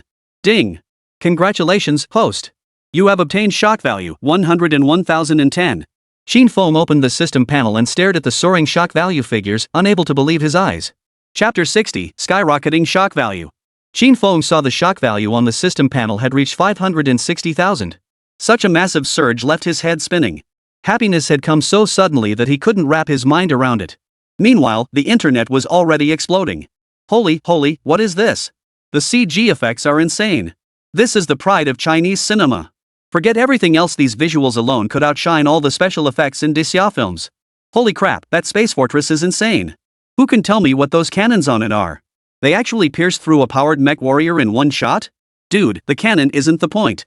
It's the concept of kinetic energy weapons for space strikes using Earth's gravity with specially designed projectiles. Theoretically, nothing could stop this kind of attack. Qin Feng is seriously impressive coming up with a solution of this caliber? Looks like he's got some real chops. Among the videos Lu Ruoshi just released, the one showing the space fortress instantly taking down the powered mech warrior is the most popular with netizens. They believe this is the most feasible concept, unlike the space elevator and exoskeleton armor, which look obviously fake. First, the steel cable material for a space elevator is simply unfeasible, let alone figuring out how to transport it into space. Second, regarding the exoskeleton armor in the average viewer's mind, the more heavily armored the suit, the stronger its performance. Expecting this simple exoskeleton to defeat heavily equipped power armor is pure fantasy. The entire 530,000 shock value was generated solely by the Space Fortress video. Within just a few hours, the view count surged past 8 million. This is way too fake. 1. Everyone knows powered exoskeletons are the ultimate weapon today. Exactly. I'm a university professor. The concept of firing kinetic weapons from outer space is brilliant, but the computational demands are astronomical. Plus, the enemy moves. What good is a powerful weapon if it can't hit its target? Opinions on the Space Fortress concept were divided, but skeptics still outnumbered believers. That's why Qin Feng's shock value was so low. The video's view count kept climbing with time, now hitting the 10 million mark. On Qin Feng's account, the shock value had reached 660,000. Qin Feng himself remained completely unaware of the online buzz. Right now, he was fully focused on assisting director Guo with the film's reshoot schedule. The 2 officers were also giving their full cooperation. The current reshoot involved a scene depicting rebel forces ambushing the coalition government troops. Yang Ding plays the first exoskeleton armored soldier to appear in the CG effects video. Director Guo Fan's plan was to first outfit Yang Ding with motion capture equipment, then produce the special effects footage in post-production. But at this moment, Qin Feng received a message from Pango Technology. Ding! Single soldier exoskeleton armor production complete. Quantity, X1. Integrate electromagnetic pulse bomb? Attach external mechanical arm? Yes, no. Qin Feng selected no on the virtual interface. Seriously? This is just a movie, no need for that stuff. Those were classified technologies meant for territorial warfare to teach any nation daring to challenge Great Xia a bloody lesson. Qin Feng's consciousness immediately entered his personal space. After the Pango Tech platform finished production, this armor set had automatically loaded into his personal inventory. Seeing the gear already produced, Qin Feng decided against creating special effects. After all, creating models for this stuff was too much hassle. It would be far simpler to just don the actual suit for filming. So Qin Feng made up an excuse, slipped away to a secluded spot, and retrieved the individual exoskeleton armor. Qin Feng gazed at his creation, growing more and more satisfied with each passing moment. Though somewhat crude, its cold, heavy metallic feel still gave Qin Feng a profound sense of security. He believed the soldiers would feel the same way once they donned this armor. After a moment of contemplation, Qin Feng sought out Zhang Ye and had him arrange for several soldiers. Together, they carried the exoskeleton armor to the filming location. The moment they entered the site, shock was written all over Guo Fan's face. Qin Feng, where did you get this? Why didn't we see this when we arrived? You'd be seeing ghosts if you did. I just retrieved this from the system space. Qin Feng muttered to himself before summoning Yang Dying. He had him put on the armor, and it fit surprisingly well. It seemed tailor-made for him. It was uncannily similar, every detail was spot on. It was as if Captain Wang Lei himself had shattered the dimensional barrier and stood before him. Director Guo Fan gently stroked the exoskeleton armor. Originally, he'd only asked Qin Feng to double as a prop master on a trial basis. But in just one night, he'd actually built it. Qin Feng, you're something else to build this prototype in such a short time. The rest would be easy, just notify all units to prepare for filming. Just as Guo Fan assumed it was merely a prototype, Yang Dying began moving around in the exoskeleton armor. It can move? Every member of the crew stared wide-eyed at the exoskeleton armor on Yang Dying, scrutinizing every detail. Yang Dying felt her face flush under their intense scrutiny. The crew members, being quite busy, hadn't seen the clip from Qin Feng's livestream. Now, seeing it up close, they were utterly astonished. Guo Fan excitedly grabbed Qin Feng's hand. Qin Feng, you actually pulled this off. You're a genius. Ding, detected host acquiring shock value 100101. At that moment, not only the crew members, but even the soldiers of the 7th Composite Brigade were stunned by this simple exoskeleton armor. Though its protective capabilities were lacking, that didn't stop them from wanting it. With this thing, survival rates on the battlefield would skyrocket. But this was a movie set. The soldiers could only stare longingly at the exoskeleton armor. Ding! Congratulations, host! You have obtained shock value 1001010. Qin Feng's account balance now stood at 670,000. Just 330,000 more, and the first production line would be complete. Under Director Guo's skilled direction, today's scenes wrapped up quickly. The soldiers surrounded Yang Dying in the center, all eager to test the performance of this individual exoskeleton armor. This scene brought tears to Qin Feng's eyes. What admirable soldiers! They were prepared to sacrifice themselves for the Great Xia. No, he had to accelerate the harvesting of shock points. Otherwise, the production line would remain stalled. Relying solely on his own Panhwa technology platform, he could only produce 240 sets in 2 months. With over 4,000 soldiers in the entire brigade, that simply wouldn't be enough to go around. After the meticulously prepared dinner by director Guo Fan, he sought out Lu Ruoshi. Lu Ruoshi, have you finished editing the footage from this afternoon's shoot? He cut straight to the point, eager to upload the behind-the-scenes footage from this afternoon's shoot. Then he'd craft a clickbait title to maximize shock value and earn more points. Chapter 61, Night in the Mountains. It's already edited. I'll upload it shortly. Boss, trust my professionalism. I'm a professional anchor intern at Daxia TV. This is a one-time thing, okay? With that, Lu Ruoshi headed to the campsite they'd arranged, ready to shower and rest. Today's schedule had been quite exhausting. As a young woman, she was feeling the strain. Hearing Lu Ruoshi's words, Qin Feng felt considerably reassured.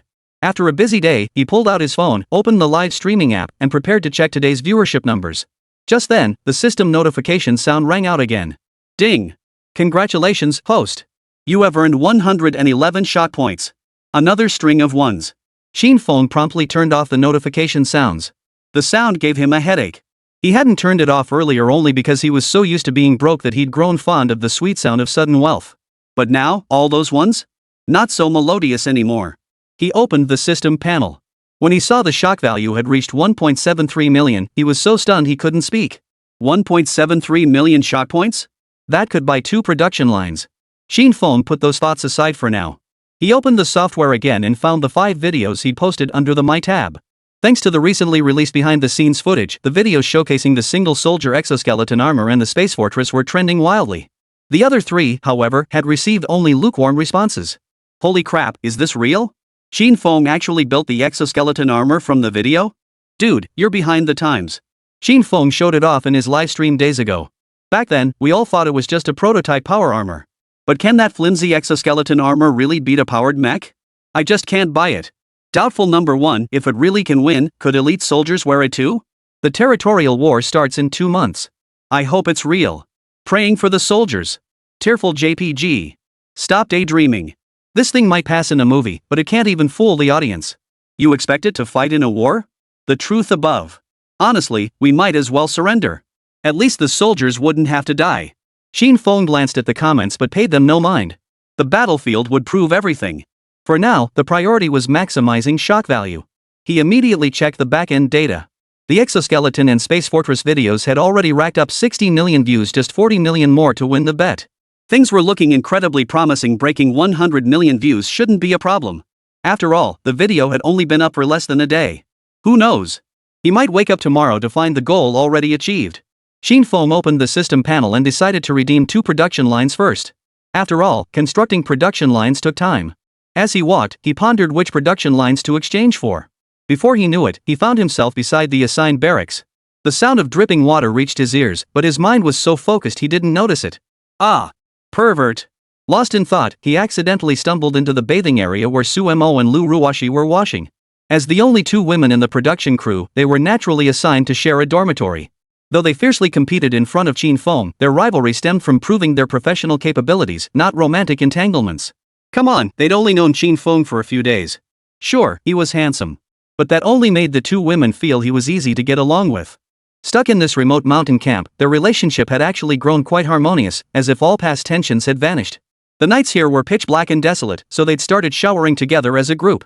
They had just finished bathing and were dressing when Qin Feng suddenly burst into their line of sight.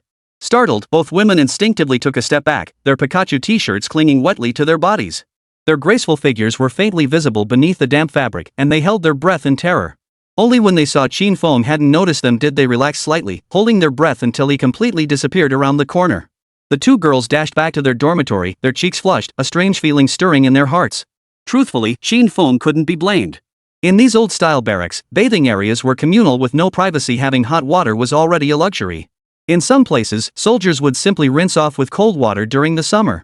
Single soldier exoskeleton armor production line 100W shock value. Individual exoskeleton armor external mechanical arm production line 500,000 shock value. Individual exoskeleton armor weapon platform production line 100,000 shock points.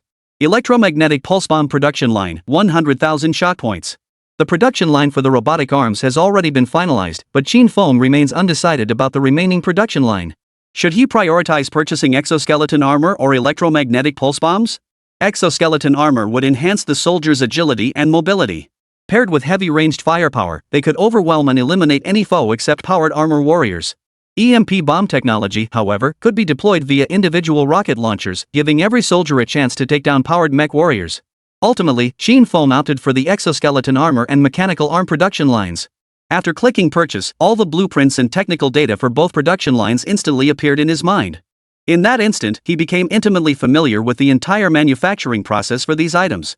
Qin Feng spent another 20 shock points to purchase 2 hard drives containing all the production line blueprints and documentation. He intended to hand these over to Chu Dingfeng. Time was pressing, and Qin Feng needed manpower to help set up the production lines. He took out paper and pen, jotting down the required materials and components. After that, he washed up and went to bed. That night, Qin Feng slept soundly. For the 2 women, however, sleep was impossible. The mountain night was far from quiet. Frog croaks, the cries of unidentified creatures, cuckoo calls, and owl hoots blended into a continuous chorus. Terrified, they huddled together under one blanket, finally drifting into a deep sleep late into the night. Even in their dreams, they found no peace, still shaken by Qin Feng's presence. In their dreams, they inevitably dreamt of Qin Feng, who appeared as a peerless hero. Early the next morning, Qin Feng photographed the paper he had written the previous day and sent it to Chu Dingfeng.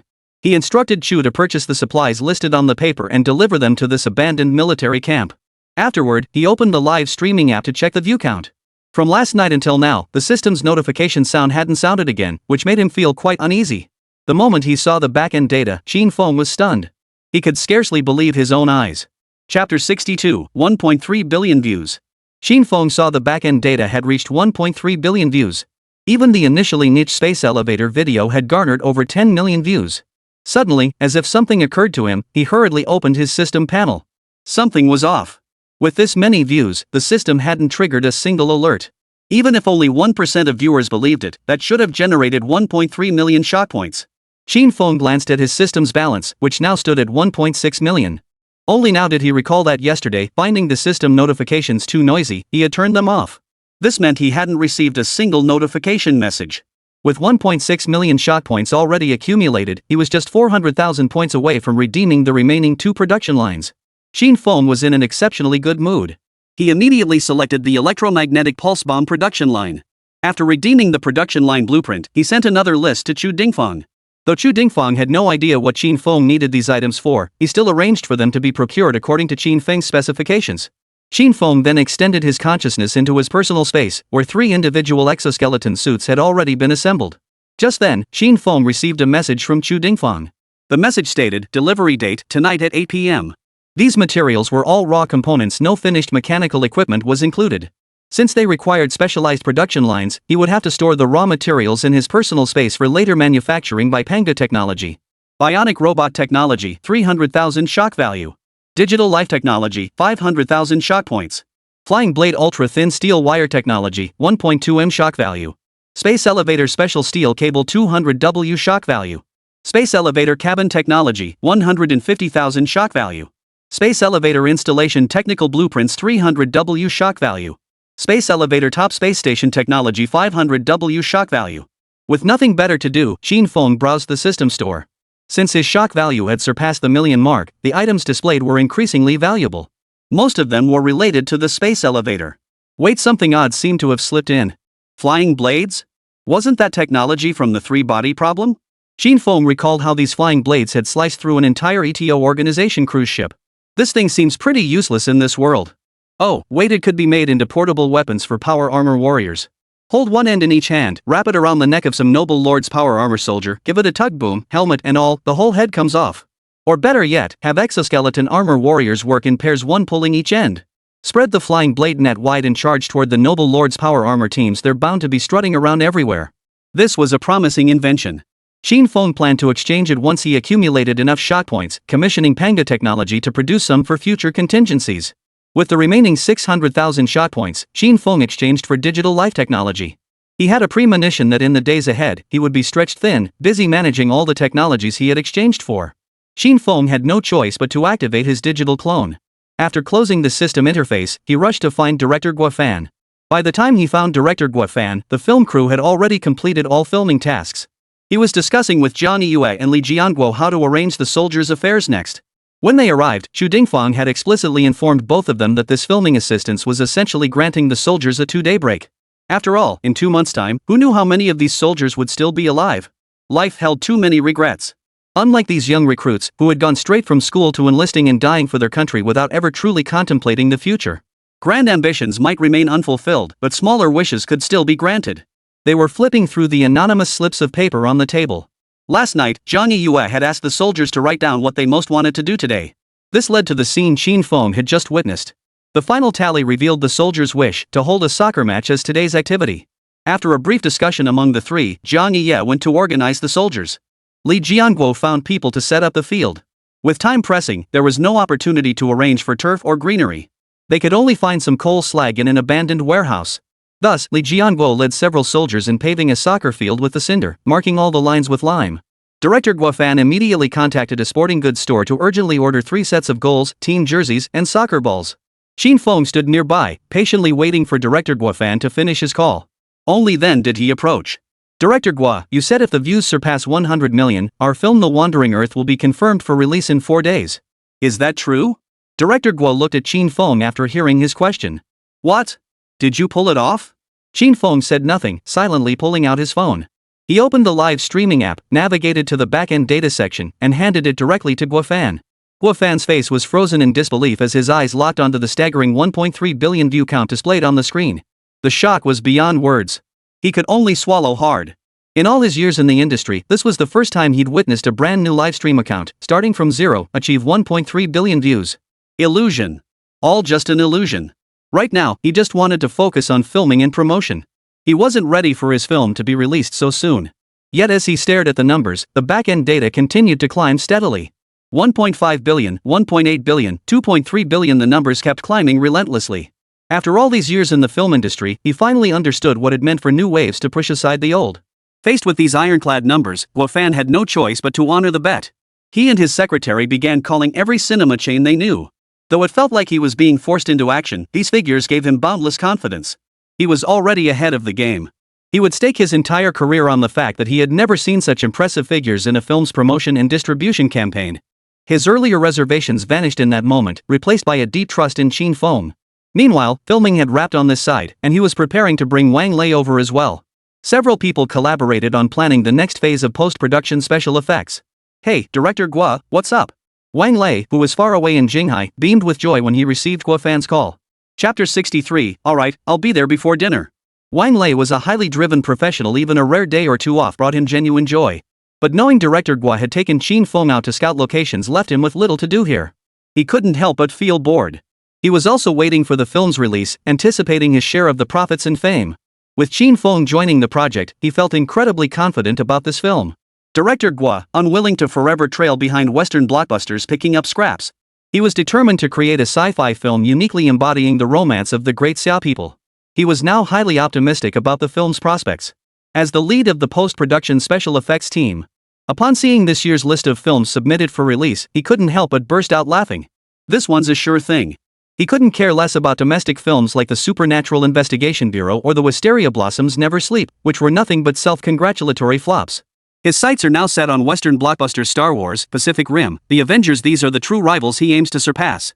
You've sat atop your pedestals long enough. It's time to make way. This is Wang Lei's ambition. Director Guo, why did you wait so long to call me? I've been so idle these past few days, my brain's practically rusting. Hearing Wang Lei's energetic response on the other end of the line, Guo Fan felt a surge of motivation. Good, you're fired up. Then I'll get straight to the point.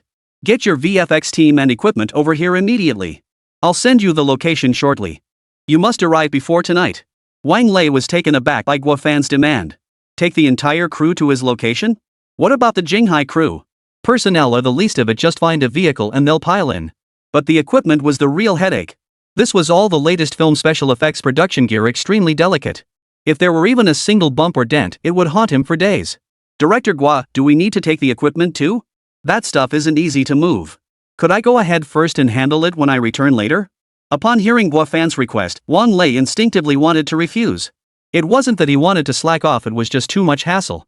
It was like being an office worker. The boss asks you to do the work, sure, but the catch is you have to move all the equipment to a specific location first. That's asking too much. After hearing Wang Lei's request, Guo Fan realized his own demand was a bit excessive. But what could he do? It was all about putting food on the table. Society adapts to people, not the other way around. Given the current situation, it was clear that Qin Feng was the rising star. Only by aligning with him could he and his crew reap the benefits he brought.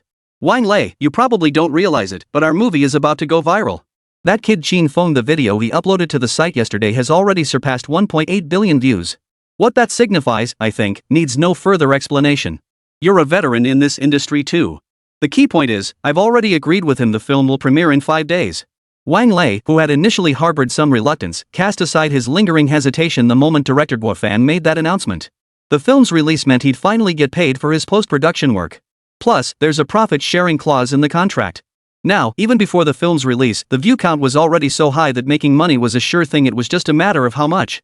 Most importantly, there was the fame this film would bring. He couldn't wait to become the second rising star in the film post-production industry.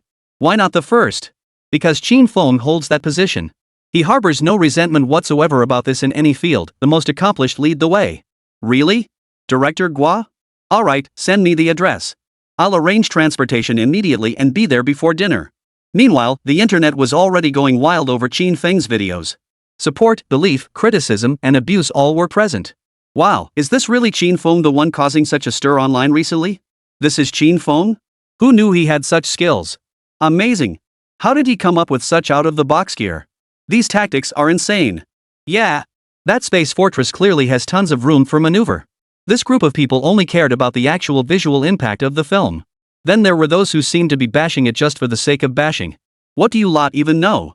This is obviously just another thing he pulled off thanks to his rich daddy. What a bunch of nonsense. Exoskeleton armor? A space fortress wiping out powered mechs? That's pure fantasy. The guy above is right.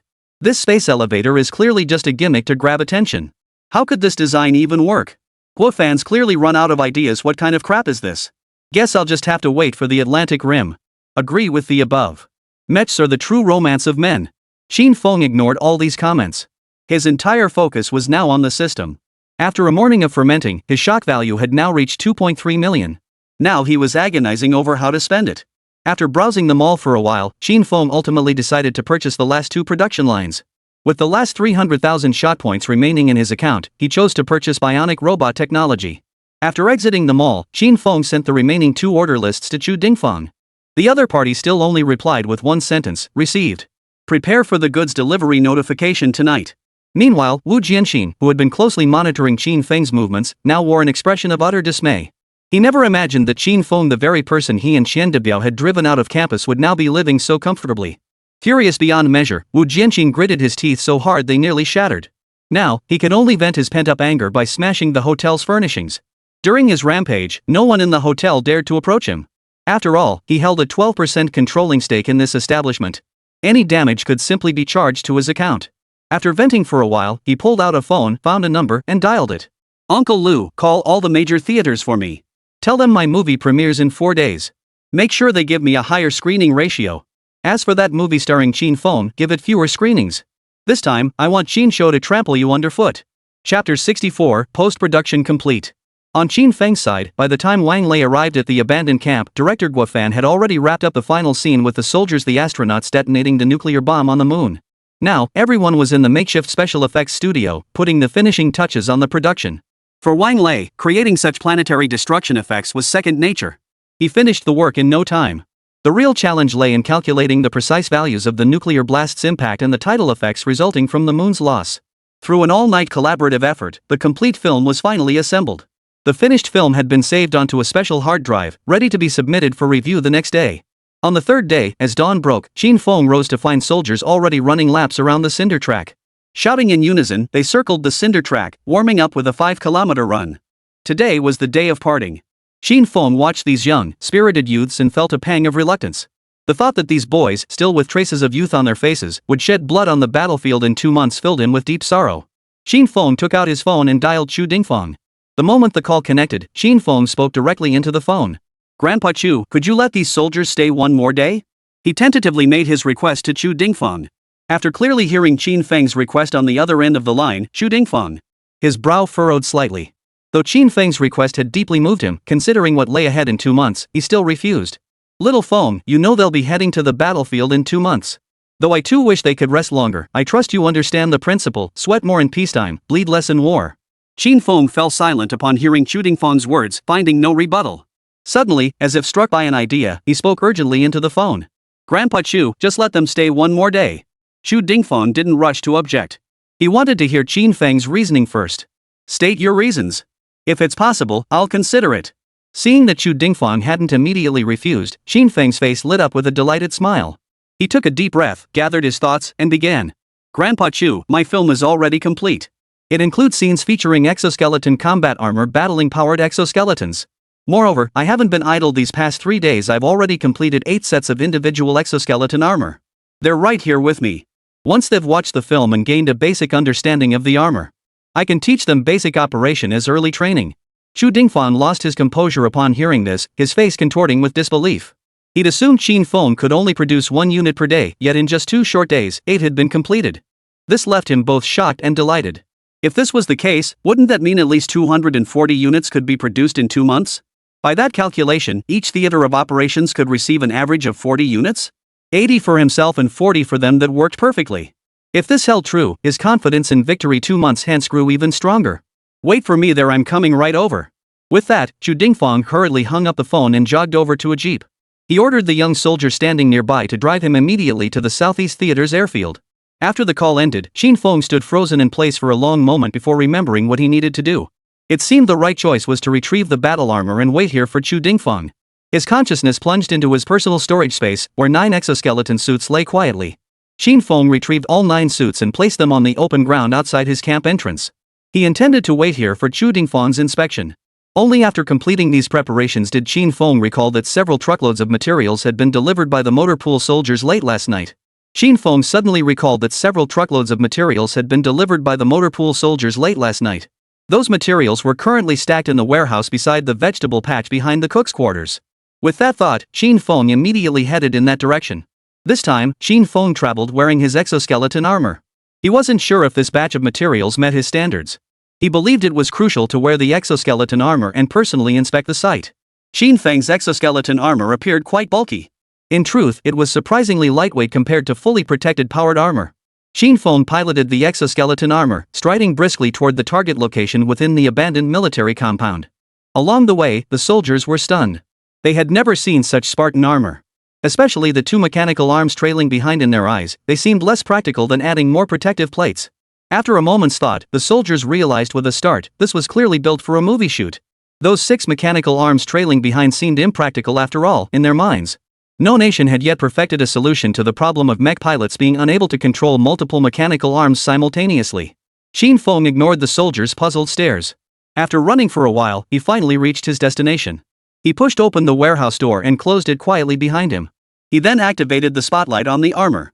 This time, Qin Feng had thoughtfully equipped each exoskeleton suit with several powerful flashlights. These were specifically prepared for the 3 neighbors who loved launching nighttime ambushes, sneaking into Great Xia territory to plant flags and take provocative photos. But every time, they were discovered by the brave border patrol soldiers and soundly beaten. Qin Feng had deliberately added these high-intensity flashlights to use their strobe function during night combat, blinding their eyes and causing temporary disorientation. This way, our own soldiers could eliminate them effortlessly. They were his own soldiers. Even a minor scrape would pain Qin Feng. Little did Qin Feng expect that this feature would first be put to use in this very place. Surveying the densely packed warehouse, he silently commanded the items to be collected. The materials were instantly absorbed into his personal storage space. Qin Feng activated the Pangatech console interface within the system. Production of the exoskeleton armor suits was halted. Sharpening the axe doesn't delay the woodcutting now. Establishing the exoskeleton armor production line using the Pangatech station was the top priority. Chapter 65, Forging the Jingwon. Single Soldier Exoskeleton Armor Production Line, X1 available. External Mechanical Arm Production Line, X1 units. Electromagnetic Pulse Bomb Production Line, X1 available. Single Soldier Exoskeleton Armor Weapon Platform Production Line, X1 available. Qin Feng stared at the operation interface on the Pangatech console and clicked the production button. Full production line for individual exoskeleton armor in progress. Estimated time, 7 hours. Due to insufficient space at the Pangatech station's current location, shall the finished product be transferred to your personal storage space? Yes. Qin Feng decisively selected yes. Seriously, there's no room to store this thing in the Villa district. Only this abandoned military compound could accommodate it. Seemed like it was time to ask Chu Dingfang for that plot of land to set up production. Wait, Qin Feng suddenly realized he'd overlooked purchasing something. After pondering for a while, he finally remembered he hadn't purchased the Brainwave External Interface production line. He immediately opened the system interface and located the Brainwave External Sensing Interface production line. It only required 300,000 shot points, a figure that genuinely astonished him. Of course, even at this price, Qin Feng couldn't afford it right now. He was completely broke, having spent his last bit of shock value on the simulated robot technology. It seemed this purchase would have to wait. The most urgent task now was securing this plot of land to build the factory. As for workers, that could wait. He had already acquired the simulation robot technology, and later he would purchase the digital life technology as well. When uploading consciousness, he'd only need to transfer the knowledge of the complete individual exoskeleton armor technology. That would solve the worker problem. Ah! Shot points, you truly are a marvel. The only thing he lacked now was shock value. It seemed earning shock value would have to be put back on the agenda. After handling the old warehouse materials, Qin Feng piloted his exoskeleton armor toward the camp below. Upon arrival, he witnessed Chu Dingfang's convoy already arriving at the site. Chu Dingfang was currently surrounded by staff officers from the headquarters, all examining the exoskeleton armor left behind. They murmured in admiration, and even the Yanlong warriors guarding them now circled the 8 exoskeleton suits, examining them intently. That night's battle had been classified as top secret by Chu Dingfang's order, and every warrior who witnessed it had signed a confidentiality agreement. But this did not include the Yanlong warriors. When they heard of this feat from their superiors, they could scarcely believe their ears. During that period, whenever they had free time, they would go to see the exoskeleton armor left behind by Qin Feng. They had assumed that crafting even a single unit of this rudimentary exoskeleton armor would be an immense challenge. Yet this freak Qin Feng had managed to produce so many in just 3 days. This left them with mixed feelings. At this rate, the Yanlong warriors would soon be obsolete. Good, excellent. With these exoskeleton suits, in the upcoming territorial war, we can at least cripple 720 of their powered mechs. This will give our elite forces the upper hand. This time, I'll make sure they don't return alive. When the Southern Yu killed a Han envoy, they were punished by being carved into 9 districts. When the King of Wan killed a Han envoy, his head was displayed at the northern gate. When Joseon killed a Han envoy, they were immediately annihilated. Were it not for the Great Xia currently facing hostility from global powers, we would truly show those Western barbarians what it means to defy the might of the Great Xia. No matter how far, they shall be punished. Territorial war? That is a disgrace. Xu Dingfang vowed silently within his heart. This time, he would risk disciplinary action to sever the heads of those noble lords and cast them into a towering mound. Grandpa Chu, you're here. Just as Xu Dingfang was deep in thought, Qin Feng approached, piloting his exoskeleton armor. Alright, heroes truly emerge in youth. You've built 9 exoskeleton suits in just 3 days. What a tremendous surprise. Tonight, I'm treating you to dinner. We won't stop until we're thoroughly tipsy. As soon as Xu Dingfang spoke, the entire entourage gasped in astonishment. Was this really the same Commander Chu they knew, the man who never touched a drop of alcohol? After all, the Southeast Theater he commanded was renowned throughout Great Xia for its military discipline. He even led by example, never once drinking alcohol, not even at his own son's wedding. The Yanlong warriors gazed at him with reverent admiration. So this was the young man who invented the individual exoskeleton armor. He was so young. What had they been doing at his age? Thank you for your kindness, Grandpa Chu. This is simply my duty. I'll pass on the wine I've worked to attend to tonight. The moment he spoke, everyone was stunned. This was the first time Commander Chu had ever broken his own rule for someone. Yet this youth actually declined. You must understand, across all major theater commands, there's been a fierce, private battle over who could get Commander Chu to drink. Some said the Supreme Commander, others said Minister Li. No drinking is just fine. Young people need self-discipline. I have high hopes for you, Xiao Feng. By the way, since you're here, why not show everyone how to operate this exoskeleton armor? Qin Feng had no objections whatsoever. After all, he had kept these soldiers behind precisely to familiarize them with the exoskeleton armor in advance. Alright, no problem, Grandpa Chu. Let's gather all the soldiers first. Xu Dingfang nodded in agreement upon hearing the suggestion. Ultimately, the weapon's effectiveness depends on the user. He planned to hold a grand competition shortly, granting the top 80 participants priority testing rights for the exoskeleton armor. If the trials proved successful, he planned to make these victorious warriors permanent pilots of the armor, just like the Yanlong warriors, with corresponding promotions in rank and benefits. At Xu Dingfang's command, Zhang Yi immediately dispatched a messenger to relay the order to all regimental headquarters. They were to assemble on the parade ground in 5 minutes. Within moments, assembly whistles echoed across the entire campus. Soldiers formed orderly ranks according to their units and marched onto the parade ground. Once everyone was assembled, they saw Theater Commander Xu Dingfang standing atop the flag-raising platform. After the roll call concluded, Zhang Yiyue jogged up to the flag platform. He rendered a crisp military salute to Xu Dingfang, reporting, 7th Special Warfare Composite Brigade. Total strength, 3,000. Present, 3,000. Awaiting your orders. Xu Dingfang returned the salute before picking up the microphone beside him and began introducing the exoskeleton armor to the assembled troops. Soldiers, I'm sure you're all wondering why I called you here. With the territorial war just 2 months away, why am I having you film a movie? Are you worried I'm favoring others over your chance to fight? Let me make this crystal clear, no. This opportunity belongs to you, the 7th Special Operations Composite Brigade. And the primary purpose of these past 3 days? It's all about these massive machines beside me. Chapter 66, You want to start a factory? The soldiers of the 7th Brigade followed Xu Dingfang's pointing finger. 8 imposing exoskeleton suits, gleaming with cold metallic sheen, came into view. While exoskeleton armor offered less protection than powered suits and appeared rather rudimentary, the 6 mechanical arms protruding from their backs were undeniably eye-catching, and their overall appearance was quite impressive. The key point was that powered mechs were only piloted by the top performers in the army-wide competitions. These exoskeleton suits before them might offer slightly less protection, but that also meant ordinary soldiers had a better chance of obtaining them. On the battlefield, the gap in equipment could determine a unit's victory or defeat, even life or death. They all aspired to become battlefield heroes, and the soldiers waited with bated breath for Xu Dingfang's next words. I've gathered you all here today to introduce this exoskeleton armor and to select pilots from among you. Now, let us welcome the creator of this exoskeleton armor, Qin Feng. Please greet him with a warm round of applause as he demonstrates it for us. Amidst the enthusiastic welcome of the assembled soldiers, Qin Feng, clad in the exoskeleton armor, ascended the flag platform. Soldiers of the 7th Special Operations Composite Brigade, greetings. My name is Qin Feng, creator of this exoskeleton armor. Let's begin the demonstration.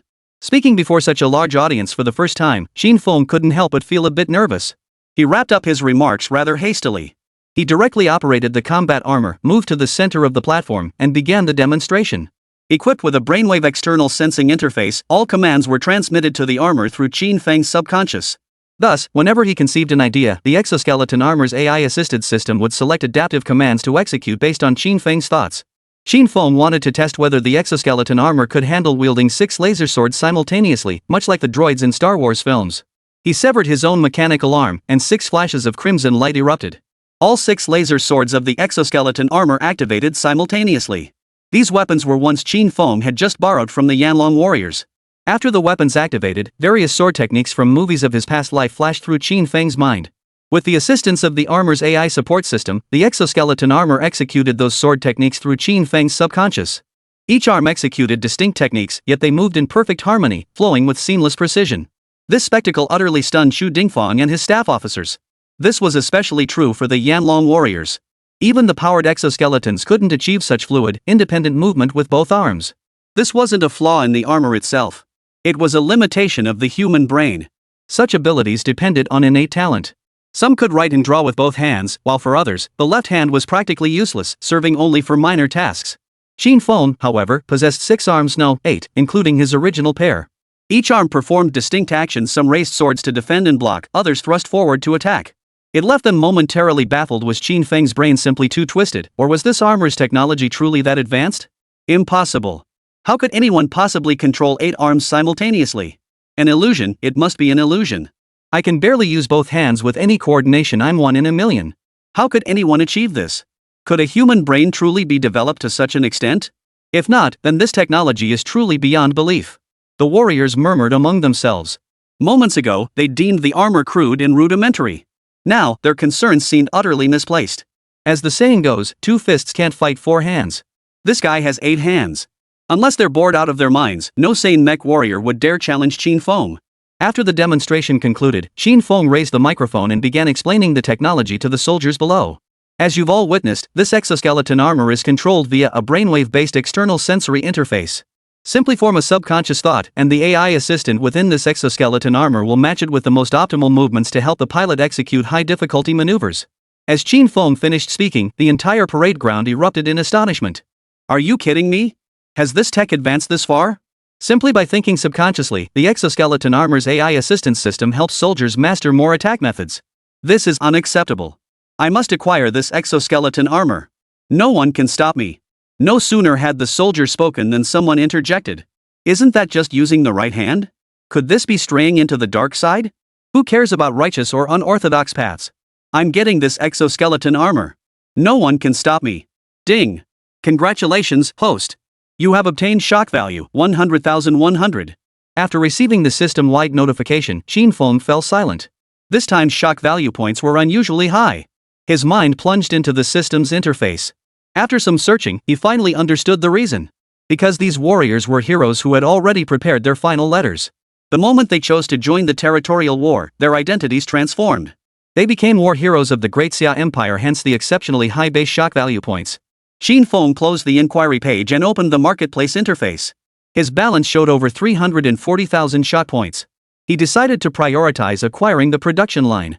Without the brainwave external sensing interface, other exoskeleton armor couldn't match the flexibility demonstrated by the suit he wore. Qin Feng spent 300,000 shock points and finally settled this matter. Otherwise, if Great Xia soldiers went into battle wearing this exoskeleton armor, wouldn't that be like exposing their weaknesses to the enemy? They lacked armor where armor was needed, and weapons where weapons were required. Wasn't their only advantage their agility? When Qin Feng compiled his procurement list and sent it to Qu Dingfang, the latter was utterly stunned. His eyes locked onto Qin Feng, utterly baffled. Why on earth would Qin Feng need to buy all this? Did he even have the energy to handle it? But after glancing at it once, he tucked it into his shirt pocket. Grandpa Chu, I'm truly sorry to trouble you again. Qin Feng apologized with his words, but his burning gaze showed no trace of embarrassment. Little Feng, what are you preparing to do? These past few days, I'd bought you several truckloads of raw materials. Seeing that Qu Dingfang had asked himself, Qin Feng proceeded to explain his plan. What? You're planning to set up a factory here? And you need to replace all the electrical wiring? Qu Dingfang was caught off guard by Qin Feng's decision. Chapter 67, Watching a Movie. Wait, aren't we here to shoot a movie? Xiao Qin, no offense, but filming wraps today. Get moving on building that exoskeleton armor. Young people should focus their time on important matters, not waste it on trivial nonsense. The territorial war starts in 2 months. If you can deliver 240 exoskeleton suits, I'll get you a bonus. That'll make money way faster than running a factory. Qin Feng knew Chu Dingfang had misunderstood his intentions, thinking he was just after the money. But so what? He wanted to make money, and he wanted to advance technology at the same time. Adults should have it all. Grandpa Chu, you've misunderstood me. I want to establish a factory dedicated solely to producing exoskeleton armor. In the end, Qin Feng revealed his true intentions to Chu Dingfang. This old fool didn't even grasp the basic principle that sharpening the axe doesn't delay the woodcutting. To his surprise, after hearing Qin Feng's words, Chu Dingfang's expression turned serious. He remained stubbornly set in his ways.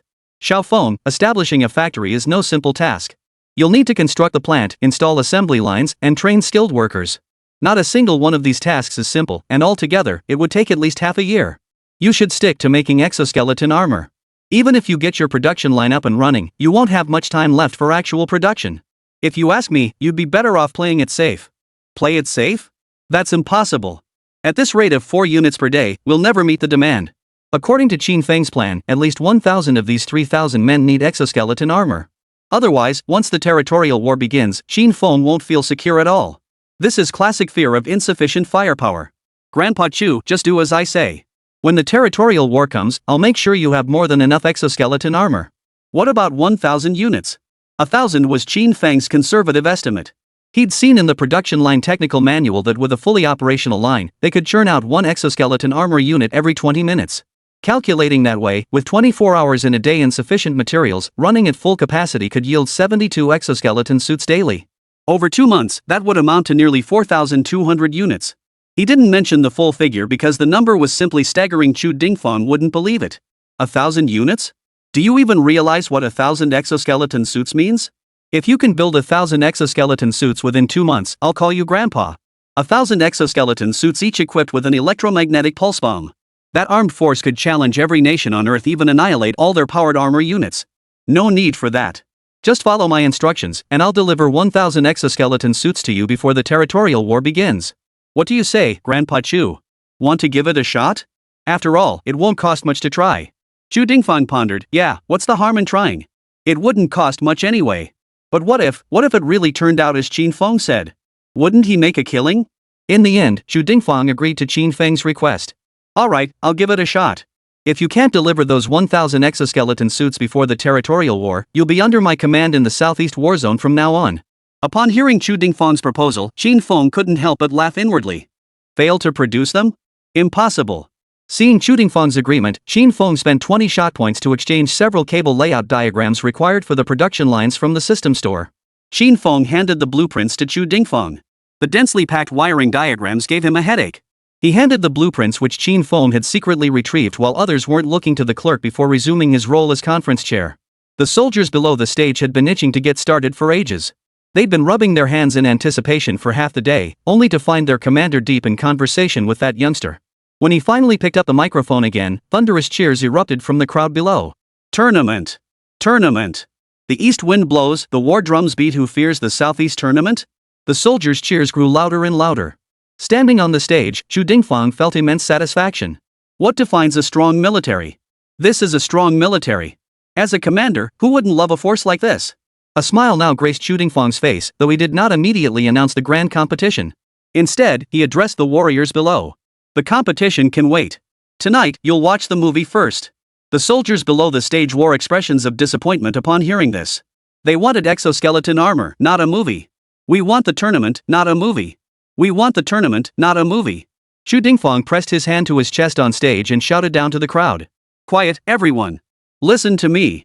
This movie isn't unfamiliar to you. You've been filming it these past days. Don't you want to see it?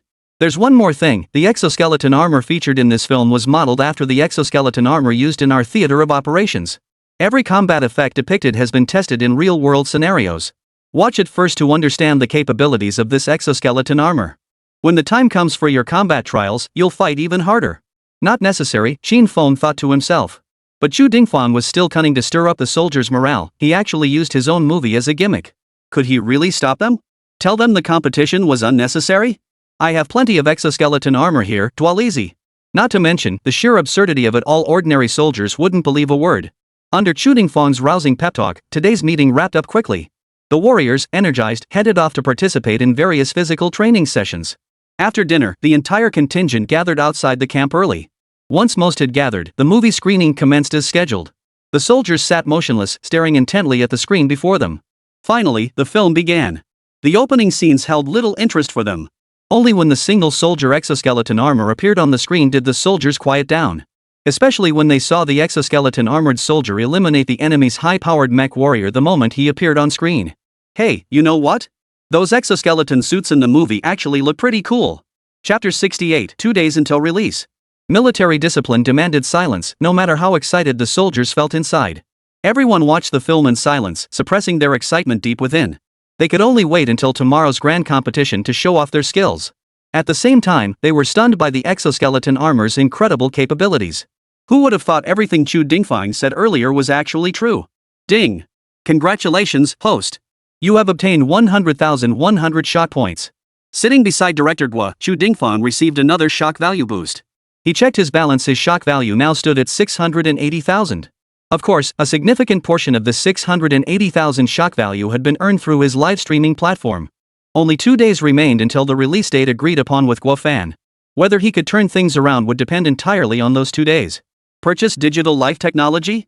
Yes, no. In the end, Qin Feng spent his shock points to purchase the digital life technology. Now, all that remained was to manufacture the simulation robots and equip them with his knowledge of exoskeleton armor. That would solve the labor problem. Should you spend 180,000 shock points to purchase digital life-related materials?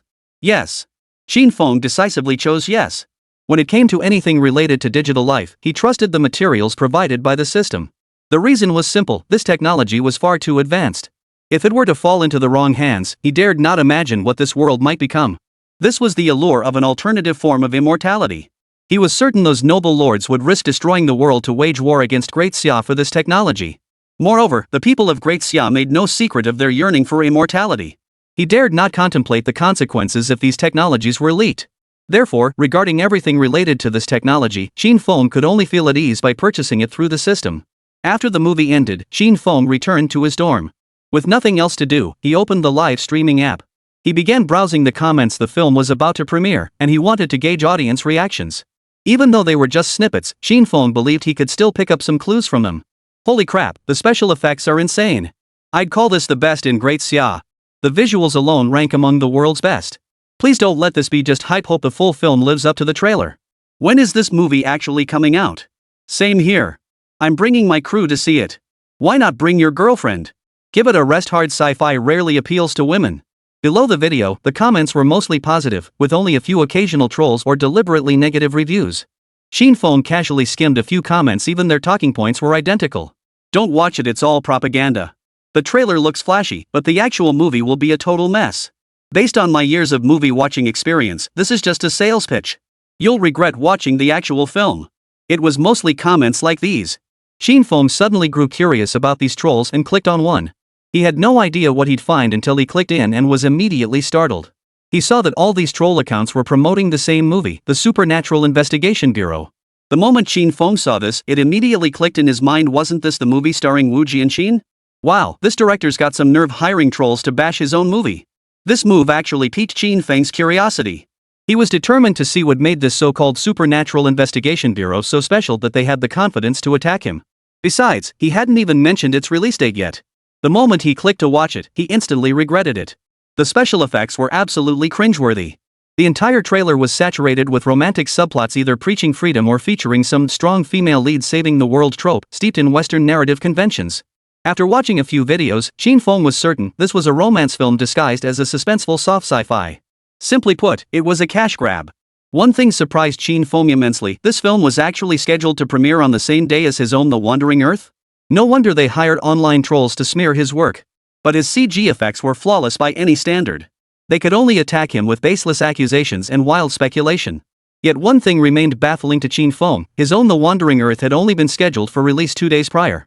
How did these people get wind of it so early? It definitely wasn't leaked from his side or director Guo's. After all, the release permit hadn't even been secured yet. After much deliberation, Qin Feng finally concluded this was a targeted attack against him. No matter what film he was involved in, these people would attack him. That narrowed it down to just two people, Wu Jianqin and Su Ruoxue. Childish. After cursing under his breath, Qin Feng returned to his homepage and posted an update. Countdown to the Wandering Earth release, 2 days. With just that simple sentence, he shut off his phone. He'd been swamped these past few days and simply didn't have time for this nonsense. Even if Wu Jianqin and Su Ruoxue resented his success, he'd prove them wrong with the film's real-world impact and box office numbers when it premiered. Early the next morning, Guo Fan submitted the final cut for review. Thanks to the behind-the-scenes maneuvering of Qin Feng and other bigwigs closely watching Qin Feng, the review panel processed it at lightning speed. Approval came through in under 30 minutes. Director Guo Fan, armed with the screening permit, immediately leveraged his connections. He announced on various group buying platforms and movie websites that his film The Wandering Earth would premiere in just 1 day. Online ticket pre-sales were now open across all platforms, accompanied by several new trailers that went beyond mere special effects. The plot, characters, and cast were all introduced. When sci-fi enthusiasts saw the story-focused trailer, they were stunned. Is this really a sci-fi film from China? Holy crap! Sci-fi movies can be made like this? Solar aging, planetary engines, wandering with Earth, they understood these terms individually. But seeing them combined like this left them scratching their heads in utter bewilderment. In an instant, film analysis bloggers spontaneously began sharing wild theories across major short video platforms. Every video platform was thrown into chaos.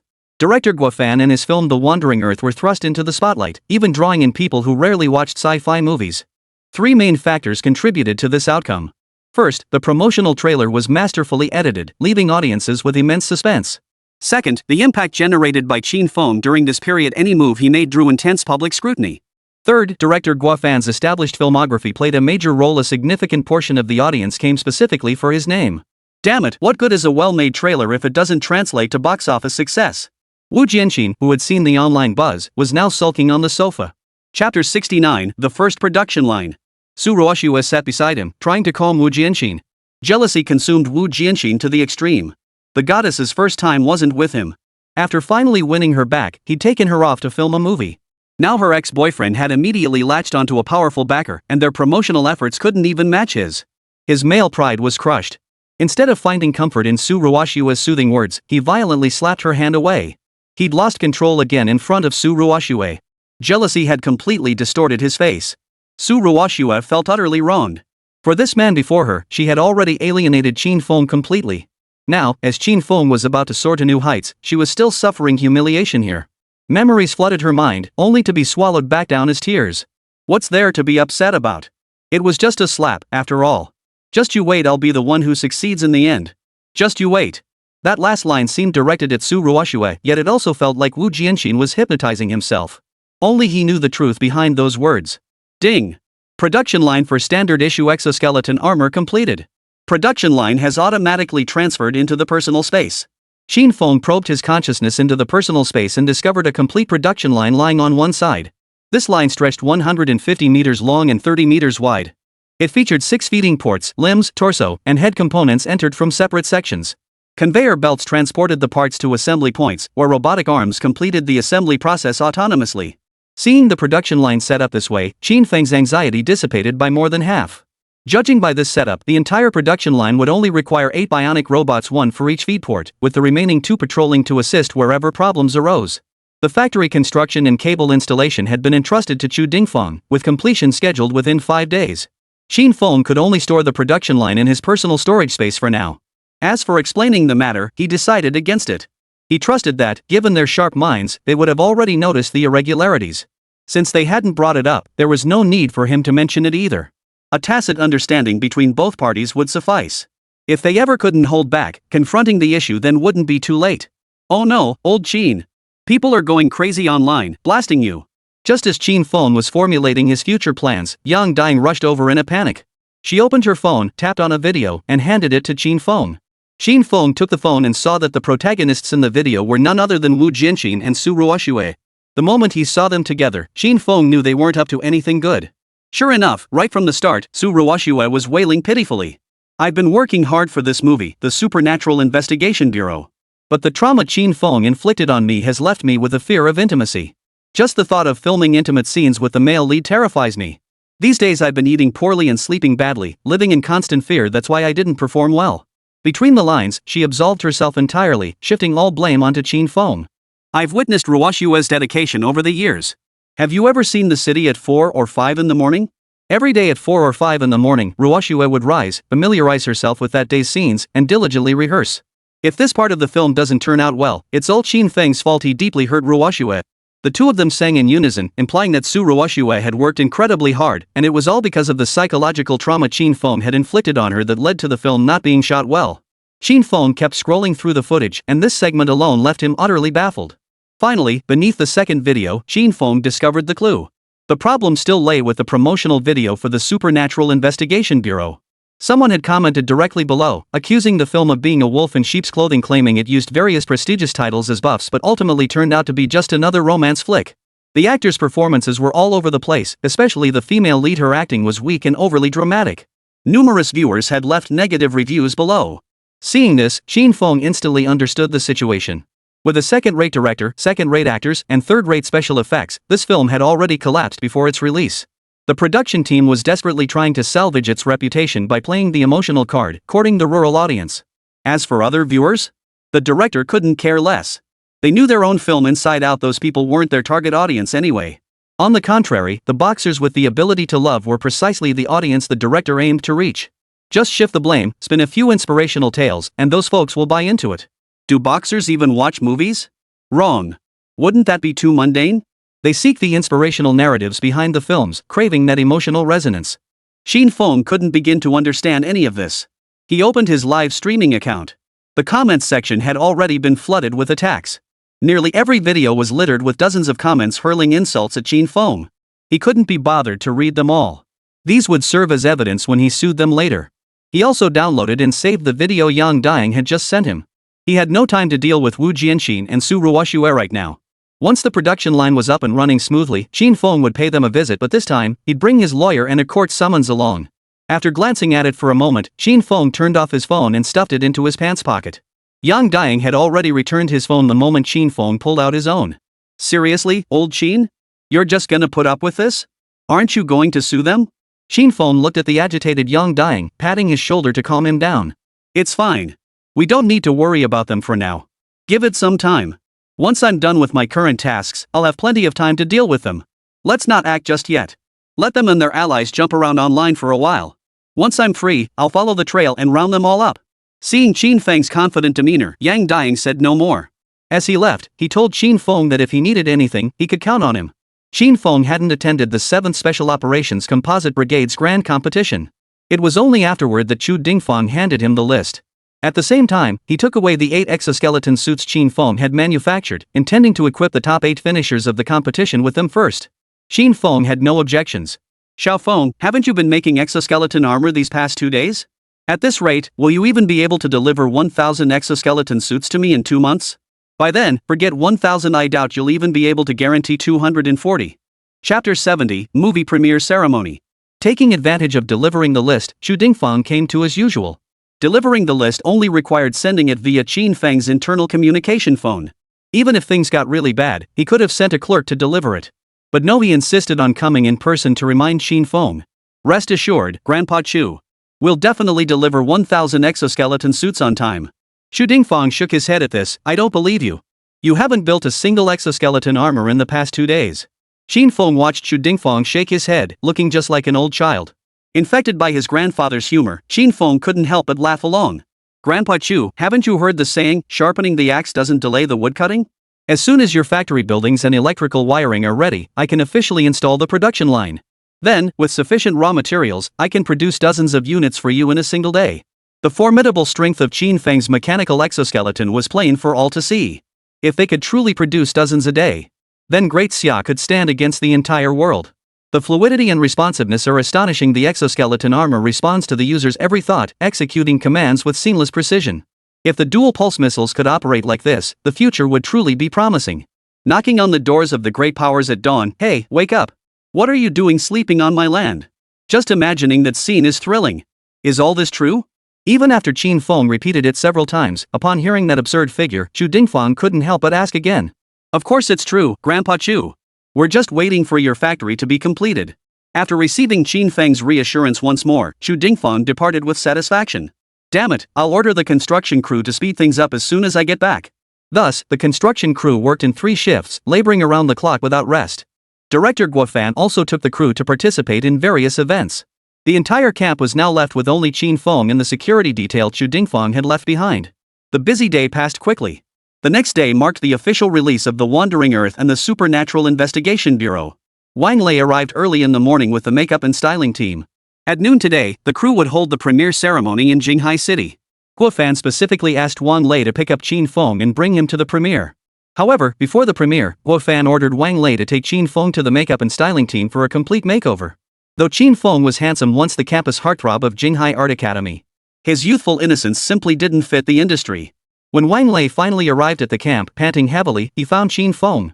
He was munching on a plain steamed bun while checking the construction team's progress. At this pace, it should be finished in about 4 days. Hey, Mr. Qin, why are you still taking it so easy here? Have you forgotten what day it is today? Qin Feng was baffled by the question. What day? Isn't it the premiere of The Wandering Earth?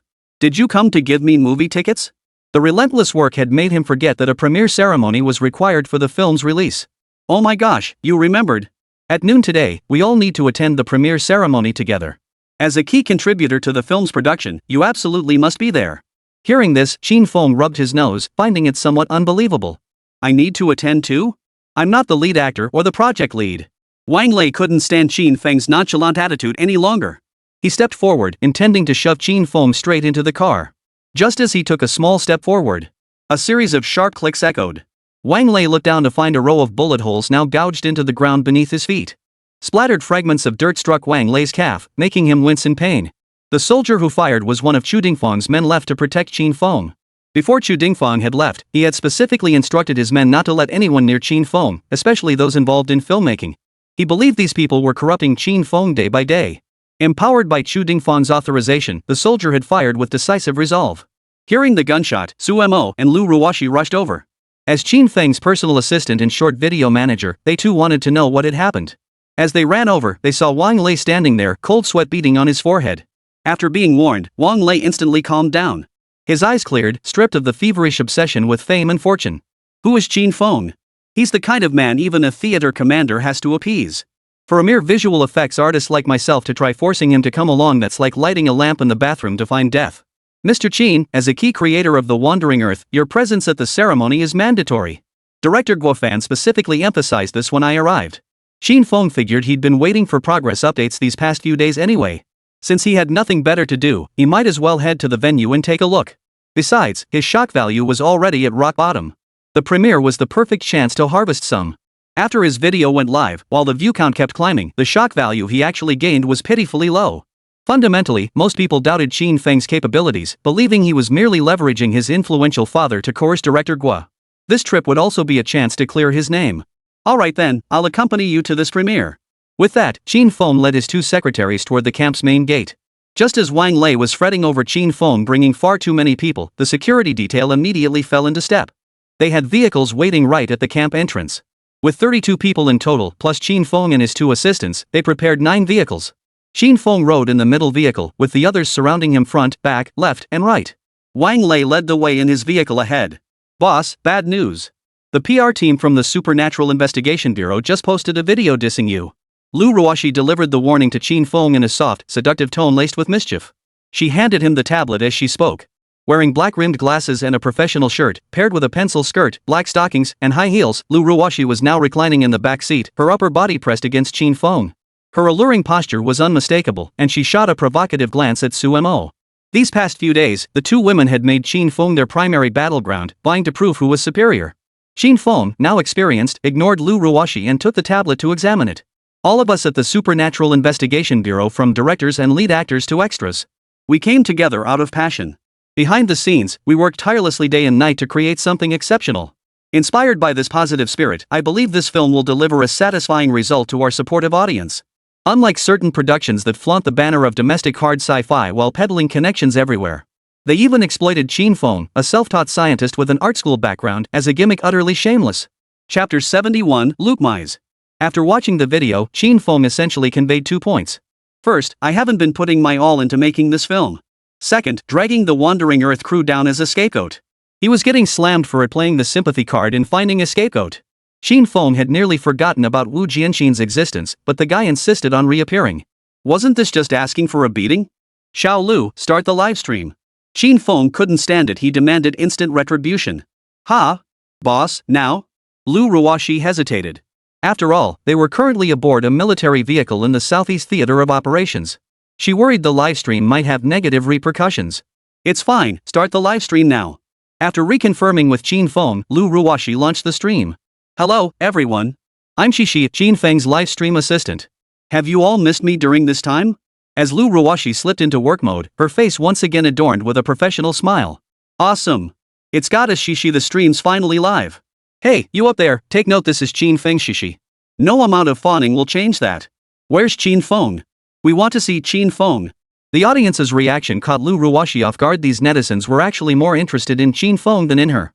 He didn't keep the audience waiting long, immediately flipping the camera to focus on Qin Feng. Hello everyone, welcome to my livestream. I trust you all know me, so I won't waste time introducing myself. Today, I'm streaming for one reason, to address the third-rate director, third-rate actors, and third-rate special effects crew.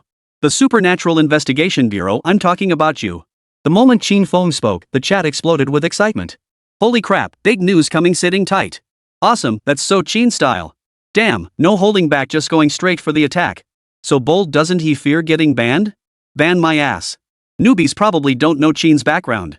Qin Feng glanced at the comments flooding in from viewers and couldn't help but feel both amused and exasperated. In just a moment, everyone was already calling him Master Qin. His status had unexpectedly jumped 2 generations. You tell me, why isn't the Wandering Earth crew focused on making movies? All they do is schmooze around. Alright, let me ask you this, which production team would halt filming to spend massive amounts of time perfecting the tail flame effects for a planetary engine? Forget that, who else would specifically hire 3,000 extras just for a few large-scale battle scenes? And who, in pursuit of authentic props, actually built a single soldier exoskeleton armor? Tell me, who else? Qin Feng didn't mince words, he went straight for the attack. His all-or-nothing attitude left everyone utterly stunned. Holy crap, Qin Feng's lost his mind, he's pushing half the entertainment industry to the brink. So ruthless. Every word cut straight to the heart of the power gap. Who knows about the Supernatural Investigation Bureau's livestream? Hurry and tell them about this. The Supernatural Investigation Bureau needs to respond. Can't wait for the Supernatural Investigation Bureau. With the help of numerous onlookers, the Supernatural Investigation Bureau's crew quickly followed the shared account to the scene. Today also marked the premiere of the Supernatural Investigation Bureau film. The film's male and female leads, the second male lead, the director, and the assistant director were all present. Hearing Qin Feng's words in the livestream, they were immediately furious. Livestream audience requests connection. Approve request? Yes, no? Qin Feng opened the message to find it was from the Supernatural Investigation Bureau crew. He promptly accepted the connection. He'd been struggling to find someone to berate, and now, unexpectedly, someone was practically begging to be scolded. Once the connection was established, Wu Jianxin from the Supernatural Investigation Bureau took charge of the livestream. Qin Feng, you've disappointed me beyond belief. Who would have thought that after leaving school, you'd go around swindling people everywhere? Did you really manage to pull one over on someone like Director Guo? Even though your family background is incredibly privileged, I still need to tell you, what matters in this world is ability, not your parents' connections. Here, I'll give someone some advice, spend more time learning and stop trying to cut corners all the time. Wu Jianxin opened his mouth and immediately started talking about Qin Feng. Qin Feng was nearly speechless. He hadn't done any of these things, how could he possibly respond? So, sitting idle in the car, Qin Feng decided to go head-to-head with Wu Jianxin to see who would back down first. He wasn't the least bit worried about that. Alright, so this guy, Mr. Wu, just laid out all these issues, making it sound like everything was my fault. Well then, let me ask you this, your movie script is a complete piece of crap, is that my fault too? Your actors were all greenhorns fresh out of school, is that my fault too? Even if we ignore all that, what about the special effects? As the most crucial part of a film, you actually dare blame that on me too? And all that talk about others not working hard enough, are you lot the only ones in the whole of Daxia who actually put in the effort? Luke Mize. Tell me, Wei? Wei, baby, Wei. Now you're pinning every single mistake on me, huh?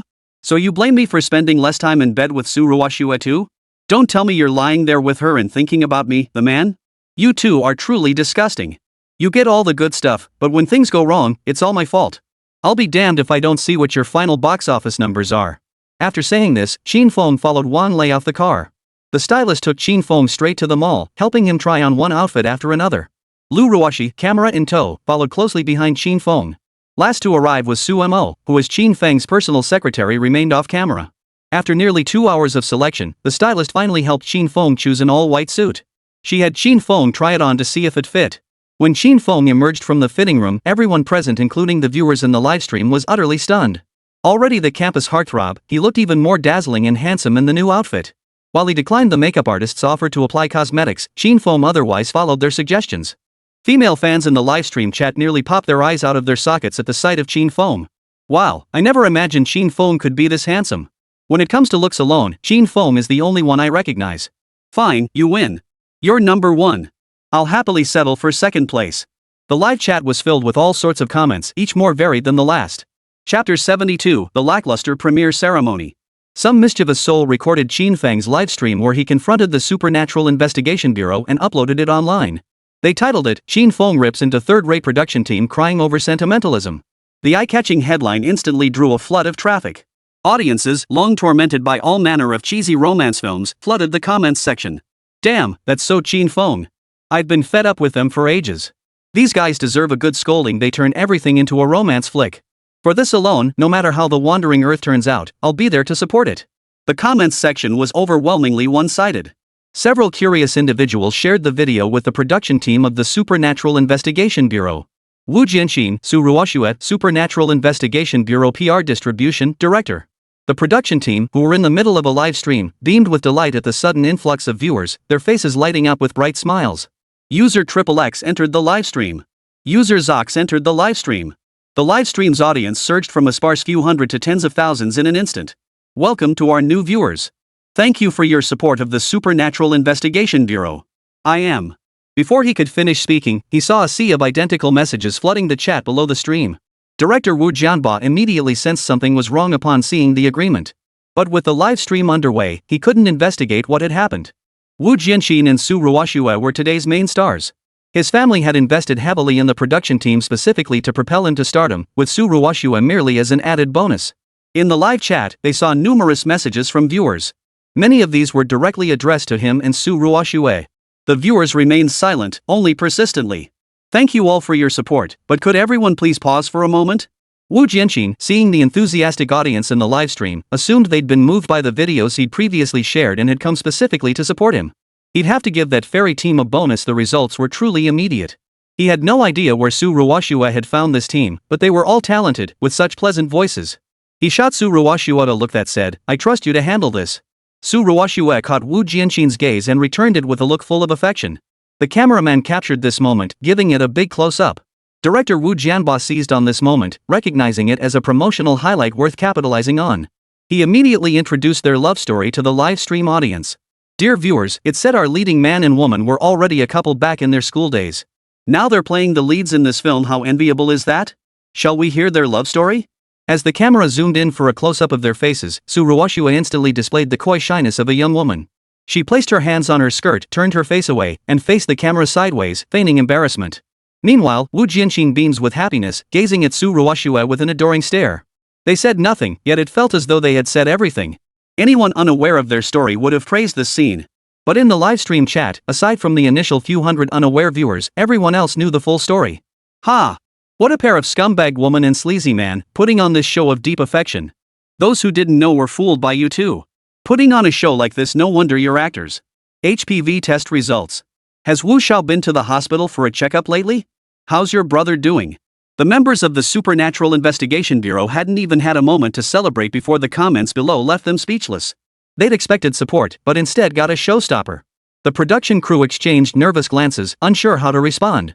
Worse still, the director had just sent the PR team to investigate what was happening. Why were so many people targeting them? If anyone genuinely believed their film was good and had been swayed by their own promotional copy, they were the first to disbelieve it.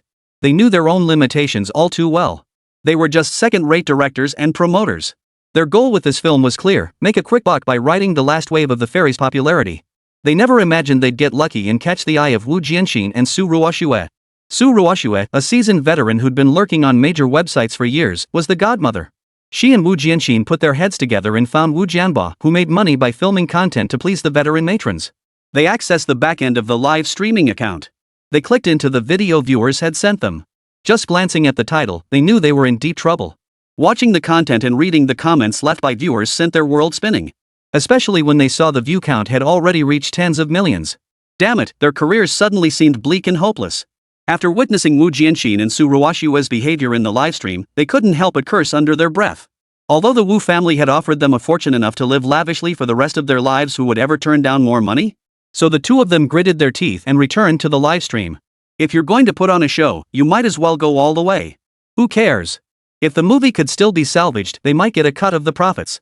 Even if it was beyond saving, it would only be a waste of time. Fortunately, in this line of work, they'd developed thick enough skin.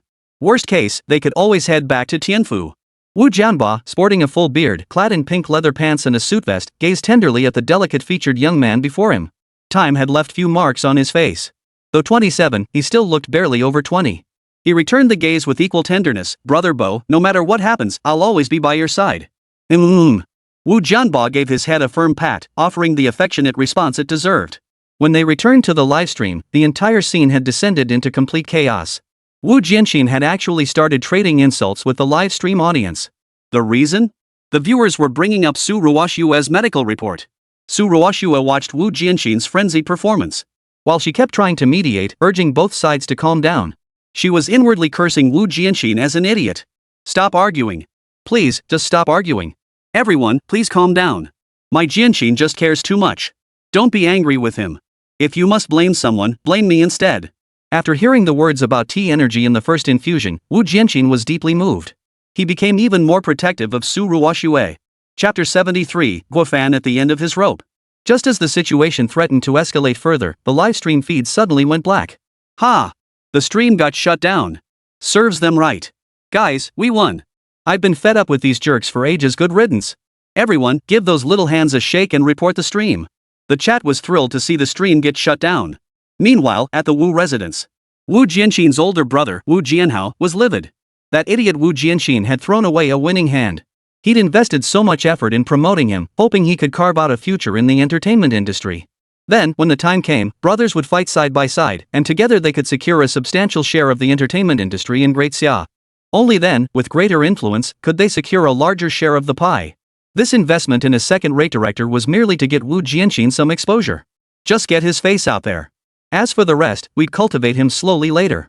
But this useless fool actually got into a fight with the audience all over some woman. Wu Jianhao was nearly driven mad by this fool. If he weren't his own brother, he'd have the urge to strangle Wu Jianxin. Young master, wouldn't it be unwise to have someone shut down second young master's livestream? What if the second young master finds out and throws a fit? The butler cautiously inquired from the side. Forget him. If he wants to throw a fit, let him come find me. Oh, and Uncle Lu, pull some strings to get the Supernatural Investigation Bureau's schedule moved to a better time slot. Move the Wandering Earth to the midnight slot. Upon hearing Mr. Wu's instructions, the sixth butler immediately set out to carry them out. Sure enough, the eldest master only cursed with his mouth since childhood. He had always cherished young Master Jianxin the most. Before the camera, Wu Jianxin raged impotently, smashing tables and chairs in fury. Damn it! Those lowly bastards dared to report me. I'll make them pay. Everyone was startled by Wu Jianxin's outburst, inwardly thinking his tolerance was shockingly low. Only Su Ruoshue could approach Wu Jianxin, occasionally offering words of comfort, though they had little effect.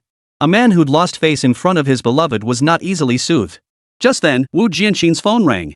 Furious, Wu Jianxin grabbed the phone, ready to smash it to pieces. But the moment he saw the caller ID, he instantly calmed down. Wu Jianxin answered, "Hello, Uncle Lu? Young Master Jianxin, please don't be angry. Young Master Jianhao has taken care of everything for you. Your film has been scheduled for prime time slots, and the screening rate has increased. Young Master Jianhao asked me to tell you, the premiere ceremony means nothing. The final box office numbers are what truly decide the outcome." Hearing Lu the butler say this, Wu Jianxin immediately laughed. "Yes, thank you, Mr. Lu. Please relay to my brother that I understand." With that, Wu Jianxin hung up the phone. Upon seeing Wu Jianxin take the call, everyone's expressions changed as quickly as June weather dark clouds gave way to bright sunshine in an instant. They were all intensely curious about what exactly Steward Lu had discussed with Wu Jianxin. When Wu Jianxin saw the curious, probing looks directed at him, even Su Ruoshue was no exception. His vanity was greatly satisfied. This matter must remain confidential for now. You'll find out in due time. With that triumphant remark, he slipped his arm around Su Ruoshue's waist and led her back to the hotel. He had completely forgotten the unpleasantness that had just occurred. What? How could this happen? Wasn't everything already agreed upon? You're in breach of contract. Who needs your penalty payment? At the premiere ceremony for The Wandering Earth, Guo Fan's secretary Lin Lan received a call. After hanging up, she approached Guo Fan with a grave expression and whispered a few words in his ear. Upon hearing Lin Lan's report, Guo Fan's expression instantly changed. Dear viewers in the livestream, I sincerely apologize. I need to step out for a moment and will return shortly. I'll now hand the livestream over to Qin Feng, who will answer your questions. With that, Guo Fan and his secretary stepped aside. What's going on? Lin Lan only mentioned briefly that there was a change in plans and an issue with the cinema chain, but she didn't elaborate on the specifics during the livestream. Director Guo, Starry Sky Entertainment just called. They're moving our film's screening time to midnight and slashing the screening rate to just 5%. Guo Fan's face flushed crimson upon hearing Lin Lan's report. This is outrageous. They're breaching the contract. I'm suing them. Lin Lan informed Guo Fan, it's useless. They've already prepared the penalty clause. Only then did Guo Fan recall that, in his eagerness to get his film released quickly, he hadn't scrutinized many clauses when signing the contract. Beyond ceding a percentage of profits, the cinema chains had structured the agreement entirely to their advantage. The penalty clause was right there, a safeguard in case the Wandering Earth flopped, allowing them to replace it immediately. He'd assumed his film's quality would speak for itself, so he hadn't paid attention to these details. Little did he know they'd become leverage for others to hold over him. Just then, Lin Lan's phone began ringing incessantly. One after another, the calls all delivered the same news: changes to the screening schedule. Director Guo, it's bad news. The theaters have all changed our screenings. What should we do now? Faced with this devastating news, Guo Fan felt a sharp pain in his temples. For a split second, his mind even spun with a brief dizziness. He forced himself to steady his nerves, his mind racing with ideas on how to salvage the situation. Guo Fan had staked his entire fortune on creating the hard sci-fi epic he envisioned. If the film failed, he would be left penniless and homeless. What to do? What should he do? He closed his eyes and rubbed his temples relentlessly. Suddenly, as if struck by inspiration, he snapped his eyes open, hope blazing in his gaze. Right. Qin Feng, when in trouble, find Qin Feng. Reaching out to him would surely solve his problems. In Guo Fan's eyes, Qin Feng was a force beyond compare. From what he'd personally witnessed about Qin Feng, the entire entertainment industry banded together wouldn't even be worthy of tying his shoes. In fact, Guo Fan had already made up his mind: if Qin Feng could solve his problem, he'd be willing to give up the lion's share of the profits. As long as he could make a small profit, even enough for a cup of bubble tea would suffice. Back when he insisted on filming The Wandering Earth his way, he'd been driven by profit. As long as the film recouped its costs, preserved his assets, and won audience favor, that would suffice. He couldn't explain why, but after dreaming about this film, he became utterly obsessed. Perhaps in that dream, he witnessed the director sharing his name achieve success, forever reshaping the landscape of global sci-fi cinema. Chapter 74, The Trolls Get Caught. Guo Fan returned to the livestream to find a flood of paid commenters spamming the chat. What garbage special effects. Completely unrealistic. Everyone knows mechs are the strongest. These effects aren't even worth a dog's attention, only the simple-minded and uneducated would watch this. This kind of movie just plays on patriotic sentiment, only angry youth would watch it. Comments like these flooded the entire chat. Other ordinary viewers in the chat room, influenced by these comments, began to waver, questioning whether they should watch the movie today. Hey, I was planning to support director Guo Fan, but these comments are making me second-guess myself. You can say that again. These days, so many movies hype themselves as blockbusters, only to cram all the good scenes into the trailer. It's got me worried maybe I should just skip it. Not buying it. All mainstream sci-fi is just superheroes and mecha battles now. What's the point? Totally uninteresting. Forget it. I'll listen to the reviews. Let someone else test the waters first before I buy a ticket. Guo Fan was worried Qin Feng might not handle the pressure well getting into online flame wars with trolls. If someone edited clips of that later, even if it was proven intentional, it would be too late. The movie would only be showing for a few days. If things went this way, he'd lose his entire fortune. However, Qin Feng wasn't as vulnerable as he feared. This kind of thing wasn't enough to break him. Online trolls were handled by specialists. Before arriving, Qin Feng had already received a heads-up from Su Mo. This scenario was precisely what Xu Dingfang had prepared for. Now that Qin Feng was in the Southeast Theater, such matters naturally fell to him. It was also the task assigned to him by Ministerly from above. Meanwhile, in various rented rooms, numerous paid commenters were slurping instant noodles while controlling the comments section of Qin Feng's livestream. A team of Special Forces soldiers blew open their doors with C4 explosives. The online trolls were startled by the sudden deafening blast. Before they could react, a squad of heavily armed Special Forces stormed inside. Freeze! Hands up! Get down!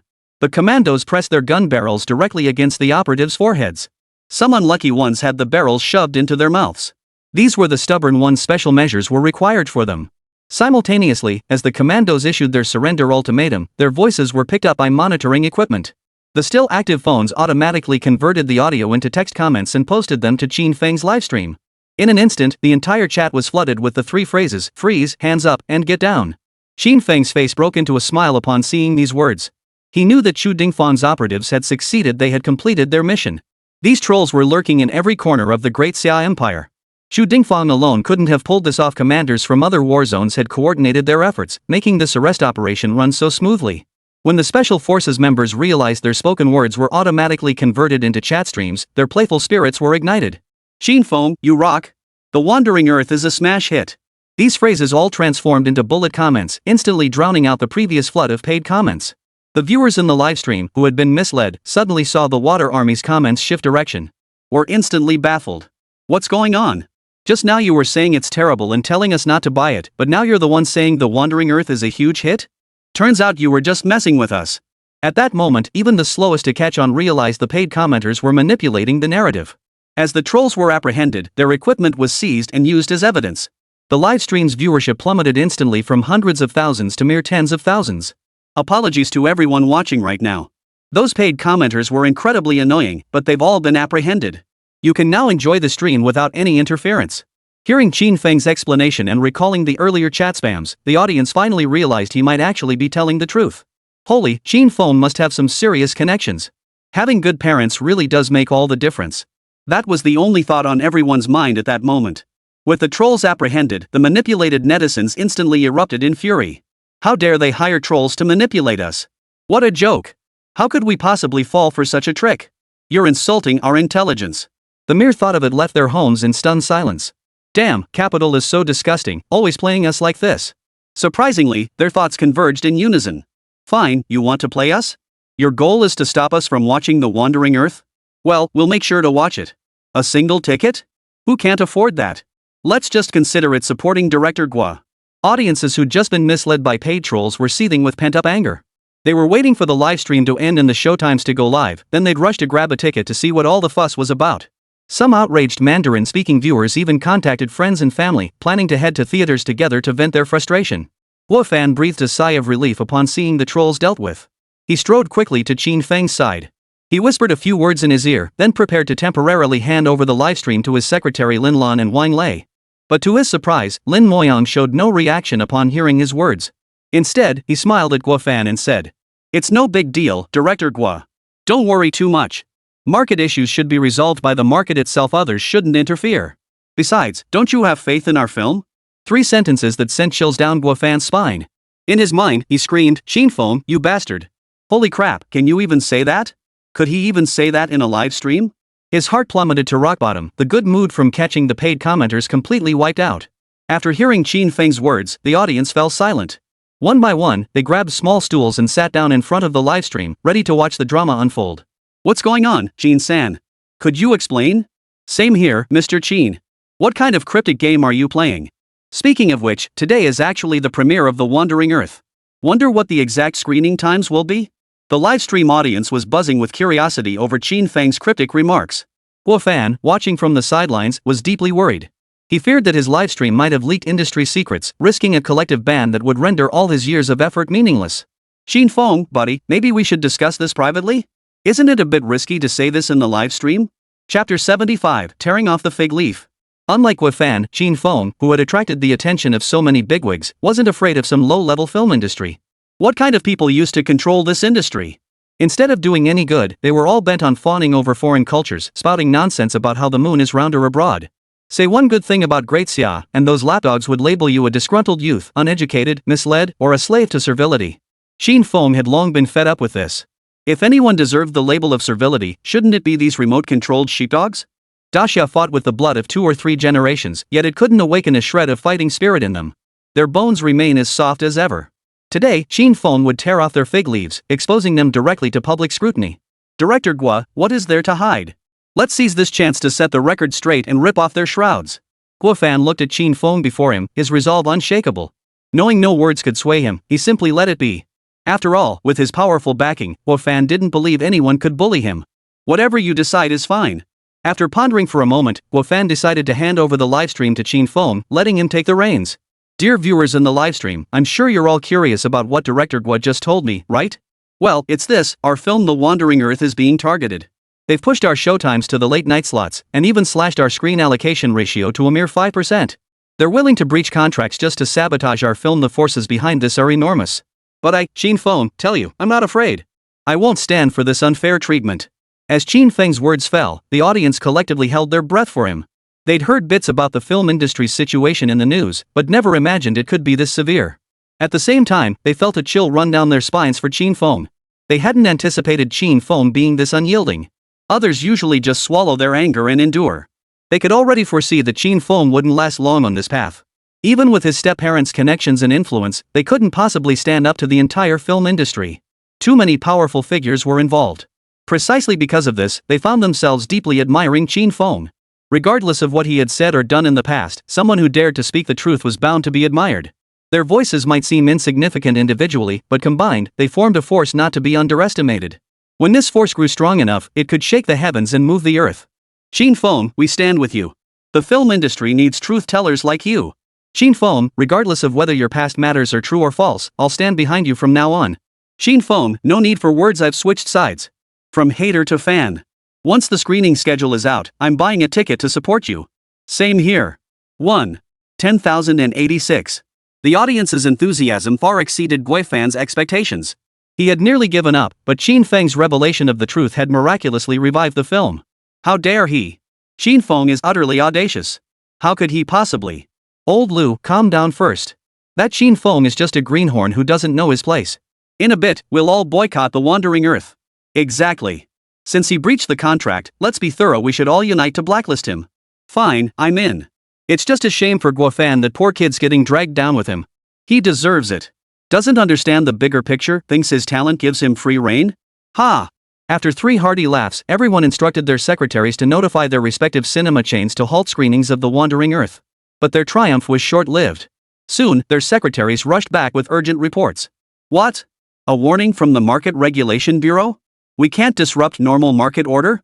Can The Wandering Earth not be pulled? Inside the private room, the heads of these major cinema chains were all dumbfounded. Not only could it not be pulled, but its fate depended on market reception. If the response was positive, it must be restored to regular screenings, with its screening ratio adjusted upward accordingly. By this point, even the most clueless executives realized this was connected to Qin Feng. They all began wondering who this Qin Feng was, possessing such immense influence. Soon, the major chain screening schedules were released, with The Wandering Earth's showtimes relegated to the late-night slots. Even so, it didn't dampen the enthusiasm of the viewers who had just watched the livestream. Not only did they watch it themselves, but they also recommended it to their friends and family.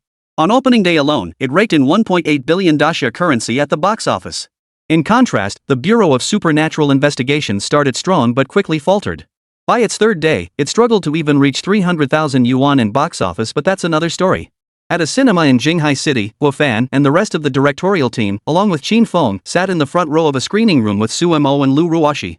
Behind them, the audience who had purchased tickets to watch the film took their seats. From the very beginning, as the film introduced its fantastical world, the audience was utterly captivated by its wild imagination. What?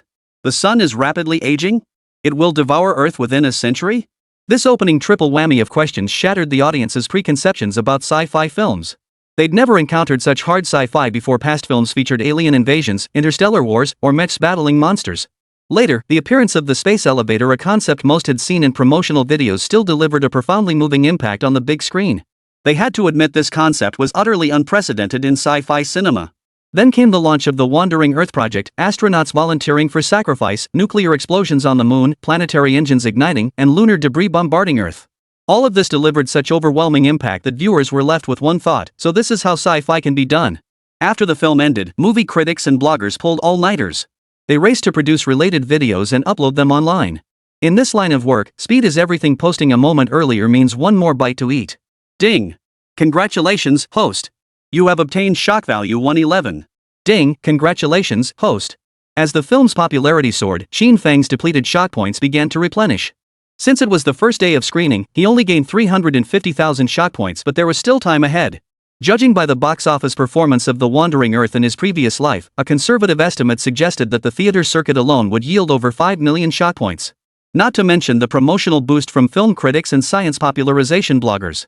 Even if only a small percentage of people believed in his technology, that would still constitute a substantial portion of shock points, sufficient to cover most of his current needs. In stark contrast to the blockbuster success of The Wandering Earth, the Supernatural Investigation Bureau was mired in gloom and despair. Chapter 76, All Useless. Damn it, what a piece of crap movie. All the special effects and exciting scenes were crammed into the trailer, right? Bait and switch, pure and simple. Watch the whole thing and still have no clue what it's about.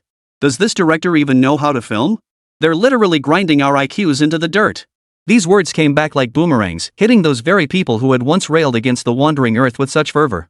Now, their criticism of the Supernatural Investigation Bureau is even more vicious. Audiences who watched the Bureau of Supernatural Investigations felt deceived. They flooded review sites with negative ratings, sending the film's score plummeting to 22 points. This time, it was Van Ness-Woo pouring his money into a film meant to give his younger brother a chance to make a splash in the entertainment industry. The lead role was played by Woo Jianxin.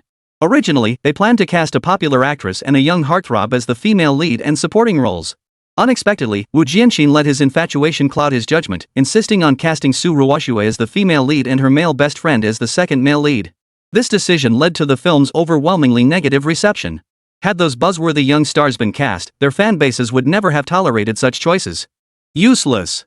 All of them useless. Where are the paid commenters? Where's the comment control? Get PR on it immediately. Use whatever means necessary to boost this movie's ratings. Woo Jianxin raged in the hotel room, while Su Ruoxue wept uncontrollably after reading the online comments. Director Wu Jianba and the PR guy stood by, listening meekly to Woo Jianxin's tirade. They felt deeply wronged. They were just second-rate directors and promoters, scraping by with low-budget films or remakes. Then one day, a CEO pulled up in the latest Maybach and offered 5 million yuan upfront. He covered all other expenses with one demand: his younger brother must star in the film, and the production team had to consult him on every decision. How could they refuse? If anyone was to blame, it was themselves for crafting such a flawless facade so perfect that a listed company president believed it at first glance. Wu Jianba knew this was unethical, but what could he do? Out in the world, one's identity is self-made. If he didn't pin a few titles like contributor to American blockbusters on himself, how could he face his peers? He was the direct disciple of a certain master, while another boasted direct transmission from yet another master. In this circle, you couldn't survive without some kind of reputation. You ask why people believed it. There were photos to prove it. Just look at how radiantly the master smiled in the group shot. Wu Jianxin saw director Wu staring down at the floor, silent, and his anger flared even more. I'm asking you a question. What about the trolls? What about controlling the comments? What are you still standing here for? Waiting for me to treat you to dinner? Unable to endure Wu Jianxin's barrage any longer, director Wu steeled himself to respond. All the trolls have been arrested. There's no one left to control the comments. Wu Jianxin heard this as if he'd heard some hilarious joke. All of them? Do you take me for a 3-year-old? In this industry, online trolls getting busted was commonplace, but it usually involved local police conducting lengthy investigations before netting 1 or 2 groups. The idea of an entire troll army being rounded up en masse struck him as pure fantasy. It's true, Mr. Wu. Right while you were attending the premiere. Skeptical, Wu Jianxin suspected director Wu was deliberately deceiving him, just an excuse to squeeze more money out of his own entertainment company. Furious, he jabbed his finger at director Wu's face, grabbed his phone, and dialed his older brother, Wu Jianhao. After 2 rings, the call connected. Before Wu Jianxin could utter a word, an angry roar erupted from the other end. You worthless piece of trash. How dare you call me back? Why didn't you use the female lead, the second male lead, and those popular actors with a solid fanbase I arranged for you? You had to cast your green tea girlfriend, her bestie, her friends, and even your own brother in major roles. Now you're scared? Too late. With that, Wu Jianhao slammed the phone down in fury. This time, the company had lost 15 million yuan. Thankfully, it was a low-budget production, and he could still stomach that kind of loss. What was truly unbearable was the exposure of those online trolls. Yes, those seemingly insignificant trolls. They were the ones who built Wu Jianhao's influence in the entertainment industry. By buying these trolls, he crafted his persona and continuously raked in money within this circle.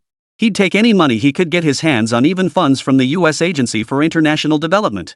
In the past, whenever anyone dared to question his company, those paid commenters and lackeys would immediately label the critic with a big, ugly hat. Now that these trolls are gone, the online criticism targeting him and his company can no longer be controlled. Even his rebuttals now seem utterly feeble and powerless. USAID has already called, explicitly informing Wu Jianhao that if he cannot quickly rebuild a troll army, they will withdraw all funding support. What a useless piece of trash can't even handle this trivial task. At this moment, Wu Jianhao's disappointment in Wu Jianxin had reached its peak.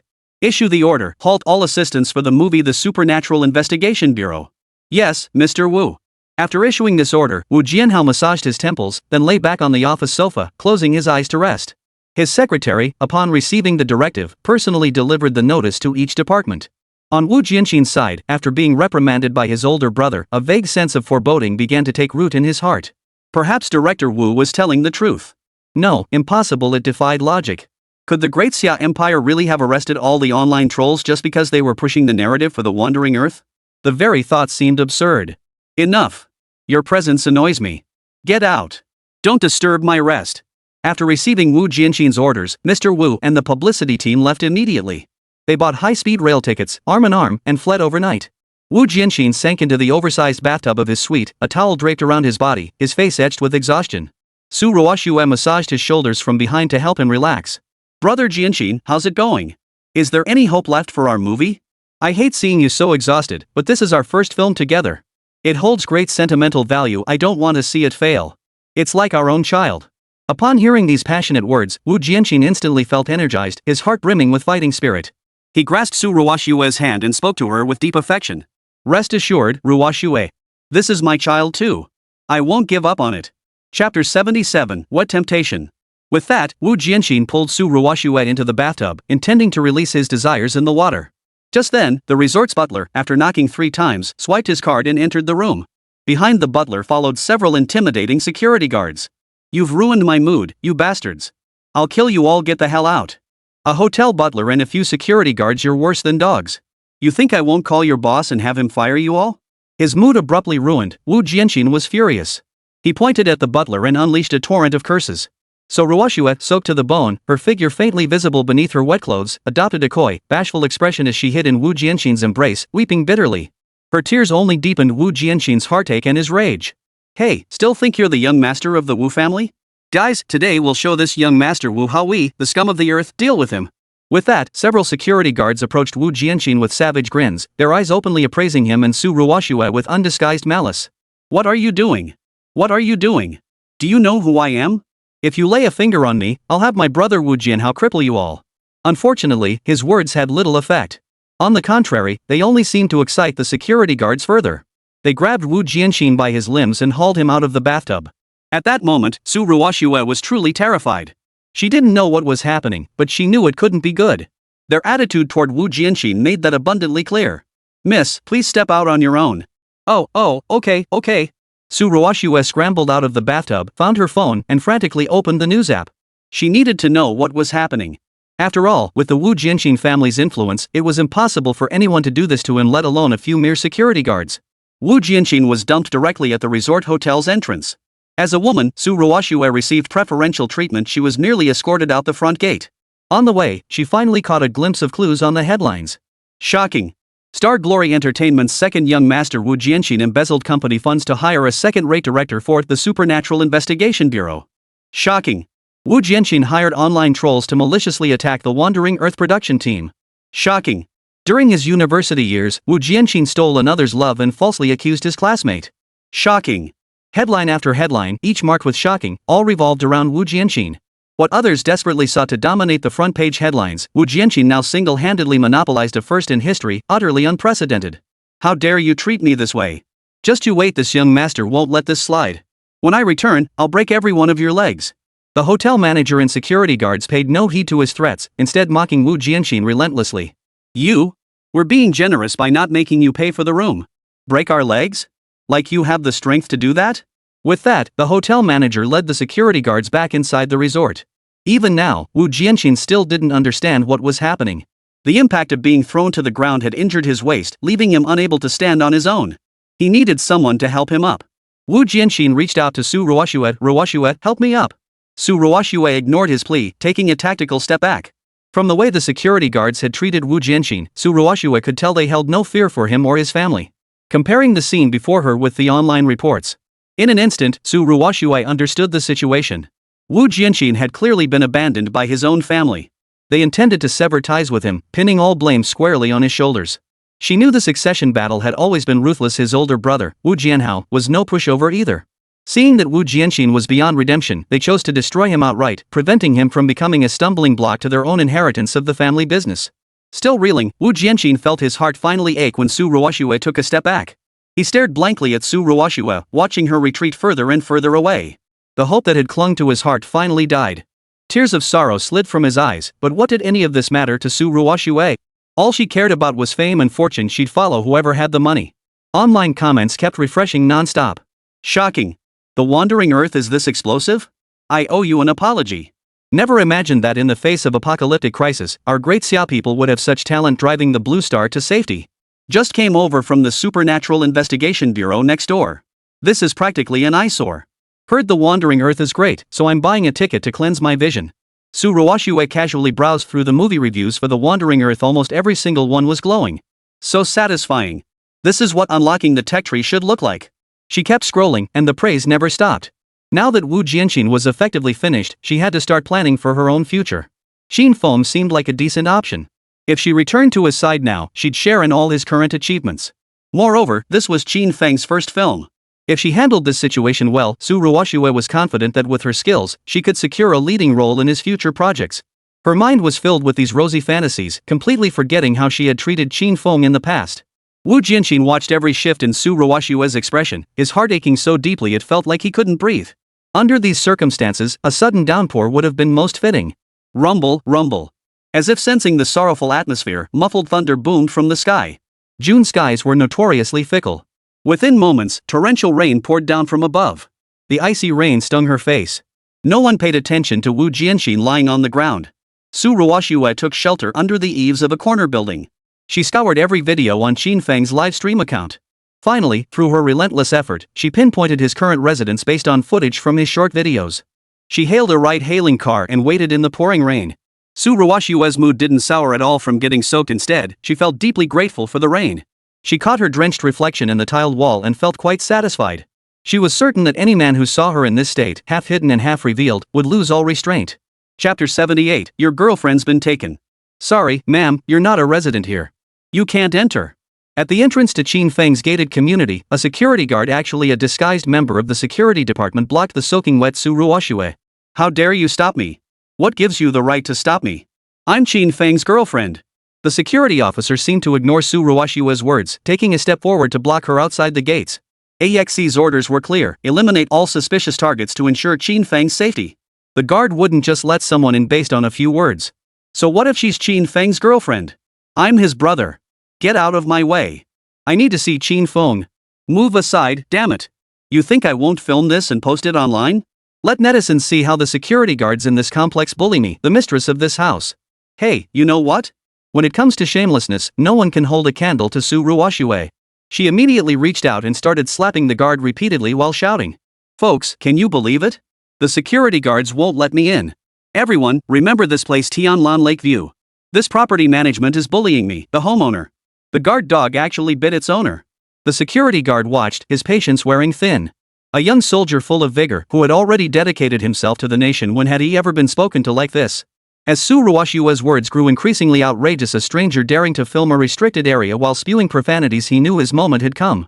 The soldier charged forward and delivered a kick. He kicked Su Ruoxue right into the rainwater. Her sheer white dress was now stained with filthy water, leaving her looking utterly miserable. She looked like a madwoman. Forget seducing Qin Feng, she was practically repulsive. You dare kick me. You actually kicked me. Su Ruoxue, looking like a madwoman, immediately began ranting into her phone. A security guard, acting so brazenly, daring to kick a homeowner. Fine, very fine indeed. Sisters, rest assured I'll make him pay for this. Just as she was about to continue recording, a pair of hands like iron clamps firmly seized her phone and snatched it away. Before Su Ruoxue could react, a fist slammed into her face. Next, a pair of handcuffs snapped around her wrists. What the hell? What are you doing? How dare you handcuff me? Do you know this is illegal? This is unlawful detention. I demand to speak with your supervisor. Let me go. Release me now.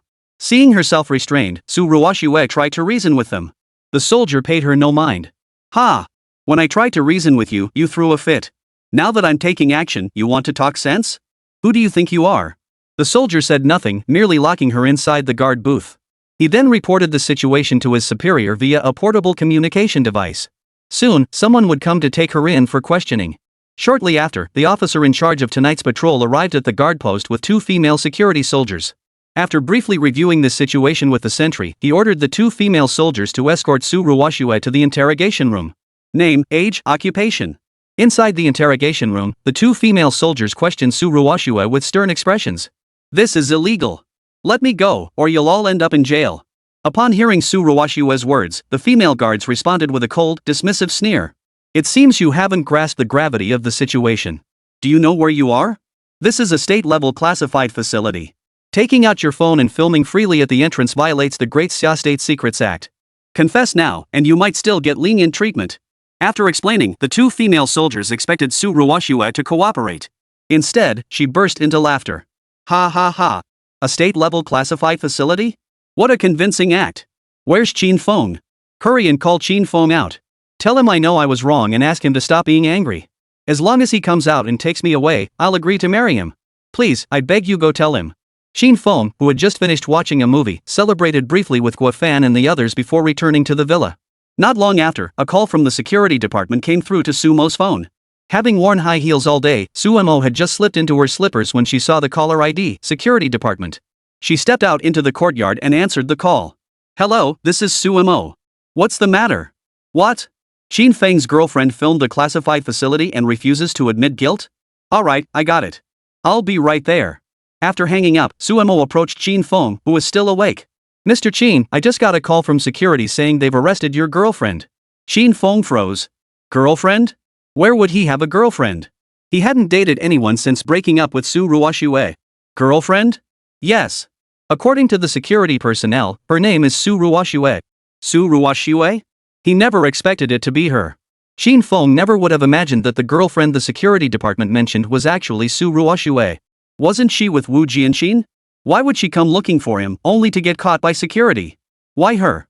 What was she doing here? I don't know. The security department's soldier said she refused to cooperate, just kept shouting that she wanted to see you. She said she agreed to marry you. At this point, Sumo couldn't help but laugh. Sumo knew all about Su Ruoxue.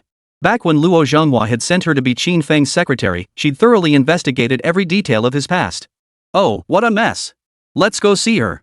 Some things need to be cleared up. Sumo led Qin Feng to the interrogation room. The patrol officer saluted them upon their arrival, explained the situation, and played the recording for them. Qin Feng was genuinely impressed by Su Ruoxue's nerve. Had she forgotten how she had framed him back then? Seeing Qin Feng silent, the security officer assumed he was angry at him for believing Su Ruoxue's one-sided account. He immediately began explaining to Qin Feng.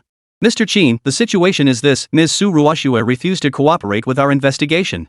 We then retrieved her identity information and discovered she is your classmate. We promptly notified Commander Sumo. Please accept our apologies. The officer's words startled Qin Feng. Commander Sumo? He had assumed Sumo was merely his secretary. It seemed he'd need to find an opportunity to ask her about this properly. Alright, I understand the situation now. Let's go inside and take a look. Some things need to be clarified. Chapter 79, Why Not Try Me? Qin Feng and Sumo entered the interrogation room. The moment they stepped inside, they heard Su Ruoxue's hysterical screams. Let me go. Let me go, you bastards. I'm a celebrity. The lead actress of the Supernatural Investigation Bureau. I'll expose you all online. Where's Qin Feng? Why hasn't he arrived yet? The two female agents were helpless in the face of Su Ruoxue's state. She was clearly traumatized and mentally unstable. She still didn't grasp her situation, her mind filled with delusions. Su Ruoxue, I never imagined we'd meet again like this. Seeing Su Ruoxue again, Qin Feng felt not a single flicker of emotion. The contrast between their current statuses was like heaven and earth. Faced with such a vast chasm, even the deepest hatred would fade. It was a strange sensation. Qin Feng felt an illusion that the Su Ruoxue before him was nothing more than a lowly insect one he could crush with the slightest flick of his finger. Ah Feng, you're here. You finally came. You have no idea how much I've missed you these past days. I was wrong, I truly know I was wrong. Please forgive me. The moment she heard Qin Feng's voice, Su Ruoxue wept like a rain-soaked pear blossom. Had she not been shackled to the interrogation chair, she would have rushed to embrace him. Su Ruoxue, what the hell are you doing? Why aren't you keeping Wu Jianqin company in the middle of the night? What brings you here? Qin Feng stared at Su Ruoxue with obvious disgust. She was filthy from head to toe, her pristine white dress stained with muddy watermarks. Her hair was a tangled mess, her makeup smudged beyond recognition, nothing like the campus beauty she once was. Qin Feng, you're still angry with me, aren't you? Wu Jianqin, yes, Wu Jianqin is finished. His family has disowned him. Only now do I realize how exceptional you are. Please forgive me this once. Oh, and remember how you wanted to get married? Let's go right now. Right this instant. Only now did Lin Moyan learn about Wu Jianqin's situation. He pulled out his phone to check and sure enough, the internet was flooded with negative reports about him. You know it was back then. Now I have better options. You'd better go back and lock yourself up with Wu Jianqin. At this point, Qin Feng had lost all interest in exchanging another word with Su Ruoxue. He immediately led Su Mo out of the interrogation room. No, Qin Feng, listen to me. I love you. You don't understand how miserable I've been these days under Wu Jianqin. Qin Feng, come back. Come back. I know I was wrong. For a long time, Su Ruoxue heard nothing more. Wah. She wept, her sobs wrenching her heart. Only now did she finally awaken to reality, refusing to deceive herself any longer. Back at the villa, Su Mo folded her arms and gave Qin Feng a disapproving look. Your taste in girlfriends is truly awful. How could you end up with someone like that? Qin Feng shrugged indifferently, she was the campus beauty back then. Anyway, I didn't lose out. Su Mo rolled her eyes at him. Who knows if it was a loss or not? If you were in my hands, I wouldn't feel like I was losing out either. The words had barely left her mouth when Su Mo's pretty face flushed crimson. Realizing her slip, she scrambled to cover her tracks. I meant I'm not bad either, want to give it a shot? She could have slapped herself twice, this was only making things worse. Qin Feng watched her reaction and found her inexplicably adorable. Who said women in research lacked charm? The one before him was quite the exception. Sure. Want to give it a try? Qin Feng asked tentatively. Wait, I mean, I'm not ugly. No, that's not what I meant. Huh? What? You agreed? Fine, let's try it. Who's afraid of who? Over these days spent together, Su Mo had grown rather fond of this mysterious man. She felt no resistance whatsoever to Qin Feng's proposal. Alright, but don't regret this. Qin Feng leaned in and kissed Su Mo directly on the lips. After a passionate embrace, they made their way to Qin Feng's room. They spent the entire night playing the melody of Spring Water Ding Dong. Qin Feng couldn't help but exclaim that he'd struck gold. The saying that women are made of water was absolutely true. Ding! Congratulations, host. You have gained 11 shot points. Another routine notification. Ever since the movie's release, Qin Feng received shot points daily, ranging from 3 to 50,000. His shot points had now reached 5 million. With the film issues resolved, shot points secured, and even a girlfriend acquired. He'd exceeded all expectations. Now was the time to shift his focus back to research. He had Su Mo arrange a flight, and after breakfast, he took Su Mo and Lu Ruoxi back to the abandoned camp. The moment he stepped through the camp gates, the sight before him stunned him. Within the compound, several massive workshops over 100 meters tall had sprung up. Qin Feng hadn't expected Chu Dingfang to have the factory buildings constructed in just 3 short days. He sent Su Mo and Lu Ruoxi elsewhere, then single-handedly deployed the 4 production lines Pango technology had pre-assembled from his portable storage space. One more production line was still under construction and was expected to be completed today. The only remaining issue was raw materials. He currently had only 91 sets of exoskeleton armor materials left. If the production lines were activated, these materials would be depleted in less than 2 days. The only option was to restock. To control costs, Qin Feng decided against purchasing from the boss's wife this time. It was time to leverage Chu Dingfang's military connections. Besides, military-grade materials were superior to civilian alternatives. He pulled out his phone and sent the materials list to Chu Dingfang. Then he dialed Chu Dingfang's number. Hello, Grandpa Chu. Did you see the materials list I just sent? This is the full set of materials for the individual exoskeleton armor. How much do you need? The more, the better, of course. Throughout the entire call, Chu Dingfang never once mentioned pricing. He indicated that he would cover the cost of these materials, but with one condition: Qin Feng must provide him with an additional 1,000 sets of exoskeleton armor. Qin Feng had no objections. After all, he wasn't supplying the materials himself, all he needed now was time. At the production line's terrifying efficiency of 72 units per day, 1,000 exoskeleton suits would only take a little over 10 days. Qin Feng felt he hadn't lost out, while Chu Dingfang believed he'd made a profit. Ding! Congratulations, host. The Brainwave External Sensing Interface production line has been completed and automatically stored in your personal space. With this, the complete production line for exoskeleton armor was fully operational. Now, all that remained was to await the date of the territorial war. In the meantime, Qin Feng only needed to focus on production. Chapter 80, Astonishing Production Speed. At present, Qin Feng faced one final challenge: the issue of workers. With this entirely new production line, training a qualified worker would take at least half a year. Time was Qin Feng's most precious resource now, making traditional training methods completely impractical. He had no choice but to take an unconventional approach to cheat the system. Qin Feng opened the production interface on the Pangotech platform. Bionic robot can produce X100. While in Jinghai City, Qin Feng had already contacted the hardware store owner and purchased 100 sets of materials for producing bionic robots. Bionic robot, production time, 3 hours. Proceed with production? Yes, no. Qin Feng selected yes, and the Panga tech station commenced production. The process was a bit slow, and Qin Feng was growing impatient. He opened the system marketplace. The only solution now was to follow the same approach as with the exoskeleton production method, purchase a production line to enable the completed bionic robots to operate 24/7. Qin Feng had already completed the digital hard drive for digital life. He had uploaded all his knowledge regarding these production lines 3 days prior. Now he only needed the simulated shells. Qin Feng searched the system interface for the simulation robot production line. Simulated robot production line technical blueprint, 200,000 shock value. Proceed with dialogue? Yes, no. Qin Feng selected purchase. Today's Panga technology platform time had already been fully allocated to robot production, so this production line would have to wait until the next day. 2 days passed in the blink of an eye. Qin Feng installed digital life hard drives into 6 simulation robots. Instantly, the 6 simulation robots activated. Uploaded with Qin Feng's memories, their behavioral patterns now resembled his. Even the outer layer of artificial skin was crafted to match his appearance. Standing among these robots, Qin Feng was indistinguishable from the real thing unless one looked closely. After activation, the 6 simulation robots were assigned to work on the simulation robot production line. It must be said that the production line blueprints provided by the system produced items of truly questionable quality.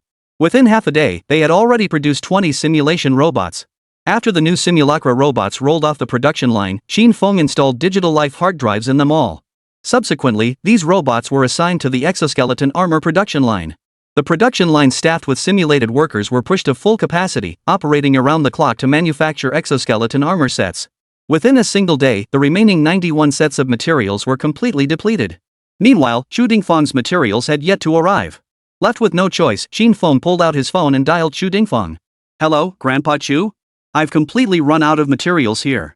Why haven't the materials you promised been delivered yet?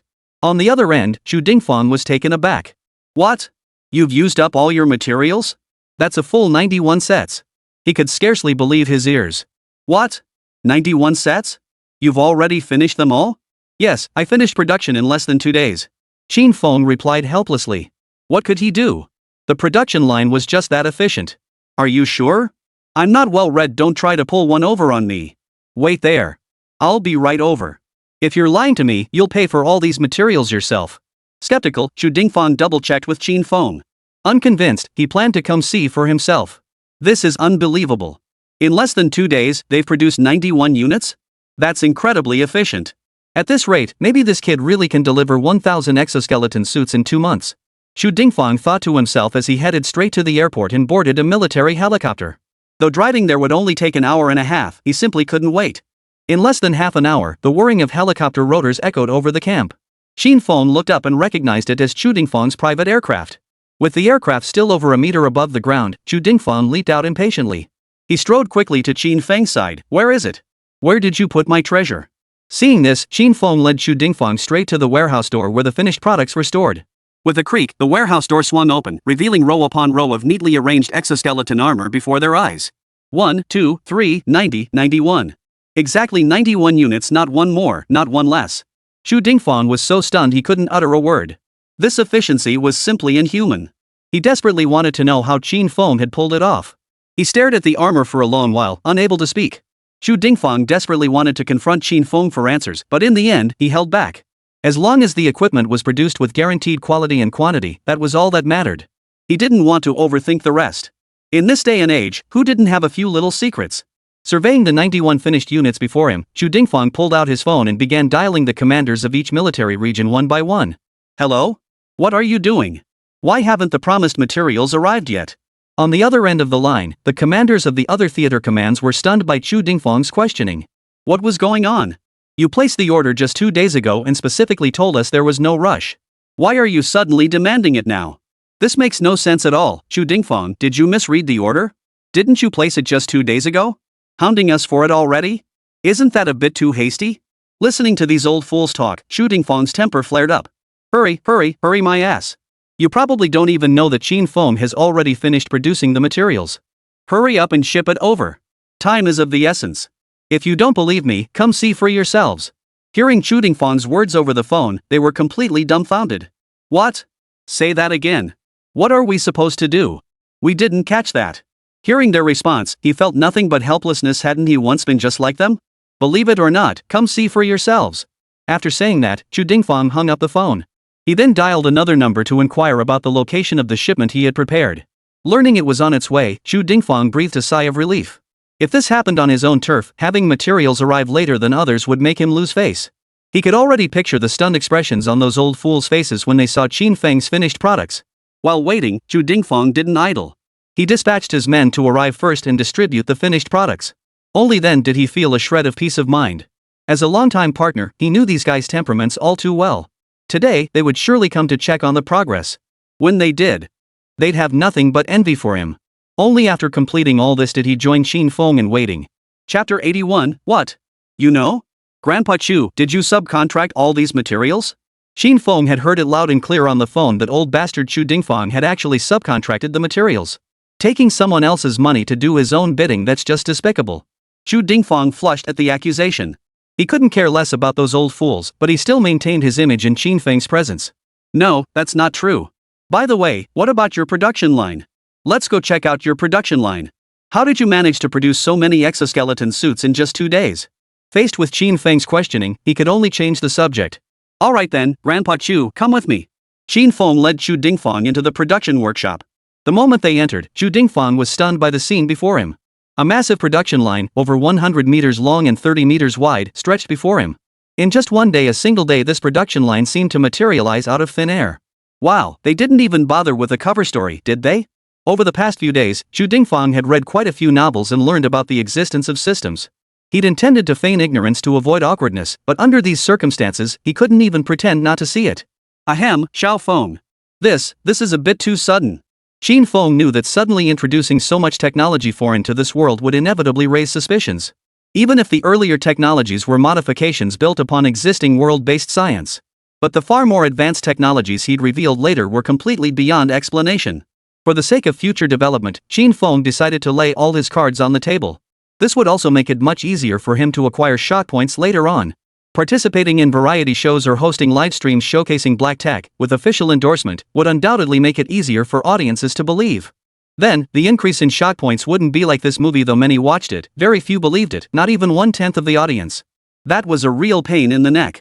Grandpa Chu, do you know anything about this system? Never mind, that's too complicated. Do you believe miracles exist in this world? A system? Just a system? Who hasn't read a few novels? Young master looks down on people, Chu Dingfang thought to himself. Systems? Of course I know about them. Aren't they those things that appear in novels to help the protagonists? Grandpa Chu, I know this might sound like a fairy tale, but you must believe me. Wait, what? You know? You know about it? Chu Dingfang watched Qin Feng's astonished expression and felt thoroughly gratified. Yes, that's the look I wanted. So this is how it feels to be on the receiving end, kid. No, Grandpa Chu, how could you as the Commander-in-Chief of the Eastern Theater Command possibly know about it? How could you know about the system? Young man, please don't stereotype us older folks like that. I've read more books than you've eaten salt. There it was, that classic line. Sure enough, playing the senior card was universal across all worlds. After a moment of stunned silence, Qin Feng quickly regained his composure. Since you know about it, this will be easy. Then you can handle the explanations later. Let's tour the production line first. This was a production line for individual exoskeleton armor. With sufficient raw materials, it could produce 72 sets per day. Upon hearing this figure, Chu Dingfang gasped in astonishment. What? 72 units? That's incredibly impressive. He had previously assumed daily production could only reach around 40 units, which he already considered formidable. Given the abnormally powerful capabilities of Qin Feng's exoskeleton armor, over 40 units was already quite impressive, at least according to the 5 great rogue nations' published specifications. Over 40 exoskeleton suits would be enough to neutralize nearly all of their nation's publicly deployed powered armor units. But he never imagined that 40+ units were limited by materials, not production capacity. 72 units? That's truly incredible. If that's truly the case, equipping the entire Daxia military with exoskeleton armor would be a piece of cake. Qin Feng, what do you think? I'm looking at you for 2,000 units of this individual exoskeleton armor. With territorial warfare imminent, I want to equip every soldier in the 7th Special Warfare Brigade with this exoskeleton armor. What do you think? Qin Feng hadn't anticipated Chu Dingfang making such a request. This would mean increasing the order from the original 1,000 units to 3,000. He looked troubled as he addressed Chu Dingfang. Grandpa Chu, this might be a bit difficult. You know the territorial war is about to begin. If all the armor is allocated to your forces, other theaters will face shortages. Upon hearing Qin Feng's words, Chu Dingfang laughed heartily. You've misunderstood me, Xiao Feng. I'm not demanding completion within these 2 months, it can be done whenever possible. The territorial war is a major undertaking for all battle zones of Great Xia, not just mine and the Southern Theater. If I were to take them all, forget the other zones, even ministerly of the military headquarters wouldn't let me off the hook. Hearing this, Qin Feng breathed a silent sigh of relief. As long as it wasn't this month, it was fine. Alright, Grandpa Chu, absolutely no problem. Even if we were to re-equip your entire Southeast Theater, it's just a matter of materials. Leave the materials to me. I'll deliver them directly to you, along with 200,000 yuan for processing fees. Alright, it's settled. Qin Feng was giving Chu Dingfang a tour when the raw materials Chu had ordered arrived. For security reasons, the shipment was unloaded at the camp entrance. Soldiers then used forklifts to transport each item individually to the workshop entrance. Qin Feng's bionic robots then carried them inside to begin production. Wow, Xiao Feng, where did you find these workers? They're incredibly strong. As he spoke, Chu Dingfang approached a simulation robot and patted its shoulder. It was this very pat that made Chu Dingfang sense something was off. The instant his palm touched the robot, he sensed something peculiar. The sensation was distinctly not human. At first, he had only given it a light tap, yet the robot's shoulder hadn't budged an inch. This piqued Chu Dingfang's curiosity. After all, even without exerting much force, as a seasoned veteran of the battlefield, a blow like that would be no small matter for an ordinary person. After sensing the robot's peculiarity, he unconsciously increased the force in his hand by a third. Yet the robot still showed no reaction whatsoever. This ignited his competitive spirit, and he gradually increased his force until he was using every ounce of strength. This is downright weird, this guy's got some serious strength. Qin Feng couldn't help but smile at Chu Dingfang's stubborn expression. This wasn't an ordinary person, it was a hyper-realistic robot. If he could actually move it, that would be downright supernatural. Chapter 82, The Allure of Unconventional Immortality. Grandpa Chu, you're wasting your energy. They're not real people. Unable to bear watching any longer, Qin Feng couldn't help but speak up. Wait. What? What do you mean they're not real people? Chu Dingfang was utterly baffled. Aside from their extraordinary strength, he couldn't discern anything inhuman about these figures before him. Seeing his bewildered expression, Qin Feng couldn't help but explain, Grandpa Chu, these are all hyper-realistic robots. In other words, they're all robots. Robots? But their movements and actions are practically indistinguishable from real people. Even after Qin Feng revealed the truth, Chu Dingfang remained utterly incredulous. These robots moved with fluid grace, their motions seamless and natural, lacking any mechanical stiffness. Some even displayed intricate facial expressions on their simulated faces. Truly ingenious craftsmanship. They're just like real people. I wonder what their strength limits are. As a theater commander, Chu Dingfang's professional instincts kicked in again. To him, these were nothing but the most suitable cannon fodder for the battlefield. If these could be mass-produced like Qin Feng's exoskeleton battle armor, it would drastically reduce casualties among his troops. If the materials used could be upgraded to the same high-performance polymers as the powered exoskeletons, the possibilities would be nothing short of ideal. For the first time, Chu Dingfang felt that the territory of Great Xia was far too small. The seeds of territorial expansion took root in his mind. His thoughts were no longer solely focused on defending Great Xia's borders. No, he must return and study the world map thoroughly. As raw materials were transported into the warehouse piece by piece, the assembly line began its work. Within minutes, a full exoskeleton armor suit materialized before Chu Dingfang's eyes. Ding! Congratulations, host! You have obtained shock value 10001000. Qin Feng stared at the system panel that had popped up before him, inwardly marveling how easily satisfied this is. If he knew this robot wasn't driven by some program but by digital life technology, who knows how shocked he'd be. Thinking of digital life technology, Qin Feng suddenly turned to Chu Dingfang and asked, Grandpa Chu, are there many researchers in our Great Xia who have limited lifespans? At those words, Chu Dingfang's previously excited expression instantly turned grave, his face tinged with faint sorrow. Many. This year alone, over a dozen have passed away, and dozens more are critically ill, with doctors issuing their final notices. These researchers devoted their entire lives to the future of Great Xia.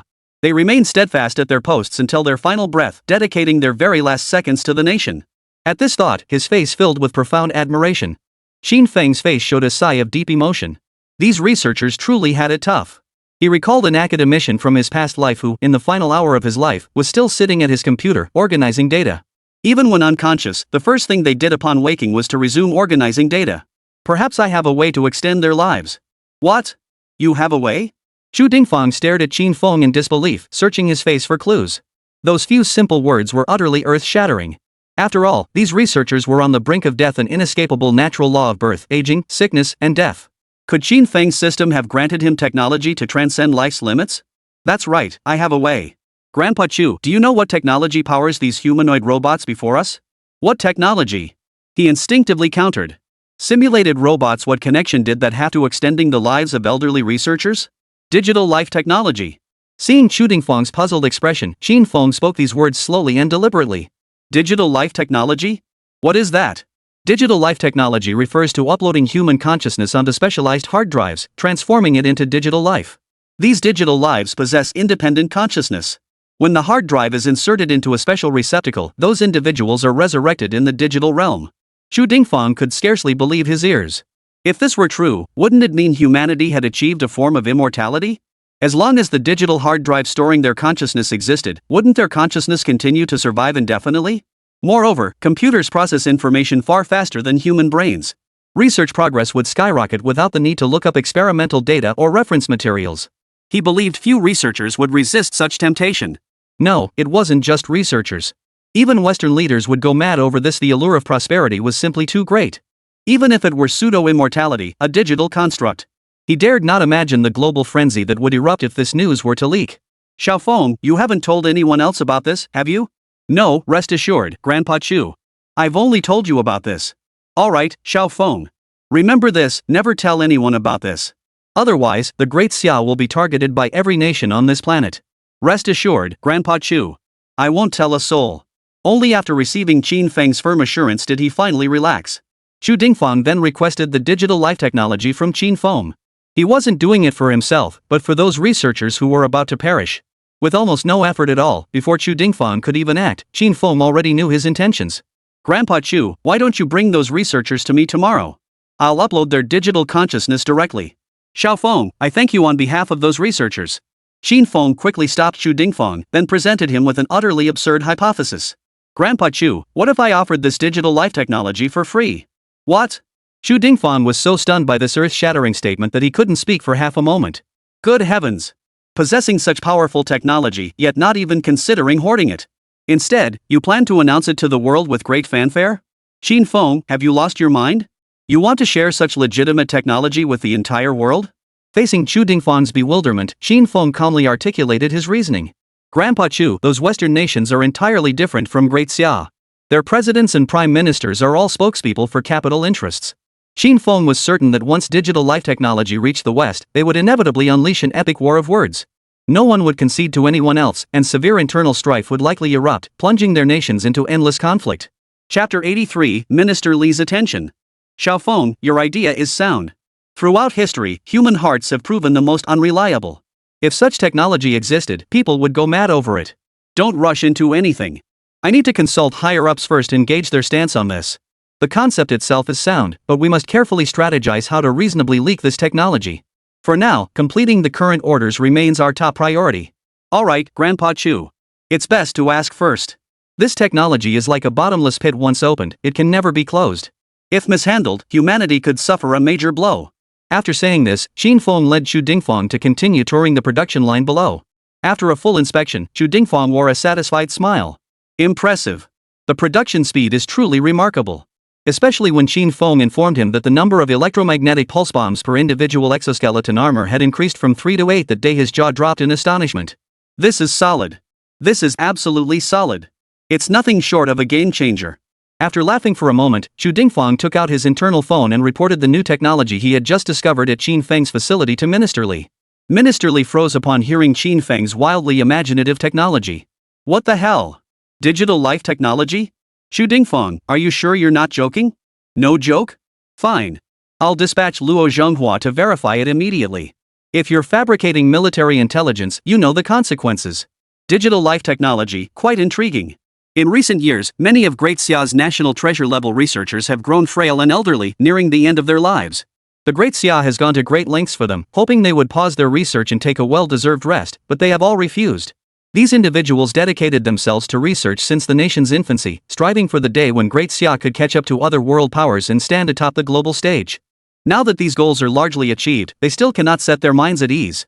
They insist on guiding younger researchers to overcome new challenges and propel Daxia's technology to even greater heights. Whenever Minister Li and the other council members thought of these individuals, their hearts ached. Now, with Qin Feng's digital life technology emerging, if this technology proves genuine, these researchers could spend their final days living a more leisurely life. This would ease their sense of guilt, if only slightly. May it all be true, Minister Li silently hoped. After receiving Minister Li's call, Luo Zhanghua immediately boarded a vehicle to the military base near Jinghai City. He then took a military helicopter, heading straight for Qin Feng's location. Meanwhile, Qin Feng was browsing the system interface, selecting items at reasonable prices. Quantum Computer Technology 1000W Shock Value. Pangatech Platform Upgrade Card LV2 1000 Shock Points. Pangatech Station Upgrade Card LV3 10 million Shock Value. These were the three items Qin Feng had currently selected. The current level of the Pangatech Station was a bit low, and its production speed was starting to lag behind. Then there's quantum computer technology. This is what truly unlocks the potential of digital life. The moss depicted in the film is a digital lifeform technology. Combined with quantum computing, it generates autonomous consciousness. Ultimately, Qin Feng proceeded to purchase the Pangatech Station upgrade card. Pangatech Station upgrade card LV2 detected. Proceed with upgrade? Yes. The moment Qin Feng selected yes, the connection between his mind and the Pangatech Station abruptly severed. Pangatech Station is upgrading. Upgrade time, 1 hour. During this period, the host will be unable to use the Pangatech Station. After purchasing the Pangatech platform upgrade card, he silently closed the system interface. Now, he was still over 200,000 short of reaching 1 million shock value. Suddenly, the buzzing roar of a helicopter reached Qin Feng's ears. He looked up and saw a military helicopter hovering before him. What was this? Qin Feng had no idea who might be aboard. Xu Dingfeng? Impossible, wasn't that old man still at the camp? Staff from another theater of operations? That didn't seem right either. The aircraft's serial number appeared to belong to the Southeast Military District. As Qin Feng speculated wildly, the helicopter landed smoothly right before him. An unexpected figure stepped out of the aircraft. It was none other than Luo Zhanghua, whom Qin Feng hadn't seen in ages. The moment Luo Zhanghua touched down, Qin Feng immediately stepped forward. He gripped old Luo's hand excitedly. Old Luo, it's so good to see you again. Is there some important matter that brought you here this time? After exchanging brief pleasantries with Qin Feng, Luo Zhanghua finally revealed the primary purpose of his visit. He had come for the digital life technology. Qin Feng, would you be so kind as to show me your simulation robots? Upon hearing Luo Zhanghua's request, Qin Feng thought to himself, just as I expected. Without further small talk, he led Luo Zhanghua straight to his production line. Pointing to several humanoid robots that were clearly not human, he stated, Mr. Luo, these are my simulation robots. Those robots with claw-like grippers move with remarkable agility, capable of handling several tons of raw materials at once. A flame ignited within him once more. This was simply beyond belief. Watching their fluid movements and seamless coordination, Luo Zhanghua began to believe what Xu Dingfeng had said. Without digital life technology, these robots simply couldn't achieve such seamless coordination and fluid movements. If these robots weren't controlled by digital life technology, just how advanced would Qin Feng's programming skills have to be to achieve this level of capability in biomechanical robots?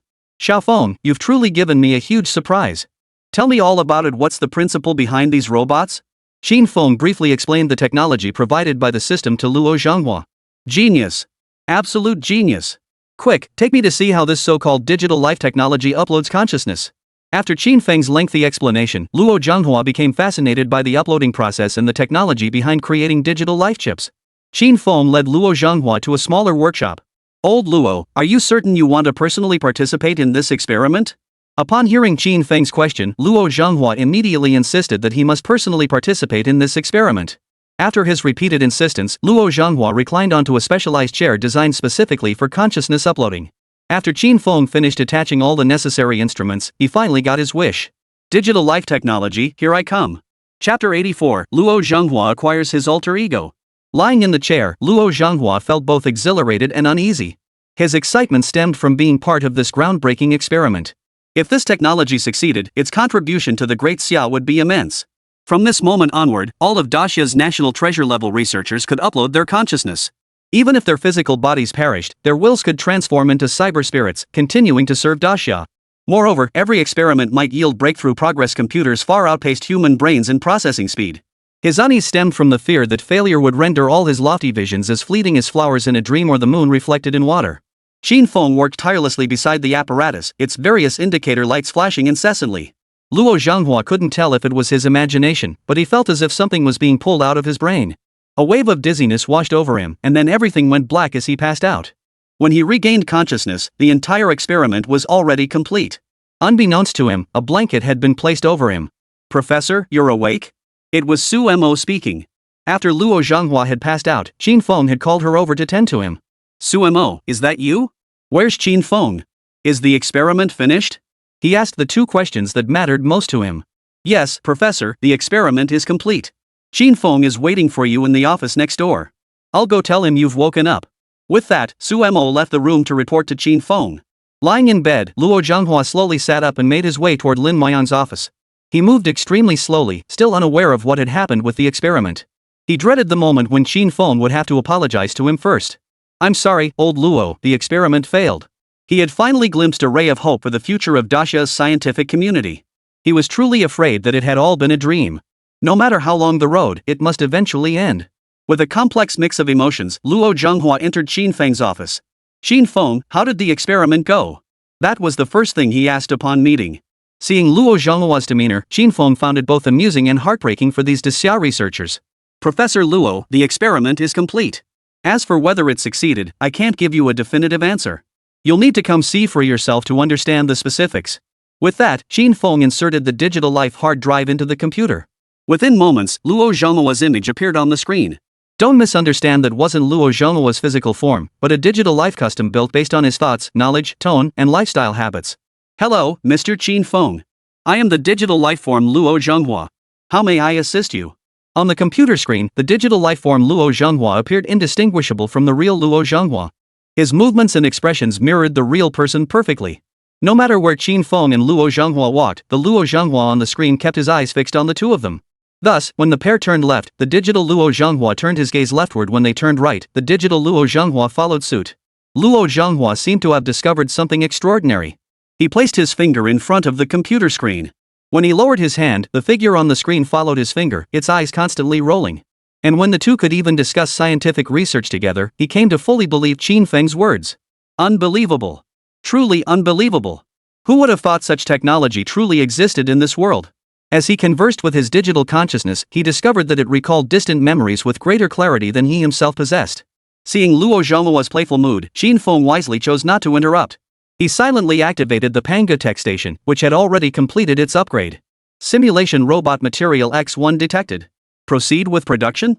Yes. Qin Feng selected yes once more. Simulated robot production in progress. Estimated production time, 20 minutes.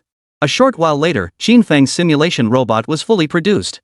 After waiting for Luo Zhonghua to fully grasp the technology, he unplugged the digital life hard drive from the computer. He installed it into the simulation robot. With that, Luo Zhonghua's digital life now possessed its own physical form. The newly embodied digital Luo Zhonghua was incredibly excited, acting just like a child. Qin Feng, could you give me this unit engraved with my ID number? After a moment's thought, Qin Feng agreed without hesitation. With Qin Feng's approval secured, Luo Zhonghua walked out of the office with the digital Luo Zhonghua. He pulled out his internal phone and dialed Director Li. Hello, is this Director Li? Everything Qin Feng said is true, not a single word fabricated. Our Dacia researchers are saved. Even after hearing Luo Zhonghua's report, Director Li remained incredulous. He didn't want to dwell on the other implications. All Minister Li knew was that Dacia's national treasure-level scientists were saved. After hanging up with Luo Zhonghua, he promptly called all the relevant units. He truthfully relayed everything concerning digital life. Now all that remained was to wait. After receiving Minister Li's call, every unit erupted in excitement. They all exclaimed in unison, Qin Feng is simply insane, how could he develop something like this? Their astonishment didn't last long before they all demanded the theater command arrange aircraft for them. They were practically itching to teleport through a wormhole straight to Qin Feng's side. Ding! Congratulations, host. You have obtained 10001000 shock points. Qin Feng hadn't received such a massive shock value boost in ages. This group was truly high caliber. His shock value had now surpassed the 8 million mark. Just 2 million shock points more, and he could redeem his quantum computer technology. After conducting various tests with the digital Luo Zhonghua inhabiting a simulated robotic body, Luo Zhonghua came to Qin Feng's side for a brief farewell. He boarded a military helicopter and hurried back to the chief engineer's office at AEXC, where numerous experiments awaited him. He was the biggest beneficiary of this trip to Qin Feng's side, having gained a cyber clone. Most crucially, this avatar was crafted from the consciousness within his own mind. Whatever Luo Zhonghua envisioned in his mind, the digital avatar could instantly comprehend. This capability would significantly accelerate the progress of his scientific research. This time around, he had truly hit the jackpot. Meanwhile, across all major battle zones, researchers with limited lifespans gathered. Boarding the latest transport aircraft, they headed toward the southeast battle zone. Chapter 85, The Proactive Landlady. Ding! Congratulations, host. You have obtained shock value 10001000. Ding! Congratulations, host. You have obtained shock value 10,010. This time, the shock points Qin Feng acquired were exceptionally high quality, primarily from top-tier talents across various fields in Great Xia. Beyond these, the rest were either individuals of exceptionally high status or direct military officers involved in this incident. The shock value from these individuals alone brought Qin Feng over 1.5 million points.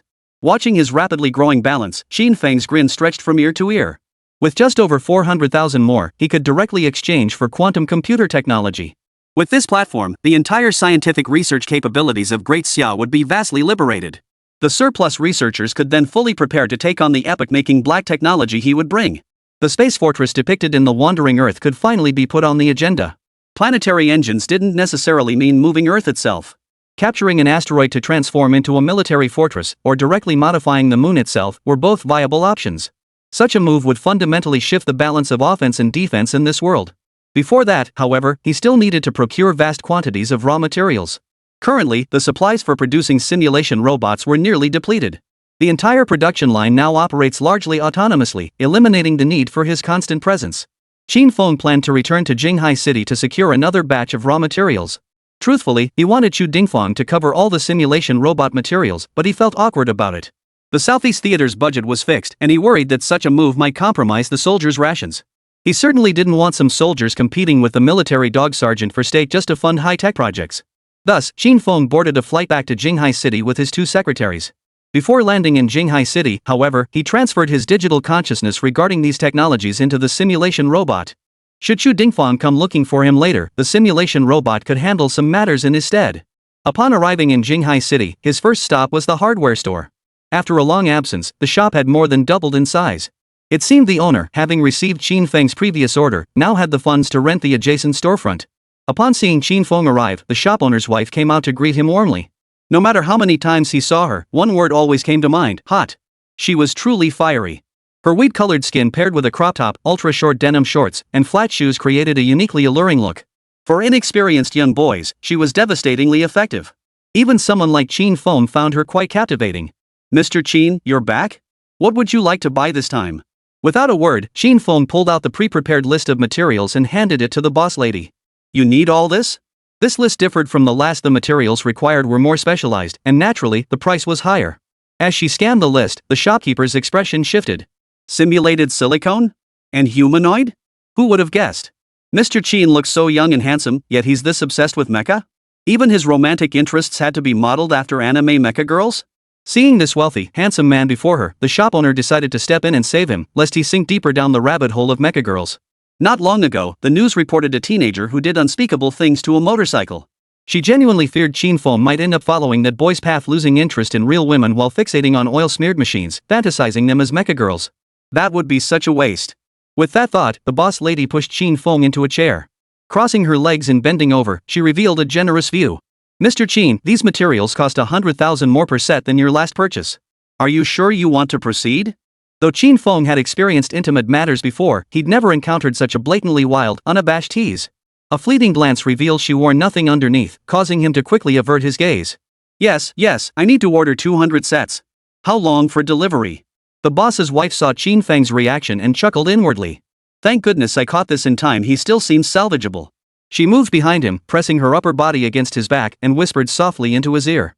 "As long as the funds are secured, they can be delivered within 3 days. Her soft voice tickled his ears, sending shivers down his spine. Qin Feng distinctly felt the soft sensation against his back.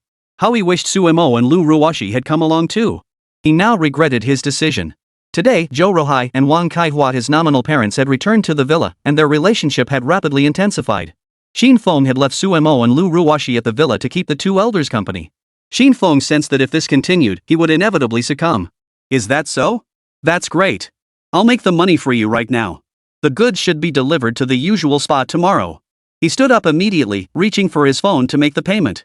But Suli, the boss's wife, pulled him into her embrace. "No rush. Let's practice something else first." Qin Feng felt the intense heat radiating from Suli's body. A faint blush spread across her wheat-colored cheeks. He knew she was aroused.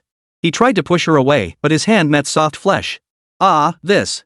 Su Li's passion burned fiercely, her wild aura gradually swallowing Qin Feng's rationality. Everything became Su Li's domain. In a daze, he found himself pulled into her boudoir. Only after it was over did Qin Feng regain his senses. Wild, utterly wild was his only thought. Unlike Sumo's gentle, water-like tenderness, this fiery passion gave him a completely different sensation. Don't worry, I'll take responsibility for you, Su Li said to Qin Feng as she smoked a cigarette by the bedside. After getting dressed, Qin Feng paid for the goods and hurriedly left the place. The whole thing had happened in a blur. As he stepped out the door, Su Li called after him, "Come visit your big sister often. I've got plenty more tricks up my sleeve." After Qin Feng departed, Su Li gritted her teeth through the pain of losing her virginity and closed the shop door. She needed rest. Despite always appearing proactive and experienced, it was all an act. Back at the villa, he headed straight for the bathroom, filled the tub to the brim, and sank into the water. He needed to calm down. Chapter 86, Old Master Hong. Gong Xiaomi, the ancient beauty of Shishir. After washing up, Qin Feng made his way to the villa's karaoke room. Wang Kaihua held the microphone, singing her once famous hit song. Zhou Ruhai sat on the massage sofa, admiring Wang Saihua's dance moves. Su Mo and Lu Ruoshi stood nearby, cheering and applauding for Wang Kaihua. Truly one of the legendary golden butterfly 12 goddesses of yesteryear, Qin Feng marveled inwardly at the scene before him. Meanwhile, when the commanders of various military districts arrived at Qin Feng's factory with those national treasure-level researchers, they discovered Qin Feng was not present at the facility. How outrageous! We've come all this way, and that Qin Feng isn't even here. It's not that these commanders are stingy, it's simply that these researchers have limited lifespans and aren't in the best health. They're surrounded by medical staff, they don't seem like they can spare much time. The few we see here could pass away at any moment. Commander Wang, please don't worry. Comrade Qin Feng might be occupied with something important. It's no trouble, let's wait a bit longer. A researcher in his 90s spoke up from the crowd. Seeing it was him speaking, Commander Wang obediently stepped aside, though he still harbored some reluctance in his heart. This elder was none other than the founder of Dacia's aerospace program, the esteemed Professor Hong. Yes, old Hong is right. Young Feng must have something urgent to attend to. Let's wait a little longer. I trust he's not the sort to disregard the gravity of the situation. Easy for him to say. These elders represent the very foundation of Great Xia. Who would take responsibility if something went wrong? Seeing Chu Dingfang speak up for Qin Feng, Commander Wang, already fuming, couldn't resist a sarcastic retort. Alright, Xiao Wang, let's just wait a bit longer. Nothing's wrong. Just then, everyone saw a humanoid robot approaching them. They'd heard before arriving that this was a robot possessing human consciousness. With their expertise, they could immediately discern what set this robot apart. Its facial expressions were natural, its movements fluid, nothing like the stiff, robotic movements seen in other laboratories. Moreover, its electronic eyes held an indescribable liveliness, as if it possessed a soul. The group watched as the robot approached, each wondering what it intended to do. Could this be Qin Feng's backup plan? Old Hong watched the robot draw nearer, pondering this thought. He had reviewed Qin Feng's records and knew the man never made meaningless arrangements. Sure enough, as the robot drew near, a synthetic mechanical voice sounded. Hello everyone, I am Qin Feng Unit 1, a mechanical body controlled by the data consciousness uploaded by Qin Feng. If you have any questions, feel free to ask. I'm here to provide answers. The moment the robot finished speaking, the room fell silent, so quiet you could hear a pin drop. They had spent their entire careers in research and had never encountered a robot with such advanced intelligence. This one looked and acted just like a real person. Robots in other labs could converse and reason, ask them anything, and they'd respond. However, their AI thinking capabilities were entirely separate from their physical capabilities. Their movements were sluggish. Often, these robots understood what they were supposed to do after receiving instructions, but their physical coordination simply couldn't keep up. To onlookers, they appeared clumsy and awkward, some even dubbed them artificial idiots. Oh, hello. Old Hong gazed at the robot before him, his eyes sparkling with excitement. The moment he saw this robot, he suddenly wanted to discuss its technology. Hello, Professor Hong. Is there anything I can assist you with? Yes. I wish to understand what digital life technology is, and how you relate to this technology. After Professor Hong posed the question, the robot paused to consider. Digital life technology involves transferring human consciousness into a specially designed hard drive through unique methods. This hard drive contains your thoughts and consciousness. I am a partial upload of Qin Feng's thoughts and consciousness. Inserting this hard drive into a simulation robot completes the entire process of my creation. After hearing the robot's explanation, all the researchers were thrilled. Who would have thought this seemingly fantastical scientific concept was real and that Qin Feng had actually made it happen? This is wonderful. I feared my time might be too short to continue contributing to Great Xiao's scientific research. Now, with this technology, even after I pass away, I can still accompany the next generation of scholars in Daxia and continue contributing to this nation. It wasn't just the researchers who were thrilled, even the commanders of various war zones were stirred with excitement. This technology was practically born for warfare. If these bionic robots could be imbued with the consciousness and strategic thinking of each theater's elite soldiers, wouldn't they dominate the battlefield? Qin Feng, could you show us how this so-called digital life technology uploads individual consciousness? Professor Hong posed the pivotal question, his heart pounding with anxiety. He feared his words might cause misunderstanding in the robot before him. Fearing it might lead to undesirable consequences. No problem. Follow me. To his surprise, the robot led them directly to the laboratory. The entire group followed it in a grand procession to the consciousness upload laboratory. Upon arriving at the lab, Qin Feng addressed Old Hong. Professor Hong, we've arrived, but we're still short on experimental volunteers. Master Hong glanced at the various instruments on the experimental bed and said, I'm the volunteer. Just use me for the experiment. No sooner had the words left his mouth than anxious voices from the entourage erupted. No, Master Hong. You're the foremost authority in aerospace science at our great Xia Academy. If you're going to volunteer, just bring me along. I may not have other skills, but I'm in great physical shape. I'm sure Qin Feng won't have any issues with me. Exactly. Leave this kind of experiment to us. Xu Dingfang observed for a moment. Rest assured, this experiment is perfectly safe. Since none of you want Professor Hong involved in this experiment, we'll just find someone else. After saying this, Xu Dingfang was about to volunteer himself. However, Old Hong overruled the objections and lay down on the bed himself. No, Old Hong, let me take your place instead. Nonsense. How can we be so casual about an experiment? The very reason I wish to participate personally is to clearly perceive the changes occurring within my own body. Seeing this, the others relented and simply waited beside Old Master Hong as a team of medical staff gathered. Chapter 87, Luo Zhongmuo's Mysterious Antics. After Elder Hong was settled on the bed, Qin Feng #1 secured the equipment onto him. As the equipment activated, a consciousness upload progress bar appeared on the display screen. 1, 2, 15. Qin Feng's upload was limited to the consciousness and memories related to these technologies, so the process didn't take long. For Old Hong, however, the upload encompassed his entire lifetime of experiences and consciousness, causing the progress bar to move rather slowly. From his first babbling words to entering private tutoring, those were times of shattered mountains and rivers, foreign invasions, and the great Xia Empire teetering on the brink of collapse. Many noble-minded scholars dedicated themselves to learning, determined to rescue the great Xia from its dire straits. By chance, the young Master Hong encountered modern knowledge. Upon hearing the call to study for the rise of China, he resolutely embarked on the path of studying abroad, dedicating over a decade to his education.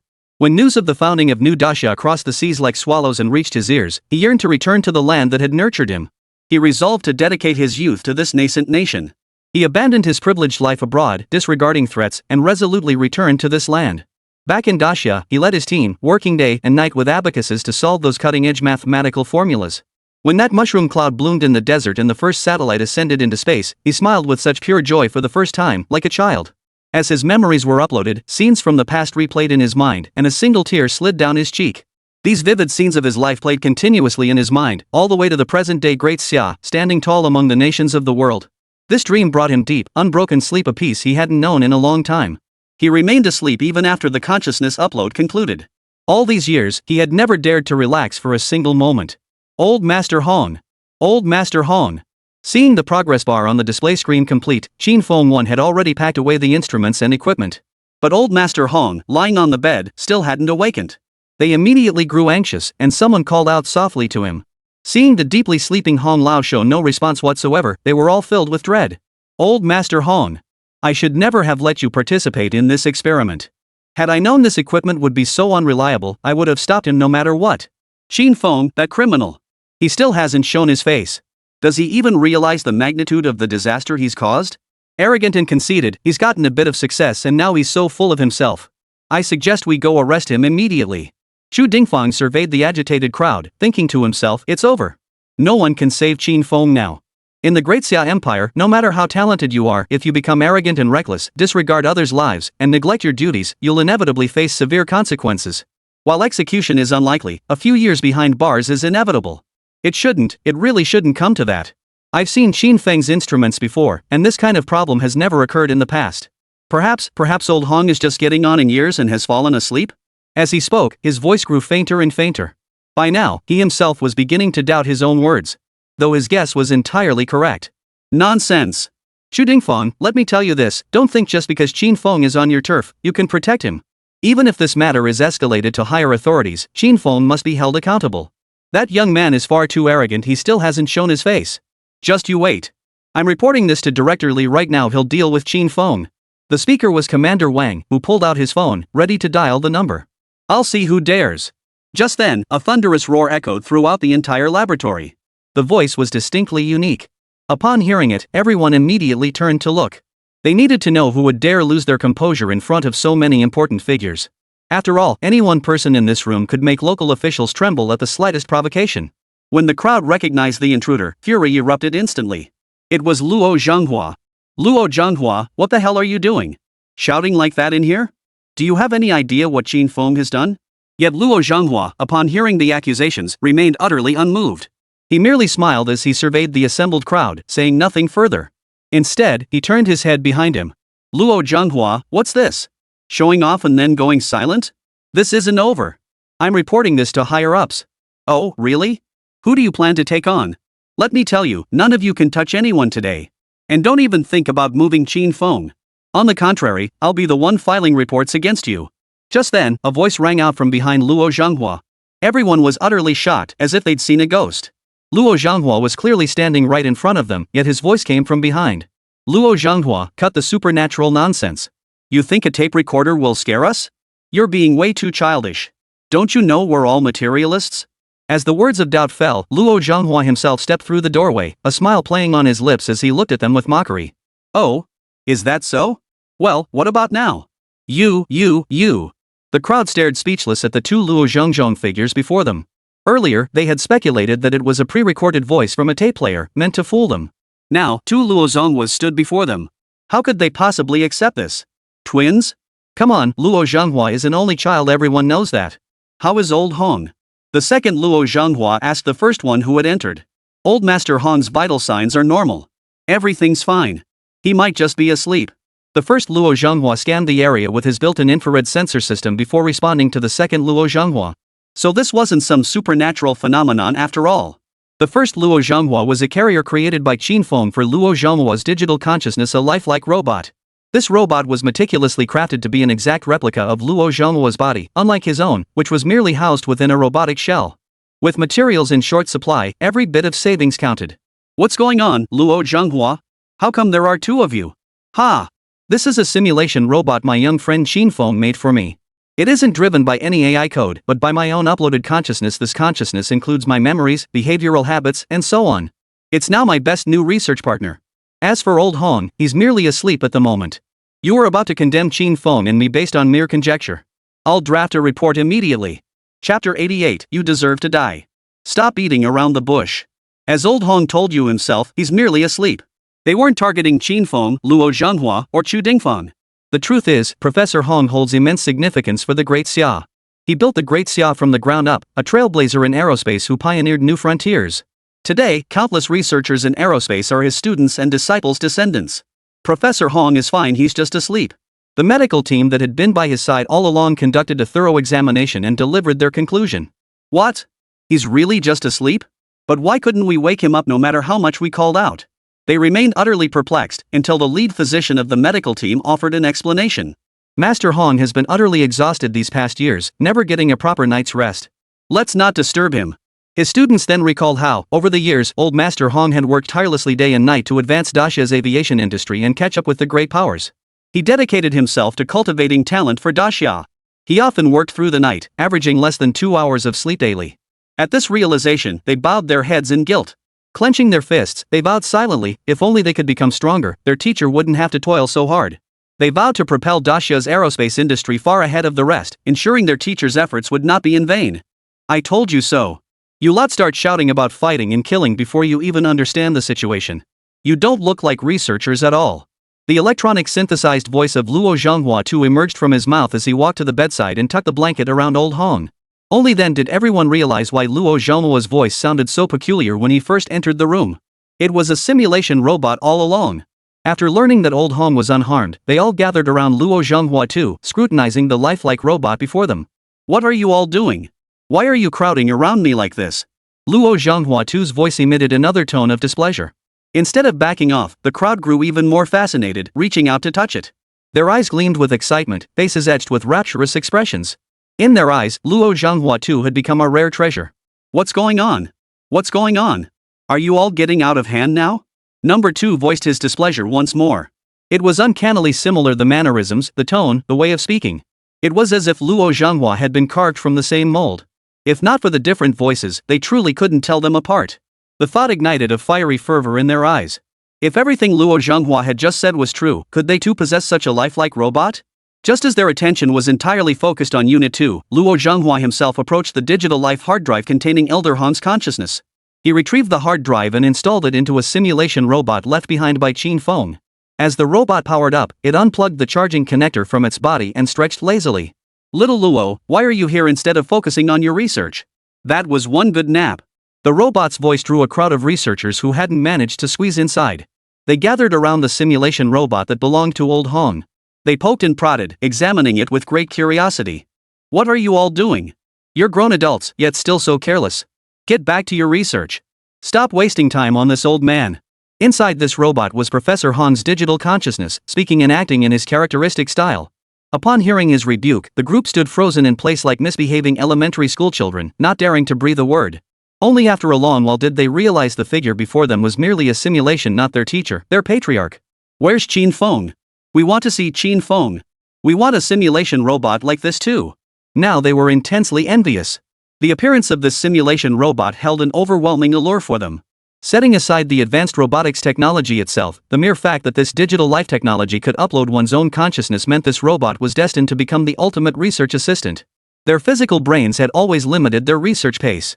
Now, with this thing, they wouldn't need to memorize data, its computational power would surpass their own, and it knew no fatigue. It was practically a research cheat code. The inventor of this technology could never have imagined that what was originally conceived as a contingency plan to preserve humanity after Earth's destruction. Little did they know that in the hands of Dixia scientists, it would be reimagined in entirely new ways. Cyber avatars? At this moment, their eagerness to meet Qin Feng reached its peak. No longer seeking to confront him, they now came with a request and their demeanor softened considerably. Luo Zhanghua and Chu Dingfan couldn't have felt more satisfied witnessing the scene. Just as much as they'd been frustrated earlier, they were now thoroughly delighted. So much for your high and mighty act. Looks like you've finally got someone to beg for help. Not so cocky now, are you? They both thought this simultaneously. Yet, seeing the agitation in these men, they still pulled out their phones and dialed Qin Feng. They hadn't intended to call, they wanted to let them stew, but judging by their state, they wouldn't let it go unless their demands were met. Meanwhile, Qin Feng was still reviewing the details of the shock points that had just arrived in his account. Though the quantity wasn't large this time, the quality was terrifyingly high. These 500,000 plus shock points? Every single notification showed 1,000. Had he stirred up a hornet's nest? That thought crossed his mind, and reality proved him right. This was practically the same as poking a hornet's nest.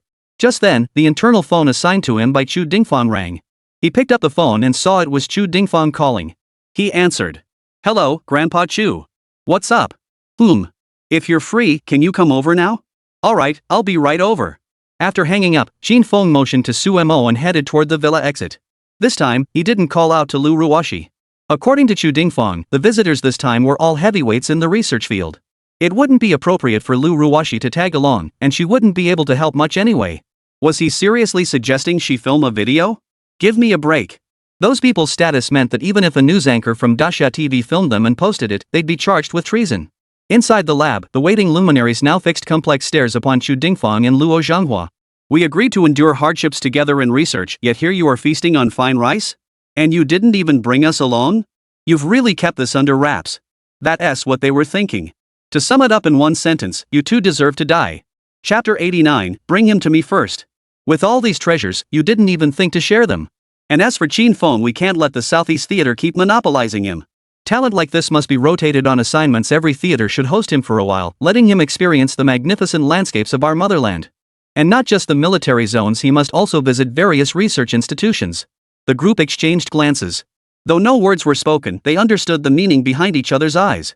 Chu Dingfang, Luo Zhanghua, excellent. You've done well. Their eyes gleamed like hungry wolves, sending a chill down one's spine. Upon hearing the remarks, Chu Dingfang and Luo Zhanghua kept their eyes fixed on their noses and their noses fixed on their hearts, feigning ignorance. The others were seething with frustration. These two old foxes were actually playing innocent now. Well, the Southeast Warzone is ruthless indeed. Not only did you hide a treasure like Qin Feng, but hoarding all these gems without sharing? You're nothing but greedy bastards. You. Military officers from every theater were so furious they were cursing up a storm. Bip, bip. After ranting for a while, they felt something was missing. Their voices seemed a bit too faint. The military officers instinctively fell silent, turning their gaze toward the civilian researchers beside them. Now they understood why it felt off. There were so many of them, yet only a handful were actually cursing. It felt terribly wrong. Their gazes converged on the researchers, their eyes pleading silently. The unspoken demand was clear. Come on, speak up. We've been ranting until our mouths are sore. How can you just stay silent?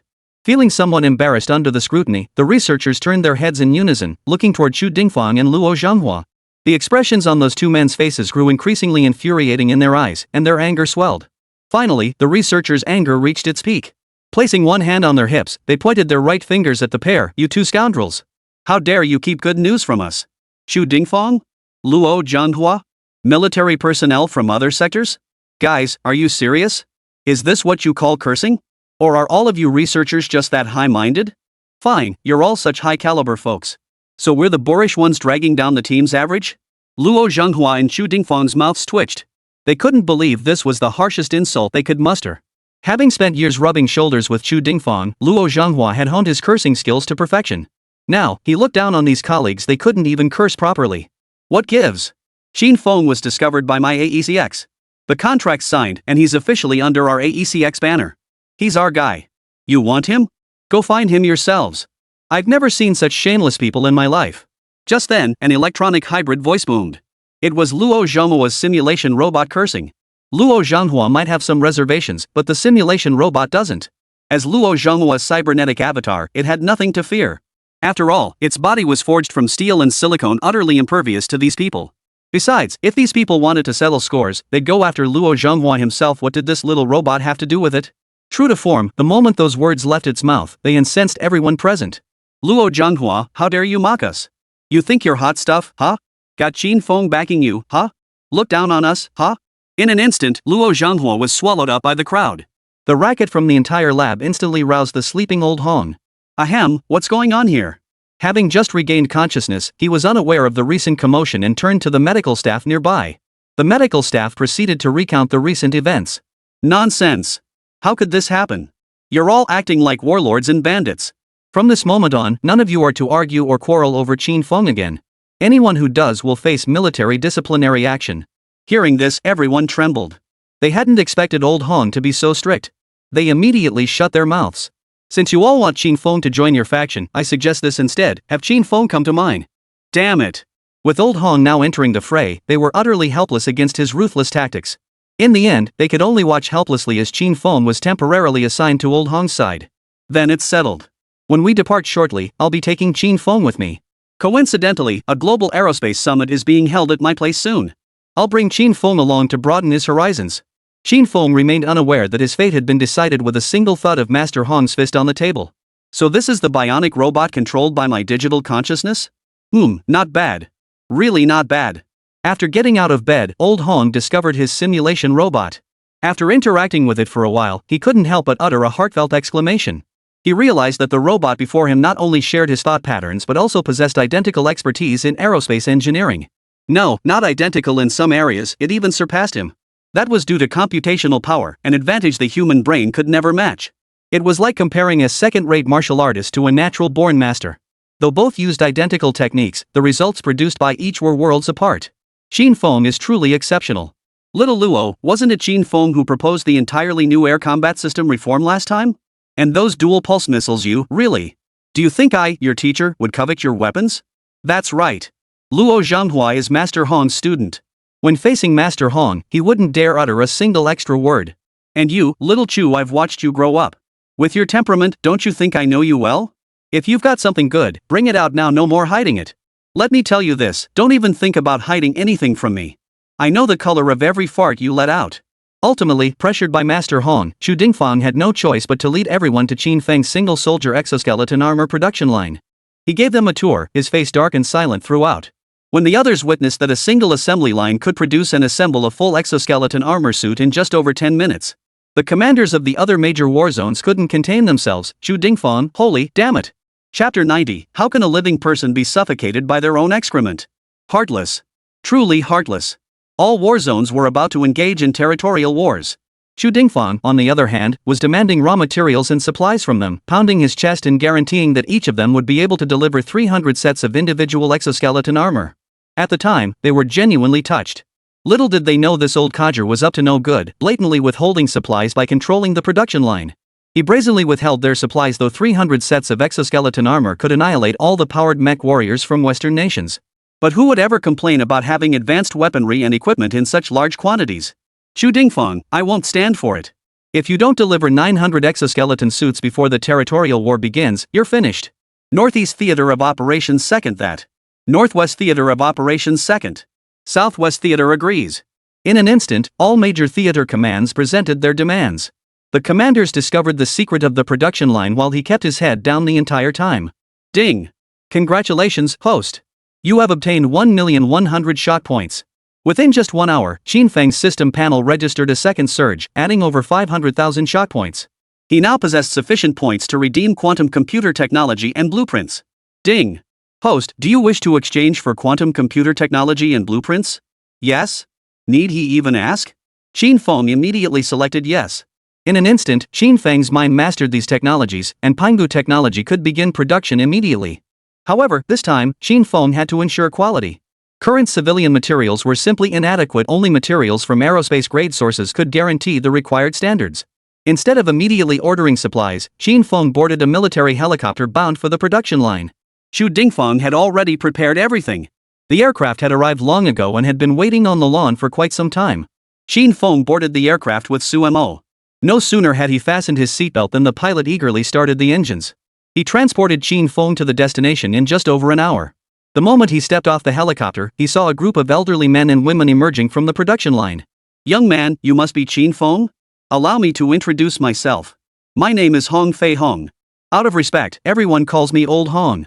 From within the crowd, a man over 90 years old stood surrounded like the moon amidst stars. The voice had come from his throat.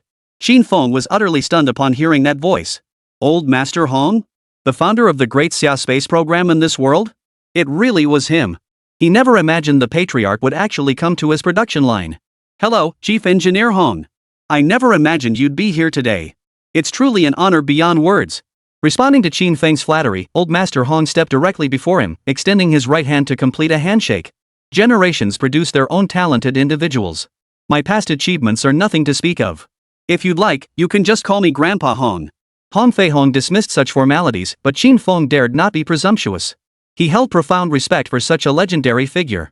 Moreover, he had reached his current position entirely through his own talent and perseverance, without any system's assistance. Master Hong, you're too kind. I wouldn't dare. I'll continue addressing you as Master Hong. Upon hearing Qin Feng's words, Old Hong showed no sign of displeasure. Very well. Old Hong it is. It fits in with the others and won't seem out of place. He who stands tall in the forest is sure to be struck down by the wind. This truth Hong Fei Hong understood better than anyone. The talent Qin Feng displayed in scientific research was unprecedented. If he were to boldly address him as grandfather, it could invite trouble from those with ulterior motives. Chu Dingfang kept his suspicions to himself. After all, it was merely conjecture without concrete evidence. Neither Old Hong nor the others knew Qin Feng possessed the system. Qin Feng, what was the name of that weapon that could instantly paralyze a powered armor warrior? Now, Old Hong finally voiced the question burning in his mind, something he just witnessed in the military camp surveillance footage from Chu Dingfang. Had the footage not been right before his eyes, he wouldn't have believed such crude exoskeleton armor could be so formidable. It was an electromagnetic pulse bomb. What? The entire group gasped in unison upon hearing the answer. An electromagnetic pulse bomb? Such a device existed only in theory. Its extremely demanding conditions for activation meant all knowledge about it remained confined to laboratories. Who would have thought this technology had been mastered by the youth before them? Given that, the defeat of those flame dragon warriors was no surprise. The most delighted were undoubtedly the military officers from the major battle zones. They had always known this weapon was formidable, but now they finally understood why. Electromagnetic pulse bomb, what a splendid name. They were certain that once the territorial war commenced, it would leave Western nations utterly stunned. Now, their hearts brimmed with hope and unprecedented anticipation for the war 2 months hence. An electromagnetic pulse bomb? No wonder it possesses such devastating lethality against mechs. If we equipped pulse missiles with these bombs, wouldn't our Air Force be able to neutralize all enemy armed forces? In the blink of an eye, Hong Fei-hong envisioned another application for the electromagnetic pulse bomb. Exactly. This configuration is practically unbeatable. Even without dual pulse missiles, integrating it into standard air-to-ground missiles would be terrifying. Some have even envisioned integrating this weapon into man-portable rocket launchers. You guys love intercepting rockets to show off your strength, right? Go ahead. They could already picture the scene, Western noblemen strutting onto the battlefield, striking a dashing pose. The moment their opening move is complete, they see a great Xia soldier shouldering a rocket launcher and firing it right at them. Those noblemen's lips curled slightly, their masked faces bearing smug, triumphant grins. A mere rocket launcher? Child's play. My mecha armor protects me, it can't even breach my defenses. The moment those words left their lips, the rocket detonated right in their faces. Instantly, they realized with horror that they couldn't move. Just imagine the sheer despair. Unless violently breached from the outside, they'd suffocate in their own filth. What a wretched way to die. As these military personnel contemplated this, smiles couldn't help but spread across their faces. Hong Liagao is still the best. Chapter 91, Aviation Summit. Pooling their wisdom, Hong Fei-hong merely mentioned the idea once, and the attendees immediately brainstormed countless applications for the geomagnetic pulse bomb. The ideas grew increasingly outlandish until finally, even the Type 11 sniper grenade launcher gained a new ammunition variant. Old Hong is brilliant. I never imagined it could be used this way. Qin Feng scratched the back of his head and offered a flattering remark. Oh no, this kid just rubbed the wrong way with the big shot. Old Hong is gonna be furious. Seeing Qin Feng attempt such blatant flattery in this setting and so clumsily at that, they all held their breath for him. As a pragmatic researcher, Old Hong despised opportunistic sycophants above all else. In the past, those who, unaware of the consequences, relied on their silver tonjas to curry favor for better positions had invariably been purged from his team. Those individuals actually possessed decent research capabilities, but their eagerness got the better of them. Even Old Hong showed them no mercy. And certainly not someone like Qin Feng, a greenhorn just starting out. Well, he did have some talent, that much was true. Now, everyone had written Qin Feng off, convinced his future path had reached a dead end. The best-case scenario was becoming a researcher at Luo Zhanghua's ACX, spending his entire career sheltered under his wing. Even Luo Zhanghua would be implicated, causing Old Hong to harbor resentment toward him. Unexpectedly, after hearing Qin Feng's flattery, Hong Fei-hong didn't get angry. Instead, he smiled amiably. You young whippersnapper, instead of learning anything worthwhile, you've picked up the art of flattery and you're so clumsy at it. At my age, I've seen every kind of flattery under the sun. You'd be better off not trying again next time. Witnessing old Master Hong's attitude toward Qin Feng, everyone was utterly astonished. Who would have thought the old man would tolerate him so? Was this the treatment reserved for geniuses? It turned out the old man didn't dislike flattery, he just disliked the wrong kind of flattery. Ah, it was misplaced after all. Hong Fei-hong was unaware of the others' thoughts, but one thing was certain, they were right about one thing: he didn't like flattery from others. When a genius like Qin Feng flattered him, he actually found it quite agreeable. It was just that this young man's skills were truly lacking. All this was exactly as Qin Feng had anticipated. He deliberately feigned clumsiness at flattery to cement an image of sincerity in Hong Fei-hong's mind. Ah. Yes, of course, Old Hong. Next time I won't flatter you. No sooner had Qin Feng finished speaking than Hong Fei-hong burst into hearty laughter. That's more like it. If you've got the energy to waste on flattery, you'd be better off channeling it into research. Cracking a few more problems would be far more valuable. Your lips never stopped curling into that smile. Everyone looked at Hong Fei-hong, whose image was vastly different from before, and felt utterly helpless. Why him? Was it just because of the achievements he'd made? Alright, he was indeed formidable, far beyond their reach. In the end, they had no choice but to accept this reality. Qin Feng was the only one among them qualified to suck up to old man Hong. Qin Feng watched Hong Fei-hong's smirk never fade, thinking to himself, yeah, right. You're a crafty old fox. Looks like I'll need to brush up on my brown-nosing skills. Xiao Feng, I'd like to invite you to join my Great Xia Aerospace Research Institute. Are you interested? The Great Xia Aerospace Research Institute? Interested? Qin Feng was more than interested. After all, humanity's future lay in space, and most of the technology within his system was aerospace-related. Joining this place would be immensely beneficial for Qin Feng. But there were two drawbacks. First, he wouldn't be able to explain the sudden appearance of the factory production line once inside. Fortunately, Xu Dingfang hadn't exposed him, otherwise, he wouldn't have known how to face everyone. The second issue was that conducting research at one of Daxiao's premier institutes meant technological breakthroughs wouldn't be released immediately. By the time they were released, years would have passed. Even if it didn't take that long, they would only be made public after both military and civilian applications had matured. Professor Hong, I'm genuinely eager to join the Aerospace Research Institute. However, I prefer to remain with AECX and the Southeast Theater Command for now. Please don't misunderstand, Senior Hong. I genuinely wish to join your team, but I'm currently at a critical juncture where my technology is transitioning into actual production lines. Once I complete my current tasks, I will personally report to you. What? Did they hear correctly? This kid actually turned down old man Han's invitation. This was an opportunity countless people would kill for. Young people are fearless. He didn't care if Professor Hong got angry. Opportunities like this never come twice. To everyone's surprise, old Hong actually agreed. No problem. The purpose of our research is to strengthen our nation, fortify our military, and enrich our people. Transforming research findings into productive capacity is one of our most vital tasks as scientists. Once you finish your current work, feel free to come see me anytime. Let me add your contact info.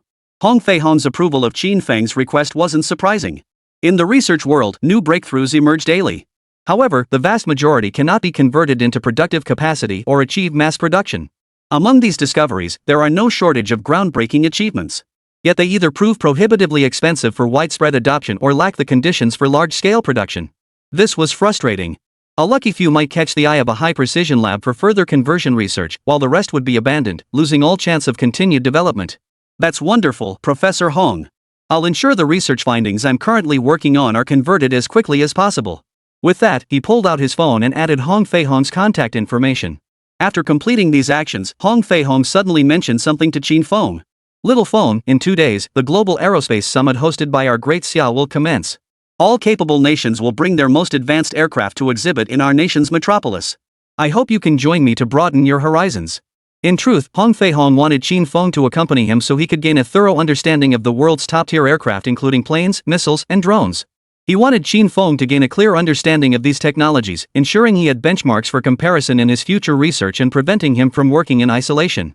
Qin Feng was aware of this Global Aerospace Summit. He had researched it thoroughly, both in his previous life and in this world. Put simply, the Global Aerospace Summit was a platform for world powers to showcase their weaponry and equipment to third world nations. Much like an auto show, if a client takes a liking to something, they can place an order right there at this so-called summit. Chapter 92, The Light of the White Elephant. To be honest, Qin Feng was quite eager to attend this summit. Once there, he could showcase his research achievements in Hanghong Aerospace. Take the early warning aircraft and dual pulse missiles, for instance. Thus, he agreed to attend. No problem, old Hong. I'll meet you in Shanghai in 2 days? Seeing the eager look in Qin Feng's eyes, Hong Fei Hong's face lit up with a satisfied smile. No need for such trouble. I'll personally pick you up the day after tomorrow morning. We'll go together then. The others were already too numb to be shocked anymore. They'd grown accustomed to it. It seemed that no matter how generous old Hong was to Qin Feng, they had grown accustomed to it. And so, the matter was settled. 2 days later, Qin Feng boarded Hong Fei Hong's private jet and arrived at the summit venue. After disembarking, Hong Fei Hong introduced Qin Feng to several key clients, prominent figures from various nations, including prime ministers and influential military leaders. Later, as he had other matters to attend to, he told Qin Feng to explore on his own. Xiao Feng, take your time here. Be sure to study the latest aircraft designs from other countries, they'll be highly instructive for you. Don't bother with those data parameters, they're all inflated figures. Those in the know understand. Alright, I'll leave you to it now. Understood, Mr. Hong. I'll begin my tour immediately. After parting ways with Hong Fei Hong, Qin Feng didn't head straight to other countries' booths to inspect their aircraft. Instead, he began searching the venue meticulously. He wanted to see if his dual-pulse missile and early warning aircraft system had made an appearance at this summit. Reality proved harsh, however. In the high-precision aircraft section, he found no trace of his products. He had hoped this summit would boost his product's visibility. Little did he expect it would be all for naught. Did this mean he'd return from the summit empty-handed, gaining not a single shock point? Thus, Qin Feng found himself aimlessly wandering the summit grounds. This summit drew a large crowd, including not only aviation enthusiasts from Great Xia itself, but also many faces from other countries. However, most domestic enthusiasts were there primarily to snap photos and satisfy their curiosity. With a bit of luck, they might even get to touch the real thing. The attendees from other countries were either potential clients or journalists. They were the ones who could potentially place orders. So far, Qin Feng hadn't seen any displays of his own products, but he had spotted quite a few of Dacia's latest aircraft models. Beyond several active-duty next-generation fighters and transport aircraft, the drones proved the most captivating. No matter which dimension of Dacia you're talking about, its capabilities are not to be underestimated. These drones featured exquisite craftsmanship, impressive specifications, and equally hefty price tags. Third-world politicians crowded around them, their eyes burning with desire, yet the price tags left them hesitant. When it came to exaggerated performance specs, they trusted only those from the Great Xia. The reasons were obvious. When comparing identical weapons, both Dacia and the Americans inflate their specs. The Americans inflate their specs, while Dacia understates theirs. The most outrageous incident Qin Feng knew of involved a major buyer purchasing missiles. The Great Xia provided data claiming a range of 300 kilometers, while the actual range was 2,000 kilometers. When the US and other nations confronted the Chinese government over this, the response was simply, it's all within the margin of error. While weapon inaccuracies are common knowledge, a discrepancy of 1,700 kilometers borders on outright deception. And yet, those nations had no recourse. After touring most of the summit exhibits, Qin Feng wandered to a corner of the venue. By this point, he was feeling quite tired and wanted to find a place to sit. Just as he settled into a chair to rest, he suddenly noticed something covered in colorful fabric that looked vaguely familiar. Particularly the faint outline of an aircraft visible beneath the fabric. He rubbed his eyes and realized, could it be? Had the old man come to the summit too? And someone had covered it with a striped cloth? Qin Feng approached the Ten Lords exhibit and noticed there wasn't even a staff member present. So he walked over to the rope securing the tarp and untied one corner. Just then, a summer breeze swept through, making the fabric flap loudly before lifting the entire sheet, revealing the Ten Lords' true form beneath. Hanging beneath the Ten Lords' wings were several missiles. Reading the manual, he was startled to discover these were his own dual-pulse missiles. However, the version displayed here was a stripped-down model with a range of just over 200 kilometers, still more than sufficient. In today's world, aside from Great Xia, no other nation's air-to-air missiles exceeded 10 kilometers in range. Even the most advanced American models barely surpassed 30 kilometers. Ha ha ha. Both ancient civilizations with 500 years of history has Great Xia fallen so far? Even this relic, not even a fourth-generation fighter, could appear at the summit with such brazenness. A curry-scented accent drifted into Qin Feng's ears. He turned to look and upon locking eyes, recognized the man as third sister-in-law's husband. Several third brothers pointed and gossiped about the 10th master. Dacia is finished. The future belongs to the white elephant. Look at my motorcycle, vroom. Before they could finish their sentences, they suddenly started dancing on the spot. Before long, a crowd had gathered to watch. Great, this fits perfectly with Qin Feng's stereotype of the white elephants. They love to dance wherever they go. Oh, Prime Minister, come see. Here are Dacia's planes and missiles. The prices are incredibly cheap, less than half of what those drones cost. The speaker was Baba Yang. Their group had come to this summit hoping to procure some weapons to take back home. As a small nation, surviving between the cracks of larger powers was no easy feat. Not long ago, Baba Sheep purchased American F-16 fighter jets, believing they could now protect their own airspace. Unexpectedly, in recent days, White Elephant had started a dispute with Baba Sheep, and at precisely this moment, the Americans sided with White Elephant. Deeply anxious, Baba Sheep hastily dispatched representatives to attend this summit hosted by Great Xia in the Magic City. Their objective was clear: to procure a new fleet of aircraft to prevent the Americans from tampering with the fighters they had previously purchased. After all, the Americans have a history of locking down advanced weaponry remotely, something they've been doing for years. Baba Yang trusts them not one bit. Where is it? Let me take a look. From the crowd emerged a middle-aged man in a suit, holding a bottle of mineral water. He approached the 10th master. Oh, it's real. Let me check the specs. Impressive. This aircraft perfectly meets our requirements. The main draw is the price. At comparable prices, 10 Masters offers far better value for money than other products. Ha! You Barbary sheep are just broke. Nothing compares to our Rafale fighters bought at premium prices from France. Those are 4th-and-a-half generation fighters. The plane you're eyeing is probably only 3rd generation. Not to mention our own White Elephant, the Rafale fighter jet. Chapter 93, a worthy replacement. The Tejas? Isn't that the national treasure that shares fame with the White Elephant's poor guy? The White Elephant's national treasure doesn't protect other countries, it protects their own people's fragile self-esteem. Given the frequent malfunctions of both the A225 and the Tejas, just making it back intact from a combat mission would be a blessing from Lord Shiva himself. The crowd watching the White Elephant summit guest make such a remark exchanged puzzled glances. But none called him out. Third brother's mouth was truly a love-hate affair, unlike those Koreans who belittled others while bragging. Instead, he loved to boast alongside Great Xia. In short, Great Xia had thousands of years of history. There was no reason why what worked for them couldn't work for us White Elephants. Just wait, he'd say, the White Elephants would surprise the world. The result? A massive pile of crap. Both the White Elephant and Great Xia are populous nations, our strengths evenly matched. You puny little sheep, thinking you can buy some 3rd-generation scrap from Great Xia at the summit to defend against our mighty White Elephant warriors? We need only deploy American F-16s and French Rafales to secure an easy victory. No need to even mobilize the Tejas. Otherwise, not even the J-20 could hold them back. Here it comes, better late than never. That's what the White Elephant always says when facing smaller nations. The guests from the Little Sheep Nation were pushed to the brink of embarrassment by the White Elephant's representatives. They clenched their fists, fully aware of the White Elephant's might and the true nature of their so-called Tejas. But a starving camel is still bigger than a horse. Though their dreams of hegemony were shattered by Great Xia since the Nehru era, their current strength remains formidable to Baba Yang. Especially now, with the Americans and Western nations firmly aligned with the white elephant. Not long ago, when the white elephant announced measures against the Baba sheep, the US-led Western powers immediately froze the high-tech weapons Baba sheep had previously purchased from them. Left with no other option, the Baba sheep turned to the Great Xia Summit as a last resort. But alas, they couldn't afford to buy much of Dacia's latest military gear, unlike a certain big spending dog who just throws money at whatever catches his eye. After much maneuvering, they finally approached the 10th Lord. White Elephant, you mustn't push your luck. Humiliated, the Baba sheep delegation could only utter this feeble protest. Ah, ha, ha. What did you say? Sorry, the wind was too loud just now. We didn't catch that. Could you repeat it? When people are weak, even their expressions of anger appear laughable, even endearing, to others. The Baba sheep before him were a prime example, yet Qin Feng had no intention of helping them.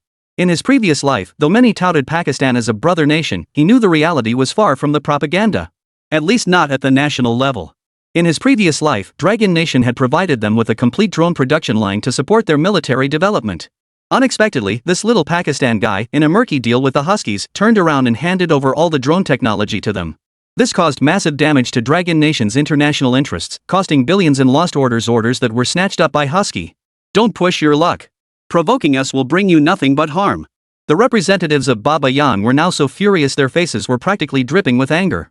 Fists clenched so tightly their knuckles turned white, they were itching to throw down right then and there, only to be restrained by their colleagues. Weakness is an original sin. When you are weak, your anger appears laughable in the eyes of your enemies. Little Ba, this approach won't work. Right now, whatever you do is bound to backfire. To change this situation, you must strengthen your military might. The white elephant representative nodded in deep agreement upon hearing Qin Feng's words. Indeed, it's no wonder you share our 5,000-year history as a civilized nation. Nations like yours, torn apart by internal strife and historical ruptures, could never comprehend this. Qin Feng shot his three brothers a surprised glance. He hadn't expected them to still cling to that habit, prefacing every boast with Great Xia. It was as if they were a nation desperately craving recognition, like an individual yearning for validation. It was like overhearing people chatting on the street, only to have someone suddenly blurt out, "My cousin's aunt's son's neighbor is the boss of such and such company, and he does this and that." Qin Feng found this line of thinking utterly distasteful. You lot from the white elephant family, keep quiet. I'm counseling little Ba. What? You dare tell us to shut up? Do you know what happens when you piss us off? Achyeong Tang's tracks will crush your arrogance. Yes, I just meant, we're both nations with 5,000 years of history. You shouldn't bully little Bar, an orphan. Persia fell there already pitiful enough. Great powers like us should be competing with the world's top, not squabbling with minor nations. Look at the Americans now, that's who you should be chasing. They've established military bases worldwide and control global oil supplies. Why can't you do the same? Remember what our ancient sages taught, a true man should aspire to replace those above him. Qin Feng couldn't help but wonder why promoting the 10th master was so exhausting. The representative from the white elephant family kept interrupting his speech, so he had no choice but to resort to flattery to kill them. Let them shift their focus and go bother people from other countries. A true man should be like this? He can be replaced? They can be replaced. The wisdom of the ancient sages of Great Xia is truly admirable. Come on, we must look ahead. If the Americans can do it, why can't we? Those attending this summit were all China experts, familiar with Chinese allusions, especially these two phrases.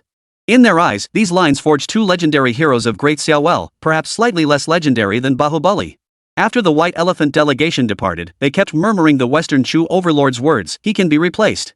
The words of Emperor Gaozu, "A true man should be like this," were promptly cast aside. To them, this phrase lacked the necessary swagger. As they spoke, their own gazes grew fierce, and everyone inexplicably grew more confident. They were itching to act, their eyes darting around as if searching for suitable targets. Their demeanor mirrored their movie personas, striding with a swagger that seemed to carry the wind. The scene finally quieted down. Now, Qin Feng could properly pitch the 10 Lord and his own dual pulse missile. Chapter 94, There's only one disease in the world.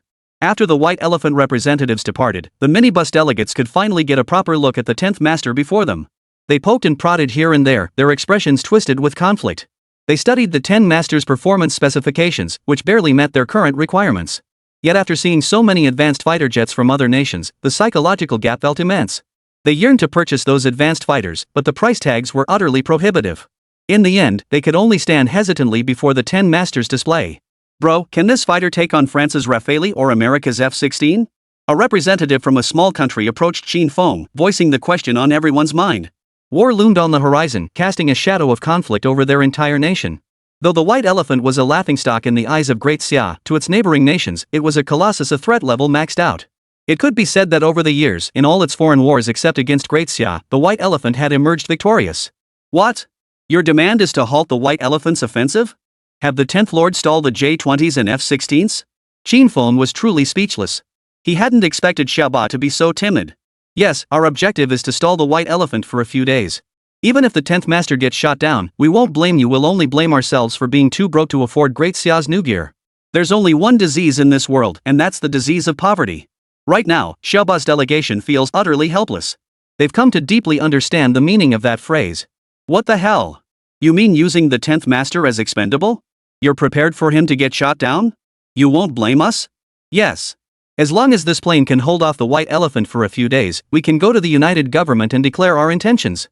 Qin Feng was utterly speechless at Xiaoba's delegation's proposal, 10E equipped with dual pulse missiles, plus an airborne early warning aircraft. In another world, this configuration had achieved the feat of downing 60 enemy aircraft. Whether it was the Rafale or the Su-27 they spoke of, they all became stamps on the 10 Masters' fuselage. Wait, what exactly are you trying to accomplish? Go report them to the United Nations?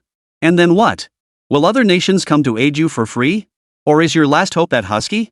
Cut the nonsense. The Huskies are obsessed with their Ottoman dream of empire. They want your people and your land. To them, you government officials are just dead weight.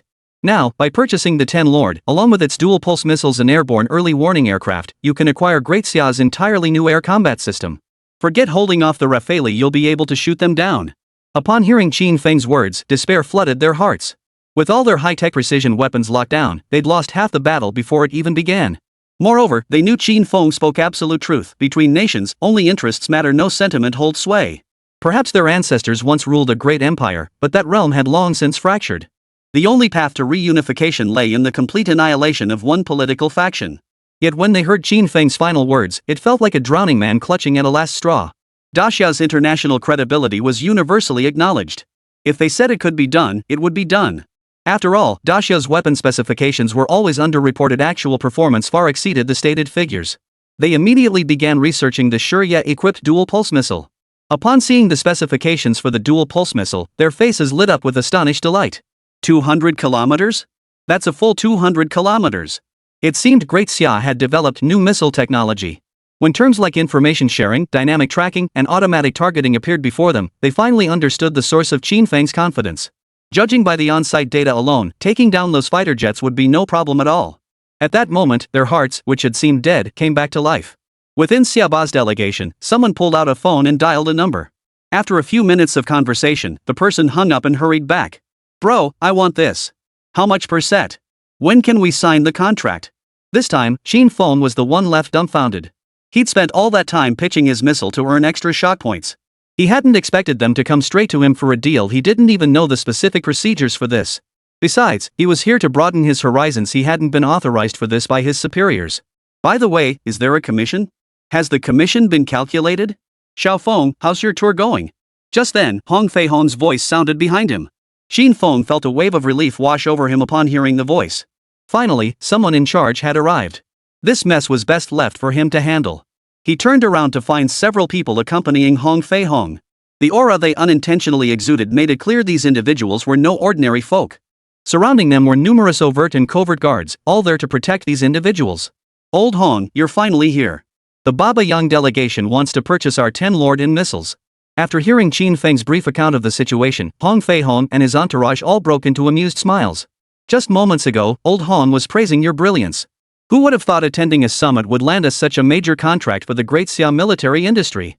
Yeah, I was wondering why the White Elephant delegation suddenly started giving the American delegation the cold shoulder. Turns out it all started with you. Alright, we'll assign personnel to handle this matter. No need for you to worry too much. Among them, someone pulled out a phone and made a call. Soon after, a dedicated liaison arrived to handle the Xia bus delegation. As for how the subsequent negotiations unfolded, Qin Feng remained unaware. Hong Fei Hong and the others led him into a conference room. Qin Feng was a bit confused, but Hong Fei Hong signaled him not to worry, telling him to sit down and wait. After waiting for quite some time, over a dozen people gradually entered the conference room. They gathered around the conference table, all eyeing Qin Feng with curiosity. Everyone, this is the research prodigy I mentioned, a future member of our Great Xia Aerospace Research Institute. You all work in military industry, so I'm bringing him to meet you first. In the future, when you work together, you'll already be familiar with each other, which will make things much easier. Qin Feng finally understood old Master Hong had brought him here primarily to introduce him to these military research scientists. This was an attempt to lighten his load. Qin Feng didn't object to this after all, specialization was key. If he had to handle everything personally, wouldn't he work himself to death? Chapter 95, The White Elephant's Ambition. Hello everyone, I'm Qin Feng. I look forward to working with you all. He rose politely and greeted the group. Alright, since Xiao Feng is here, ask any questions you have promptly. I have a meeting later. As soon as Qin Feng sat down, Hong Fei-hong promptly urged him. Immediately, one individual rose from among the military representatives. Hello, Qin Feng. I'm Lin Xiaohua, responsible for military supply in the Southwest Theater Command. We've come to request that the first 1,000 sets of individual exoskeleton armor produced be prioritized for the Southwest Theater. The White Elephant faction has been making major moves lately, and war could break out on the Southwest Front at any moment. He then produced a tablet and handed it to Qin Feng. It contained various intelligence materials and evidence gathered by the Great Xia Intelligence Department over the past few days. Due to the war situation in the Third World, nations led by the US and the West have pressured the White Elephant to intervene and contain both Great Xia and Little Ba. Ideally, they hoped for a lightning strike against Little Y to alleviate their own burdens. This was also a test the Western nations were putting the White Elephant family through. Only by achieving the objective could they continue to have a seat at the table. Failure meant becoming the meal on the table. Over the years, the White Elephant has reaped substantial benefits from Western nations. The time has come for them to deliver. The intelligence revealed that Western nations had progressively supplied the White Elephant family with over 1,000 powered mecha warriors. When Qin Feng saw these figures, he thought he must have misread them. 1,000 units? That was on par with the number of powered mecha warriors openly deployed by Great Xia. His eyes widened in shock as he instinctively turned his gaze toward Hong Fei-hong. Old Hong, are all 1,000 of these powered mecha warriors stationed along the southwest border? Is that really the case? How many does our Great Xia even have? Hong Fei-hong nodded. Yes, this data is highly reliable. Since last month, nations have been steadily transporting powered armor units to White Elephant. But don't worry. While the official number of powered armor units in the Great Xia is less than 1,000, the actual count exceeds 4,000. Hearing this, Qin Feng grew even more perplexed. Master Hong, if that's the case, why should we still fear them? This time, while so many were officially shipped to White Elephant, fewer than 500 actually reached their destination. The rest vanished during transit. That's the real headache. Those 500 power suits, no matter where they appear in Great Xia, pose a deadly threat. That's why we thought of your single soldier exoskeleton armor. In the past, we would have had to worry about this for a long time, but now that we have you, the problem is easily solved. All we need is your nod of approval. Lin Xiaohua, who had just handed Qin Feng the tablet, continued speaking on behalf of Hong Fei-hong. As Lin Xiaohua stated, had this occurred in the past, Great Xia would likely have suffered a major setback. Fortunately, with our exoskeleton armor and the specialized electromagnetic pulse bombs designed to counter powered exoskeletons, Great Xia can now turn the tables. They could also seize this opportunity to thoroughly dampen the Western nation's momentum. As for the White Elephant, who willingly played the role of the pawn, well, that's just too bad. Qin Feng remembered it clearly. Years ago, a Tang dynasty boundary marker had been unearthed along the Ganges. It read, "The Ganges flows vast and blue, dividing two realms, north belongs to the Yellow Emperor, south reflects Buddha's light." Meaning, north of the Hong River belongs to the descendants of Yan and Huang, south of the river belongs to the White Elephant. This land once belonged to Great Xia. If Shaoyi could wield provincial decrees as local contracts, why should this boundary marker be any different? It was time to reclaim the Dima Sa Xianwei commandery. Alright, no problem. The hundreds of exoskeleton armor suits and produced in recent days can be transported directly to the Southwest Theater of Operations. Oh, and my EMP bomb production line can churn out 500 units daily. You can also adapt them for individual soldier launchers. Items like the individual rocket launcher and the Type 11 sniper grenade launcher can all be modified. Thousands should have been produced in recent days. The thought of teaching the White Elephant a lesson and even reclaiming the lands lost by the Tang dynasty millennia ago set Qin Feng's eyes ablaze with fervor. This time, he wasn't striving for shock value. What could be more romantic for a man than reclaiming lost ground and expanding his territory? Everyone saw the fiery passion in Qin Feng's eyes. As men themselves, they knew exactly what was on his mind. They felt the same way, but the water quality of the Ganges was abysmal, and the environment around the White Elephant family's home was filthy and chaotic. They say war brings wealth, and they had no doubt that the cost of reclaiming this land would be dozens of times greater than waging war.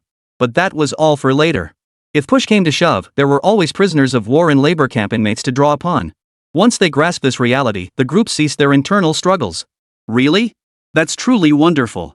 On behalf of our Southwest Theater Command, I extend our heartfelt gratitude to you, Comrade Qin Feng.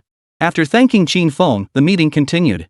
Comrade Qin Feng, we have another matter to discuss regarding your contributions to the dual-pulse missile engine, the airborne early warning aircraft, and information sharing technology. We old-timers have discussed two options. One is to give you a large sum of Daxia currency outright, and the other is to grant you a separate 10% profit share on these technologies.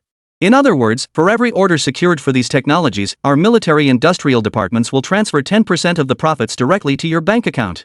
This second proposal caught even Qin Feng off guard. Lately, he'd been so preoccupied with gathering shock value and managing those production lines that he'd completely forgotten about this matter. To his surprise, the great Xia hadn't forgotten him, using this conference as an opportunity to bestow the reward. Of course, the reward wasn't solely monetary. The great Xia Empire also conferred upon Qin Feng the honorary rank of colonel. Immediately afterward, Qin Feng's bank account received a notification text message. Dear Mr. Ms. Qin, your bank account has received 50 million great Xia coins. Your current balance is... Just moments ago, Xia purchased a complete set of your newly invented aerial combat systems, including the 10 master dual-pulse missiles and the airborne early warning aircraft. Lin Xiaohua explained to Qin Feng.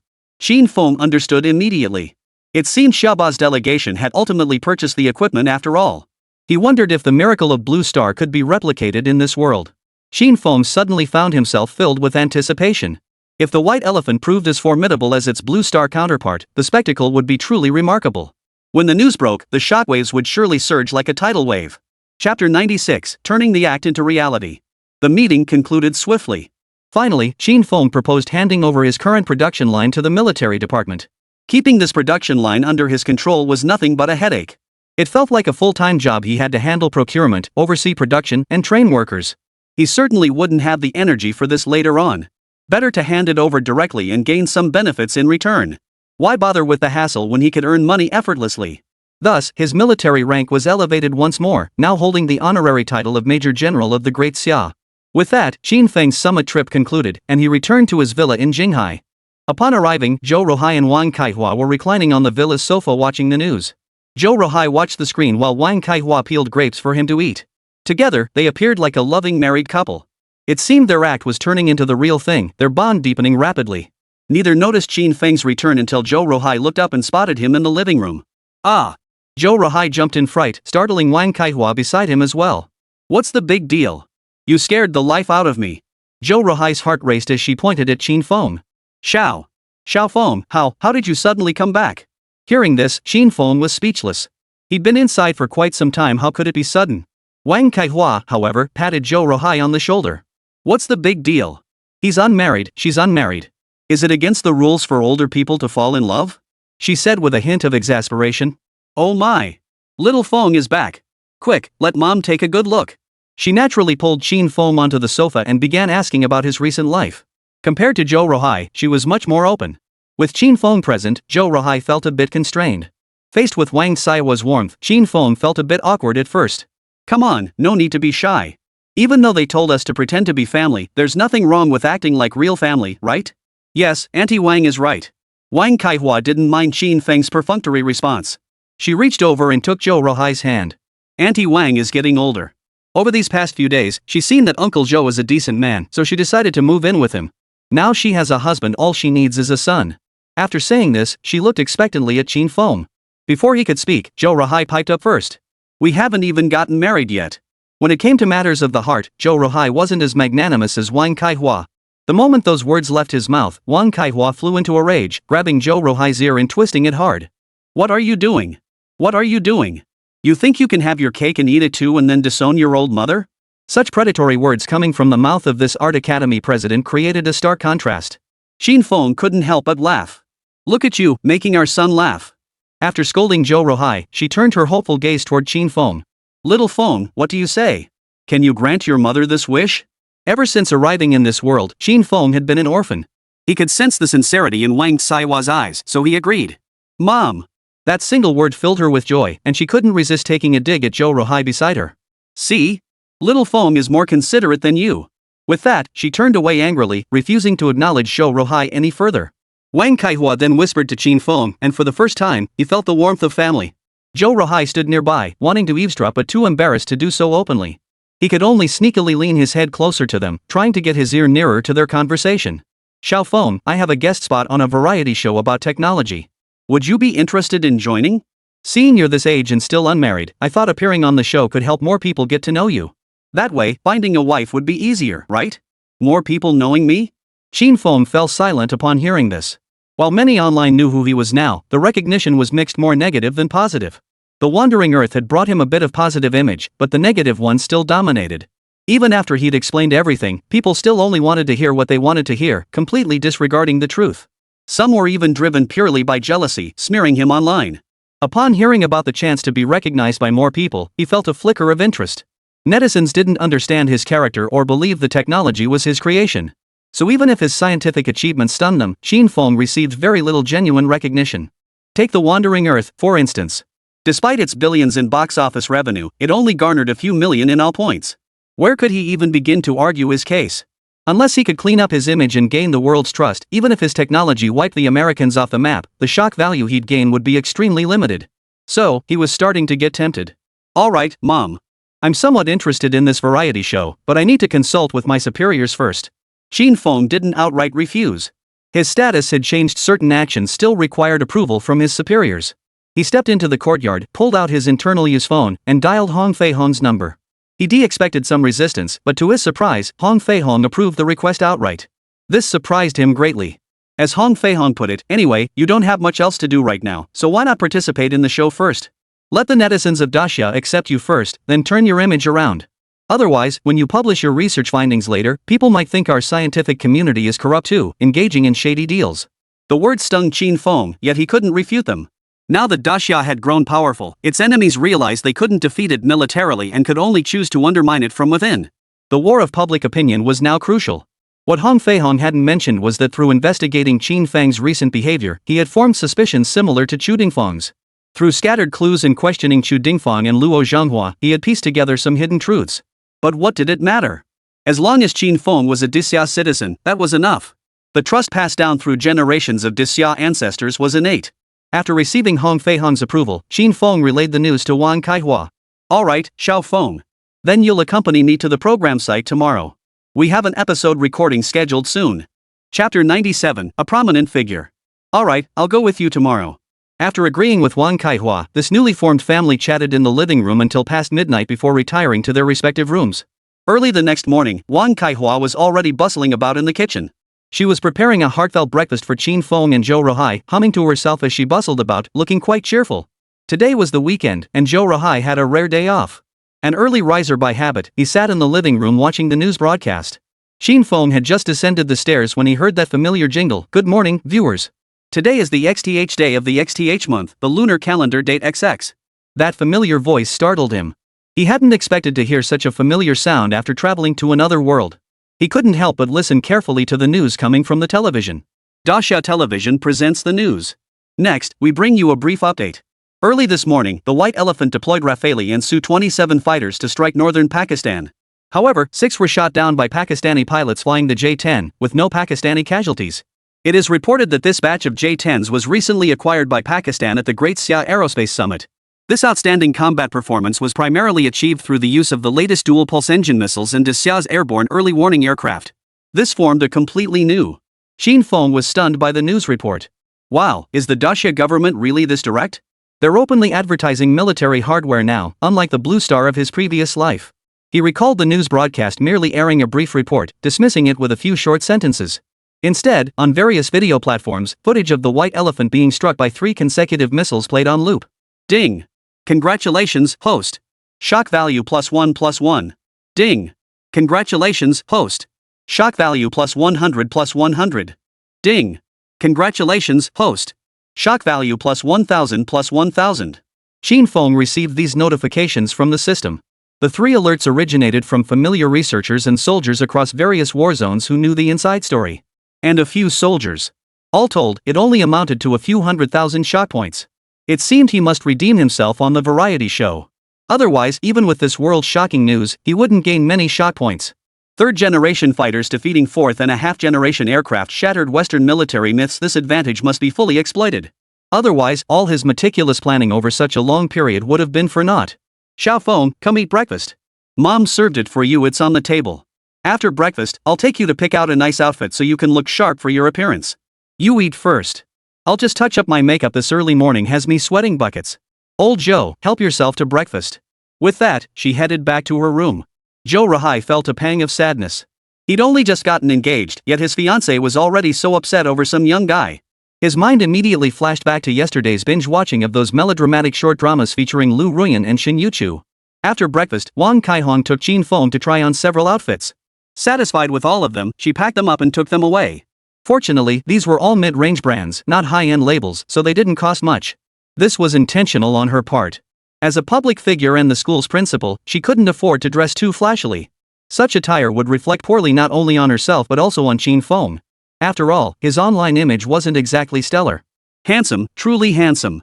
When he goes to record the show later, he'll surely charm countless young girls. If you were at my school, you'd be the new campus heartthrob for sure.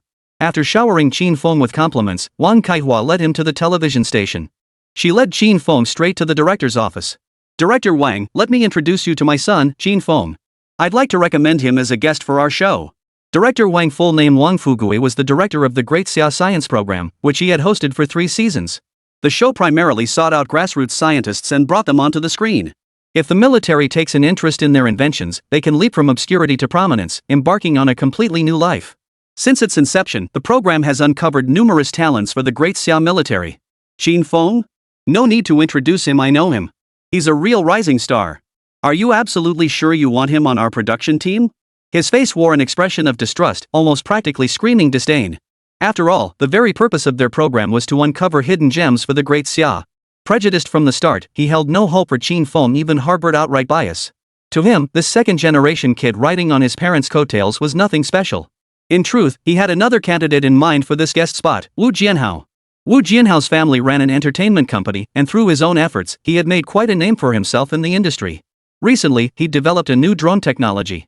Already well known in his field, this latest invention caught the attention of the Great Xia Science Institute. This was the guest he truly wanted to invite. Not some second-generation heir like Qin Feng. Director Wang, since we know each other, could my son? Wang Kaihua seized the opening, exploiting a loophole in Wang Fugui's words to recommend her son. Completely disregarding whether his words were meant seriously or sarcastically. In fact, this tactic proved remarkably effective. He was caught off guard by Wang Saihua's words. He looked down on Qin Feng. But he held Zhou Rohai and Wang Kaihong in high regard. Especially Zhou Rohai, as president of Jinghai University of Science and Technology, he had cultivated numerous talents for the nation. Alright, since he's Sister Wang's son, he must be exceptionally talented. Let him give it a shot. Wang Fugui's agreement wasn't solely due to his respect for Zhou Rohai and Wang Kaihua. The primary reason was Zhou Rohai's immense influence in the scientific research community. Though his capabilities might not match those of Luo Zhenghua or Hong Feihong, his influence was unmatched.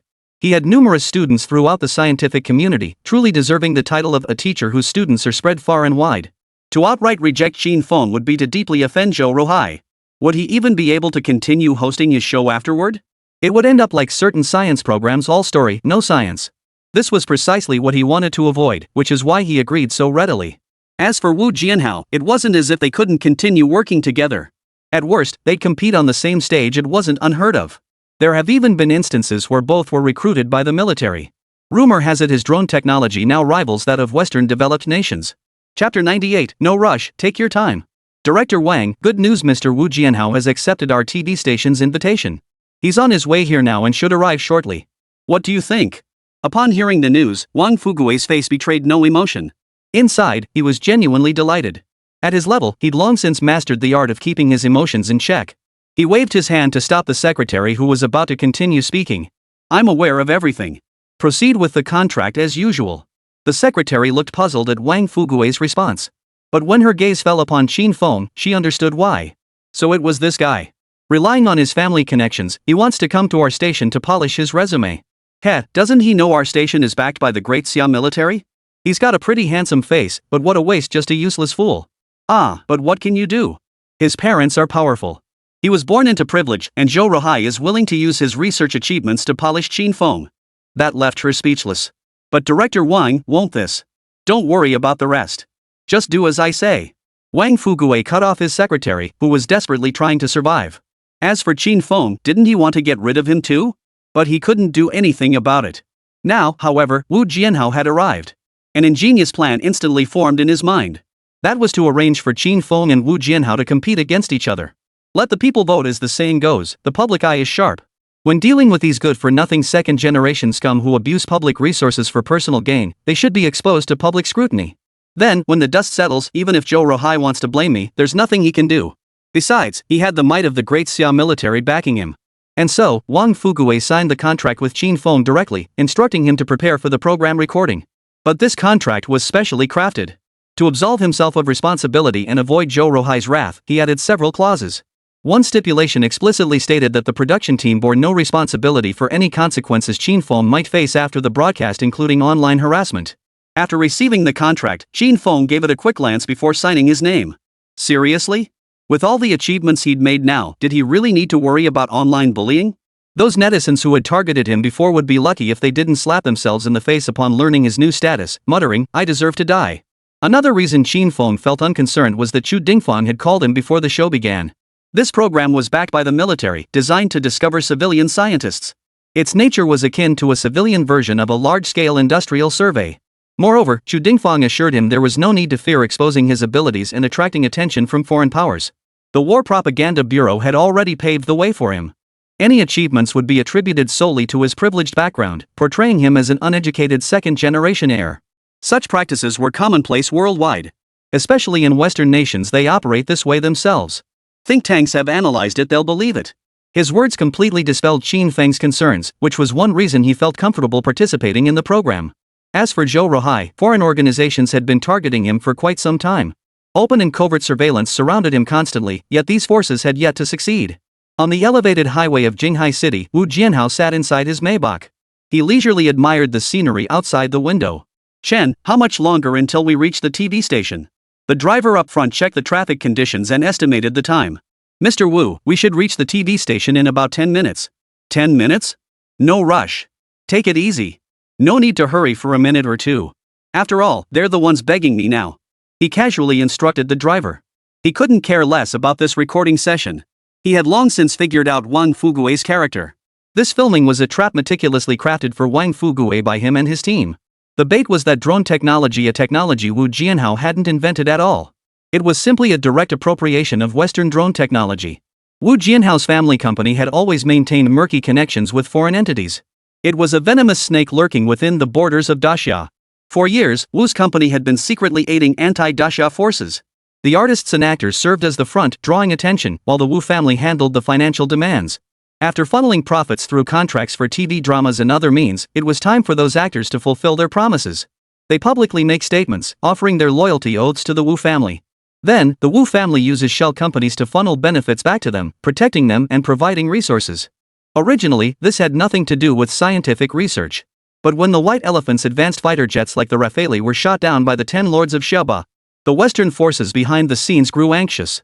Though only a few aircraft were lost, the repercussions were devastating. First, their military-industrial myth was shattered.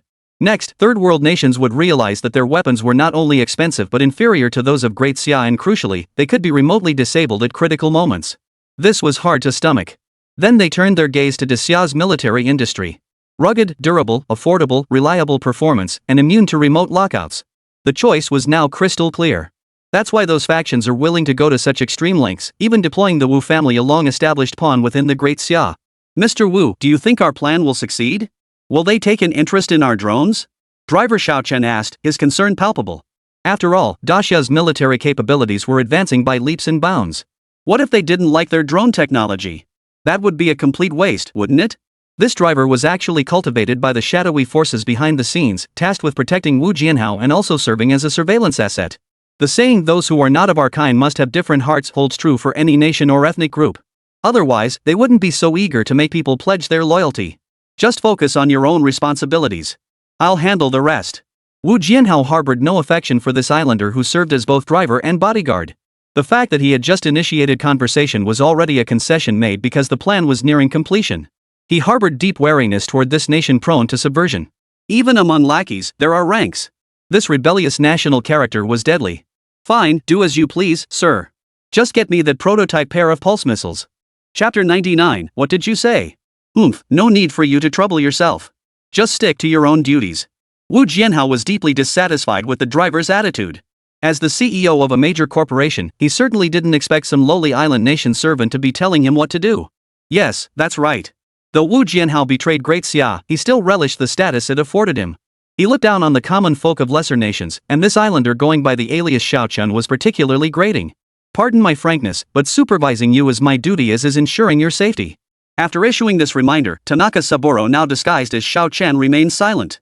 Wu Jianhao fell silent. In the dimly lit car, his face darkened to a terrifying expression. Daxia Television, Director's Office. How about it? How much longer until Mr. Wu arrives? Director Wang, it's 9:10 a.m. now. Mr. Wu should arrive in about 10 minutes.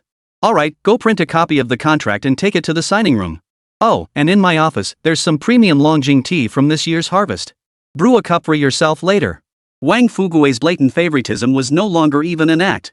Thankfully, Wang Kaihua and Qin Feng weren't present. Otherwise, given Wang Saiwa's temper, she'd have grabbed Wang Fugui by the collar. Meanwhile, Qin Feng, having just signed the contract, sat idly waiting in the reception room. A disposable cup filled with purified water sat on his desk. After waiting over 20 minutes, the director's secretary knocked on the reception room door. Knock. After 3 polite knocks, the secretary entered carrying a file folder. Mr. Qin Feng? I'm Director Wang's secretary, Chen Yuexin. I'm here to inform you that this afternoon, we'll be recording the program for Great Summer Science. Here is the schedule for this afternoon's recording session. Please take a look. With that, she handed the folder to Qin Feng. Qin Feng took the folder, opened it, and began flipping through the pages. Before he had even gone through a few pages, he exclaimed, "Good heavens!" The recording, originally scheduled for 2 days later, had been moved up significantly. This left him with absolutely no time to prepare. Was this meant to catch him off guard?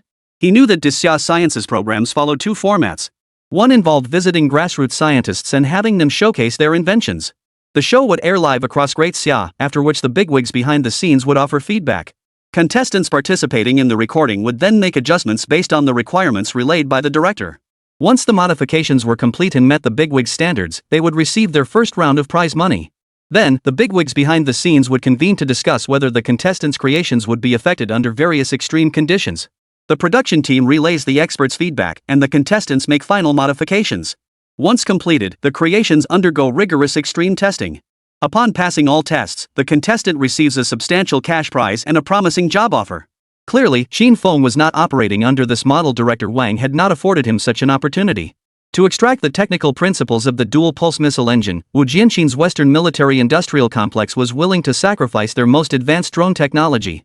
He hoped to catch the attention of the bigwigs behind Daxia's scientific community, then find an excuse to mount the missile onto a drone for live fire testing. Their goal was to openly transport the missile back for reverse engineering. That's why he was so impatient. Upon learning Qin Feng was also participating in the show, he demanded the production team implement a PK format. Contestants will first compete in head-to-head battles, with their results determined by nationwide audience voting and judge scoring.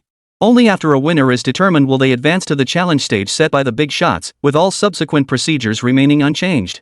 Seeming to notice Qin Feng's displeasure, Chen Yuexin followed him with an apologetic explanation. She did look down on Qin Feng somewhat, but Director Wang's decision was downright unfair. As a young professional just starting out, she didn't have the thick skin to handle it. I'm truly sorry, she began. The thing is, an important guest will also be participating in this episode, so, due to authorization restrictions, she could only offer vague explanations. Even so, Qin Feng understood the implication. It meant a heavyweight figure was joining the show, while he, Qin Feng, was merely someone who'd gotten in through family connections, utterly unqualified to compete with the others. This piqued Qin Feng's curiosity. A heavyweight contestant? Who could it be? How come he hadn't heard about it? He'd already established himself in Daxia's scientific community. Logically, people like him shouldn't have time for this kind of show. Never mind. No point dwelling on it. He wasn't about to waste time on such trivialities. After all, he was just a grassroots scientist who'd managed to produce something nothing like those with proper systems and connections. Mr. Qin Feng, the program recording begins this afternoon. May I ask which project you'll be presenting? Chen Yuexin routinely posed this crucial question to Qin Feng. This wasn't specifically targeting Qin Feng. All contestants who had participated in the program before went through this process. The difference was that they asked the others a week in advance, while Qin Feng was being asked on the same day. Hearing this question, Qin Feng felt a bit stumped. It wasn't that he couldn't come up with anything, it was that he had far too many options. Dual-pulse missile engines, personal exoskeleton armor, electromagnetic pulse bombs, digital life technology, simulation robots, and the quantum computing technology he had just exchanged for a few days ago. All of these could be presented, or he could exchange for additional technologies within the system. With the upgraded efficiency of the Pango technology platform, any exchange could be completed within half an hour. In the end, Qin Feng settled on the dual-pulse missile engine technology. After all, the Great Xia government had already made this technology public. It had proven effective in combat, and his current goal was to secure shock value. What else could he possibly choose? The dual-pulse missile engine technology. Qin Feng's simple statement detonated like a bomb, causing a violent explosion within the tranquil lake of Chen Yuexin's heart. What? Mr. Qin Feng, please repeat that. Dual-pulse missile engine technology. This was no stranger to Chen Yuexin. It had just been reported in the morning news and was already causing a massive stir across the entire internet. Dacia's third-generation fighter, the 10 Grandmaster, had relied on this very technology to revive its career. Just when it seemed destined for retirement in Dacia, this technology unexpectedly found a new purpose beyond its homeland. With a range of a full 200 kilometers and a terrifying speed of Mach 55, it had left the most advanced 6th-generation fighters of Western nations too intimidated to even show their faces. Chapter 100, You're so awesome. The technology I'm showcasing on this program is the dual-pulse missile engine. With a gasp, Chen Yuexin was so startled by Qin Feng's words that she jumped to her feet. She covered her mouth with her hand, her eyes filled with disbelief, pointing at Qin Feng with trembling fingers.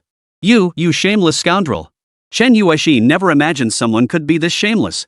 This second-generation brat had completely shattered her worldview. It was bad enough that he relied on his parents' prestige to build a persona as a grassroots scientist. But today, he actually dared to claim credit for the peerless genius's achievements?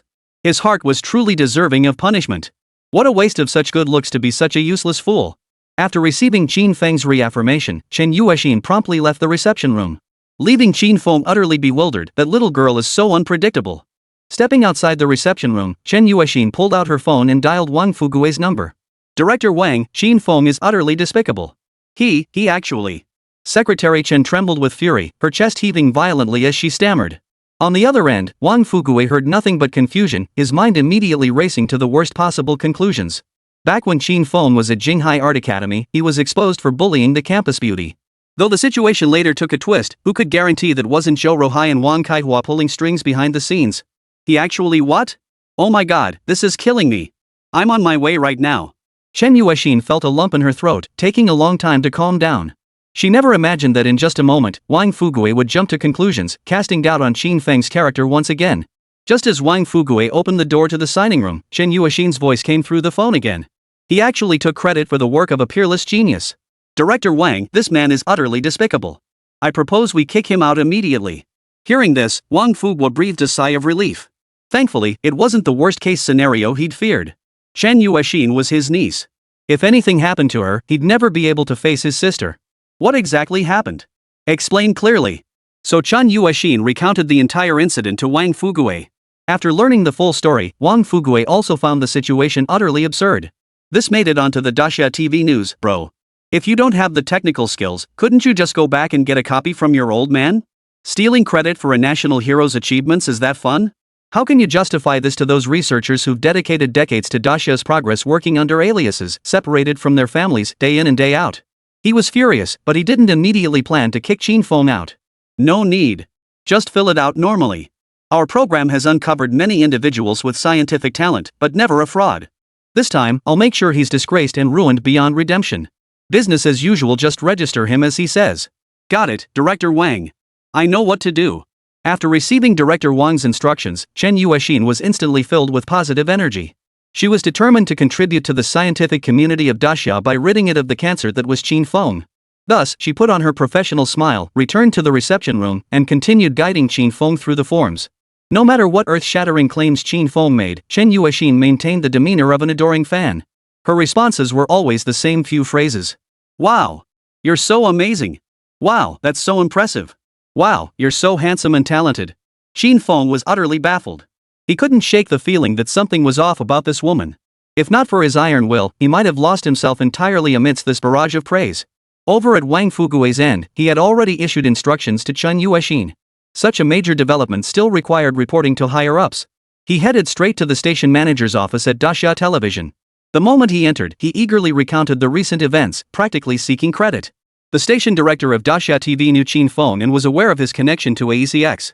After all, it was Luo Zhanghua who had requested Lu Ruoxi from him back then. As for the other details, he wasn't entirely clear. Sun Changmin, the station director, instinctively sensed something was amiss. Given Qin Feng's standing and connections, why would he need to claim credit for himself? Would he even need to participate in this program? Could he have stumbled upon a fraud? Hold on, let me get this straight. You're saying Qin Feng is joining our station's Great Xia technology program? That's correct, Director. Absolutely true. Wang Kaihua personally brought him to register. This was even stranger. Sun Changmin had initially suspected it was a scam, but now that Wang Kaihua had personally brought someone to register, it must be the real deal. He was baffled. Could it be that the dual pulse engine technology was truly his invention? But that doesn't make sense. How could a young guy come up with such technology? Though he knew nothing about research, he understood that people couldn't invent things they'd never seen before. No, he had to call old Luo later. Sun Changmin made up his mind. Director, should I go kick them out now? Seeing Sun Changmin ignore him, Wang Fugue grew anxious and called out urgently. No need. Proceed as usual. Just follow his instructions for the publicity and the live broadcast script design. Got it, boss. Just wait and see my amazing live broadcast this afternoon. With that, Wang Fugue exited the station manager's office, casually closing the door behind him. Humming a tune, he returned to his own office in high spirits. After Wang Fugue left, Sun Changmin pulled out his phone and dialed his old friend Luo Zhenghua. Hey, old Luo, I've got a question for you. What? It's actually happening? Young people are amazing. Tune in to our channel's live broadcast at 3 p.m. sharp this afternoon. What? You're coming in person? Alright, I'll wait for you this afternoon. I'll accompany you inside. After hanging up, Sun Changmin headed straight to the TD station dormitory. This afternoon, Luo Zhenghua was coming to the live broadcast at Daxia Science, and he was going with him. He needed to go back and get properly dressed, digging out those special occasion outfits he usually saved for important moments.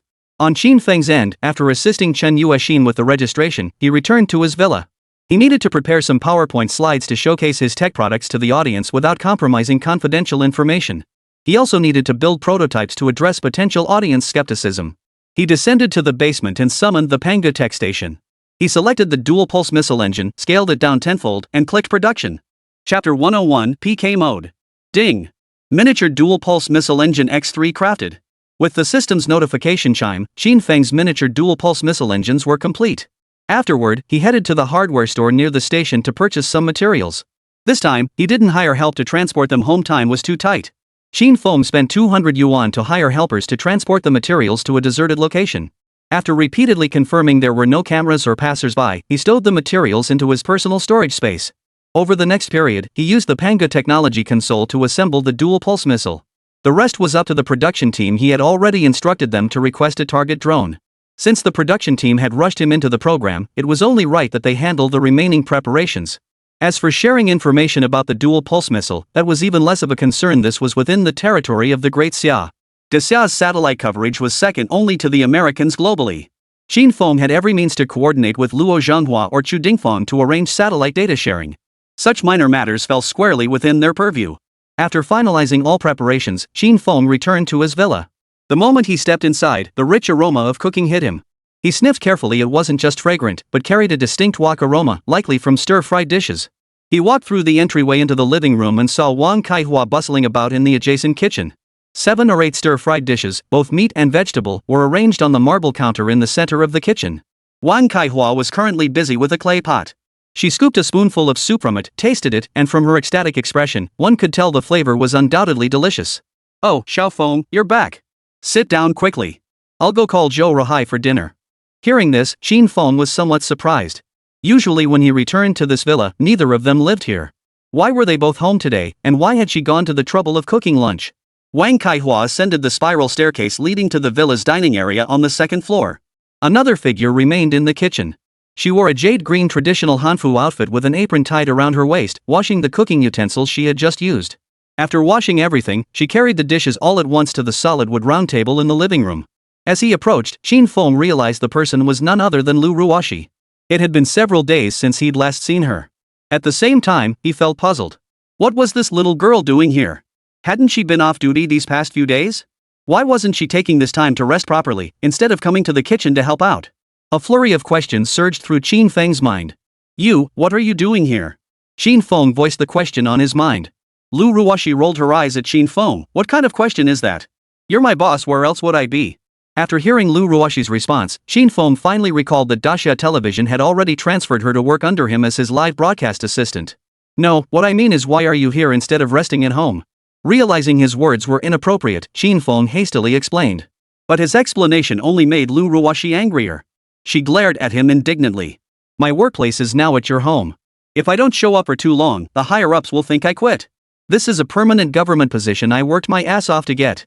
She pointed at the time clock by the door, feeling a bit speechless. Honestly, it was nice having a break while Qin Feng was busy outside. But when the leadership at Daxia Television saw Qin Feng's live streaming account hadn't updated in ages and showed no activity, they grew seriously suspicious that Lu Ruoxi was slacking off. After consulting higher-ups, they rushed to Qin Feng's villa overnight and installed a video check-in system for her. Across the entire Daxia TV station, she was the only one receiving such treatment. Despite her frustration, Lu Ruoxi still informed Qin Feng of her assignment for the day. I hear you're joining the Dahua Science Program team? And it's going to be broadcast nationwide this afternoon at 3 p.m.? Qin Feng didn't deny it, simply nodding. You. I know you've got some skills, but this is way too rushed. Wang Fugue is deliberately making things difficult for you. Should I speak with the station director and ask him to push back the program? No need. I've already prepared everything. Qin Feng declined Lu Ruoxi's offer. Joking aside, postponing it would only delay the shock factor. Last night, he'd spotted some mouth-watering tech in the system store, just waiting for him to redeem. Alright then. The station director asked me to accompany you to the show. I know a few people there, so I can keep an eye on things for you. Only now did Qin Feng realize that the station director of Daxia Television had already been informed about his participation in the show. Given his connections, Luo Zhenghua and the others must have known as well. But that was fine. It would make requesting certain permissions much easier later on, saving him the trouble of explaining everything individually. That's what he thought to himself. Soon, all the dishes were served on the table. Wang Kaihua helped Zhou Rohai descend the marble spiral staircase. Wang Saiwa's face couldn't hide her smile, making her appear 10 years younger. Zhou Rohai, however, had a flushed face as he reluctantly let himself be assisted down the stairs. I'm perfectly fine. Next time, I'll manage the stairs myself. In front of the younger generation, he still felt a bit embarrassed. So, Feng, I heard the show you're on is a PK format. Your opponent is Wu Jianhao. PK format? Wu Jianhao. Qin Feng knew what PK mode meant, but the name Wu Jianhao felt vaguely familiar as if he'd heard it somewhere before. Seeing Qin Feng's puzzled expression, Lu Ruoxi couldn't help but explain. Wu Jianhao is the boss of Housen Entertainment. He's the older brother of your former classmate, Wu Jianqin. He's got some clout in the entertainment industry. Rumor has it he's suddenly invented a drone recently. Its performance rivals the most advanced technology from Western countries. Who knows if his ancestors are smiling down on him. With Lu Ruoxi's explanation, Qin Feng finally understood why the name sounded so familiar. He had heard Wu Jianqin mention him before, but now Wu Jianhao was also participating in the Daxia technology program. He wasn't sure if this was a coincidence or if Wu Jianqin had come specifically to find him. Chapter 102, I'm back. Whatever. He'd crossed that bridge when he came to it. Just had to be extra careful then. Come to think of it, he hadn't heard from Wu Jianqin in ages. Wondered how he was doing lately. Got it. Qin Feng responded with just 4 simple words. Xiao Feng, are you really sure about this? This is PK mode, and with that new drone tech he's bringing, he's probably not here with good intentions. Wang Kaihua had gone out of her way to visit Jinghai Art Academy for Qin Feng's sake last time, so she was aware of the feud between him and Wu Jianqin. Now she was worried about this son she'd only just recognized 2 days ago. Rest assured, Xiao Feng says it'll be fine, so it absolutely will be. Even if 100 Wu Jiangxins showed up, they wouldn't stand a chance against him. Zhou Rohai, who'd always been at a disadvantage emotionally, finally stood his ground in the realm of technology. While others remained unaware of Qin Feng's situation, Zhou Rohai knew every detail. After all, as Qin Feng's risk stand-in, Luo Zhenghua had shared certain details with him. Really?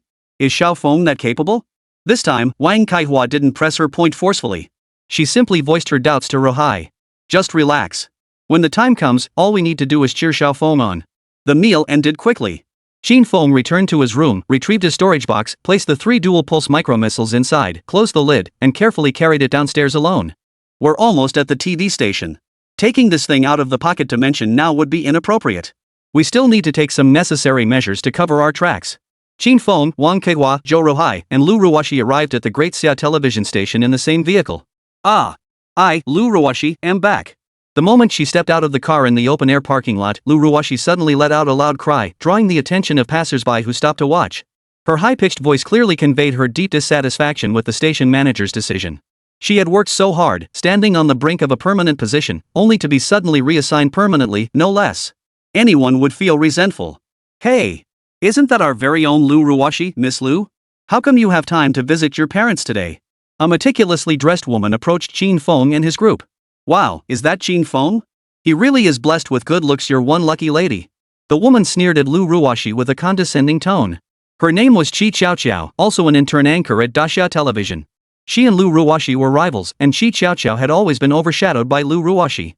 Just as the sole permanent position seemed destined for Lu Ruoxi, an unexpected twist occurred. Lu was reassigned to field duty. Now a live news anchor at Daxia TV, she couldn't resist confronting her old rival to reclaim her lost pride.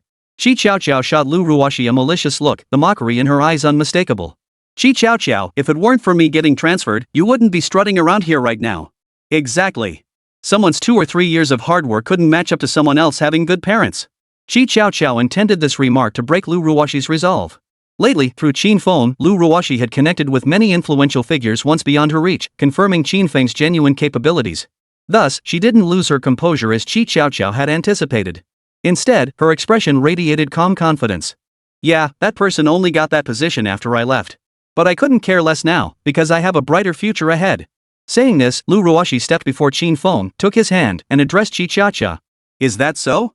This good-for-nothing who only rose to prominence by riding on his parents' coattails? Who would have thought that career goddess would stoop to selling her looks? We'll see about that. Seeing she couldn't gain the upper hand with words, Qi Qiaoqiao lost interest. After hurling a parting taunt, she stormed off. Ugh, she's got me so mad. Once she was gone, Lu Ruoxi finally revealed her true emotions. She was far from as calm as she appeared on the surface. Though Qin Feng was highly capable, he vanished every other day to meet with bigwigs. This wasn't good news for her. The live streaming project kept getting postponed. His future was his own, while hers hung in the balance, suspended on the whims of the big shots. Perhaps sensing Lu Ruoxi's frustration, Qin Feng approached her, patting her shoulder in consolation. Don't worry. Whatever Daxia TV can offer you, I can offer too, and what they can't, I can give you as well. Just follow me, and I'll make you the next entertainment queen of Great Xia. After receiving Qin Feng's assurance, Lu Ruoxi's mood lifted considerably. She realized they were now in this together, in it for the long haul. This live broadcast would be her first major challenge since her return. She would pour every ounce of passion into it, ensuring Qin Feng's filming went flawlessly. Let's go, Qin Feng. I'm betting everything on you. Let's work hard and show those who look down on us what we're made of. With that, the young woman was energized as if injected with adrenaline, her previous lethargy completely gone. Leading the charge, she enthusiastically greeted everyone she encountered along the way, regardless of their relationship with her. She now channeled her most energetic work mode, throwing herself wholeheartedly into this live broadcast. The moment she entered the broadcast waiting room, her legs were flying non-stop, not stopping for a single second. She made the rounds at every key point, checking in with every contact she could think of, every familiar face she had a good relationship with. Only minutes before the broadcast began did she return to Qin Feng's side, panting heavily. Qin Feng, I've put my reputation on the line and pulled every string I possibly could. You better not let me down, my entire future depends on you now. This time, she didn't include Qin Feng in her plea. She knew clearly that even if this livestream flopped, Qin Feng's future remained limitless. The only one who'd suffer would be herself. At that thought, her lips puckered, her expression darkening as if a mountain weighed on her chest, leaving her gloomy and discontented. Anyone seeing her like this would feel heartbroken, even Qin Feng was no exception. His sense of guilt intensified. After all, it was because of him that this little girl had been transferred to work under him. This time, he resolved silently, the livestream must be executed flawlessly. Chapter 103, Follow My Lead. 10 minutes before the broadcast began, Qin Feng was ushered into the studio. Originally, the production team wouldn't let Lu Ruoxi in, but after all these years in the industry, she had connections that allowed her access to the studio. Listen to me, she said earnestly, follow my lead during the show. Don't get caught off guard and spill the beans. Lu Ruoxi instructed Qin Feng with utmost seriousness. She knew all too well the underhanded tactics these production teams employed. Sometimes, for ratings, they'd even resort to flattery that could backfire. Like that time with the science program, some guy just mentioned he could handle hot water. Somehow, that statement reached the reporter's ears, distorted beyond recognition. Brother X doesn't feel the heat when drinking water.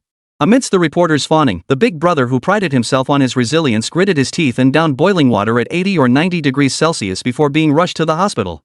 Such incidents really need to be guarded against. She was terrified Qin Feng would fall into a trap someone had dug for him. Got it. Qin Feng replied absent-mindedly. His attitude infuriated Lu Ruoxi. Do you even understand what today's livestream means? No one has come to brief you on the procedures or precautions. You know nothing about this livestream. Won't you just be at their mercy when the time comes? Perhaps irritated by Lu Ruoxi's frantic demeanor, Qin Feng laid his cards on the table. So what? Should I be panicking? If they've decided to mess with me during this livestream, what good would freaking out do? Better to sit here, conserve my energy, and improvise as needed. Remember, no matter how polished the studio script sounds, nothing beats showcasing substantial technological achievements. The audience has eyes of their own to judge. She had to admit Qin Feng made a point. Lu Ruoshi couldn't find a single counterargument. Her face flushed crimson as she pondered for a moment, then simply sat down to wait. He was right. Instead of fretting here, it was better to conserve energy and adapt to whatever came. Seeing her settle down quietly, Qin Feng nodded with satisfaction.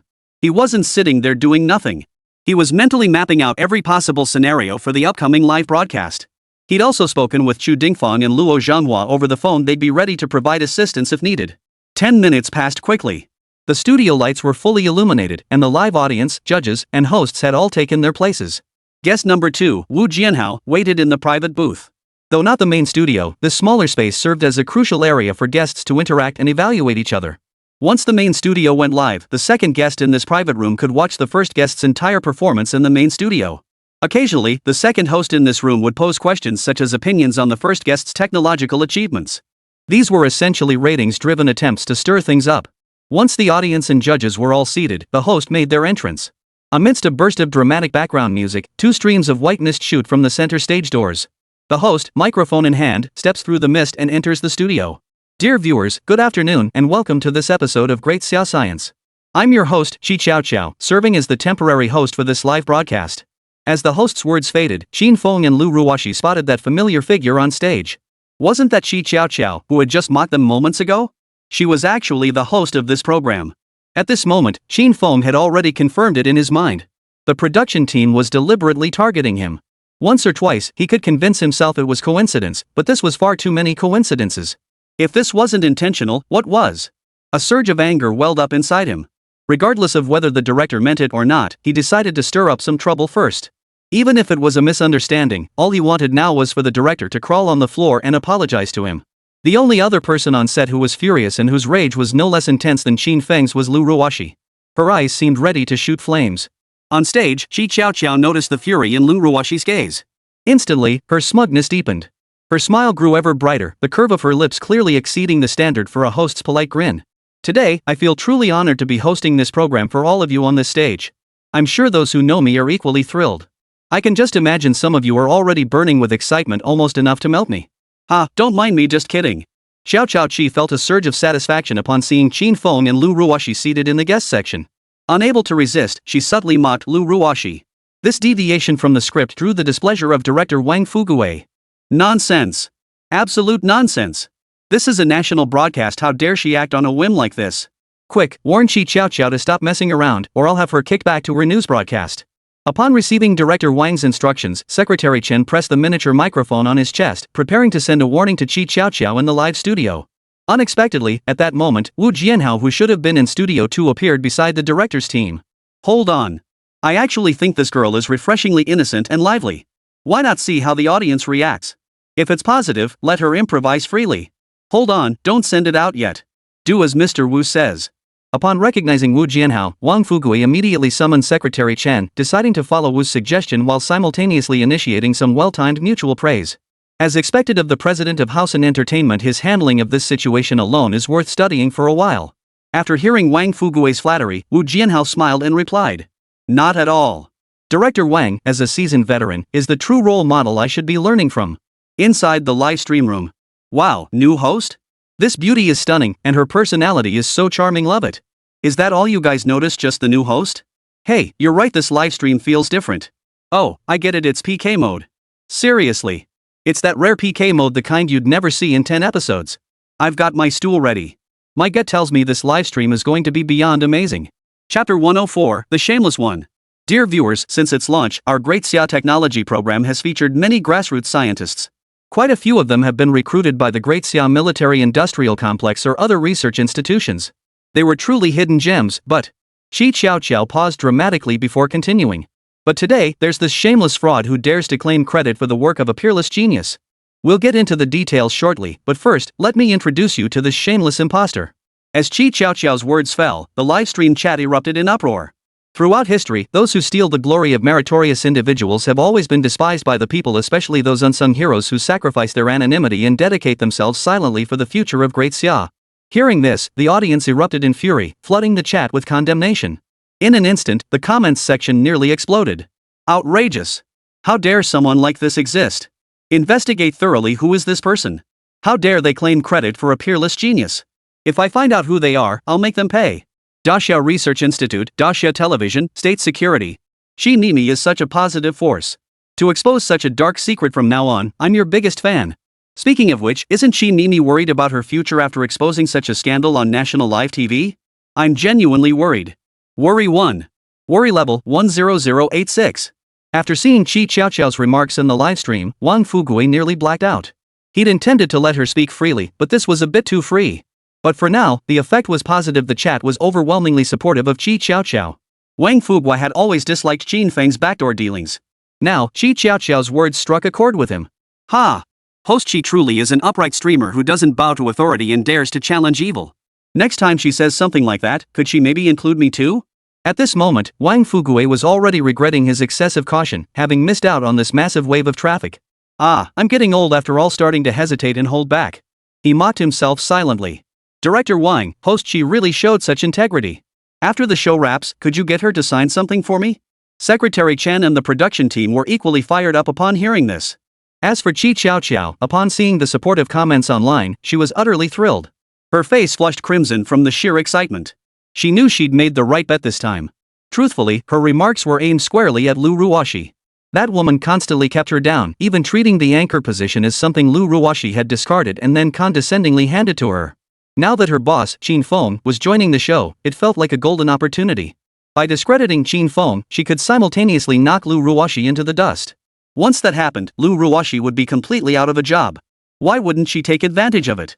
Qin Feng and Lu Ruoxi had assumed this program would dig a pitfall for them, but at least it would be done subtly. But they never imagined the other side would be so blatant, refusing to even pretend. Lu Ruoxi clenched her fists in rage. If it weren't for the live broadcast and Qin Feng's genuine talent, she'd have stormed over to punch Qi Xiaoqiao right then and there. Qin Feng sat in his chair, taking a deep breath. His expression remained unreadable. He remained completely unfazed. After all, he had the real thing, even bringing a scaled-down model. Don't underestimate it. Just because it's a model, it was made by Pango Technology and is fully functional, with a range of about 70 kilometers. Using this for the second phase of the program's testing felt like using a sledgehammer to crack a nut. With that range, most countries' surface-to-air missiles couldn't even come close to matching it. Just as he had told Lu Ruoxi earlier, no matter how polished the presentation might be. Once the second segment, the live demonstration, began, all the slander would be utterly discredited. Seeing Qin Feng and the others sitting there silent, Qi Xiaoqiao assumed they were nervous and afraid. She grew even more brazen in her attempts to corner Qin Feng. Everyone, take a look. This is the kind of person who relies on family connections to participate in our great Xia technology program. Let's all see exactly who this person is. As Qi Xiaoqiao finished speaking, the cameraman promptly zoomed in on Qin Feng's face, giving him a close-up shot. It's him. I never expected it to be him. Who is this person upstairs? Could you introduce them? Although Qin Feng had caused quite a stir recently, with millions knowing his name. But in the vast expanse of Daxia, those millions were hardly a significant number. Many people not recognizing him was perfectly normal. Take that streamer with 23 million followers. If she hadn't held a concert, most people wouldn't have known her either. You don't even know him? This guy is Qin Feng. His dad is Zhou Ruhai. He leveraged his family connections to pose as a grassroots scientist, swindling people left and right while sleeping with the campus hottie. What? No way. Zhou Ruhai is the president of Jinghai University of Science and Technology. His reputation in the research community is rock solid.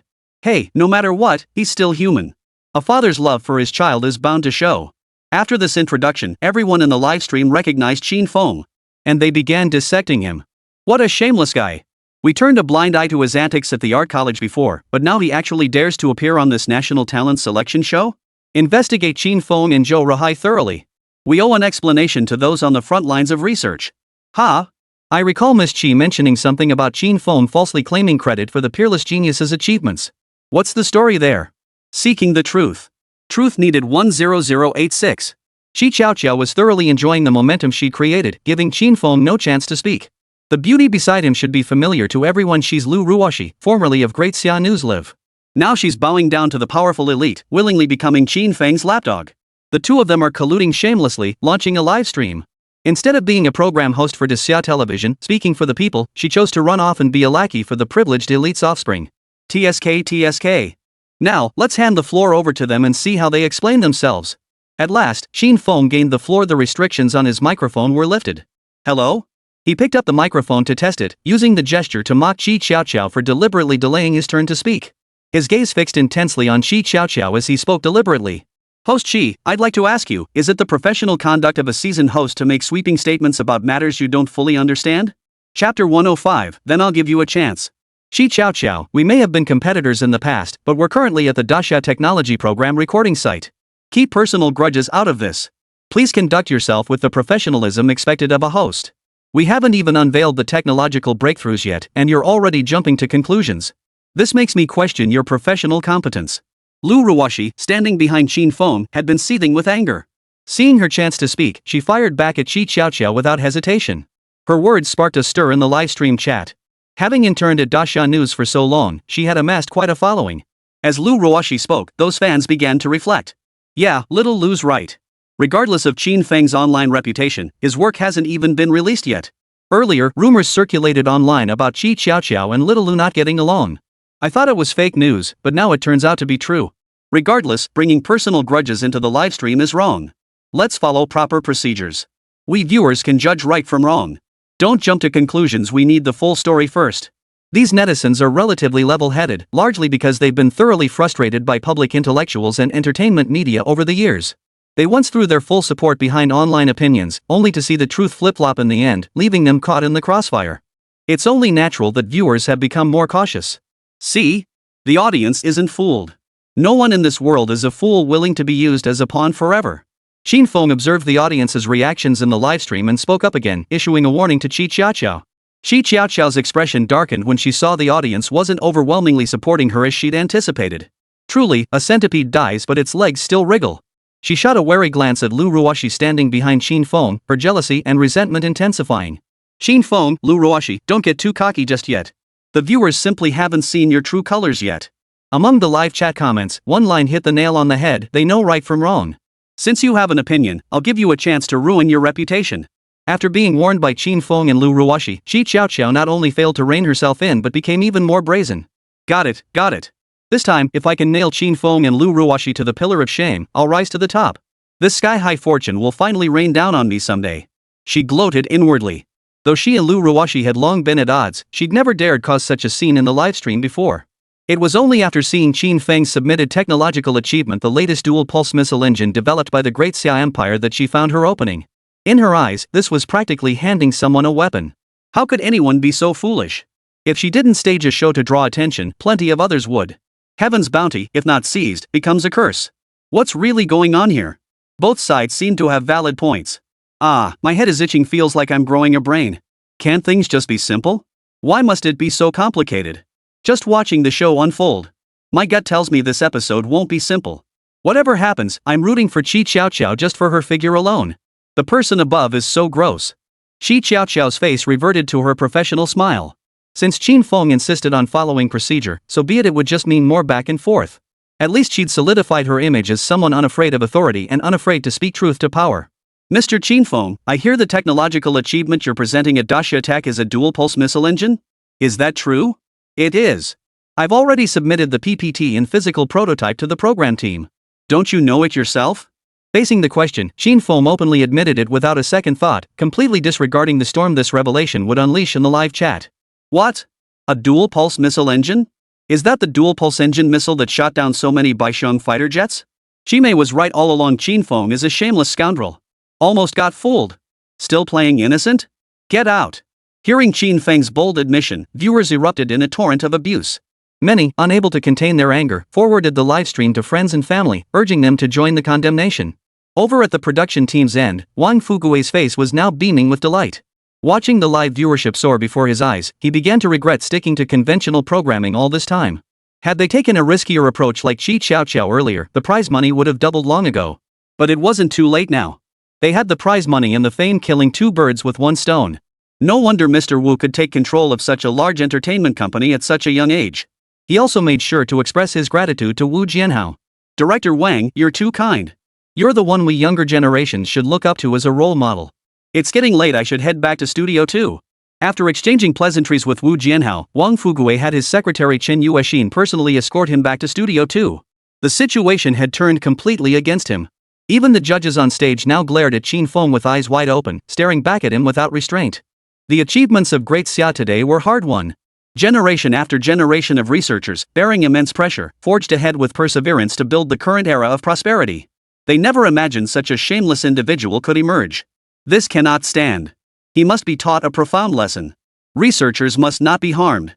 Qin Feng's actions are nothing short of undermining the very foundation of Dixia's scientific research.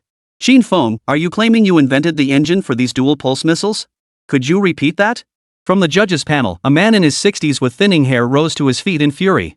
The studio's air conditioning blew the few strands of hair on his head wildly about, and he didn't even bother to fix them, proof of his genuine fury. Yes, that's correct. Chief Engineer Luo can vouch for me. This judge was Zhou Ruhai's longtime friend, and the two shared a deep bond, having overcome numerous technical challenges together. Hearing Qin Feng admit it himself was what had ignited his fury. This fury wasn't just directed at Qin Feng, it was also a bitter condemnation of Zhou Ruhai's own fall from grace. In the judge's mind at that moment, the once spirited and incorruptible Zhou Ruhai was dead. He had died in today's live stream. From now on, the world would only know Zhou Ruhai as a traitor who stole the nation. The old man trembled with rage, his breathing becoming ragged. Chapter 106, What a pity no core data. You shameless scoundrel. I'll ask Zhou Ruhai how he raised such a shameless creature as you. The old man's breathing grew increasingly ragged. Trembling, he fumbled a bottle of emergency heart medicine from his upper pocket, laboriously unscrewed the cap, poured out 2 pills, and swallowed them. His breathing finally steadied. Mr. Liu, please calm down. It's not worth getting worked up over someone like him. Let Xiaoqi vent for you first. We'll handle this later.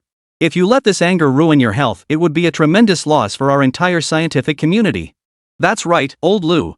Once the livestream ends, we'll all go together and demand an explanation from Zhou Ruhai. Everyone chattered away, patting old Liu's chest as they spoke.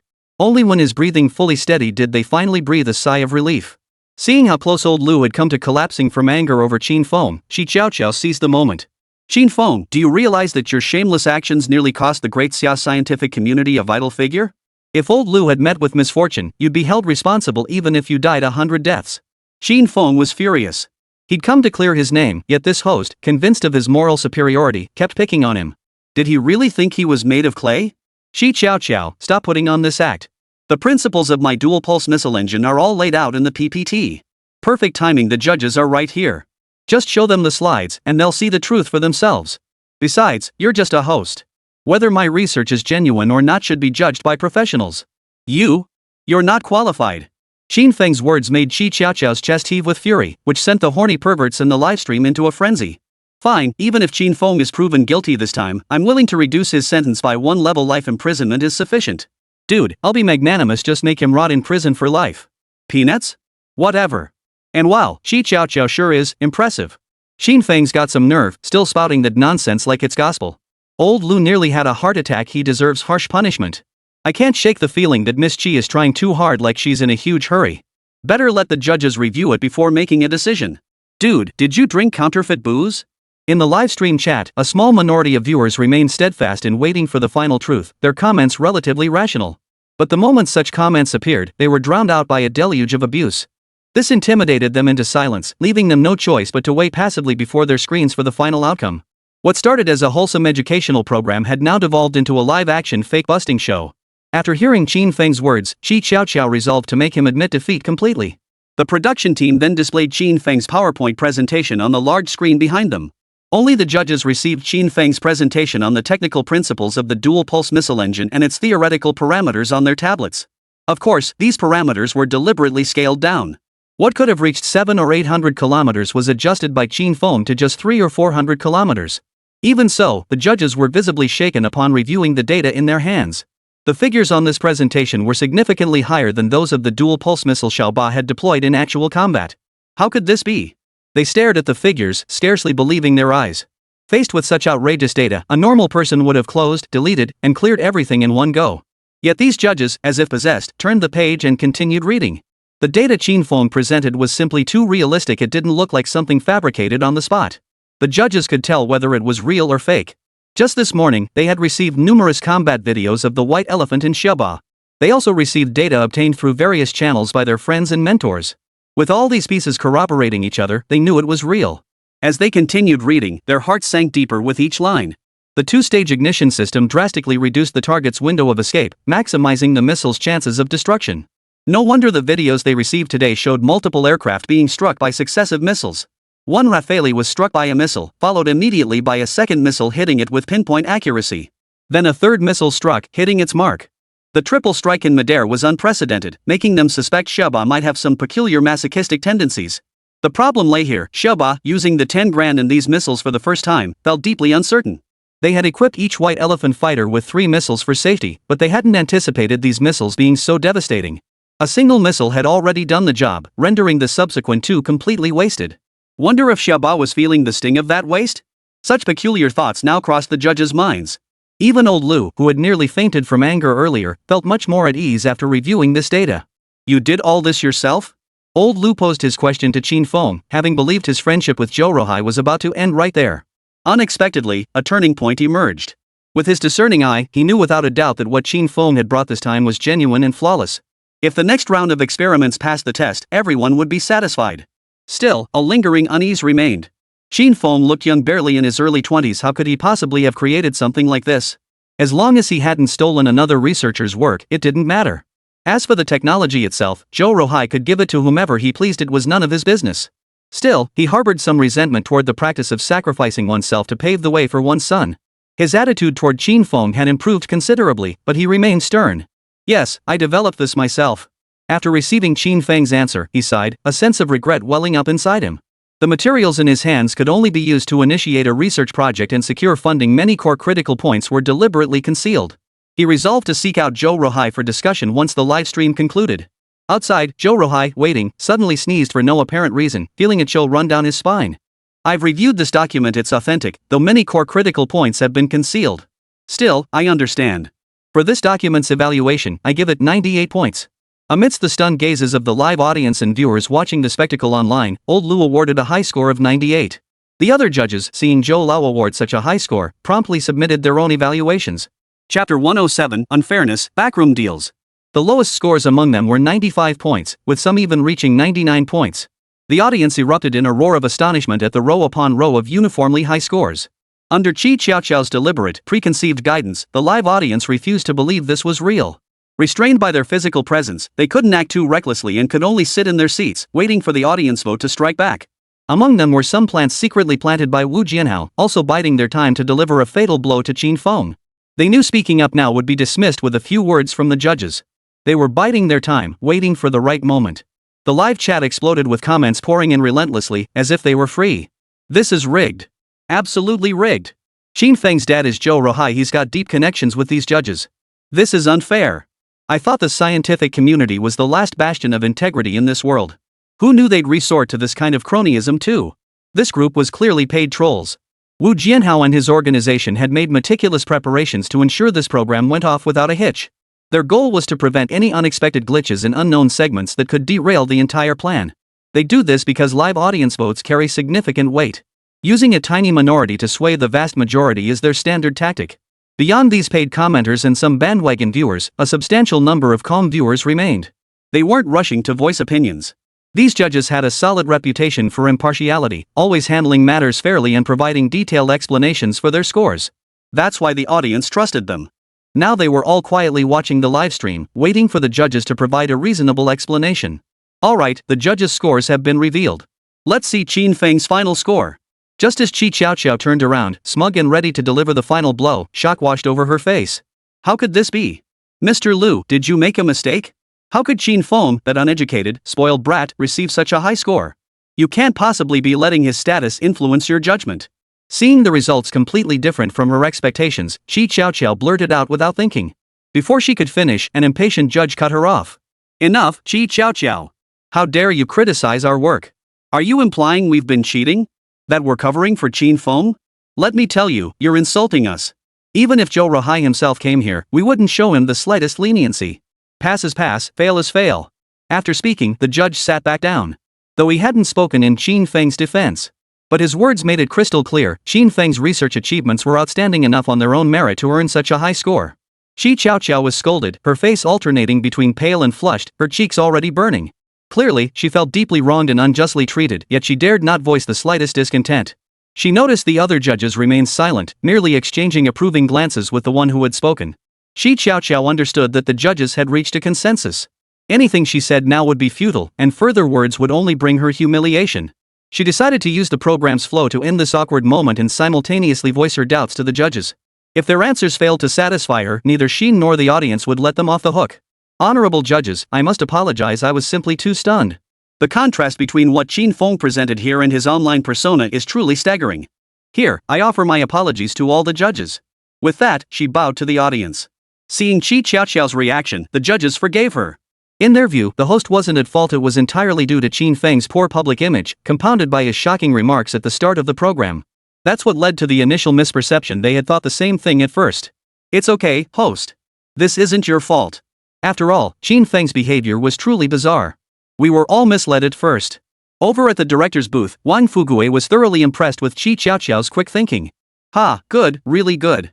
She truly lives up to being the talent I borrowed from Dashan News using that box of long-cherished cigars. She hasn't disappointed me. Once this wraps up, I'll make sure to thank her properly, though I should also thank myself for having such good judgment. After his self-congratulatory remarks, Wang Fugue relayed live broadcast instructions to Qi Qiaoqiao through his chest-mounted earpiece. Don't dwell on that question. Quickly, ask the judges how they viewed Qin Feng's materials and why they awarded such a high score. Wang Fugue's suggestion hit Qi Qiaoqiao right where she wanted it. She'd been planning to do just that. Only by doing this could they expose Qin Feng's flaws and nail him down, and crucially, nail Lu Ruoxi down with him. Honorable judges, there's one thing I don't understand, and I believe the viewers in the livestream room are just as confused. Why did Qin Feng's materials receive such high scores? Could you explain this to us? Mr. Lu, the eldest and most senior judge on the panel, took the microphone from the broadcast assistant. He slowly rose from his seat. Good evening, host. Good evening, everyone watching in the livestream. I'm sure you're all very curious, why did we award Qin Feng such a high score? Because the data Qin Feng provided was simply too authentic, so authentic that it matched the parameters of the dual-pulse missile engine we have internally to AT. While some data showed slight exaggerations, the theoretical and practical operational discrepancies fell well within this margin. Of course, that's not all. His understanding of the technical principles and operational procedures of the dual-pulse missile engine was remarkably clear, as if he had personally participated in the project. Based on these 2 points alone, we've always believed that the score given to Qin Feng was not at all high. As old Lu finished speaking, the entire hall fell silent. Even Qi Qiaoqiao was momentarily at a loss for words. She had assumed Qin Feng was merely here to polish his resume using Zhou Ruohai's connections to earn a title by fetching tea and water for lab staff. Little did he or the tens of millions of viewers who had watched all 3 episodes know the truth. The unfolding events had completely surpassed their wildest imaginations. Chapter 108, The Self-Evidence Trap. Good heavens, is this really the Qin Feng we know? Impossible. Absolutely impossible. How could a second-generation playboy who only knows how to chase women be that talented? I refuse to believe it. If we can't match his background, does that mean we can't even match his abilities? Oh my god, this is hopeless. What's the point of even trying? The tone of online comments had shifted dramatically. Many had lost their resolve. The scariest thing in this world is when someone with better family connections and greater natural talent than you also works harder than you. Many people's resolve is crumbling. They're lost, unsure of the meaning behind their own efforts. Fake. Absolutely fake. Qin Feng is Zhou Ruohai's son. With Zhou Ruohai's connections and capabilities, how could he not access this data and technical principles? This comment, like a pebble tossed into still waters, sent ripples of shock throughout the entire livestream. I knew it. How could a second-generation kid ever work as hard as me? Turns out it was all about family connections. Who can deny it? I almost fell for it, my faith nearly shattered. This comment struck a nerve, becoming a mantra for many skeptics to numb their doubts. Even Qi Qiaoqiao found inspiration. Regaining her confidence, she continued questioning Master Lu. Master Lu, I just saw a very interesting comment in the discussion thread.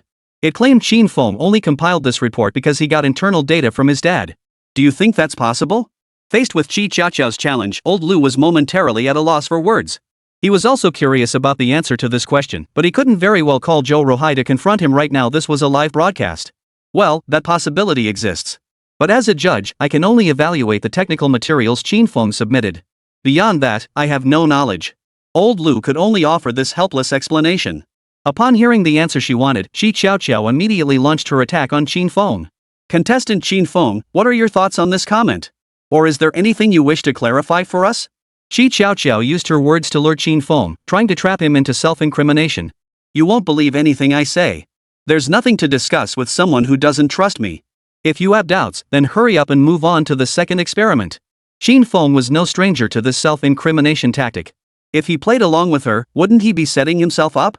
The best approach was to ignore her, letting her grow desperate to prove her own flaws. He who raises the issue bears the burden of proof. Faced with Qin Feng's non-cooperation, Qi Qiaoqiao seethed with frustration, yet she was powerless against him. Our Mr. Qin Feng couldn't care less. How amusing. In that case, we'll conclude Mr. Qin Feng's first segment here. We hope he won't disappoint us in the second segment. Now, time for a commercial break. Please welcome our contestant, Qin Feng, to exit the stage. Under everyone's gaze, Qin Feng left the venue directly with Lu Ruoshi. Upon entering Studio 2, he crossed paths with Wu Jianhao. Interesting. The technological achievement you brought to this program is actually a dual-pulse missile engine. Qin Feng, I truly underestimated you. After using your connections to take down my brother, you still have the nerve to keep appearing on the Great Xia Tech program. Truly, when people have no shame, they become unstoppable. Wu Jianhao launched into provocation the moment he saw Qin Feng. Wasn't your brother's failure because he let his love-struck brain take over? Hiring a second-rate director and a bunch of inexperienced graduates to film it? The cameraman beside them kept the lens trained on this side, capturing the entire scene. During contestant transitions, the studio feed was offline. But in Studio 2, it was live. The broadcast feed showed exactly what was happening there. This was a meticulously planned segment by the production team, designed to capture the contestants' confrontations during transitions. This added drama to the show. After the brief footage, commercials began airing in the live stream. Viewers remained enthusiastic, discussing the information Qin Feng and Wu Jianhao had just revealed during the commercial break. Wow, can someone explain what's going on? Is there tension between Qin Feng and Wu Jianhao? You don't know? So you're saying Wu Jianqin stole Qin Feng's girlfriend and Qin Feng flew into a rage and ruined Wu Jianqin's reputation? The audience engaged in heated discussions, showing keen interest in how the situation would unfold. Inside the livestream, it wasn't just paid commenters. Now many artists signed to House and Entertainment had arrived. They flooded the chat, cheering Wu Jianhao on. As they entered, fans of these artists swarmed into the livestream like sharks sensing blood. They came to stand by their idols. Whomever their idols supported, they would support too. Bro or sis is so awesome. This must be the boss of House and Entertainment. No wonder he's the boss. He's definitely a total hottie. Who the hell is this Qin Feng? How dare he be mentioned in the same breath as brother Wu? He's nothing but a clown. Just admit defeat already. Stop wasting everyone's time. Quiet down, everyone. This is Daxia Tech, not some fangirl boy idol worship session. Exactly. Quiet down, or get out. Judging by these fans' comments, they're clearly young students. Their words betrayed a strong sense of immaturity. This deeply annoyed some longtime Daxia Tech fans, sparking a heated back and forth between the two sides. This scene left both Wang Fugue and Wu Jianhao utterly dumbfounded. Wang Fugue had hoped Wu Jianhao would bring some buzz to the stream, but while he did attract an audience, these newcomers were completely out of control, actually starting fights with the veteran fans. They turned a perfectly good livestream into a complete mess. Wu Jianhao, watching the comments scroll across the large screen behind him, felt utterly at a loss. The fan base his artists targeted consisted mostly of younger students whose sense of right and wrong hadn't fully developed yet. They were easily influenced. Through years of effort, he'd successfully instilled certain ideas in them and reaped the rewards. He had intended for these fans to come support him, but unexpectedly, they ended up clashing with the longtime fans first. It was truly a case of shooting himself in the foot. Chapter 109, Different Treatment. Fortunately, the commotion died down quickly. The targets of the abuse were veteran fans, seasoned individuals with real-world experience, capability, and depth. They weren't about to stoop to arguing with a bunch of elementary school kids. Still, these newcomers had rubbed them the wrong way. They were merely biding their time now, but a much bigger storm was brewing. The subsequent comments were overwhelmingly supportive of Wu Jianhao. Let's give a warm round of applause for contestant Wu Jianhao. The commercial break ended swiftly. Qi Qiaoqiao, smiling, cheered loudly for Wu Jianhao's arrival on stage. Her attitude was completely different from when she faced Qin Feng earlier. I'm sure many viewers in the livestream are very familiar with our very own Wu Jianhao, Mr. Wu. But allow me to reintroduce our contestant, Wu Jianhao. He is the chairman of House and Entertainment, and today he brings us his entry, a drone.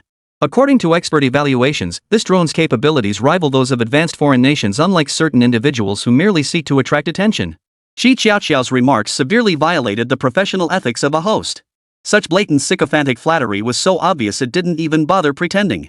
Her actions caused the judges to frown deeply, and even many longtime fans were deeply dissatisfied.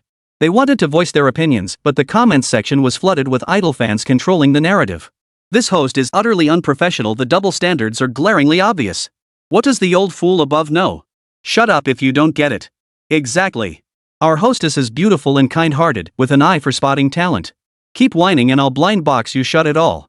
When someone voiced doubts, others immediately threatened to open your blind box, leaving longtime fans feeling deeply dissatisfied. So, Mr. Wu, is this news actually true? Shi Chaoqiao obediently handed the microphone to Wu Jianhao, her mannerisms and demeanor making her seem like his personal assistant. Strands of her hair fragrance drifted through the air, wafting into Wu Jianhao's nostrils. He drew in a deep breath, letting it wash over his lungs. This made Shi Chaoqiao's face flush with a blush of coyness. Haha, not at all, not at all. If you put it that way, it's true. According to the data, that's exactly how it is. His words sparked cheers from the fans, leaving even the studio audience and longtime supporters utterly stunned. After all, Western nations had been dedicated to robotics research for decades. This pursuit continued to the present day, with unmanned technology constantly evolving. Online and in films, the narrative was relentlessly pushed that Western drones held a decade-long lead over those of the Great Xia Empire. This had left the people of Daxia feeling deeply frustrated. If the technology Wu Jianhao presented was genuine, Daxia could potentially shed its reputation for lagging behind in drone technology.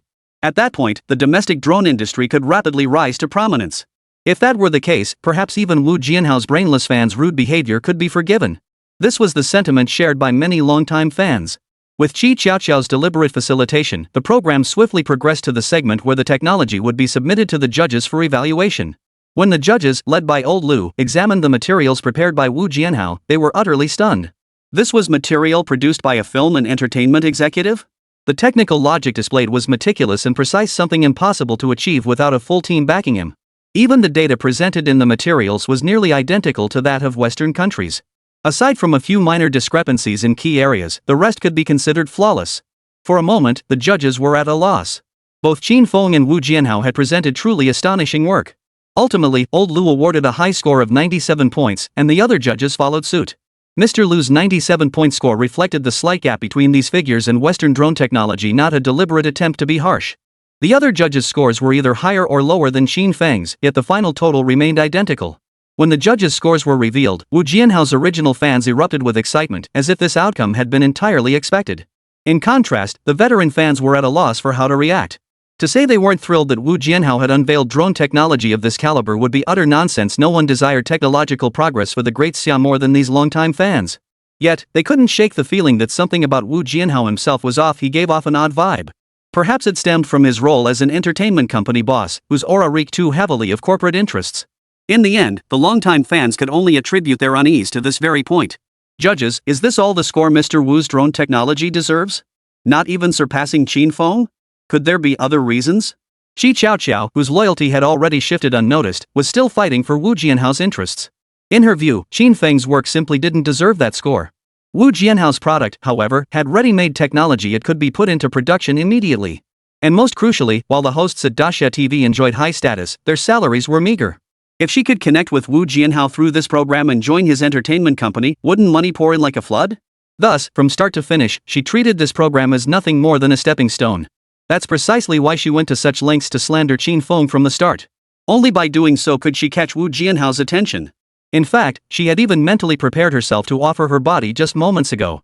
Wu Jianhao's top-tier lung-penetrating kiss had reassured her considerably. Now she could stand firmly by his side without hesitation. Host Shi, you need to clarify your position. You are currently the host of Daxia Technologies program, and every word and action represents the show.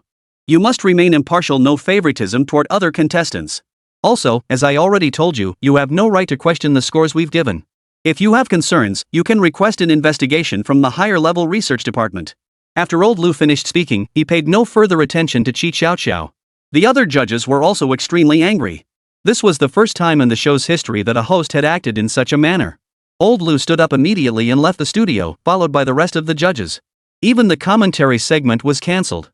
Viewers, if you want to know the final results first, tune into our live stream later. Right now, I need to head to the experimental site with the production team. Then, it's time to see what we've got. The judges can no longer control the show's direction. Don't forget to cast your votes when the time comes. Chapter 110, Luo Zhenghua comes to expose the fraud? By this point, Shi Chaoqiao wasn't even bothering to put on a show anymore. She was hinting to the audience, both openly and subtly, that they too held voting power. In fact, once their votes reached a certain threshold, they could sway the final outcome of the PK mode. Over at the director's desk, Wang Fugue was so furious he was throwing things. Even the others looked grim. The more joyful their laughter had been moments ago, the more their faces burned with embarrassment now. This Daxia technology program had been running for 3 years, yet now, under the guidance of an intern host, such a major blunder had occurred. This was a major live broadcast incident. Shi Qiaoqiao's actions weren't just a slap in the face, she was leveraging the reputation and credibility Daxia TV had built over years to pave her own career path. No, Shi Qiaoqiao absolutely cannot host the next segment. Otherwise, this program is doomed sooner or later. He hurried to the station director's office, hesitating at the door for a long time, unable to muster the courage to push it open. Time ticked away second by second, leaving him with little time left. If he couldn't inform the station director immediately and arrange for a host change, there simply wouldn't be enough time left to replace her. Finally, Wang Fuguo summoned his courage and stepped into the station manager's office. Upon entering, the furious outburst he had imagined did not materialize. Silence. An eerie, deafening silence filled the room. Wang Fuguo kept his head bowed, not daring to look up at the station manager. What could be so urgent? He didn't even look like a director. After waiting a long while without Wang Fuguo speaking, the station manager had no choice but to ask first. Upon realizing the station manager wasn't angry, Wang Fuguo felt a wave of relief wash over him. Could it be the station chief hadn't heard about the live broadcast incident? The thought made his newly relaxed nerves tense up again. Director, something happened. His stammering immediately tested the station manager's patience. It's just about Shi Qiaoqiao filling in as host, right? I thought it was something major. Wang Fuguo had assumed the station manager was completely unaware of the situation and was already strategizing how to broach the subject. Little did he expect that the station manager's single remark would render his carefully prepared speech obsolete. Boss, you already knew? I've known for ages. Did you come here to ask me to replace the host? Let me tell you, no one has time for that right now. Besides, these are minor issues.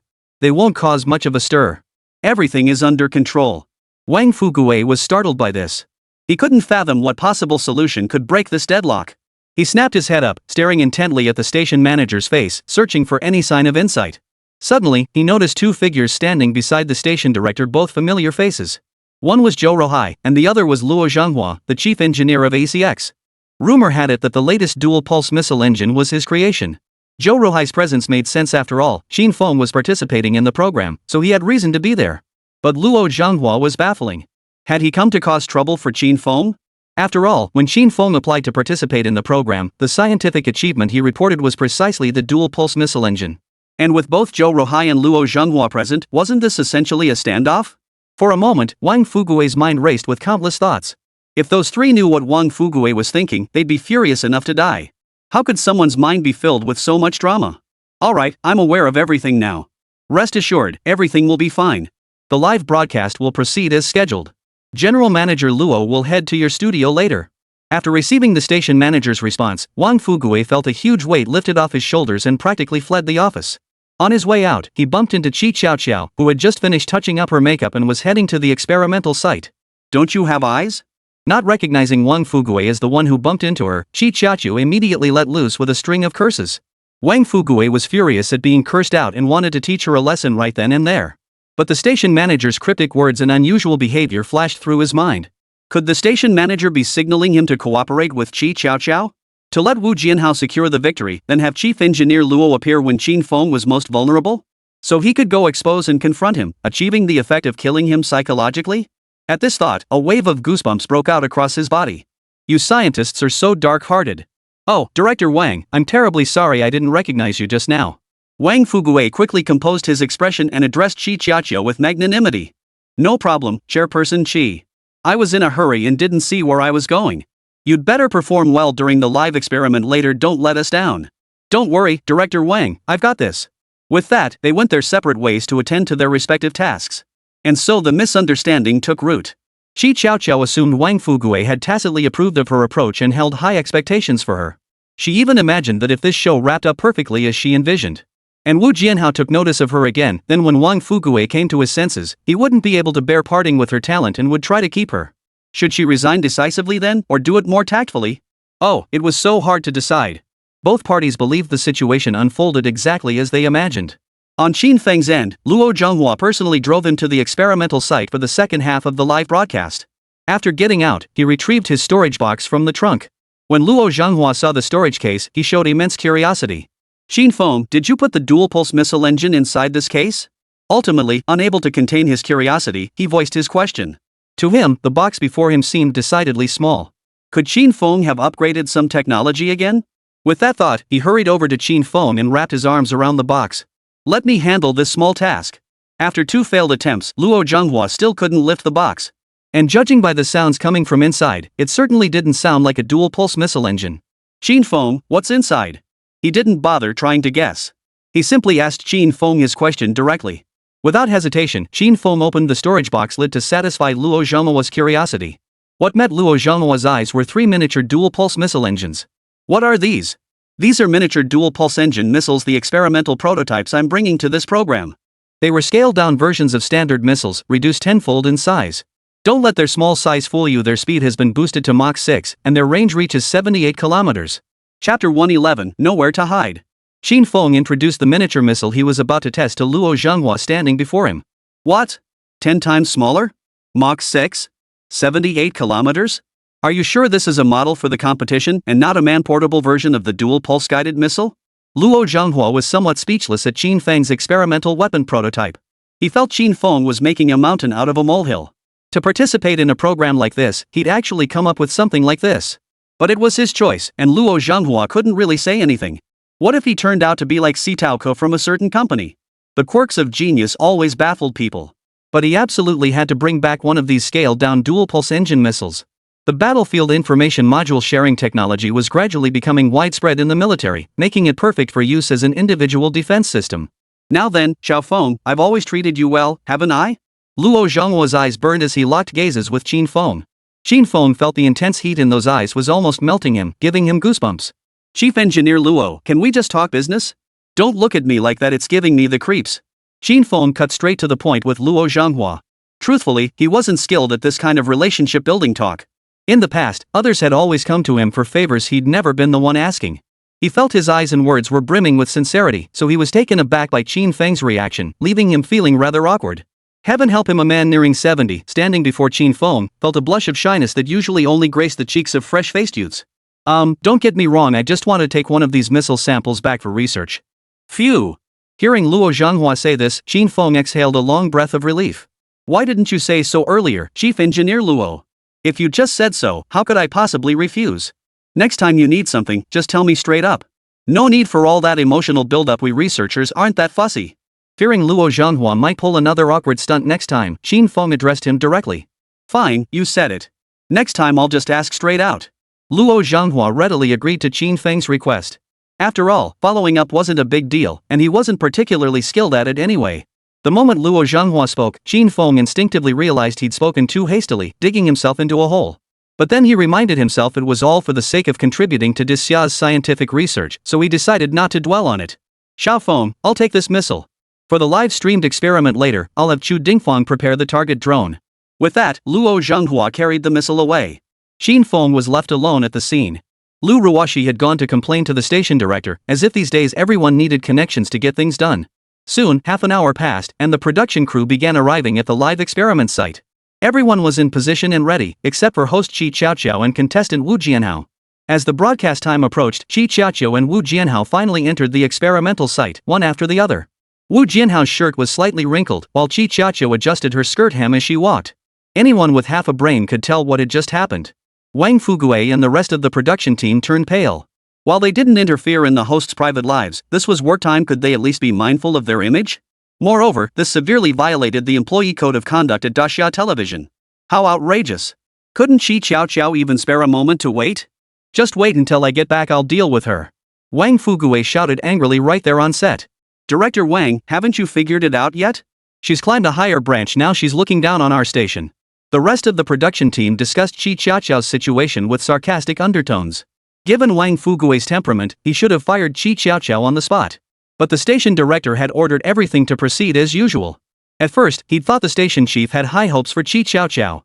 But now it seemed the old man had long noticed something off about her. He was just biding his time until after the live broadcast to settle the score. Wang Fugue held deep respect for the station director, to the point where he believed everything was under his control. This mindset had made him somewhat complacent. But this time, his hunch proved correct. The moment Qi Qiaoqiao and Wu Jianhao's fans emerged, the station chief had already dispatched someone to investigate them. The reason for holding back was to wait for the big move. Qi Qiaoqiao shot a disdainful glance at the program crew before striding over to the staff area. She grabbed a microphone and turned away haughtily. She didn't even deign to look at the crew. Dear viewers, good afternoon. It's great to see you again. After that unpleasant competition in the live studio earlier, we've finally reached the most thrilling segment. Here, whether you're a mule or a horse, you'll have to prove yourself. Some may just reveal their true colors. Let's wait and see. I have a feeling this livestream will make history. Having latched onto Van Nesswu's coattails, she's now completely let go of her inhibitions. What she doesn't know is that Wu Jianhao has ulterior motives for being here. Unlike Wu Jianxin, who was a classic love-struck fool, Wu Jianhao was not. Any woman who stood in his way would be kicked aside without hesitation. He wouldn't even think twice about taking matters into his own hands, disregarding past ties entirely. For a woman like Qi Qiaoqiao, who was practically throwing herself at him, he had no reason to refuse. During the mission, sharing a passionate encounter with a beauty would make for a rather romantic tale, just like in those spy movie series, right? As for Qi Qiaoqiao, she had not only offended the entire Daxia television station but also alienated many of her longtime fans. Even heavyweights like Qin Feng, Luo Zhenghua, and Hong Feihong stood before their screens, faces ashen, watching her clumsy performance. How's it going? Have you figured out Wu Jianhao's purpose for attending the Daxia technology event? Chu Ding asked his staff officer with a grave expression. Not yet. Security has only pieced together some clues to infer his motives. But we lack concrete evidence. Arresting him without proof won't convince the public. Wu Jianhao believed his actions over the years had been thoroughly concealed. But how could he possibly remain undetected before the machinery of the state? Any action leaves traces. The reason we haven't moved against you is simply that we choose not to act for now, or rather, we lack concrete evidence. But once the state apparatus has you in its sights, nothing about you will remain hidden. Chapter 112, The net closes. Have security keep a close watch on him. Don't let him slip away. Additionally, coordinate with sister departments. Find out who's been in contact with him, who those people are, and pinpoint the exact times and locations. I refuse to believe we can't pin treason on him. This time, the Southeast Theater's reconnaissance efforts were fully mobilized. Working in tandem with the Great Xia Security Department, they cast a net across Jinghai City. The scanning frequency of Jinghai City's entire surveillance network has increased exponentially compared to previous levels. At the test site, Qi Qiaoqiao remained triumphantly oblivious. Not long into the second half of the live broadcast, she had already broken numerous broadcasting taboos of the Great Xia television station. She even brazenly reversed the order of guest appearances. Now, let our contestant, Mr. Wu Jianhao, showcase his finished drone product to dazzle our audience. Stay tuned! The entire second live broadcast had long since become a dedicated show for Qi Qiaoqiao and Wu Jianhao. The Daxia TV crew watched with cold detachment. With their backgrounds and experience, they had already sensed the unusual nature of this broadcast. Such a scenario usually signaled that higher-ups were thoroughly enraged, a tactic of feigning disinterest to achieve their ends. Don't underestimate the staff at Daxia TV. Aside from outsiders like Qi Qiaoqiao, many of their elders were founding members of the nation. They had chosen this industry out of genuine passion, which was why they had joined Daxia TV as ordinary staff members. Silently, they all calculated the countdown to Qi Qiaoqiao's downfall. The livestream chat was flooded with euphoric reactions from Wu Jianhao's fans. Wow, this host is so smooth. Love it. Just look at our Mr. Wu, young, wealthy, handsome. What woman could resist such temptation? This CP is so sweet. Look at that host, her eyes are practically dripping with love.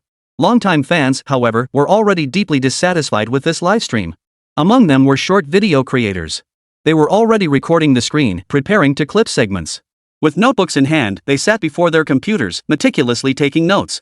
They planned to use these notes when editing their clips later. Meanwhile, Wu Jianhao was being fawned over by Qi Qiaoqiao to the point of losing his bearings. In his mind, Qi Qiaoqiao represented the official stance of the Great Xia Empire. Now that this woman was fully invested in him, this mission was practically a done deal. Completing it would secure him greater resource allocation from Western capital. Then, within this circle, wouldn't he get whatever he wanted? This was the very definition of fulfilling one's ambitions and achieving one's goals. His smile hadn't faded since the second livestream began. Those 8 perfectly aligned, pearly white front teeth never retreated into his gums. At Qi Qiaoqiao's prompting, he pulled out his drone. A truck slowly rolled into the livestream studio. Measuring 56 meters in length, the truck was specifically designed to carry the drone on its back. This was a winged glider drone with a maximum range of 1,500 kilometers. Capable of carrying missiles for medium to long-range precision strikes. Its flight speed reached Mach 35, making it a drone specifically designed for low-altitude battlefield breakthroughs and decapitation strikes. Chu Dingfeng, watching beside the command room screen, couldn't help but laugh out loud. The intent couldn't be more obvious. Bringing this drone model here was clearly just a ploy to trick them into handing over the dual-pulse engine missile. Not just Chu Dingfeng, even heavyweights like Hong Feihong were amused by the audacity. Did they look that gullible? There was just one thing they couldn't figure out: how exactly did Wu Jianhao plan to distance himself from this and secretly retrieve the missiles from the drone? Or perhaps they were simply using him as a disposable pawn? Such tactics weren't unheard of among Western nations led by the Americans. After using their cultivated proxies to overthrow foreign governments, they'd promptly betray the very organizations that had remained loyal to them. Even the list was neatly packaged and delivered straight to the enemy's computers. This move was executed with remarkable precision. They couldn't help but wonder, was Wu Jianhao genuinely unaware of any of this? But this clearly shows that the Western nations have been pushed to the brink. Deploying such a crucial pawn might already be a sacrificial move. Beyond the military and scientific elites watching this live broadcast, numerous political heavyweights were also watching. Even if Wu Jianhao might be a sacrificial pawn of little consequence, capturing him would be immensely helpful in rectifying the entertainment industry and regaining ground in the battle for public opinion.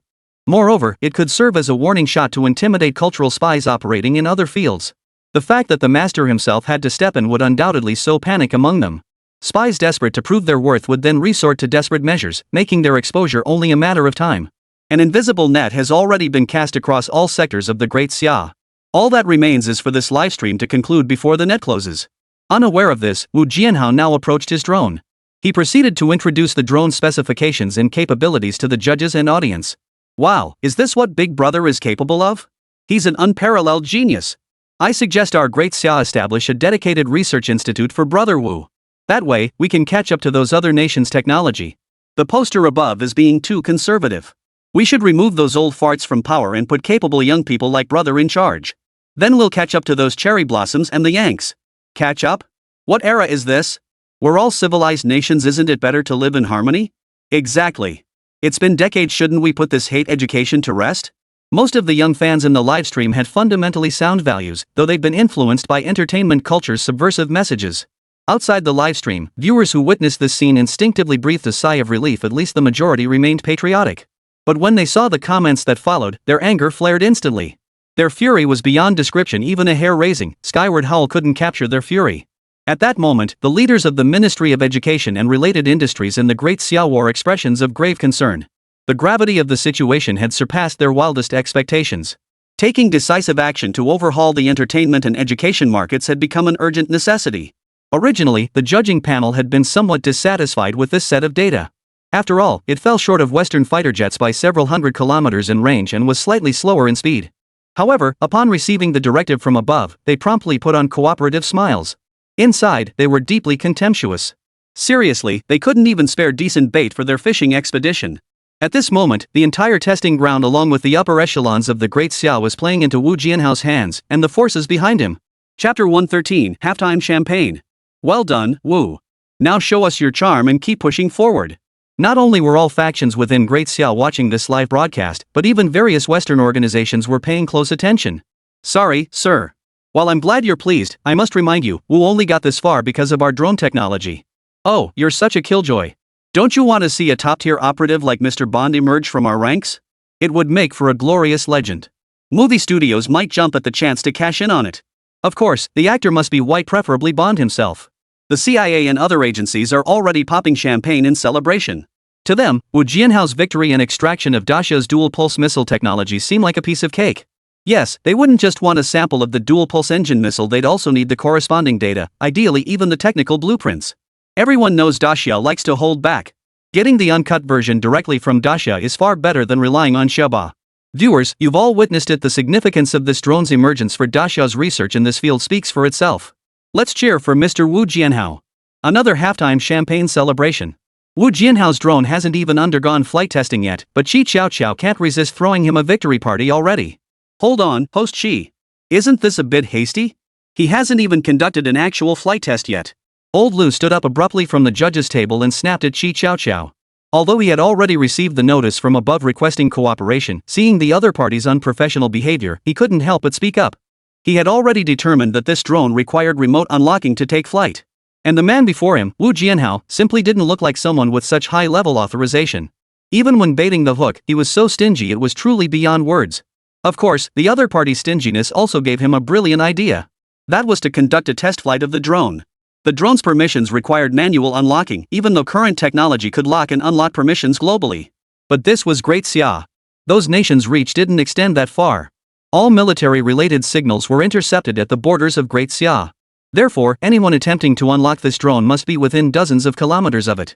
With Great Xia's technology, the moment any such signal was transmitted, specialized departments could pinpoint the source within a minute. They would then coordinate with relevant authorities to apprehend the perpetrator. Another point is that this system is highly complex. The passwords for modifying permissions are essentially unchangeable. This isn't a technical issue, but rather an internal problem within Western nations like the US, stemming from power struggles between various factions. Mr. Liu, I don't think test flights are necessary anymore. Mr. Wu has already provided you with all the technical documentation. With your expertise, you should be able to determine the authenticity of this technology.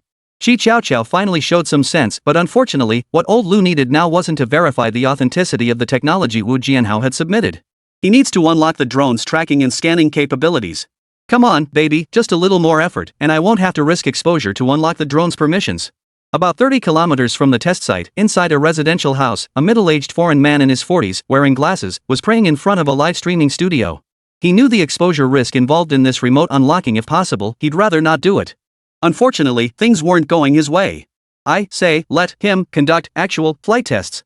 Old Liu uttered these words deliberately, one syllable at a time. It's fine, Xiao Xiao. Since old Liu doesn't trust me enough, let the facts speak for themselves. Wu Jianhao pulled the pin from the drone's body. After a moment of pretense, the drone on the truck was ejected. Less than 200 meters from the truck, the aircraft ignited its engines. 3 sonic booms echoed through the sky as it soared skyward, vanishing into the clouds. The drone executed various maneuvers according to its pre-programmed mode. The live stream viewers were utterly stunned. Holy crap, is this the true power of Mr. Wu? Why is it that at the same age of 3, Mr. Wu is live streaming on TV while you're watching the live stream outside the TV? Shouldn't you be reflecting on this? I'll admit Wu Jianhao's skills are impressive, but these numbers still lag behind Western countries. Do you even know anything about technology? If not, stop spouting nonsense. If you're so capable, why don't you make one yourself? What good is all this empty talk? Pfft, shrimp head guy. A feast for Wu Jianhao's fans had begun, as they flooded the live chat with comments. The occasional skeptic was bombarded with comments until they questioned their own sanity. The moment the drone activated, authorities traced the signal source and pinpointed the suspect's location. By now, he was probably cornered with no escape. Oh. What bad luck. Why did I get exposed so fast? Outside the spy's rented apartment, security personnel and relevant authorities had already surrounded the building. The middle-aged man let out a desperate, furious roar, filled with bitter resentment. Getting caught in another country would be manageable at worst, a short detention before being bailed out by some mysterious benefactor. But this was Great Xia, a sovereign superpower. They never let up on captured spies. Whatever the sentence is, that's what you get, even if it means the death penalty. No, you can't arrest me. I'm not a citizen of Great Xia. You have no right to try me. Let me go. You have no right. The entire operation was swift and efficient. Within 10 minutes, they had departed the residence, taking all the equipment belonging to the middle-aged Caucasian man. Just as Wu Jianhao and his fans were reveling in celebration, Qin Feng, having received a call from Chu Dingfang, emerged carrying a man-portable rocket launcher. He raised the rocket launcher on his shoulder, aiming it at the drone Wu Jianhao had brought, hovering in the sky. Then, he pulled the trigger. With a sharp whistling sound, the micro-dual pulse engine missile from the rocket launcher tore through the air. Chapter 114, Closing the Net. The moment Qin Feng's micro-dual pulse engine missile launched, 6 sonic booms echoed as the missile shot toward its target like an arrow released from a bow. Holy crap, it's Qin Feng. What the hell is he doing? It's not even his turn to enter the experiment yet. Holy crap, is this real? The micro-missile Qin Feng just launched produced 6 sonic booms. Doesn't that mean the missile's speed reached Mach 6? No way, could what Qin Feng said actually be true? Even the Playboy's micro-missiles in the Women's Federation couldn't be this powerful, right? Whose subordinate is this, displaying such extraordinary prowess? The situation in the livestream instantly reversed. Now, Wu Jianhao's fans no longer celebrated him. Instead, a heavy silence descended. Instead, the comments flooding the chat were from the veteran fans of Great Summer Technology, those who'd been silent since the second half of the stream began, constantly targeted by others. Having endured so much frustration, they finally had an outlet to vent. Huh, what's chasing your brother's drone? What's he gonna do now? Why aren't you guys smiling anymore? Are you just naturally not the smiling type? Comments like these flooded the entire live stream interface. In the sky, the chase between the micro-dual pulse engine missile and the drone had already moved beyond the camera's range. Because the drone had been flying for some time, the missile launched from a distance of 30 kilometers. Thus, the chase had vanished from the viewer's sight. Bro is so awesome. His drones are the best in the world. Qin Feng's sneak attack is utterly despicable. Huh? Where did all the old fans go? You guys were laughing, why aren't you laughing anymore? Don't get too cocky just yet.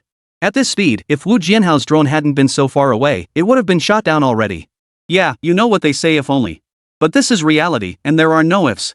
With the outcome of this chase still undecided, the fans erupted in heated debate once more. Just as Van Ness Wu's fans were celebrating the missile's limited range, the vanished chase footage reappeared on the livestream screen. A single camera angle kept tracking the drone.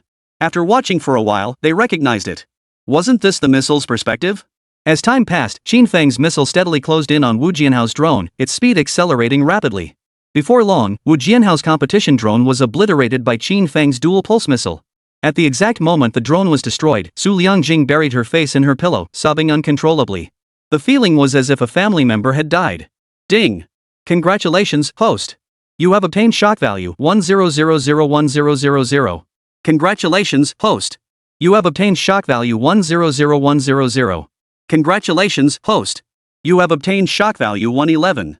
As the live stream appeared before viewers' eyes, the system notifications arrived simultaneously. In a mere instant, Qin Feng had gained nearly 10 million shock points. Damn it! How could Great Xia's scientific research capabilities be so strong? In just a few decades, they've actually caught up to our progress. In the front rows of the livestream, numerous organizations from Western nations couldn't help but let out a string of expletives. Many of Qin Feng's contribution points had been provided by members of these very organizations. Faced with this ironclad evidence, some finally began to believe the words Qin Feng had spoken from the very beginning. He also believed that Wu Jianhao was the creator of the dual-pulse missile engine. After Wu Jianhao's drone was destroyed by Qin Feng's missile, not a trace of a smile remained on Wu Jianhao's face. Instead, that smile appeared on Qin Feng's face. How could this happen? How could this happen? He had brought such advanced drone technology to the show, how could he possibly lose to someone like Qin Feng? By now, he had already suffered 2 or 3 defeats at Qin Feng's hands. He slumped to the ground, utterly dejected, his eyes devoid of any spark. His demeanor was so desolate it put Dai Yu burying flowers to shame. Even more unbearable was Qi Qiaoqiao's voice, how go, pull yourself together. This defeat doesn't matter, just bring back even more cutting-edge tech than Qin Feng next time. She tried desperately to console Wu Jianhao, but her efforts were not just ineffective, they were utterly futile. Get lost, you useless piece of trash. I thought you could help me win this PK. Who knew you couldn't even stop that little Qin Feng? It's over. Completely over. American money isn't that easy to get. If you still had any value, they'd keep you around. But now that your last shred of value is gone, they won't hesitate to sell you out and abandon you. Security personnel stormed the lab immediately. They immediately handcuffed Wu Jianhao. Wu Jianhao, you are suspected of stealing state secrets and espionage. Can he walk? If not, carry him back. Originally, the Great Xia had planned to investigate Wu Jianhao slowly, but all his illegal activities over the years were delivered to them by a stranger. Now even the court process was unnecessary. They escorted Wu Jianhao away from the scene immediately. Qi Qiaoqiao was left staring blankly in the direction Wu Jianhao had been taken. With a gurgling sound, a mouthful of blood spurted from Qi Qiaoqiao's mouth. She never imagined that Mr. Wu, whom she had clung to as her last hope, would be taken away so abruptly. What was she supposed to do now? She couldn't return to Daxia television. She had offended too many people there, pretending nothing had happened would be incredibly difficult. What Wu Jianhao had just experienced, Qi Qiaoqiao was now experiencing herself. In just a short while, all of Wu Jianhao's contacts had been rounded up. This is bad, Mr. President. Our undercover agents in Daxia have all been exposed. What should we do now? In Dong Wang's office, he held a cup of cola, needing to savor it slowly. What do you mean, what should we do? Your performance this time has left me deeply dissatisfied. I'll consider reducing funding for this operation. Oh no, Mr. President, you can't do that. Enough. Get out of my office. The messenger who had come to report the news paid no heed to Dong Wang's dismissal. His purpose in coming here this time was solely to warn him. Mr. President, regarding this Qin Feng, should we arrange for someone to take care of him? Dong Wang, already in a foul mood. His anger flared instantly. You've observed the Great Xia people for so many years, can't you see through even this simple deception? Anything of value among the Great Xia people is carefully hidden away. Someone like Qin Feng is clearly a scapegoat meant to distract our attention. You'd be better off spending your time studying Zhou Rohai. Chapter 115, Die Hard Fan. Oh my god, I almost fell for those damned Great Xia people. You're so wise, my dear President. Alright, use your head more in the future. Don't report every little thing to me. And tell your intelligence operatives to be more careful. Forget about Qin Feng, he's nothing but a smokescreen. And with that, the White House had settled the matter. Director of Intelligence will return to his office. 3 sharp knocks sounded at the door, followed by the entrance of a stunning, tanned beauty with a figure to die for. Sir, this is the latest intelligence our agents sent before going offline in Daxia. With that, the woman handed her tablet to Will. After taking the tablet and casually glancing at it, Will instantly flew into a rage and slammed it onto the floor. Oh, my god. Are you telling me that a graduate from a second-rate performing arts school could develop a dual-pulse missile engine? And develop the latest air combat systems? Plus numerous other unknown technological breakthroughs? Would you all please use your brains? Taxpayers' money isn't meant to be wasted like this. This is nothing but a smokescreen. For heaven's sake, instead of investigating this so-called Qin Feng, why not look into Zhou Rohai and his students? What a bunch of idiots. The sexy lady was utterly mortified by the criticism. She didn't believe Qin Feng could be that capable either, but the investigators below insisted she report it. She had no choice but to submit it this way. Their monthly quota still wasn't met. Yes, sir. I understand. The woman bowed, revealing a deep cleavage, apologized, and prepared to leave. Wait. Is there something else, Mr. Will? Oh, nothing. I'm just rather interested in fishing. Since you're wearing fishnet stockings today, I thought I might study them. After catching the hint, the woman thoughtfully locked the door from the inside. Wu Jianbao was taken away by state security agents, along with the foreign agent who possessed drone launch authorization. As for Qi Qiaoqiao, she collapsed to the floor in a daze, completely ignored by everyone present. This utter disregard for her existence sent waves of unease coursing through Qi Qiaoqiao's heart. She had no idea what punishment awaited her. Truthfully, she was overthinking it. Though Wu Jianhao was a spy, she genuinely had no knowledge of it. At best, she was merely a willing plaything. Moreover, she had overestimated her own importance. To Daxia Television, she was now as if she never existed. Her actions had made her nothing more than a clown. What the hell? What just happened? Holy crap, what just happened? Qin Feng took a man-portable air defense missile launcher and directly took out such an advanced drone? This whole thing feels off. That man-portable air defense missile is no ordinary weapon. Stop focusing on the missile. What's up with Wu Jianhao? No clue, but the guys taking him away look like state security. In the livestream chat, after Wu Jianhao was taken away, the fans who had initially supported him felt incredibly awkward and fell completely silent. Only then did the longtime followers of Daxia Technology get a chance to discuss everything that had just unfolded in the livestream. The turn of events was truly bizarre, unprecedented since the Daxia Technology channel began broadcasting. You guys are such wimps. There's no way our brother could be in trouble. Exactly. Our brother has looks, he has money, and he can even create such advanced drones. He's the perfect man. Jealousy. You're all just jealous. You're just as disgusting as this guy Qin Feng. Honestly, the drone Wu Jianhao showed isn't that advanced. It lags behind Western models. From what I know, our great Xia has even more advanced drones, they just haven't been unveiled yet. House and fans, come see. There's a troll here, report him. Even with such obvious evidence, many die-hard Hao fans were still defending Wu Jianhao. But their laughter soon faded. An official announcement quickly dominated the front pages of major online media outlets. The content confirmed Van Ness Wu's identity as a spy and detailed the dirty work he'd done for foreign organizations over the years. The news sent shockwaves through the entire nation, leaving the entertainment industry in turmoil. Those with skeletons in their closets were suddenly on edge. Some rushed to issue public statements, while others applied for passports overnight, desperate to flee overseas. But deeds done could not be undone. No matter how many statements they issued, those individuals were summoned for questioning. And every single passport application was rejected without exception. The entertainment industry was in upheaval. At least 1/5 of the industry's stars vanished overnight. Soon after, audiences realized their most despised genres, certain films, TV dramas, and talk shows had disappeared entirely, only then grasping the full impact. This fire later spread directly to major performing arts schools, implicating countless teachers and professors, but that's another story. After this announcement came out, the online voices supporting Van Ness Wu gradually faded away. Only a few die-hard fans kept posting online with comments that were downright mind-boggling. Release our brother now, or don't blame us for rioting. Strength lies in numbers. If we make enough noise, the Daxia authorities will cave to pressure and free him. Such comments were endless, and netizens mostly took them as entertainment. Some even considered staging a prison break. The spectator-like mockery from netizens completely enraged these die-hard fans. One thing about Daxia people is their remarkable ability to seek out or spontaneously form communities wherever they go. After Wu Jianhao's star faded, all his fan clubs abandoned him when they saw no profit left. But these determined fans actually formed their own support group. Their sole objective was to flood the comments sections of major celebrities who had once been close to Wu Jianhao or signed under his label. They hoped these figures would leverage their connections to urge the Daxia authorities to release him. This tactic proved effective. Within days of these fans leaving comments on someone's page, that person would be arrested, followed by an official announcement the next day. The accusations were always the same: tax evasion, collusion with foreign forces, or resume fraud involving suspected scams. Chapter 116, today's wins are particularly noisy. Terrified, all the artists tacitly shut down their social media accounts. Netizens found this spectacle utterly hilarious. Ha, this is hilarious. These fans are something else, I don't even know what to say about them. This is practically a radar for scandal-ridden artists. As if they're afraid the authorities don't know about their issues, they go straight to the comments section to leave messages. Honestly, this is hilarious. Are they fans or bloodhounds?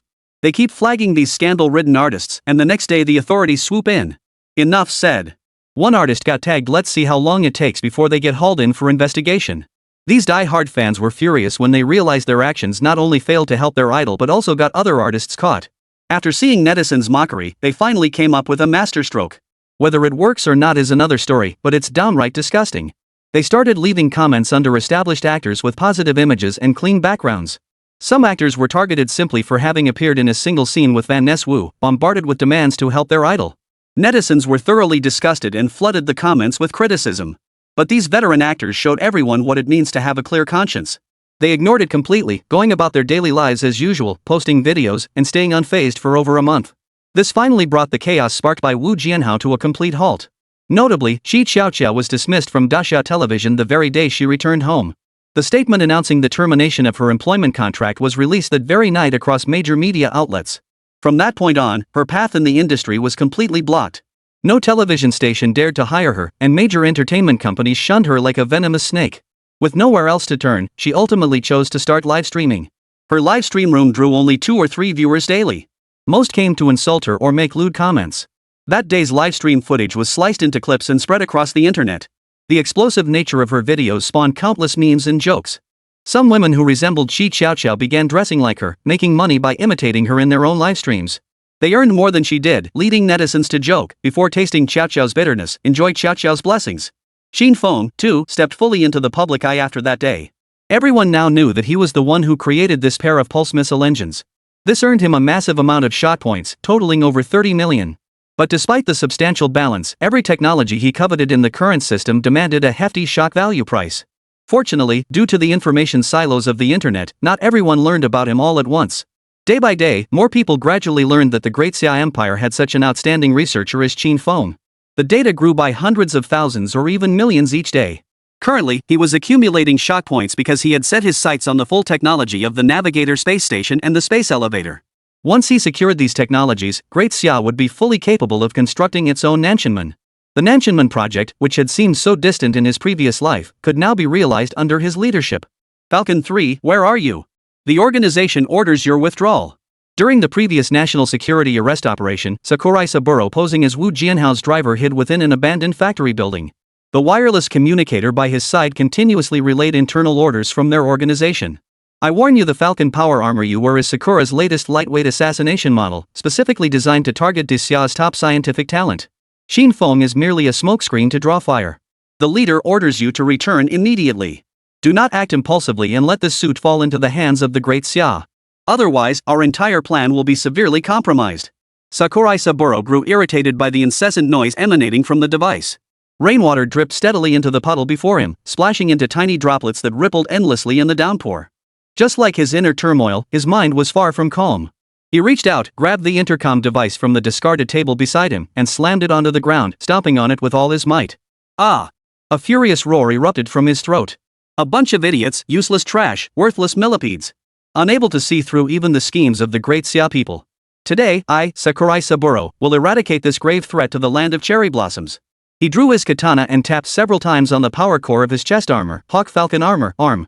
After disengaging the safety lock and receiving user authorization, several mecha components began flying out one after another from the empty room behind Sakurai Saburo. They landed precisely on Sakurai Saburo's body and began assembling and transforming. In moments, a Kamen Rider-like powered warrior materialized. One couldn't help but admire the Sakura people's ingenuity. Their mechanical power armor designs featured such elaborate assembly processes. Moreover, the helmet sections of their power suits bore a certain resemblance to insects. If Qin Feng were here, he'd definitely ask, did Kamen Rider release a new model? After donning the armor, Sakurai Saburo struck a dashing pose. The wind was howling fiercely today. Wielding his katana, he swiftly exited the abandoned factory and raced toward Qin Feng's location on the radar. His power armor, designed for assassination, was a speed-type suit unmatched in agility. Most standard power suits couldn't even match half its speed. However, this speed came at the cost of protection.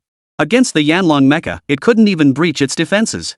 The situation was akin to a cherry blossom warrior facing a fully armored Dao soldier. A single strike would cleave him in two. He knew this himself, yet he placed excessive faith in his own speed.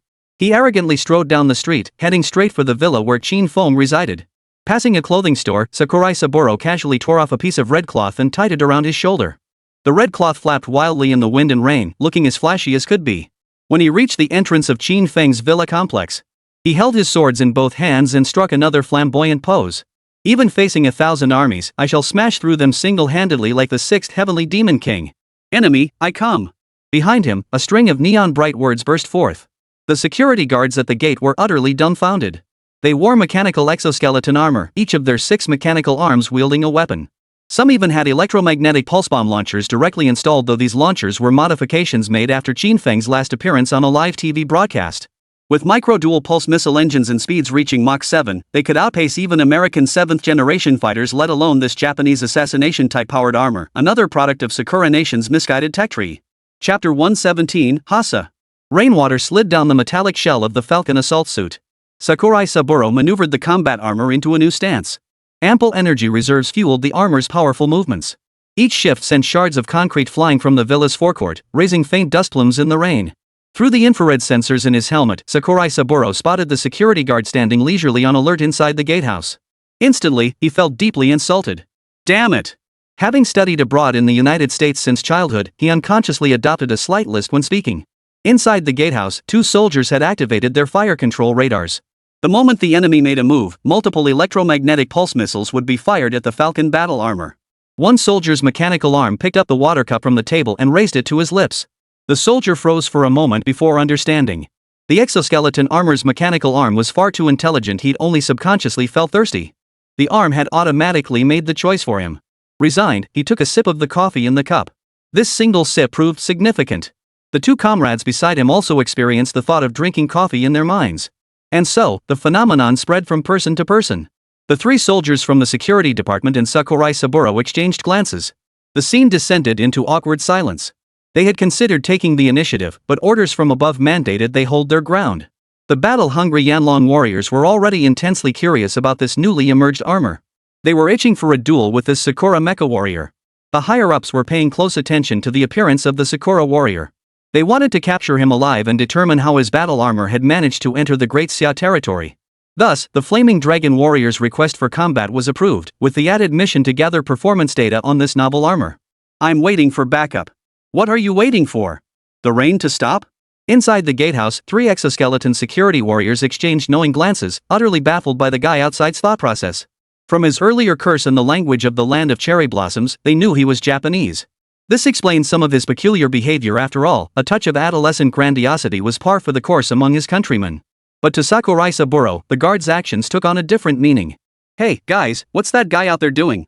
No clue, but I'm feeling kind of thirsty. Could really go for a cup of coffee. Oh, really? What a coincidence, I could use one too. And so, the 3 in his eyes naturally started drinking coffee together, ignoring him completely as if he were a monkey. This was the scene he imagined in his mind. The truth no longer mattered to him, for his battle armor had already analyzed the caffeine content in the air. At this point, I no longer cared to distinguish right from wrong. Face the gale, Hasa. Hasa, Hasa, Hasa. Sakurai Saburo was directly struck by 3 electromagnetic pulse bombs. The powerful electromagnetic pulse instantly rendered his battle armor useless. All electrical systems failed, leaving only the idiotic voice system repeating the last 3 words that had come out of his mouth. Afterward, the 3 involved warriors were summoned to the office. All 3 looked utterly bewildered.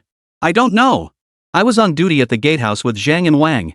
Some idiot just popped out of nowhere.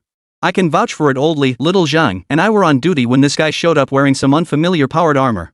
He just stood there doing nothing, striking all kinds of poses. Waving that katana around, preening like a peacock. If he weren't in that combat suit, he could have gone clubbing.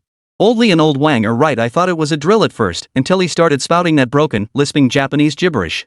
Sir, what exactly does Hasha mean? I've been racking my brain and still can't figure it out. Could you explain it to me? Faced with the answers from his 3 goofballs, Security Officer Li Chenglong rubbed his cheeks hard with both hands. Truth be told, he had no idea what to do either. The security department of his theater had captured a Cherry Blossom Nation power armored soldier who had infiltrated Daxia. Headquarters wanted to award them a collective first-class merit. He was tasked with conducting an interview, which would be broadcast nationwide across all military units for propaganda purposes. But these 3 guys? All they kept saying was, I don't know. I thought it would be something else. I didn't do anything. I just instinctively tried to grab him, and he fell over. Left with no other option, Li Chenglong had no choice but to bring the suspect, Sakurai Saburo, into the interrogation room.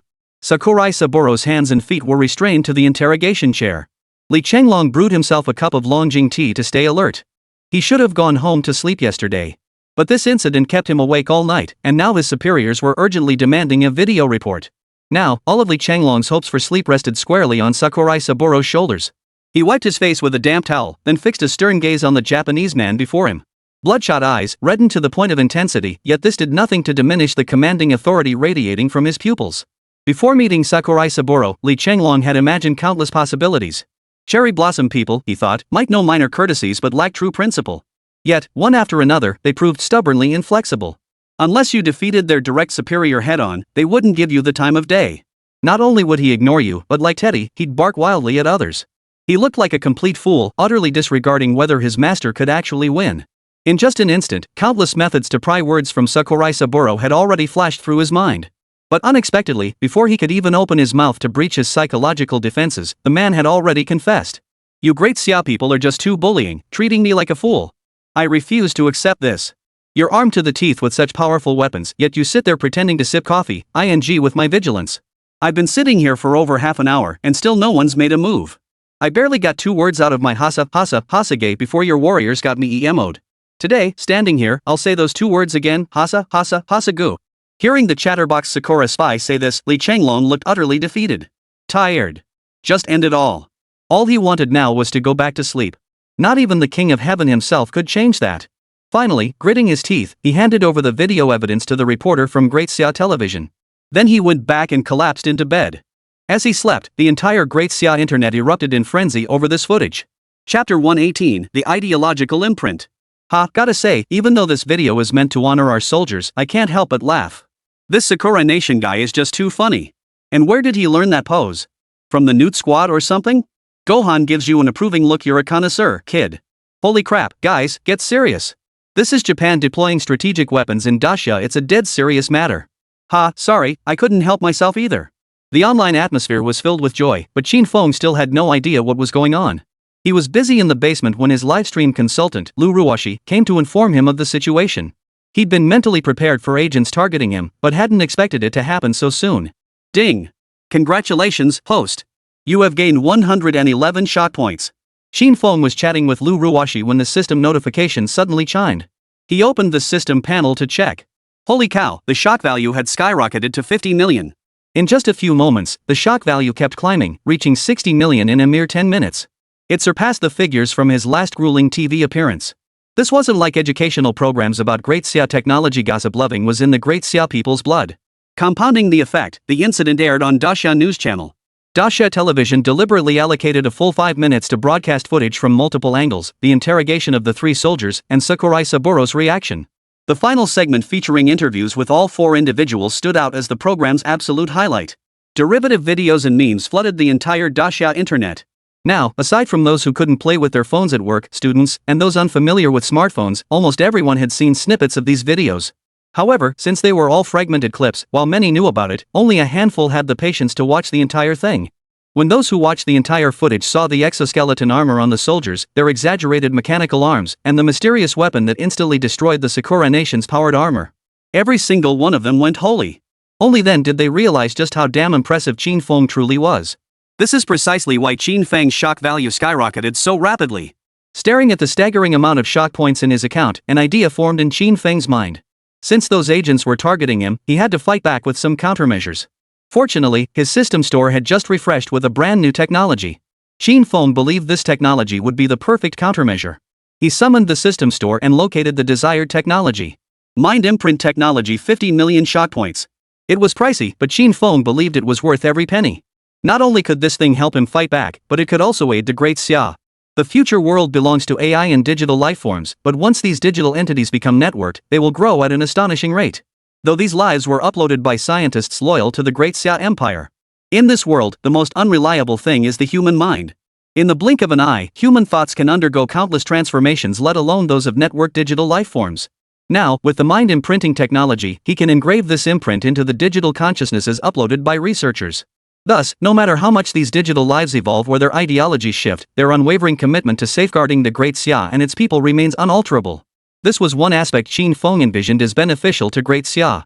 His decision to have the researchers' digital consciousnesses housed within bionic robot bodies was also based on this consideration. With these two technologies now available, they could be fully integrated with quantum computing. When that happens, Daxia's technology would achieve a qualitative leap forward. Conversely, this digital life technology could also be deployed abroad. He need only feign accidental leakage. Given the nature of Western capital forces, they would inevitably become obsessed with it. Some people, desperate to maintain their youth, even raise their own sons as blood slaves. When this digital life technology appeared before them, it represented an incomplete immortality solution. Given their fear of death, they would undoubtedly cling to it as their final lifeline. Moreover, the consciousness uploaded through this digital life technology can control the virtual world, its personality and humanity identical to the original. What will happen to those wealthy individuals with dwindling lifespans? Their lives are nearing their end, yet the power and wealth they hold are inexhaustible. Of course they won't let go. Qin Feng could already envision the future of the West, torn apart by fierce competition over this technology. A single digital life technology could throw the West into disarray and internal conflict. What if mind imprinting were added? The moment those tycoons upload their consciousness into the virtual world, the mind imprinting technology activates instantly. Engraving the 24-character policy into their minds, the image alone was a sight to behold. Who dares to act? Qin Feng simply purchased this technology right there in the marketplace, saving its deployment for a more opportune moment. The atmosphere in Great Xia was jubilant, while the most furious parties were undoubtedly the intelligence organizations of the Land of Cherry Blossoms and their high-ranking government officials. Their nation's elite mecha power warriors had unexpectedly become known to the entire world in this manner. They became the laughingstock of the world. Not only that, but the Great Xia government had also exposed their latest model of powered mecha to the intelligence agencies of every nation. My apologies, Minister Matsui. It was my failure to dissuade that fool, Saburo Sakurai. Ah, this isn't your fault or Sakurai's. It's mainly because Daxia is far too cunning. Qin Feng was clearly insignificant, just a decoy. If not for the intel the Americans provided us, more than just Sakurai would have ended up as their prisoner. In fact, I should thank him for his service to Sakura Nation. It was his work that uncovered the Great Xia's true nature. Kneeling beside the tea table, Matsui poured himself a cup of tea, then poured one for the subordinate before him. He spoke slowly. Tanaka-kun, you truly are a caring superior officer. Rest assured, Sakurai-kun paid with his freedom to verify the intelligence's authenticity. Sakura will never forget him. As for Qin Feng, we no longer need to track him. Our focus should shift to thoroughly investigating Zhou Rohai's whereabouts. So Qin Feng was deliberately released by Daxia. Matsui added as an afterthought. Yes, Major. Understood. Our focus now shifts entirely to Zhou Rohai. Chapter 119, Sakura's Traditional Art. Excellent, a promising student. Back in Great Xia, the higher-ups were furious over the Sakura Nation agents' unauthorized entry into their territory while wearing powered exoskeletons. Arrogant and lawless, this Sakura Nation has become utterly insolent, showing utter contempt for Great Xia. At the summit meeting, a man nearing 70 slammed his fist on the table and rose to his feet. Quiet. Today's meeting centers on drafting a charter specifically targeting Sakura. They dared to blatantly disregard international law and Daxia's statutes, brazenly dispatching these assassination-specialized powered suits across our borders. What this signifies, I believe, requires no further explanation. You should all understand. Enough. The meeting begins. No need for further meaningless condemnations. We focus solely on sanctions. The first leader voiced his perspective from the main table in the Great Hall. Sakura Nation's actions this time have truly crossed Great Xiao's red line. What's there to discuss? One word, strike. Last time they invaded Great Xia, we just surrendered to them. To this day, they haven't apologized. I say we send them straight down to apologize to our ancestors. Minister Li, as head of the military department, stepped forward first. His sanction proposal was straightforward: annihilate them. Such a nation stirs trouble daily, only their annihilation will bring peace. Minister Li, you're getting too worked up. This will stir discontent among certain factions within our Great Xia. Dissatisfaction? What dissatisfaction? They've already bullied us right to our doorstep. Do you really want history to repeat itself before they're satisfied? Minister Li was deeply displeased with the education minister's words. Within Daxia's schools today, some teachers, principals, or even entire institutions have been infiltrated. This operation has already apprehended quite a few such individuals. The education minister felt utterly helpless about this situation. Back then, the Great Xia was rebuilding from the ground up. Reforming education was no easy task. They had no choice but to bring in capital from outside sources. Little did they expect the consequences to be so severe. Fortunately, the issue was discovered in time, and efforts to clean up the mess have already begun. No matter what kind of enemy it is, as long as they are exposed to the light of day, the rest is just a matter of time. Minister Li, that's not what I meant. Have you forgotten the Wu Jianhao incident? Old one, what are you getting at? Exactly. I mean, we should enlist the propaganda department to produce more films and documentaries that keep history alive. Focus on exposing the crimes of the cherry blossom nation. Externally, we say nothing, do nothing. Just relentlessly promote this narrative to the people of Great Xia. Upon hearing Minister Wang's words, Minister Li instantly grasped his meaning. This was a call to purge foreign forces within Great Xia. As long as the Great Xia remains silent and inactive externally, the most panicked will be the cherry blossom nation's leadership. They knew this former disciple better than anyone. They understood the Great Xia people intimately. They feared neither de Xia's protests or lawsuits at the United Nations, nor de Xia imposing direct sanctions upon them, nor even de Xia sinking their aircraft carrier fleet. Their only dread was that Da Xia would say nothing, do nothing, and instead relentlessly focus on historical humiliation education. Well, that's truly terrifying. As de Xia's neighbor, a hostile neighbor constantly scheming to seize de Xia's territory, their understanding of de Xia runs deep. The bear, the monkey, the white elephant, they were as arrogant as they could possibly be back then. They relentlessly provoked the newly established Great Xia, even extending artillery fire into its territory. Yet Great Xia did nothing, merely lodging symbolic protests at the United Nations while spending 24 hours a day berating its own people for the shamelessness of these nations. Just when the Great Xia seemed as weak and vulnerable as its predecessor, it turned around and struck. It struck back at the Americans and the Russians, even advancing to the capitals of the monkeys and the white elephants. Now, Great Xia does nothing, not even bothering to condemn. Moreover, the Great Xia and the land of the rising sun share a centuries-old enmity. No justification for propaganda is needed. It's simply 14 years of war history. How terrifying. Oh, wait, terrifying to ghosts. Alright, I support Old Wang's proposal. When we sanction Japan, let's first root out the ghosts lurking in our own backyard. Minister Li immediately agreed to Minister Wang's proposal. Immediately afterward, every single person at the conference endorsed this plan. The issue of the mole was resolved, but now came the crucial part. After dealing with the mole, how exactly should we handle the nation of Sakura? Why waste brainpower? Just make them a province of Great Xia. During the meeting, someone proposed this idea. However, the finance minister swiftly rejected it. You're kidding me. Who would want to take on that mess of a country? They've been dumping sewage there for ages, and now they have earthquakes every other day plus sewage backflow. Don't you think the citizens of Great Xia's money is worth anything? Spending it to fix that place? They'd be thrilled. The proposer fell silent upon this response. I agree with Old Qian's view. They're all descendants of criminals. Incorporating them into our Great Xia, how would our citizens feel about that? In my opinion, we should follow Minister Li's suggestion, just wipe them out.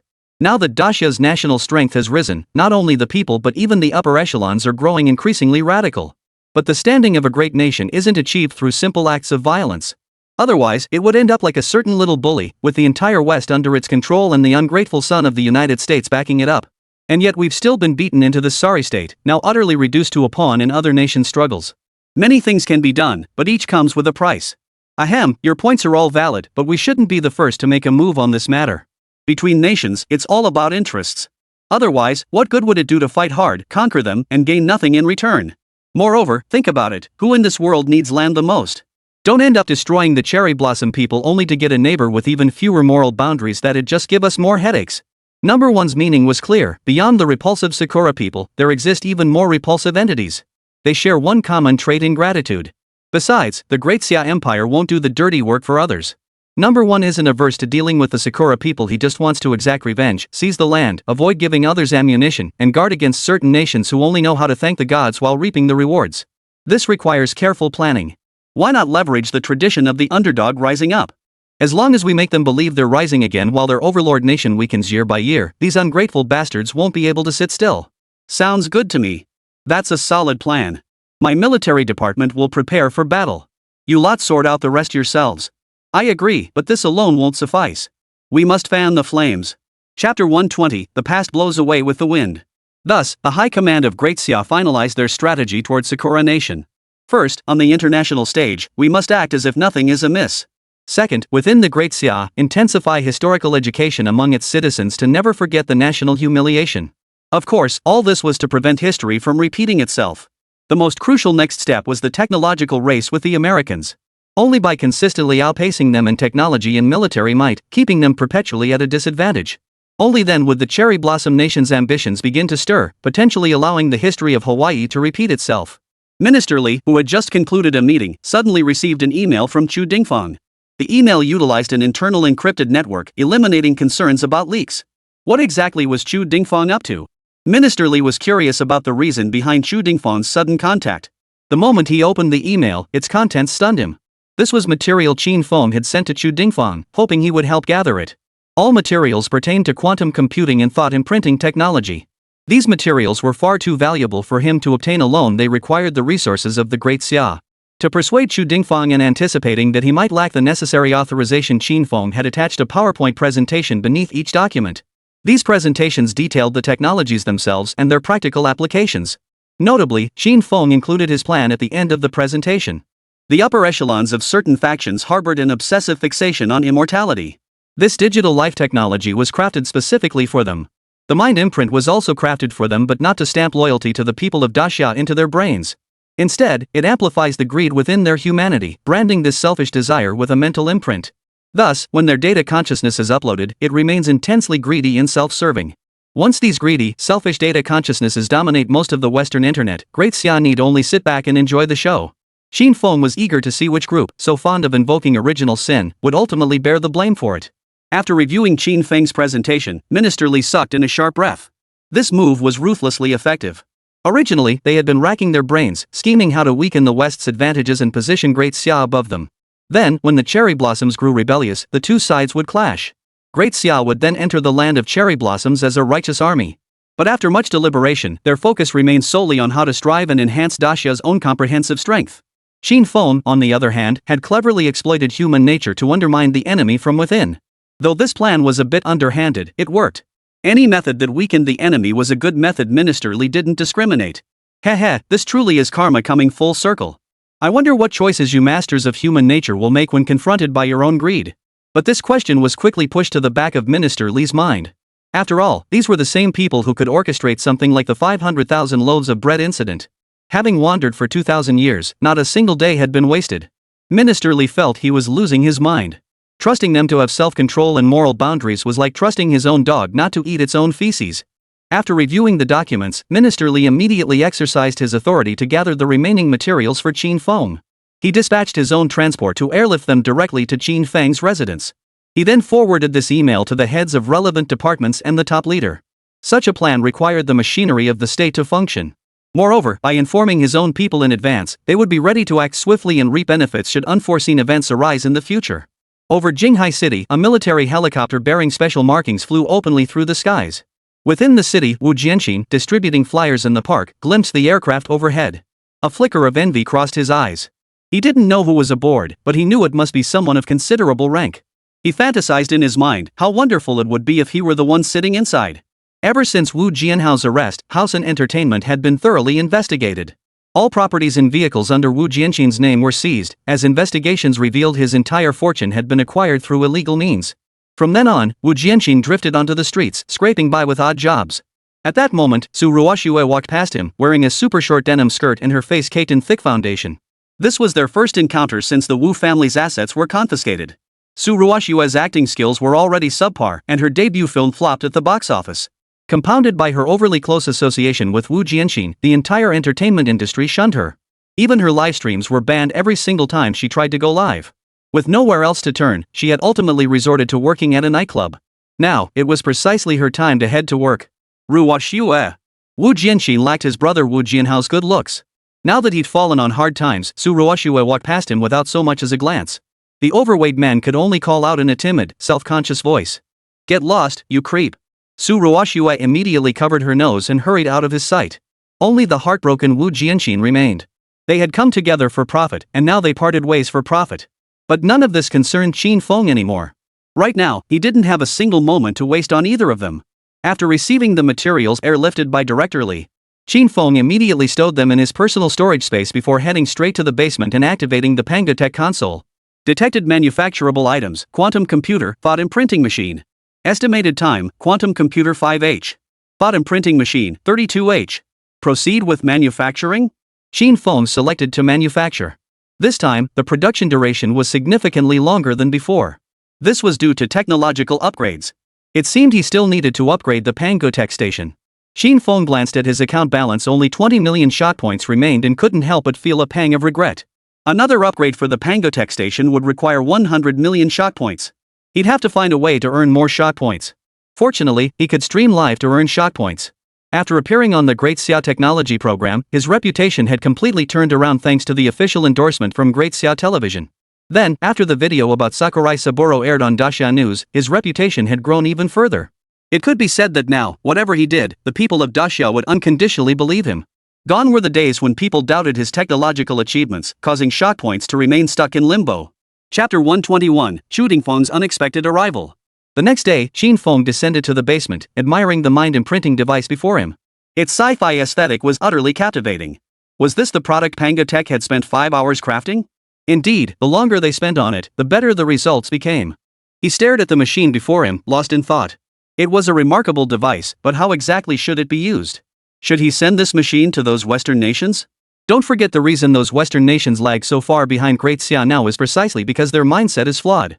Their elite class has long been corrupted by capital, especially by the nation standing behind it. They have placed their own people in numerous lucrative positions across society's key sectors. However, in demanding roles like the military where sacrifice and hardship are constant, their presence is minimal.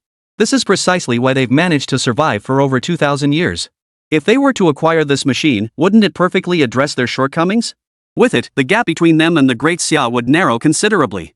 The ethnic group behind the capital could then retreat into the shadows, becoming lofty celestial dragons, perhaps truly realizing their legendary divine kingdom. And this machine would be the Messiah they spoke of. This presented a real headache for Qin Feng. He wanted to stir up internal strife among them, yet he also wanted to prevent them from acquiring his machine. After pondering for a while, Qin Feng dialed Qin Feng's number. He decided this matter was best left to the professionals. Hello, Xiao Feng. What's up? Running into trouble? No, Grandpa Chu, I just hit a snag and thought I'd ask your advice. Oh? What's the problem? Tell Grandpa Chu about it. I've seen more of the world than you've eaten meals. It had finally happened, better late than never. Faced with Qin Feng's enthusiasm, Qin Feng didn't immediately share his problem. It was simply too complicated. Grandpa Chu, do you have time now? This is best discussed in person. This concerns strategic matters. It's not suitable for discussion over the phone. You'd best bring a few advisors with you. Xu Dingfang, who had been chairing a meeting in the Southeast Theater, perked up at Qin Feng's words. Inconvenient to discuss over the phone? A matter of strategic importance? And I need to bring staff officers? These phrases combined evoked an inexplicable sense of familiarity in Xu Dingfang. This kid is making such a big deal out of it. What exactly has he come up with? Could it be a new Trinity-based warfare system like the dual-pulse missile engine? The thought struck him, and Xu Dingfang immediately added several trusted advisors to his entourage before setting out to find Qin Feng. I have time, plenty of it. Wait for me at the villa. I'll be there in half an hour. After replying to Qin Feng, Xu Dingfang addressed the officers gathered in the lobby. Today's meeting is postponed. The new time will be announced later. Dismissed. After dismissing the officers, Xu Dingfang hurried to his aircraft with 2 staff officers. He scrambled aboard the helicopter, his feet barely off the ground before barking orders at the pilot, take off. The pilot immediately activated the rotors upon receiving the command. He paid no heed to the 2 staff officers still struggling to climb the landing gear. Hey, old Chu, what's got you in such a rush? Yeah, Commander Chu, we've been brothers in arms for decades. We're still climbing aboard, and you're ordering takeoff? What could possibly be so urgent that you'd disregard decades of brotherhood like this? Xu Dingfang fastened his seatbelt and explained to the 2 staff officers through his helmet's communication system. It's Qin Feng. He's developed something new again. They say it's strategic level stuff. You've seen his previous strategic level inventions, EMP bombs, dual pulse missile engines, and the like. Hurry! I promised him we'd be there within half an hour, and 4 minutes have already passed. Upon hearing Xu Dingfang's words, the 2 staff officers instantly understood why their old comrade was in such a rush. If they were in his shoes, they'd be frantic too. This was something Qin Feng had brought forth. The previous 2 times, he hadn't even mentioned it was strategic level, yet the gadgets he produced could completely overturn the global situation. Now that he explicitly called it strategic level, its value was beyond measure, undoubtedly something extraordinary. Anticipation surged within them. Half an hour would soon pass. Qin Feng sat in the pavilion outside the villa, sipping tea. Suddenly, the whirring sound of helicopter rotors reached his ears. He looked up. Wasn't that Xu Dingfang's personal vehicle? Xu Dingfang was remarkably punctual, he marveled inwardly. But one thing puzzled him deeply. There was no helipad here. How were they going to land? Did they really think of him as some kind of time clock? Come over here to punch in, then head to a more convenient spot to disembark? Just as Qin Feng was pondering this, a rope was tossed directly down from the helicopter. Immediately after, Chu Dingfang and his two companions slid down the rope right before Qin Feng's stunned eyes. Are you kidding me, guys? You're all high-ranking officials from the Southeast Theater Command, especially Chu Dingfang, who's practically at the top. Why are you learning from young paratroopers? This is irresponsible. What if they get hurt? He couldn't take the blame for that. Ha! Xiao Feng, I said half an hour, and it's exactly half an hour. See? Perfect timing. Chu Dingfang slid down from the helicopter, too busy to adjust his clothes. Glancing at his watch, he immediately compared times with Qin Feng standing before him. You gotta hand it to them when it comes to punctuality, military men are unmatched. Only they could pull off this kind of precision timing. Punctual. Grandpa Chu, please don't do this again, it's terrifying. If you guys get hurt from all that rushing, I couldn't possibly take responsibility, my shoulders are just too frail. Seeing Qin Feng's reaction, Chu Dingfang and the others waved it off nonchalantly. It's fine. This was our own choice, old folks. No blame on you. Besides, don't underestimate your old man. Just because of my age, my physical condition is every bit as good as any youngster's. Saying this, he patted his chest with his broad palm. Oh, right, what was that strategic level question you wanted to ask on the phone earlier? Rest assured, both of these men are staff officers from our Southeast Theater Command. They've been with us for decades, trustworthy as can be. Chapter 122, The Shocked Staff Officer. Qin Feng, hello. I'm Staff Officer Yuan Jihai. You can call me Old Yuan. Qin Feng, hello. I'm Staff Officer Su Yuanshao. You can call me Old Su. We met at the Southeast Theater Command headquarters. The two staff officers who came with Chu Dingfang introduced themselves to Qin Feng. Hello, Grandpa Yuan. Hello, Grandpa Su. Hee, this kid sure knows his manners. Indeed, such a rare find. I have a granddaughter your age, would you like to meet her? The two elders took an instant liking to Qin Feng. Thankfully, the young man was well-mannered, otherwise, they would have felt 2 generations younger than Chu Dingfang today. This thought only occurred to them after they had finished introducing themselves. No, Grandpa Su, I'm still young. I'm not thinking about that yet. Gentlemen, please follow me inside. After declining Su Yuanchao's suggestion, Qin Feng led the 3 elders deeper into the villa. He led them down to the basement. The moment they entered, the futuristic-looking mind-imprinting machine came into view. The Panga Tech console had long been stored away in Qin Feng's personal space. What is this? The moment the 3 entered, their gaze was immediately drawn to the futuristic machine before them. But they had no idea what this machine was actually for. It certainly didn't look like a weapon. Moreover, the machine clearly featured a bed for a person to lie on, along with other accompanying instruments they had never seen before. It did seem somewhat related to medical technology. Qin Feng, could this be a new machine for enhancing human physical capabilities? I think so too. Old Yuan, this kinda looks like the stuff they use in movies to create super soldiers. Xiao Feng, you mentioned something strategic, could this machine be it? Frankly, I think it's no match for powered exoskeleton warriors. No matter how enhanced the human body is, could it really surpass our Yanlong warriors? After observing the machine for a moment, the 3 offered their respective opinions. Qin Feng merely smiled in response to their questions. Gentlemen, you're both right and wrong. This machine is indeed for human use. But you've missed one crucial point, it's not designed to enhance soldiers' physical capabilities. Qin Feng understood their reasoning. For a soldier, the first thought is always to enhance the strength of their own troops. This machine isn't for physical enhancement, it's for strengthening the mind. He spoke slowly and deliberately to the 3 people before him. Mental fortitude? Can that even be enhanced by a machine? Yeah, Xiao Feng, have you been feeling worn out lately? Isn't mental fortitude something you build by reading more and studying harder? Why go to all this trouble to invent something like this? They still couldn't fathom why Qin Feng would bother with this contraption. In their view, the time spent researching this would be better spent developing new weapons like that space electromagnetic railgun from last time, which was quite impressive. As for mental fortitude, we have the political commissar for that. What problem can't be fixed by reciting the regulations? Grandpa Chu, you're mistaken. This isn't about simply strengthening soldiers' ideologies. It's about implanting an irresistible command within their minds, a command that remains hidden in their subconscious at all times. Only when specific situations, times, or events arise does this command automatically surface in their minds. And it becomes impossible to resist, they must obey. After hearing Qin Feng's description, the 3 of them instantly sucked in a sharp breath. Chu Dingfang suddenly felt this concept looked familiar. Wasn't this the very thing Qin Feng had sent him in an email not long ago? Had he developed it this quickly? Now, besides the 2 staff officers, Chu Dingfang also understood the machine's purpose. Xiao Feng, this is that thing, right? You actually managed to build it this quickly? Yes, Grandpa Chu, this is the thing. My problem now is figuring out how to actually use it. Their cryptic exchange instantly left the 2 staff officers utterly bewildered. What on earth was going on? All they knew was that this thing was powerful, capable of altering people's subconscious minds without their awareness. Those whose minds were altered would live, work, and study as usual, even their emotions and personalities remained unchanged. Until triggered by a specific awakening event. Sounds just like the Terminator, doesn't it? They wouldn't even be aware of it themselves. If you needed to assassinate specific individuals, this would be the perfect tool. The thought sent a chill down both their spines. In a sense, this thing truly qualifies as strategic-level equipment. Yet for those subjected to the transformation, it was utterly cruel. It's essentially using human lives as pawns. Old Chu, isn't this thing too cruel? Our soldiers have rock-solid morale and exemplary conduct. They don't need this at all. Yes, if war comes, we can simply recall them. This thing is utterly unnecessary. Yuan Jihai and Su Yuanchao both looked at Qin Feng with deep concern. They held profound respect for Qin Feng's scientific prowess. And they genuinely loved the things he created except for this machine. Xiaofeng, this thing really shouldn't have been made at all. Don't you trust our soldiers?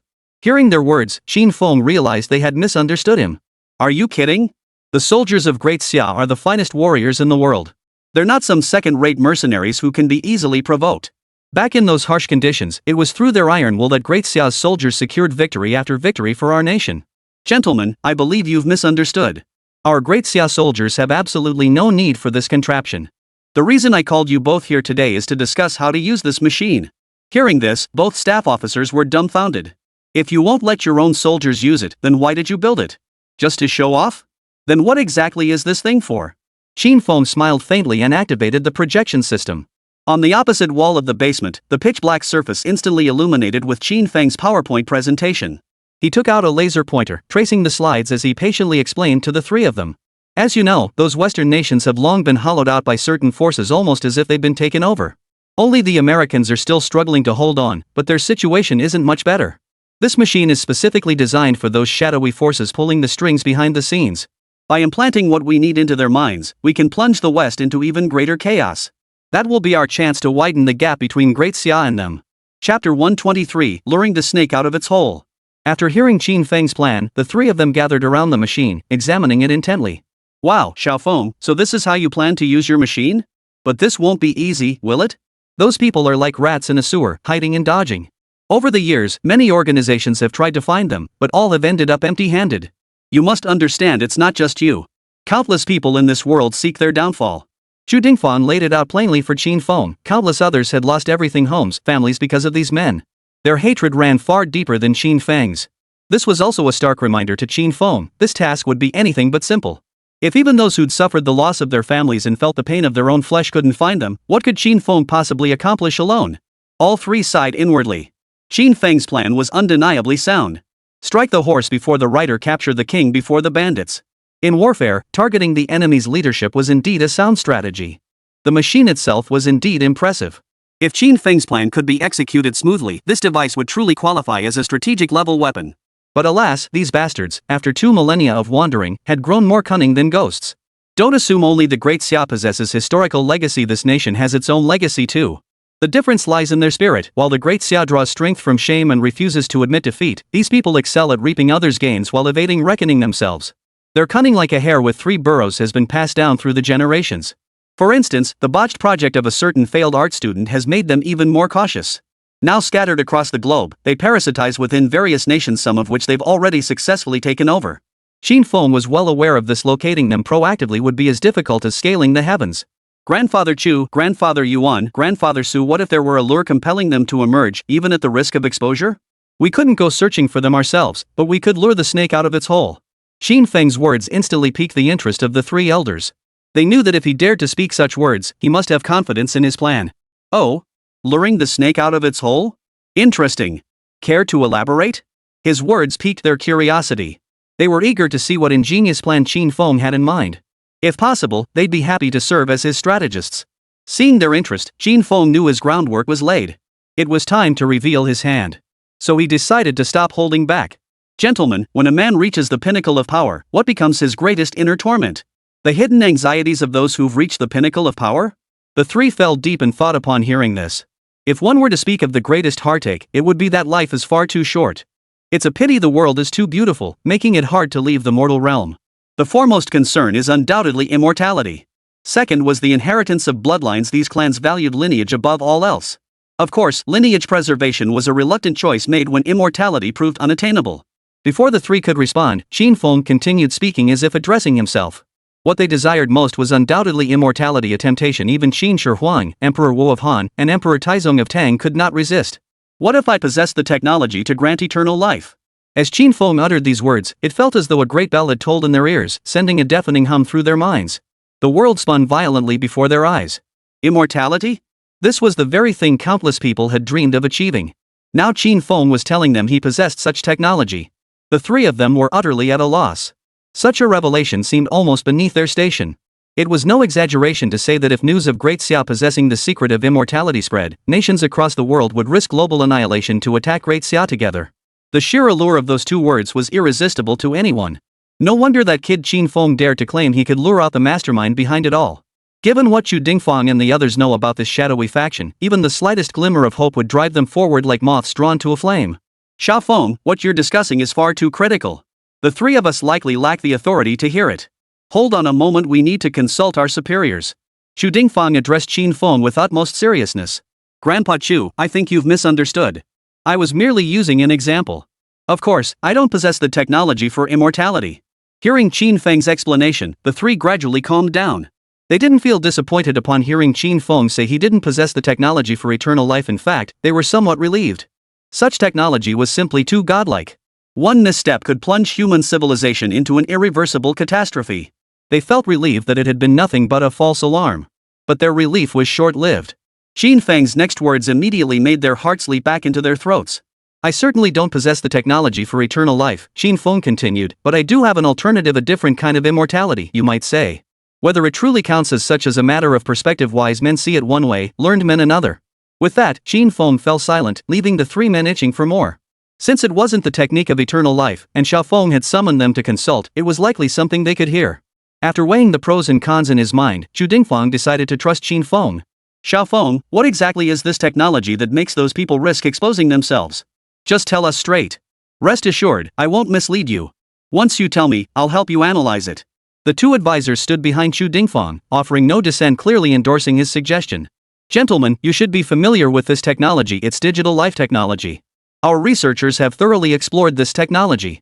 I believe many scientists now possess cyber avatars, and recent research progress must be advancing rapidly. The three elders were indeed aware of this technology. Not long ago, Luo Zhenghua had flaunted his simulation robot assistant in the Southeast Theater of Operations. Initially, they assumed it was just an ordinary AI robot assistant. Chu Dingfang even approached it with a playful mindset, expecting something akin to the outdated artificial stupidity of the past. To his astonishment, the humanoid assistant mirrored old Luo perfectly. Its movements, expressions, tone of voice, and work habits were identical. Only then did he realize this was the new technology Qin Feng had developed. Luo Zhenghua had teased him about it for quite some time afterward. But what did this technology have to do with immortality? Chapter 124, Plan Submission. Xia Feng, we know about your technology, but how does this relate to immortality? Facing Chu Dingfang's question, Qin Feng smiled and patiently explained to them. This technology has absolutely nothing to do with immortality, it's merely a substitute for it. But just because we know that doesn't mean others do. Grandpa Chu, you're the top commander of an entire war zone. Your understanding of human nature should be deeper than mine. When someone is cornered, they'll cling to even the tiniest straw. Suppose I find someone on the brink of death in a livestream and upload their consciousness as a digital entity. Then, if that person dies in our world, but their consciousness survives in the digital realm, able to interact with people in the real world, experiencing joy, anger, sorrow, and pleasure, how do you think people would react? How many among them are nearing the end of their lives? Do you think they'd panic? After hearing Qin Feng's explanation, all three sucked in a sharp breath. This technique would be useless for ordinary people, but for certain individuals, it would be utterly unstoppable. Their gaze toward Qin Feng shifted. Previously, they had merely seen him as a straightforward researcher, but now he appeared to be a sly fox. To have devised such a devious tactic, it was the ultimate manipulation of human nature. Qin Feng met their gazes, feeling a touch of embarrassment. Don't look at me like that, he said. I had no choice. Besides, if they can use human nature to manipulate the Great Xia Empire time and again, I'm only targeting their high-ranking officials. He looked at the three of them with an air of innocence, thinking their reaction was a bit excessive. But Qin Feng left one crucial point unsaid. While their doomed high-ranking officials might fall for it now, the truth would eventually come out. Once they caught on, they wouldn't fall for it again. Instead, they'd turn this technology against their own people. They'd fabricate a digital utopia, a paradise free of war and famine, a refuge from reality's hardships. There, they would find everything and everyone they longed for. Ordinary people would flock to it, reckless and eager. Once their masses upload their consciousness, they will discover it is merely decades of digital memories. By the time they realize this, it will be too late. They will be humanely destroyed, their organs and blood becoming commodities for those people, priced openly. These commodities would appear openly in the marketplace, and the rest of the populace would come to regard them as commonplace. After all, uploading consciousness comes at a cost. These costs are legally covered by contracts where individuals pledge their organs and blood as collateral. This shocking deception is second nature to them, burdened by no moral qualms whatsoever. All they need to do is periodically broadcast clips of people enjoying blissful lives in the digital realm, and that's that. Xiao Feng, we all understand the logic, but I think we should still seek approval from higher-ups. After hearing Qin Feng's plan, Chu Dingfeng and the other two grew uneasy. Once implemented, the repercussions of such a scheme would be immense. What Qin Feng could foresee, they could certainly imagine as well. Even if he hadn't mentioned it, it wouldn't have mattered how many people in positions of power are simple-minded. Chu Dingfeng and his group weren't afraid of what the Western world might become. To put it bluntly, whether they lived or died was none of Great Xia's business. Their real concern lay with the people of Daxia. What if, upon learning of this technology, they were deceived? Despite Xia's long-standing 9-year compulsory education system, there were still some foolish people who acted without thinking. All they needed to see was Western politicians enthusiastically endorsing it, with users raving about its benefits. Over there, you don't have to do anything, just sit back and enjoy your freedom. That's a surefire way to do people. Even if the Great Xia government later promotes awareness and precautions, it won't matter. In their eyes, the grass is always greener on the other side. If Great Xia differs from the West, it must be flawed and inferior. People like this Chu Dingfeng, too, grinds his teeth in frustration, but there's nothing he can do. They are citizens of the Great Xia. Whenever this thought crossed his mind, Chu Dingfeng could only lament their misfortune and fume at their stubbornness. Xiao Feng, how exactly do you plan to handle this machine? Chu Dingfeng intended to fully understand Qin Feng's reasoning before reporting it upward. Grandpa Chu, my digital life technology can be integrated with this machine.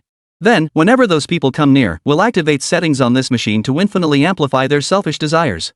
Simultaneously, we'll weaken their innate understanding of the world's operating principles, the knowledge they've acquired from birth. Then, we'll imprint this ideological stamp deep into their subconscious. Immediately afterward, we'll extract their digital consciousness. That would complete the process. Their own digital consciousness would then be uploaded to the digital world through the backdoor they had prepared. Just imagine, when a digital consciousness, its selfishness infinitely amplified and utterly unrestrained, enters the Western digital realm, what horrors might unfold? At this thought, Qin Feng felt a faint tingle of excitement. Nuclear war would be averted, but countless conflicts waged to secure private gains for their own bloodlines and clans would erupt within the Western cyberspace. The impact would be immense. Even dropping mushroom eggs across the entire American territory wouldn't match the devastating consequences of a single cyber war. Today, it might be the exposure of a spy list from one faction. The day after tomorrow, it could be the revelation of scandals involving political figures. But if that's the case, Great Xia must prepare its countermeasures in advance. After hearing Qin Feng's words, the three remained silent for a long time. This was a war fought in the realm of human hearts and minds, one that would profoundly impact the real world. This machine, as Qin Feng stated, truly deserved the title of strategic-level weapon. Xiao Feng, what happens after their digital consciousness is uploaded? After hearing Qin Feng's plan, Staff Officer Su couldn't help but ask. Chu Dingfeng and Yuan Jihai exchanged glances, both seeing the murderous intent in each other's eyes. After the upload, it depends entirely on our stance. Either way, we cannot allow this man to reappear in the public eye. Chu Dingfeng answered the question directly on Qin Feng's behalf, unwilling to let blood stain his hands. Xiao Feng, your plan is simply well, we've decided to report it up first. Wait for their response before making any further decisions. After instructing Qin Feng, Chu Dingfeng walked straight to the villa's entrance. He dialed the number for Minister Li at the military headquarters. Hello, Commander? This is Chu Dingfeng. Chapter 125, The Flamboyant Chu Dingfeng. Director Li's response came swiftly. The higher-ups have approved Qin Feng's proposal. Submitting strategies as part of the plan schemes are also strategies. Minister Li specifically instructed that Chu Dingfeng would be the one to execute this plan. Xiao Feng, the higher-ups have already approved your plan.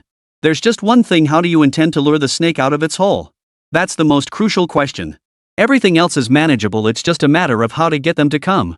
Little did anyone know that upon hearing Chu Dingfeng's question, Qin Feng chuckled and immediately offered his response. Grandpa Chu, we can use a live stream. As long as we host one, the rest is up to time. We can't rush this. Like Jiang Taigong fishing, let those who wish to bite take the bait. This time, we're only fishing for those with ulterior motives. Let the willing take the bait? Interesting. Grandpa Chu had just been thinking about the identity they'd arranged for Qin Feng and the recent publicity from the War Propaganda Bureau. Having him host a livestream was an excellent choice. In this world, high-level corruption and the exploitation of resources to cultivate one's offspring are commonplace. These operating rules had long been mastered in their circles. Qin Feng adopting the same approach now wouldn't raise any suspicion. In fact, they'd find it perfectly reasonable. The matter was settled. Chu Dingfang and Qin Feng agreed on the livestream schedule, with Chu arranging personnel to assist during the broadcast. Qin Feng had initially wanted to refuse, but he couldn't stand up to Chu Dingfang and had no choice but to accept. The day of the scheduled livestream arrived. Qin Feng was picked up by a flashy sports car arranged by Chu Dingfang. Accompanying him was his live streaming assistant, Lu Ruoshi. Lu Ruoshi immediately opened the livestream. "Hello everyone. Friends in the livestream, have you missed us?" She skillfully interacted with the viewers in the chat. "Wow, finally. I thought Qin Feng was just messing around with streaming. What's the difference between this and messing around? Have you ever seen a streamer who only goes live once in a blue moon? Where's Qin Feng? We want to see Qin Feng. Yeah, we finally got a live stream, but we won't feel right without seeing Qin Feng." Inside the livestream, viewers were venting their frustrations about Qin Feng's long absence. It wasn't that they disliked Qin Feng, they were just venting. Ever since that Xia Tech show, they realized just how amazing Qin Feng really is. After that show, many more people gradually started following Qin Feng. It wasn't until now that they finally got a live stream. Seeing the comments in the chat, Lu Ruoshi had no choice but to point the camera at Qin Feng. Qin Feng was driving and couldn't reply to everyone's messages. "Once we arrive, I'll have him interact with you all." A short while later, Qin Feng arrived at the location arranged by Chu Dingfang. The moment he parked, he spotted a familiar face. Dressed in an exaggerated uniform, the man eagerly rushed over, opened the car door, and raised his hand above Qin Feng's head to block the moonlight streaming down from the sky. The gesture and expression were as over the top as they could possibly be. Qin Feng recognized him. He was a guard from the security team at his villa entrance. As Qin Feng stepped out, he found the surroundings equally extravagant. Crimson lights bathed the parking lot, filled with nothing but limited edition sports cars and various luxury business vehicles. Before him stood an upscale business club. As his foot touched the red carpet at the entrance, a pleasant female voice greeted him from both sides. "Welcome." Looking toward the source of the voices, Qin Feng saw over 20 stunning women dressed uniformly in cheongsams and black stockings standing on either side, curtsying to him. This left Qin Feng utterly bewildered. He inwardly groaned. Wait, this was just supposed to be a simple research livestream. What the hell was Chu Dingfang up to? Did he really think all Silver Spoon kids were this over the top? Real Silver Spoon kids wouldn't even show up at a place like this, okay? People like that value their image above all else. They wouldn't set foot in a place like this, okay? Even the mood lighting here screams, "I'm not serious." He steeled himself against the awkwardness and pushed his way into the club's interior. Thankfully, once inside, the earlier awkwardness dissipated. But the overall dim lighting made even Qin Feng seem less respectable in the livestream. Holy crap, I've never been to a place like this in my life. Is Mr. Qin taking us on an educational tour? Stop. Don't go any further. Is this something a minor should be seeing? Stop it, streamer. You're already straying further down the path of crime. Did I enter the wrong room? Isn't this supposed to be an educational livestream? Yeah, I thought I was in the wrong place too. Is this Qin Feng's store exploration show? Ignoring the stunned viewers, Qin Feng walked straight ahead. Finally, at the end of the corridor, he spotted the room Chu Dingfang had prepared for him. But standing at the doorway were several beauties in black stockings and cheongsams. "Welcome, honored guest. Please come inside." The beauties, upon seeing Qin Feng's arrival, bowed deeply once more and opened the door to the private room for him. Qin Feng stepped inside. The moment he entered, the space opened up before him, bathed in bright white light. The interior space was much larger than he had imagined. It was at least 3 times the size of his own basement. Placed right in the center of the room was Qin Feng's mind imprinting machine. Shortly after Chu Dingfang's departure, Qin Feng had integrated this machine with Pango Technology's platform and digital life technology. Now, this machine not only imprinted thought stamps onto users but also possessed the capability to upload data consciousness. Hello everyone watching the livestream. First, I want to apologize to all of you here. I deeply regret choosing this location for today's broadcast. Because the technology I'm about to demonstrate tonight is extremely dangerous. Once again, I sincerely apologize to everyone. This was truly unavoidable. The livestream audience looked utterly bewildered. Dude, if you think tonight's tech is so dangerous, why did you choose this location for the stream? Qin Feng, if you think it's dangerous, why not stream somewhere less populated? Yeah, boss. I just counted, there are at least 57 beauties here. What if someone gets accidentally hurt? Curious. What kind of technology could possibly make you feel this dangerous? If even the boss thinks it's dangerous and still chose to stream here, I feel like this isn't going to be simple. Agreed. This livestream probably isn't straightforward. The danger likely targets the big shot himself. Personally, I suspect this experiment won't sit well with the Great Xia authorities. Can't wait. Can't wait. Chapter 126, The Old Man's Taste. Just as Qin Feng was interacting with the live stream audience, a creak sounded as a door opened in another direction. This door blended seamlessly with the wall, its color matching the surrounding surface. If one wasn't paying close attention, it would be nearly impossible to spot. As the door, which looked just like those in hospitals, swinged open, a group of medical staff who had been waiting for some time emerged. They wheeled in a white hospital bed, upon which lay a man clinging to life. He was clinging to life by a thread, sustained by professional medical equipment, at risk of kicking the bucket at any moment. The computer monitor displayed an electrocardiogram showing his bodily functions were failing. Both the medical team and the patient on the bed had been arranged by Qin Feng. He had planted spies in the live stream room.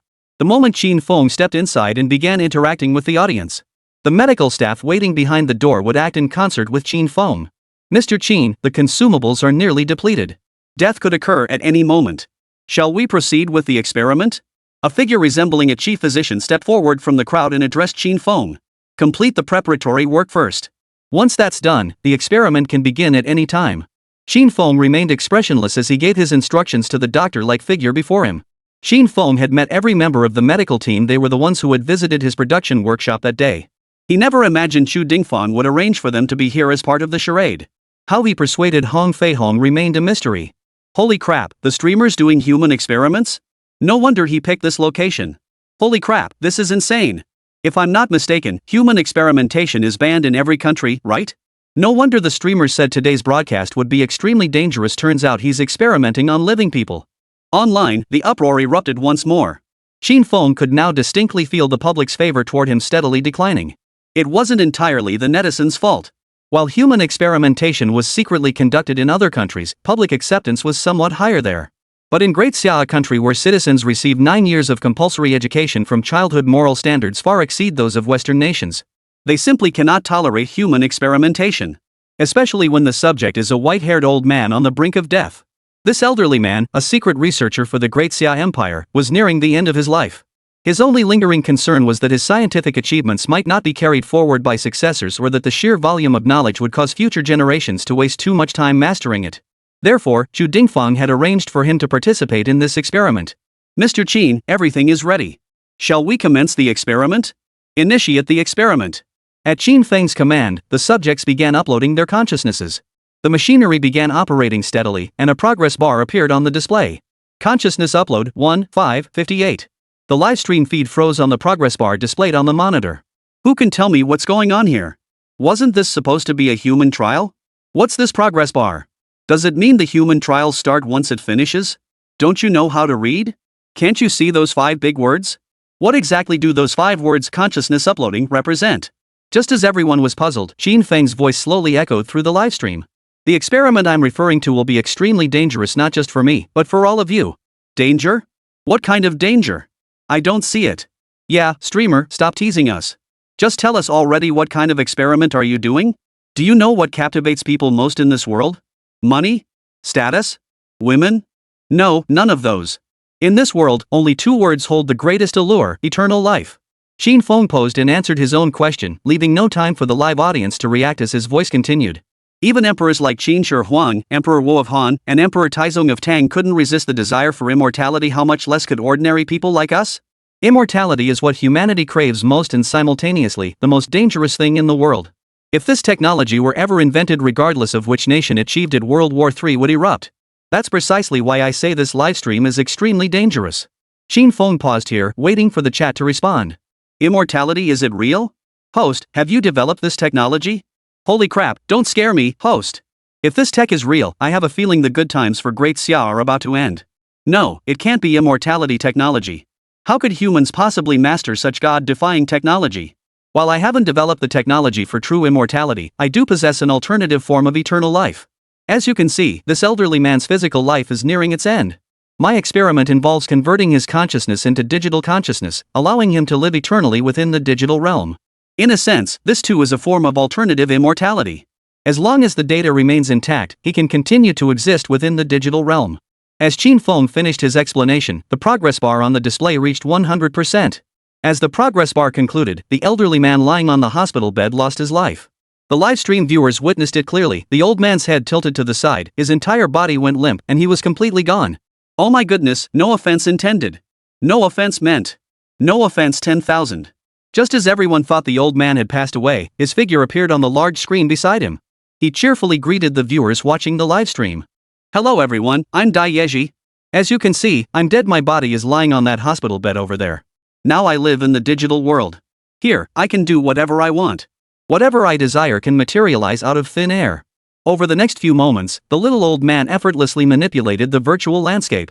What had been an oasis moments ago transformed into a vast ocean and sandy beach, while the sky's ever-changing seasons shifted entirely at his whim. Moments later, the oasis gave way to a vast ocean and sandy beaches. The sky's ever-changing seasons shifted entirely at the old man's whim.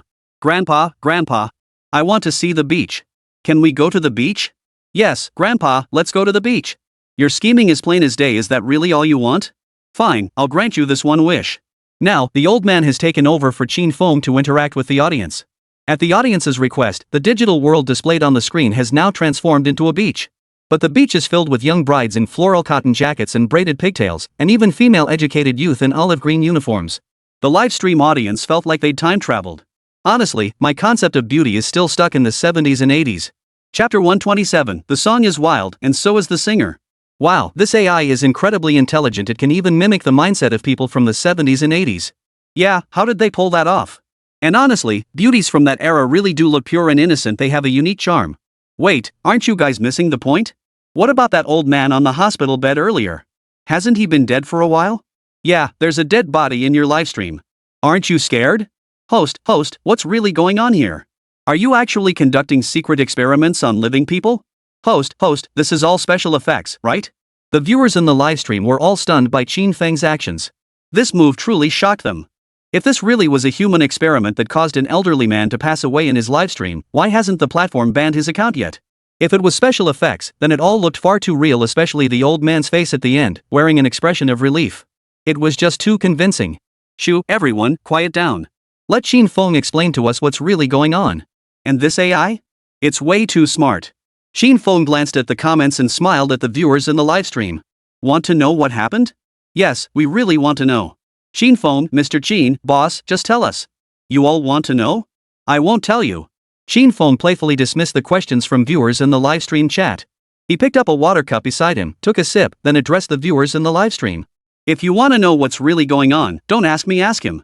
His finger pointed toward an empty space in the room. The audience followed his gesture and saw nothing but empty space. You're messing with us, the viewers thought to themselves.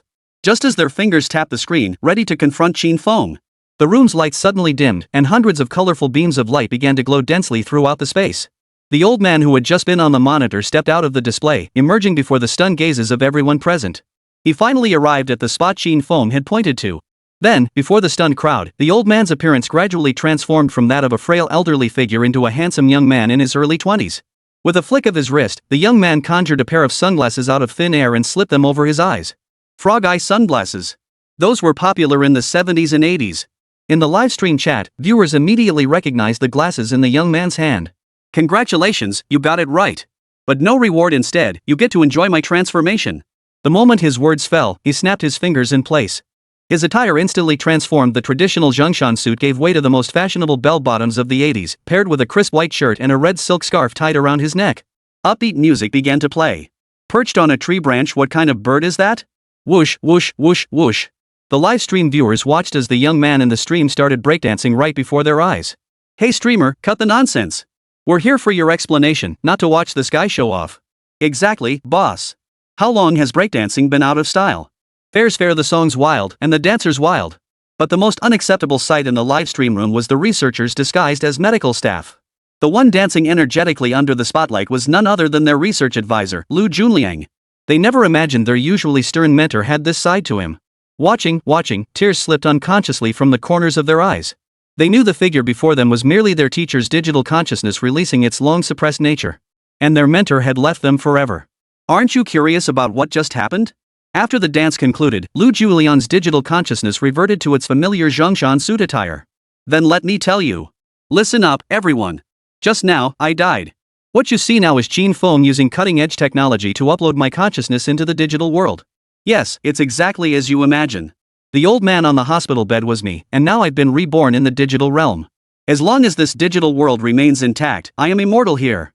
In fact, in this world, I am all-powerful. Whoa, that's terrifying. So terrifying, is this real? Don't lie to us. Impossible. How could such a thing exist in the world? That's unscientific, it's pure science fiction. Is this real? I can't shake the feeling this is just hype. Faced with Lu Julian's explanation, netizens remained skeptical, convinced it was all for show. In a basement rental apartment in Jinghai City, Wu Jianqin, who had just finished a day of delivering takeout, was lying on his bed watching Qin Feng's livestream. Originally scrolling through short videos of beautiful women, his attention was suddenly grabbed by a notification popping up on his phone. The streamer you follow, Qin Feng, is currently live. Seeing this system notification, Wu Jianqin entered Qin Feng's livestream channel, consumed by hatred. His hatred for Qin Feng had reached its peak. His family's entertainment company had gone bankrupt because of him, and even his personal assets had been completely confiscated. Now he could only rent this basement damp and gloomy. The air often carried a musty stench. It was the transition between summer and autumn, making the basement stiflingly hot and humid. Without the air conditioner at night, sleep was impossible, yet turning it on only intensified the dampness. Today, he entered Qin Feng's livestream with the sole intent of causing trouble. The moment he saw that elderly man and Qin Feng's involvement in human experimentation, he immediately clicked to report it. But today, the streaming platform seemed to be glitching. No matter how many times he clicked report, it did nothing. He didn't even get a feedback notification. With no other options left, Wu Jianqin resorted to the most foolish method. He planned to stir up trouble and attack Qin Feng directly in the livestream. Though he'd never done such a thing before, hadn't he at least seen how it was done? Though 3 households, it's all fake. This kind of technology doesn't exist anywhere in the world. How could Qin Feng possibly pull it off? Shu Sui Sanhu, this is clearly just clickbait. Do you even understand what this technology represents? Shu Sui Sanhu, immortality. This technology represents an alternative path to immortality, sacrificing the physical body to achieve cybernetic immortality. Chapter 128, The Free Stooge. Qin Feng stared at the ID Chu Sui Sanhu with growing suspicion. This person seemed to harbor a personal grudge against him. They constantly targeted him in the comments, spamming the feed relentlessly. And that username, anyone from Dasha knew exactly what the last phrase meant. But even so, what could he do about it? This guy was practically his free shill now, no need to pay him, just getting free publicity. Why not? Qin Feng, you fraud. To grab attention, you're using an old man as a human guinea pig. You're not even human, damn it, you're just a jungler. Bip bip bip. After that, the ID named Chu Sui San who unleashed another torrent of profanity-laced insults. What a fool. I wasn't even planning to deal with you, why are you digging your own grave? Seeing the ID's reckless behavior, Qin Feng's expression darkened to the extreme. I let it slide because you were giving me free publicity, but now you're getting cocky? Lu Junliang, the digital physician beside him, caught the displeasure on Qin Feng's face through the camera feed. He connected to the livestream's database and, after scanning the chat comments, instantly understood why Qin Feng was so upset. Xiaofeng, is this user named Chu Sui Sanhu the one who upset you? I'll track him down right now and help you vent your frustration. With that, the quantum computer's processing power kicked into gear. Within mere fractions of a second, Wu Jianqin was identified. Lu Junliang then pulled up surveillance footage from the rental unit below Wu Jianqin's apartment on the initial large screen.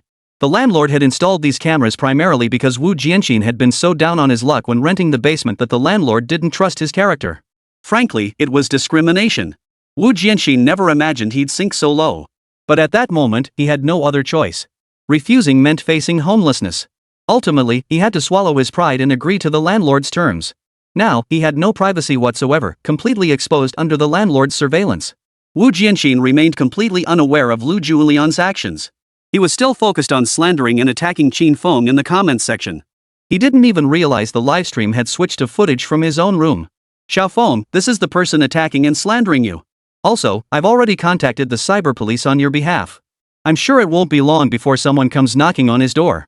In the livestream, everyone except those engrossed in commenting witnessed Lu Julian's actions. They were utterly stunned. They couldn't believe this was being done by someone suspected of being an AI. Qin Feng sat beside him, seemingly doing nothing, though that wasn't quite true. He did furrow his brow once. But that just made it even more terrifying, right? With just a frown, this suspected AI system instantly understood Qin Feng's intent and resolved the issue for him. No way, this isn't some pre-programmed AI, is it? It's way too smart. Yeah, I'm totally baffled. How long has it even been? They've already caught the person hiding behind the scenes. Looks like the internet won't be a lawless zone anymore. With this tech, won't those lurking in the shadows be finished? Prompted by this user's comment, the others instantly realized those lurking in the shadows, stirring up trouble with their treasonous propaganda. Seems the day when spies stop harassing us and brainwashing us is getting closer. What if this AI is actually the old man's consciousness uploaded into the digital world? Otherwise, I can't imagine what AI technology could be so advanced. Yeah, just look at that skill for reading people's expressions. Even many ordinary folks couldn't pull that off. Exactly. This is undoubtedly a human consciousness uploaded into the digital realm. Right. I trust Qin Feng. Has he ever deceived us? In the livestream chat, more and more viewers were convinced this was genuine human consciousness upload. Mainly because Qin Feng had such a solid reputation. Whatever technology he claimed it was, that's what it was. Ding. Congratulations, host. You have obtained 11 shock points. Ding. Congratulations, host. You have obtained shock value 10001000. In just a moment, thanks to this Chu with only 3 households maneuver, Lu Junliang, who'd previously had no chance to showcase himself, finally found his opportunity. Now, the audience in this livestream was no longer ordinary. This livestream was now teeming with spies from various nations and factions. At this moment, Qin Feng's shock value had already reached 50 million. He was now just 50 million shock points away from unlocking the planetary engine. It took Wu Jianxin a long while to realize he had been projected onto the livestream's giant screen. In that moment, he felt like nothing more than a clown. Meanwhile, through the footage on the display screen, Qin Feng now understood why this man harbored such deep-seated hatred toward him. So this guy was Wu Jianxin? Who would have thought he'd end up in such a sorry state? At the same time, Qin Feng now understood why this man had been targeting him all along. If it were him in that situation, he'd have gone even further. Wow, boss Qin Feng is just too awesome. He even developed this kind of technology. Qin Feng, could you show us how you did this research?